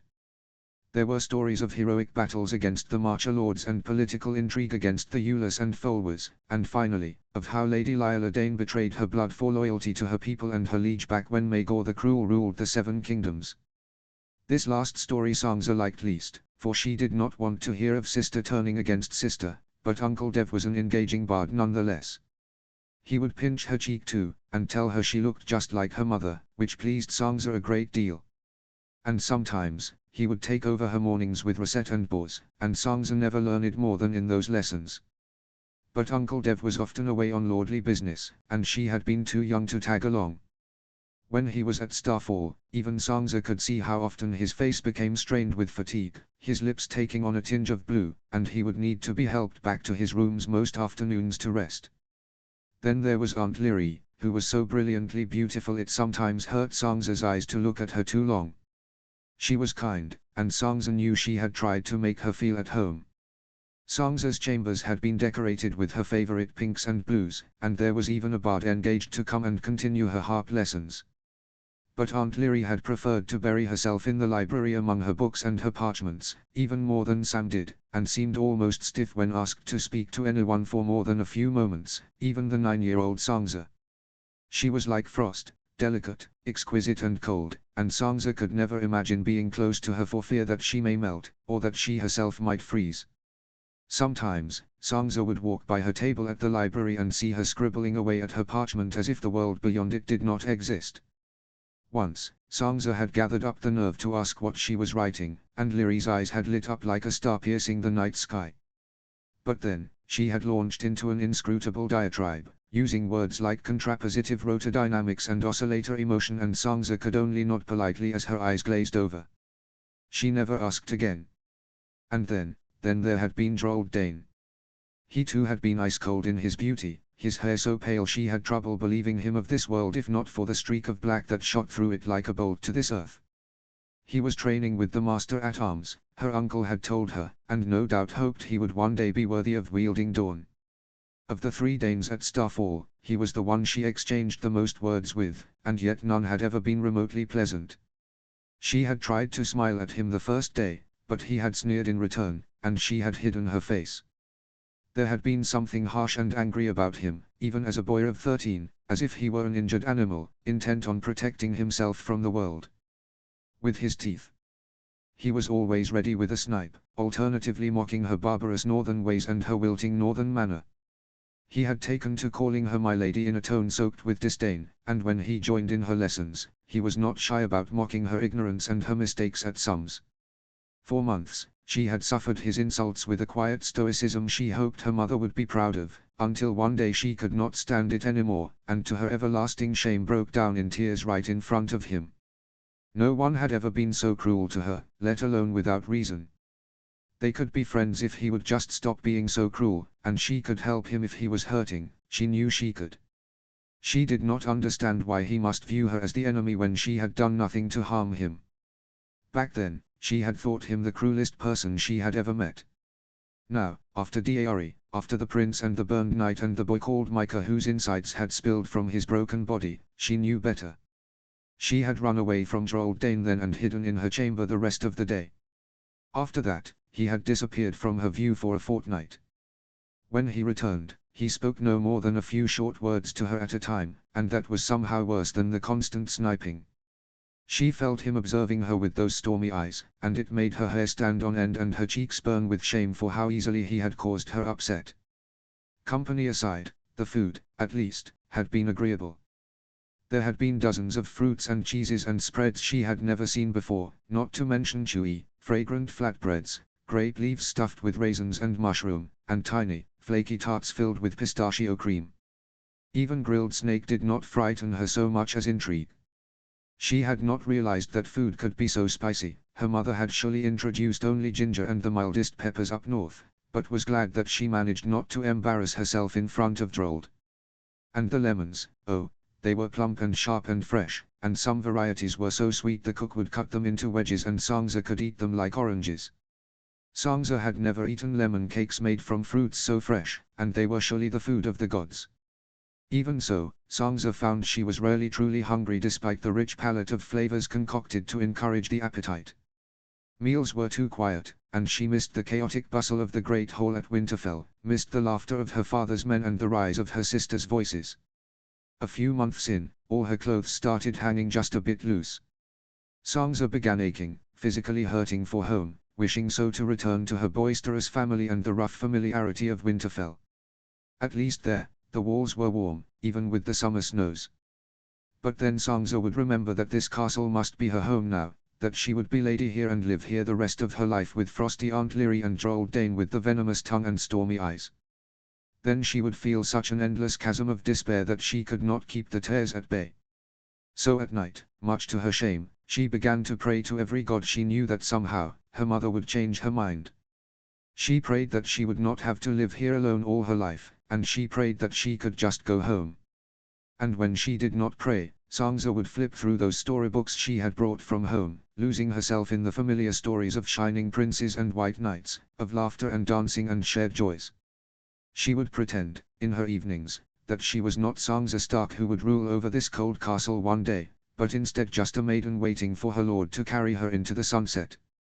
Miraculously, it seemed that her prayers were answered. The next year, her uncle had announced that she would be returning to Winterfell, though Sangza had thought she would be staying here for the rest of her life. "Your family misses you terribly, and your mother wants you home," he had said, a sad look in his eyes, and a moon later Sangza had sailed into White Harbor, watching for her father's tall frame on the docks. And when she was wrapped in her mother's arms again, Sangza hadn't been able to stop herself. All the words had tumbled out, how she had been so alone and so miserable, how she was certain she would be terrible at filling Uncle Dev's role, pleading with her mother to make someone else the heir, but then her words had caught in her throat. Her mother looked her up and down, and suddenly tears had welled in her eyes and rolled down her cheek. The sight had frightened Sangza to the bone. Amma never cried. Oh, she should not have been so selfish, so stubborn. She had only been at Starfall for less than a year. It was only unfamiliar to her. It would take some getting used to, perhaps, but she could manage. She was a Stark and a Dane, her mother always said, and stronger than anyone knew. Sangza never brought up her feelings on the matter again, even when Amma later asked. "I liked it there, but I'm glad to be home," was all Sangza said, while she hoped desperately that she would not have to return to Starfall until those words held some truth. She tried not to think of the place or her future there at all, for all that she was confronted with it every day in the lesson chambers. Alone at night, she would curl into her bed and read those old tales by the flickering lamp, children's stories, she knew, but simply imagining herself elsewhere, even for a little while, could calm within her the storm of guilt and yearning for another life. 000. Later in the evening, when their guests had all left, Arya had headed to bed so that she might wake early for her lesson on the morrow, and the twins had gone to let their wolves have a last run about the yard. Sangza sat in her mother's solar and brewed rose tea for her parents. "Amma, were you truly worried about only having Winterfell men accompany me to Starfall?" Sangza asked, washing the dry flowers with the first round of boiling water. "I'd like to know the same," father said, raising an eyebrow. "I had no idea you held such misgivings about our men, my lady." Amma looked not a bit contrite. "Oh, I don't have misgivings about our men," she said, biting into a lemon cake. "What I do have misgivings about is Beric Dondarrion heading into the Riverlands with Oberyn and leaving my sister without a betrothed should something happen to him." Sangza frowned up at her. "Amma, what exactly is Uncle Oberyn doing in the Riverlands? Why didn't you want him telling Elia?" Amma smiled, and even father laughed, but then both their faces sobered. "Your Uncle Oberyn has come to hunt Gregor Clegane," her mother said. "He's heard news that he has returned to the Riverlands and has in his head that, oh, love, careful with the water." Sangza moved the kettle away just as the boiling water filled up to the pewter brim, having completely forgotten her hands in her shock. "Gregor Clegane returned to Riverlands." Sangza felt her eyes grow huge. Is it true, the rumors?" she half whispered, for who had not heard of the horrid way in which he murdered Princess Elia and her baby prince? Who had not heard of how he had disappeared into thin air the night before his trial by combat? Sangza resolutely refrained from thinking of the details, for they had made her beyond ill, to know that any man could do such things. What could possibly have driven Gregor Clegane to do such things? For a moment, her thoughts drifted to the man's brother. What must Sassandra's childhood have been like, she wondered now. Was that why he had been so unspeakably cruel and seemed so pleased about his cold-blooded murder of those small folk? Had his brother caused him such pain that he must cast it on to others too? Sansa tore her mind away from the memory of his cruel voice in her ear when he'd whispered how he'd killed the boy named Micah. Was there truly still humanity in either of the Clegane brothers? Could some men truly? No, she could not bear to think it. The prince certainly believes that he has returned, father said. It cannot hurt to see, I suppose, and the king and Hoster Tully would think the same, so long as he keeps his men disciplined. In any case, Oberyn is determined to go, Amma said, turning to her with a determined smile, and Sansa could see that she did not wish to speak of Gregor Clegane. What long-hidden pains this must unearth for her. I do not wish for your sisters to know, she continued. Neither are very good with guarding their tongues, and no one would be served by this information becoming court gossip. Sansa strained the rosebuds and poured the steaming tea into cups. I won't say anything, she promised, handing the cups to her parents. Arya could even get it into her head that she'd like to join the search party, Oberyn was, after all, and that would no doubt lead to more headache for her mother. So, 'twas a coincidence you are sending Beric Dondarrion to Starfall with Sansa instead, is it? Father asked. He sipped his tea and gave Sansa an approving nod. Amma shot him a triumphant smile. Oh, sometimes things simply fall into one's lap. This betrothal has lasted near on 5 years, but I doubt Lyri has the time to remember her marriage with her mind so occupied in studies I do not even know the names of. Dev is certainly doing nothing that would help her leave him.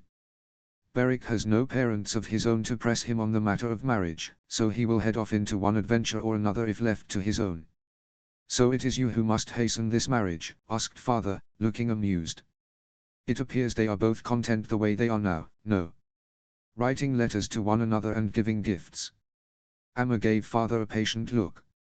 My sister is nearing 23, and Beric is no younger. If they wish to produce an heir and a spare, they'd best start soon. Father chuckled and looked towards Sansa. Sometimes, your mother is so practical that it is truly frightening. Her mother tutted. My lord, you speak as if you have not benefited greatly from my pragmatism. And so I have. You must pardon me, my lady. I only mean to say your practicality inspires awe in me. Sansa ducked her head to hide her smile, sipping at her own tea, even as something ached in a corner of her chest. How long would it be before she could make rose tea for her parents once more? How long would it be before she could have her whole family together again, laughing and teasing, spirited and warm? She thought again of Starfall's cool halls and the icy splashing of the fountains, of quiet dinners and Drold Dane's heatless eyes. And then she rose to set the kettle back in the hearth, for her parents were before her now, and there would be weeks yet before she would have to leave them. Notes.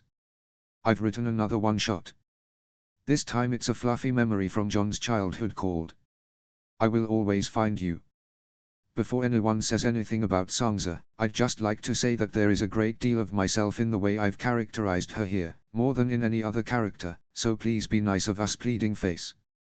Thank you to the wonderful Captain Fuck-You McHugh and 1969 Strat and C. Medina for all their help and ideas and in generally listening to me rant about crazy plot directions. I often feel like that Pepe Sylvia meme. Also, LOL Illyria coming up with a Jack Walloon was a spur-of-the-moment inspiration, so I hope that was fun. Chapter 40, Blood Ties. Notes. Note, just because I've not updated this story in a few years does not mean it's abandoned. I'll get around to it eventually. I'm only in my 20s. I don't plan on dying anytime soon. Gertie waited 24 years to drop Faust Part 2, so really, this story hasn't even been on hiatus that long.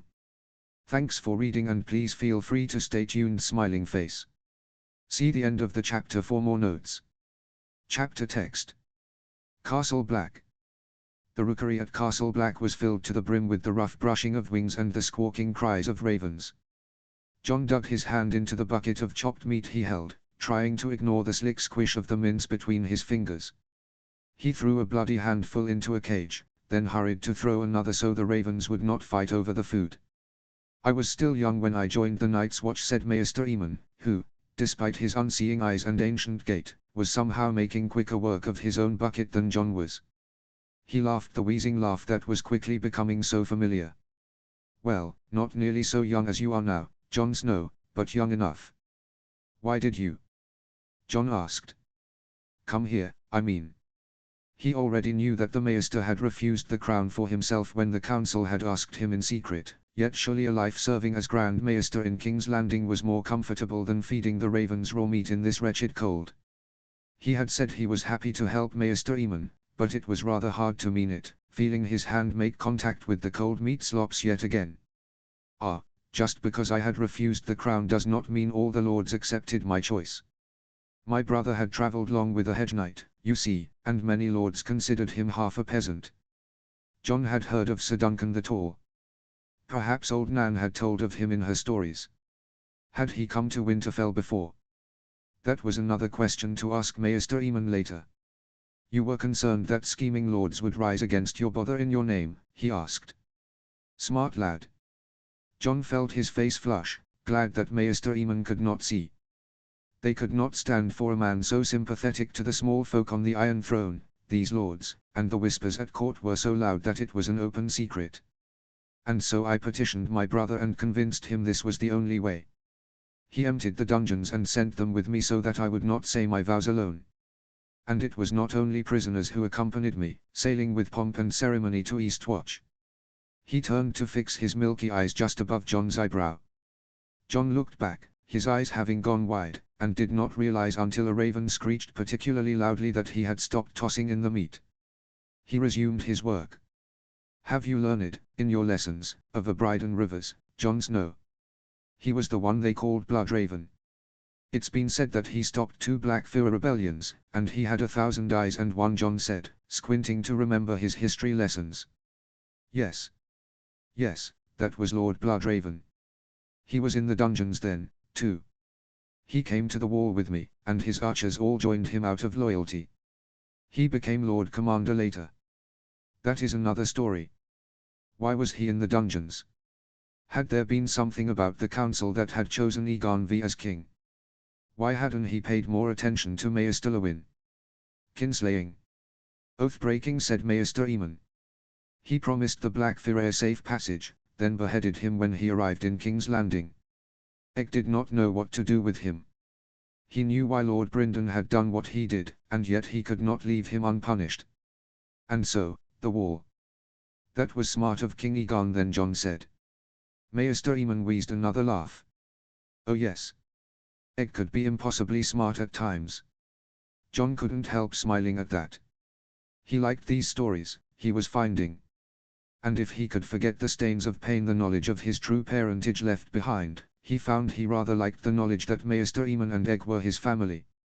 He and Small Janumber had been at the wall for a fortnight, and in the past days since his recovery from blood loss, Jon had made it a habit to come help Maester Eamon feed his ravens, using it as a thinly veiled excuse to talk with the man who shared his hidden blood.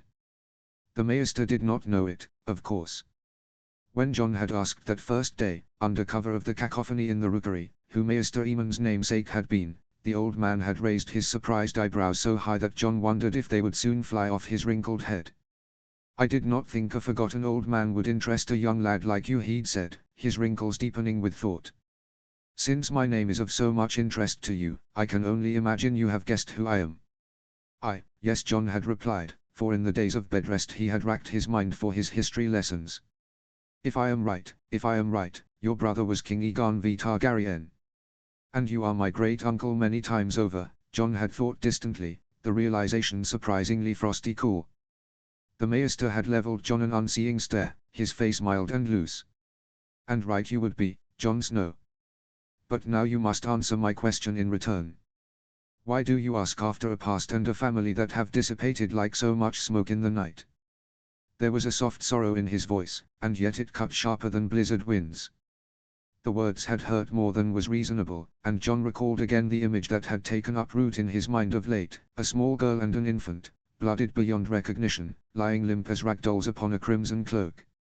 He might not have seen it with his own eyes, but Lord Stark had described the carnage well enough. The death of a dynasty. The death of a family. John wished to tell him right then that he had the old Maestas name.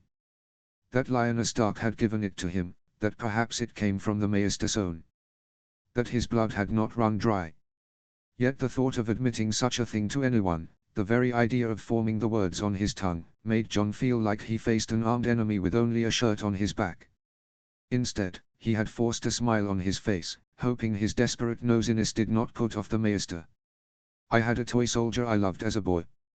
I named him Lord Dragon Knight, for I admired Aemon the Dragon Knight above all others. I'd only like to hear your stories is all. If you're willing to tell them.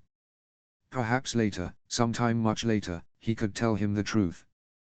The Maester had considered John for what seemed many like hours. Then his wrinkled mouth had curled in a smile that was almost amused. Lord Stark's natural son, eh? Interested in the stories I might tell. And how old are you, boy? John had felt his stomach flip, but he bit his tongue and kept his voice steady. He was only being curious. 7 and 10. More consideration. Then, finally. Very well, Jon Snow. You might come again tomorrow, if you wish. John had complied most eagerly, though he was reluctant for that eagerness. If he and the small Jon were forced to awkwardly overstay their welcome at Castle Black in their ongoing efforts to pull Sam from his madness, he told himself, he should try to make the most of his time at the wall. This was his blood now. There was no changing that. The idea of hearing Maester Aemon speak filled a little of the ugly hole that had so recently opened in him. When all had settled with the Tarly assassins, Jon, Theon and the small Jon had tried yet again to convince Sam of the folly of his decision. Theon had even paid a visit to the Lord Commander, intent on convincing him to eject Sam from the recruits because of his near-coercive circumstances. That encounter had been like walking into a stone wall. Sam trained with the recruits of his own free will, the Lord Commander had growled, and he would say his vows unthreatened. While it was unfortunate that the struggles of family and realm had been brought to a bloody end at the wall, the Night's Watch took no part. They buried the two guards with the rest of the unmarked dead and pretended as if none of it mattered. Gods, this is ridiculous, Theon had said, rubbing his nose, face still twisted in annoyance. Can't we just knock Tarly out and carry him back in a sack? Enough of this nonsense. The small Jon laughed while Jon shot Theon an impatient look. And then what, back at Winterfell? We lock him in a tower. Well, until Lord Stark strikes some fear of the gods into Sam's cunt of a father, I say that doesn't sound so bad. Jon rolled his eyes. Theon glared. Again, not hearing any better ideas from you. Jon glared back. The small Jon cleared his throat. It was rather a strange situation, having small Jon Umber playing peacekeeper between then, but strange situations had rained unyielding down upon them of late. Well, I'd say the thing to do now is get news to Lord Stark, said the small Jon. There's got to be, some sort of law. Randyll Tarly is breaking with this. Your father's hand of the king now. Can't he just chop Tarly's head off for trying to do murder? Jon shook his head and exchanged a frustrated look with Theon. They both knew it would not be so easy. It was not the way things worked down south. Lord Stark might be hanged, but Randyll Tarly was a bannerman of Lord Tyrell, and no matter what the laws said, the Lord of Highgarden would not look kindly upon an intrusion in his jurisdiction. By the time evidence could be gathered and the right people placed before judges, Sam would have long sworn his vows. First order of business is to send a messenger post-haste, sighed Jon. The son and the ward of Lord Stark could not send a letter accusing a Reacher Lord of murder by a simple, interceptable raven. Theon stood then. Well, nothing for it but I'll have to ride back to Winterfell. Robb will send a messenger right away, and we can only hope news gets to Lord Stark in time. In the end, Theon rode out alone the next morn. Jon was still largely bedridden, and Theon had informed an eye-rolling small Jon that he would only slow him down. For a few days after, Jon used his weakness as an excuse to wheedle Sam away from his training and work, and he and the small Jon tried various methods of persuasion and coercion, all to no effect. Even Sam's obvious hardships in the training yard would not deter him. Luckily for them, the Lord Commander, likely for the sake of their fathers, had not yet asked them to leave, and so every evening they paid Sam a visit, trying their best. Nonetheless, more and more often now, they heard various officers complaining under their breaths. First the Lannister dwarf with his silks and wine, and now 2 green boys intent on disturbing our recruits. What'd they think this place is, a town fair or an inn? When it became clear that they could no longer use Jon's injury as an excuse to stay, they had taken to sparring with the officers in the mornings, while in the afternoons the small Jon talked weapons and battle stories with officers and Jon helped Maester Aemon with the ravens. They were waiting, hoping, for news to arrive from Winterfell or King's Landing, and both felt it necessary to somehow justify their extended stay. Jon could simply not leave Sam here to swear away his life, especially given the way Thorne was already poised to treat him once they were gone. At least the small Jon, it seemed, had become just as invested in their task. Jon had that, if little else. Small Jon Umber was a good friend. "Do you enjoy your lessons?" then Maester Aemon asked Jon now. "You seem to recall a great many things about the Targaryen kings." He shrugged before remembering that the Maester could not see. Maester Aemon had just as many questions for Jon as Jon did for him, but Jon didn't mind. There was something soothing, like a mint poultice on a burn, about speaking of his life to someone who had been so little involved. Someone who knew him not at all, yet felt so close nonetheless. It didn't feel like he was lying through his teeth with every word he spoke. Sometimes Jon said, "If the stories are good, or if there are heroes. True heroes. Not always the ones they sing songs about, but the ones who did the honorable thing, even when it was hard. Like when Aemon the Dragon Knight carried his poisoned cousin through leagues of desert with the enemy laughing at their backs." Maester Aemon turned to him, setting down his empty bucket. "That is when honor matters most, when things are hard. Though, often, not hard for the body, really. Hard for the heart. Any man can make the honorable choice when it's also the easy one." "Ah, right. Honor means a great deal to you then, Jon Snow." Ned Stark's son through and through, eh?" Jon's stomach heaved and lurched and plummeted into his gut, and suddenly he couldn't bear to look at the bucket of chopped meat. "Of course it means a great deal to me," he protested, stumbling over his words. Doesn't it mean a great deal to you? Shouldn't it, to everyone?" The Maester laughed again. "Peace, Jon, I did not mean to say otherwise." His voice was creaky with amusement. "But as you've seen in your lessons, it is the rare man in thousands that always places honor above love and duty above the weakness of our human hearts. Most men are not strong enough. Well, my father is." The words were out of his mouth before he had a chance to think, but as soon as he said them he felt his face heat from the untruth of it all. Not my father. But even worse, had Lord Stark not lied all his life? To Jon and to the realm. Where was the honor in that? But, what was the alternative? It had all been to protect Jon, had it not? The only stain on Lord Stark's honor. Protecting Jon. Frustration swelled in his chest, and Jon tossed down his empty bucket, scowling. Maester Aemon turned to him, and though his eyes were shuttered, Jon thought he could see right into his mind. He turned away. Then Lord Stark is a rare man indeed." "Yes." His voice was very quiet, and Jon hated that. The Maester shuffled over to the water bucket, and Jon rushed to retrieve it for him, letting the Maester wash his hands before doing so himself. "I should think so. Most men would not bring their natural-born sons home to raise alongside their legitimate children." Jon flinched back as if from a burning stove. It was a long moment before he remembered to say yes once more, and Maester Aemon narrowed his eyes, nodding slowly. "And Lady Stark? Is she as generous as they say?" "My mother." It took Maester Aemon's chuckle for Jon to realize what he meant. It was easy to forget, at times, that to an outsider Jon's very existence was seen as an act of generosity. Before, the thought would have rankled. Now, Jon could only feel numb, for what would he not give to return to those days when he was merely Ned Stark's bastard son? "Well, that does answer my question," he said as Jon helped him down the plank steps. Jon looked over to see him raise his shriveled brows.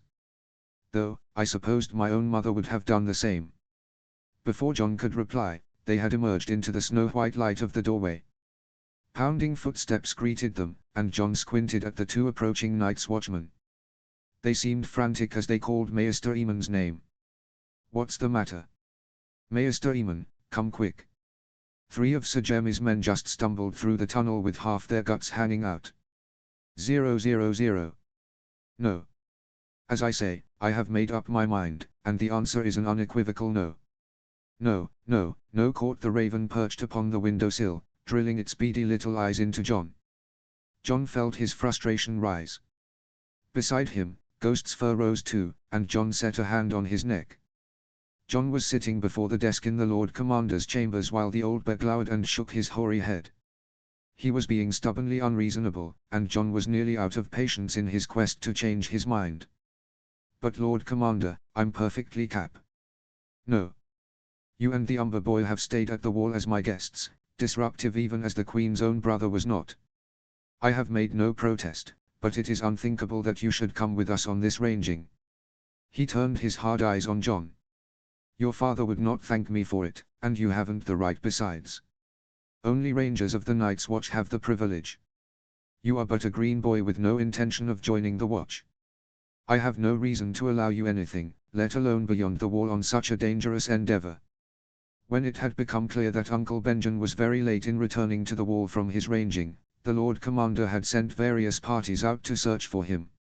Sir Jeremy Ryker had been one of these leaders, setting out with 2 groups of 6 rangers. The 3 injured men who had come back through the tunnels had been the only ones to survive. That was all they managed to relate.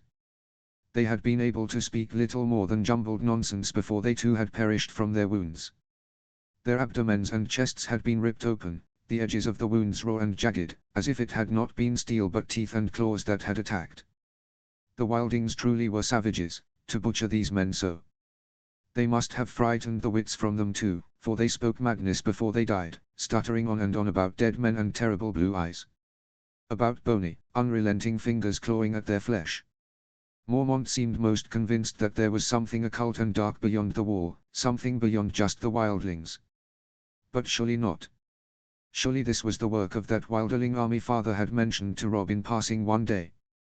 If they were planning for an attack on the wall, it would be most prudent to take out as many individual rangers as possible, to whittle down the force of the Night's Watch. The Lord Commander was now preparing for a great ranging, determined to find out what precisely happened to all these men. John was determined to join them and find Uncle Ben alive. He could not bear the thought that his uncle had met a fate similar to those men awaiting burial. No. He was out there, and John would find him. Benjen is my uncle, Lord Commander John said now. Stark blood. If this ranging party is partly to look for him, it is natural that I should come. Blood, blood echoed the raven, and Ghost sniffed in its direction with a hostile curiosity, though Mormont ignored his pet entirely. Instead, he glared at John, his jaw tightening beneath his shaggy beard. You insult the watch with your words, Jon Snow, he snarled. The day Benjen Stark joined the Night's Watch, he became our brother, and no longer that of your Lord Father. We are his family now. You have no business speaking so, not beneath my roof. You can't change blood, Jon said stubbornly. He'll always be my uncle. Besides, I'll be useful to your party. I've beaten Uncle Ben in our sparring sessions at times, and I'm clearly a better fighter than many of your rangers. I know how to track and make camp and all sorts of things about surviving in the wild, too. I can be helpful to you, and Ghost even more so. Ghost tilted his head then and lazily bared his teeth before padding a circle around them. The Lord Commander's face continued to darken at Jon's words, but this time, he could not refute him. When Maester Eamon had first deemed Jon well enough to move about, he and the small Jon had joined the officers in their training, sparring and exchanging technique. There were seasoned knights among the officers, to be sure, but Jon was quicker than most men. Both Uncle Blackfish and Sir Roderick said so. He'd recently sparred with Jaime Lannister and held his own for quite some time, after all, and with wildfire in hand, he managed to best most of them. He and the small Jon had another reason to be in the yard, of course. Sam was with the new recruits, training under the sour-faced Alisa Thorne, and it had been clear from the first day that he was determined to single out Sam for torment.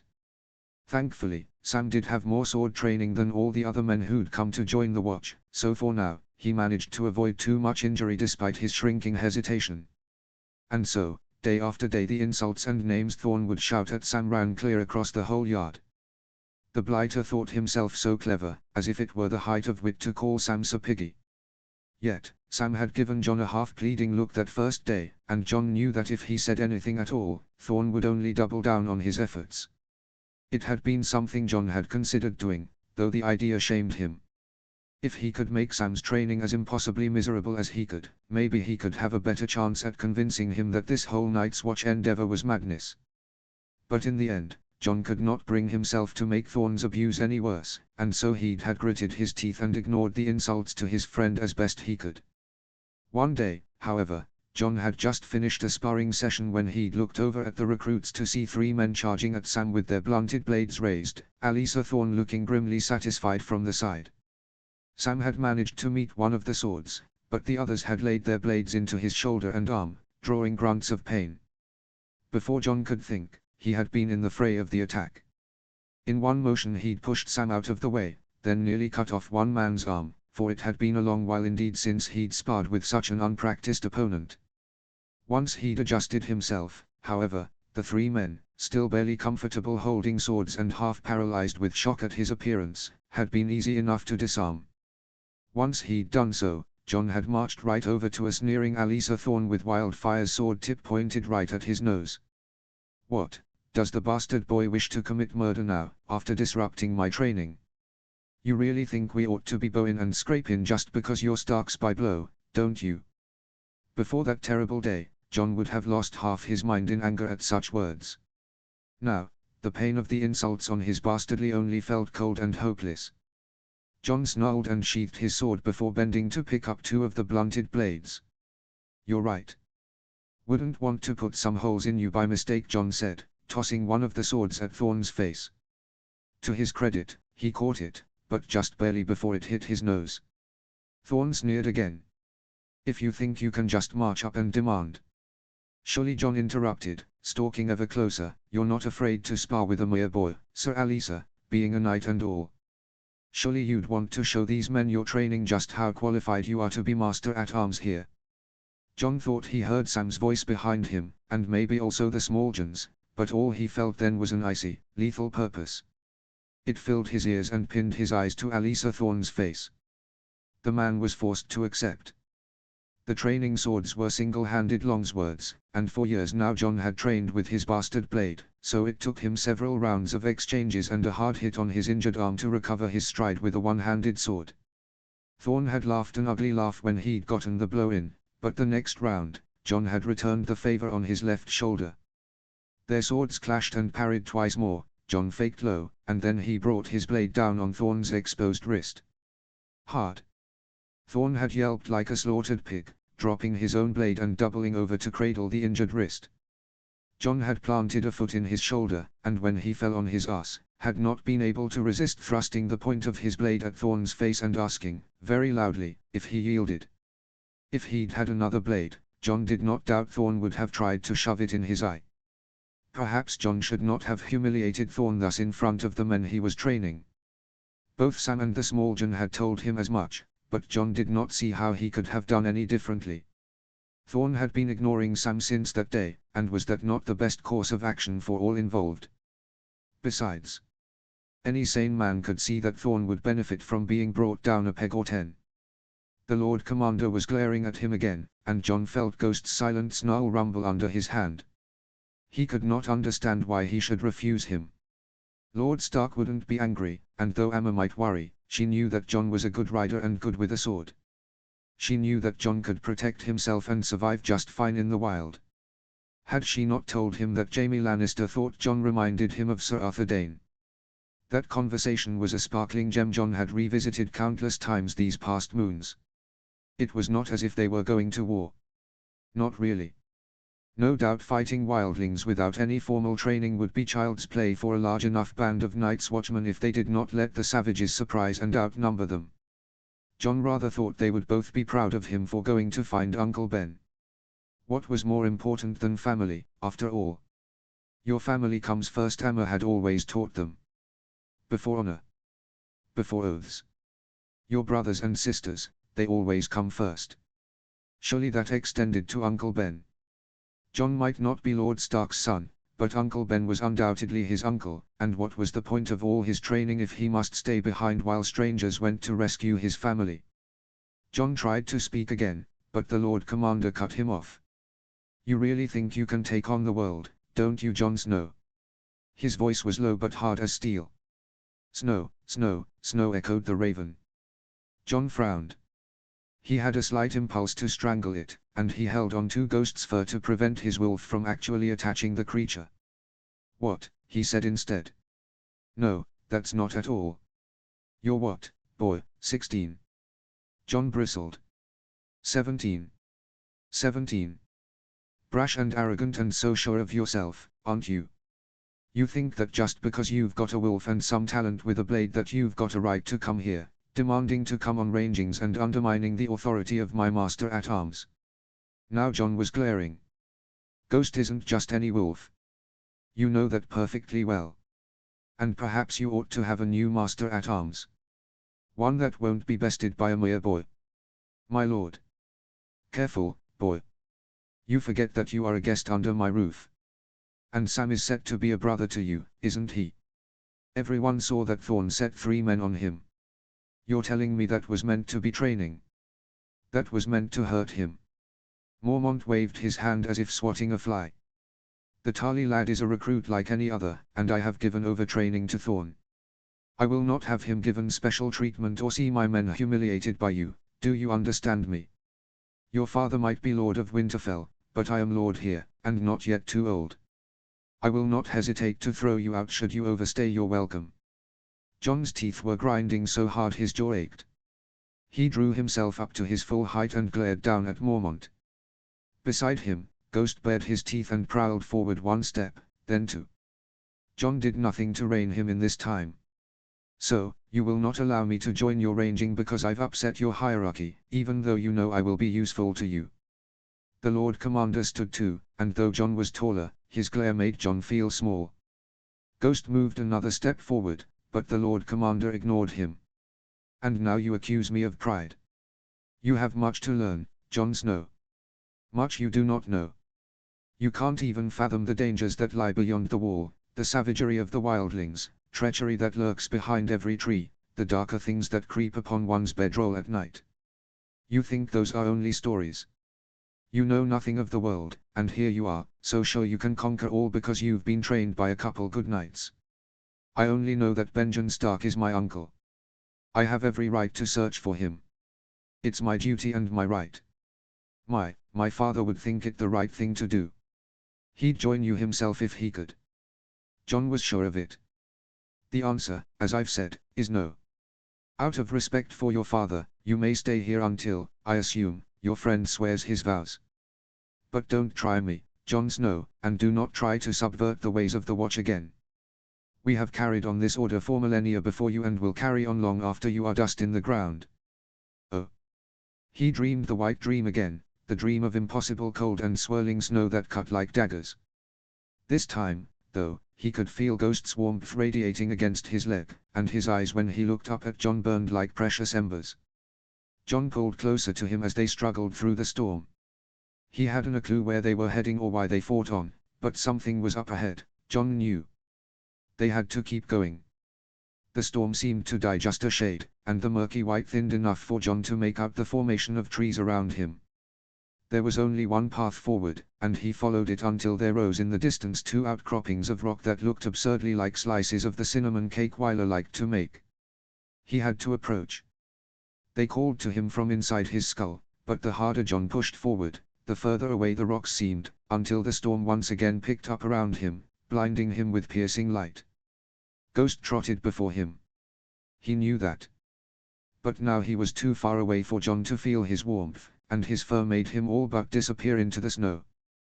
"Ghost," he called, but his voice was swallowed by the savage wind, a sharp gust of it cutting past his stinging lips and shutting down his throat as he spoke. "Ghost," he tried again. This time, to his vast relief, he saw red eyes appear in the distance, and Jon ran to Ghost, ignoring the cutting snow. What have you got there?" For now he saw that Ghost had found a black lump on the ground. That was why he had run off ahead. His direwolf sniffed at the lump, pawing at it before looking up at Jon. John approached and froze.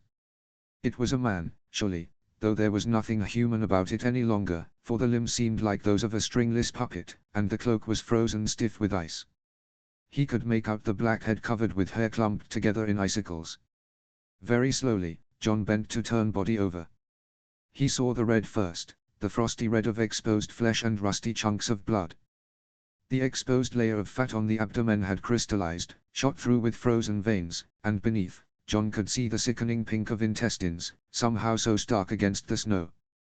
Unable to help himself, his eyes traveled from the ungodly gash, up past the torn-up chest, and finally settled on the man's face. He recognized the face. It was Uncle Benjamin's face. His rooms were chilled and damp when John shot up from his bed. His nose and fingers felt as if they belonged to a corpse, and for many moments he could not hear his own breath over the pounding of his blood. In a smooth motion, Ghost leapt up on his bed, his head tilted in question, his eyes shiny as they caught a sliver of light from the window. The breath escaped John all at once, and he buried his face in Ghost's hot fur. Just a dream.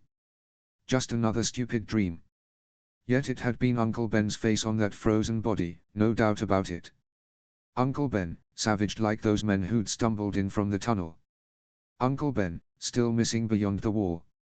"I have to go find him," John whispered into the darkness. "I have to. Damn Mormont and the Night's Watch rules to all 7 hells." By the time he was prepared to depart with his ranging party of hundreds, Uncle Benjamin would already be a frozen lump of blackened blood, John was sure of it. He was out there, and John was going to find him alive. No matter what. Before it was too late. He owed it to Benjamin. He owed it to Lord Stark. And most of all he owed it to the mother who had given her life to bring him into this world. Amma had said they were close, had she not? And unbidden came the realization that Lyanna Stark would have gone to find Benjamin herself had she still been alive. It was John's fault that she was not. John owed it to her to find her brother. The end.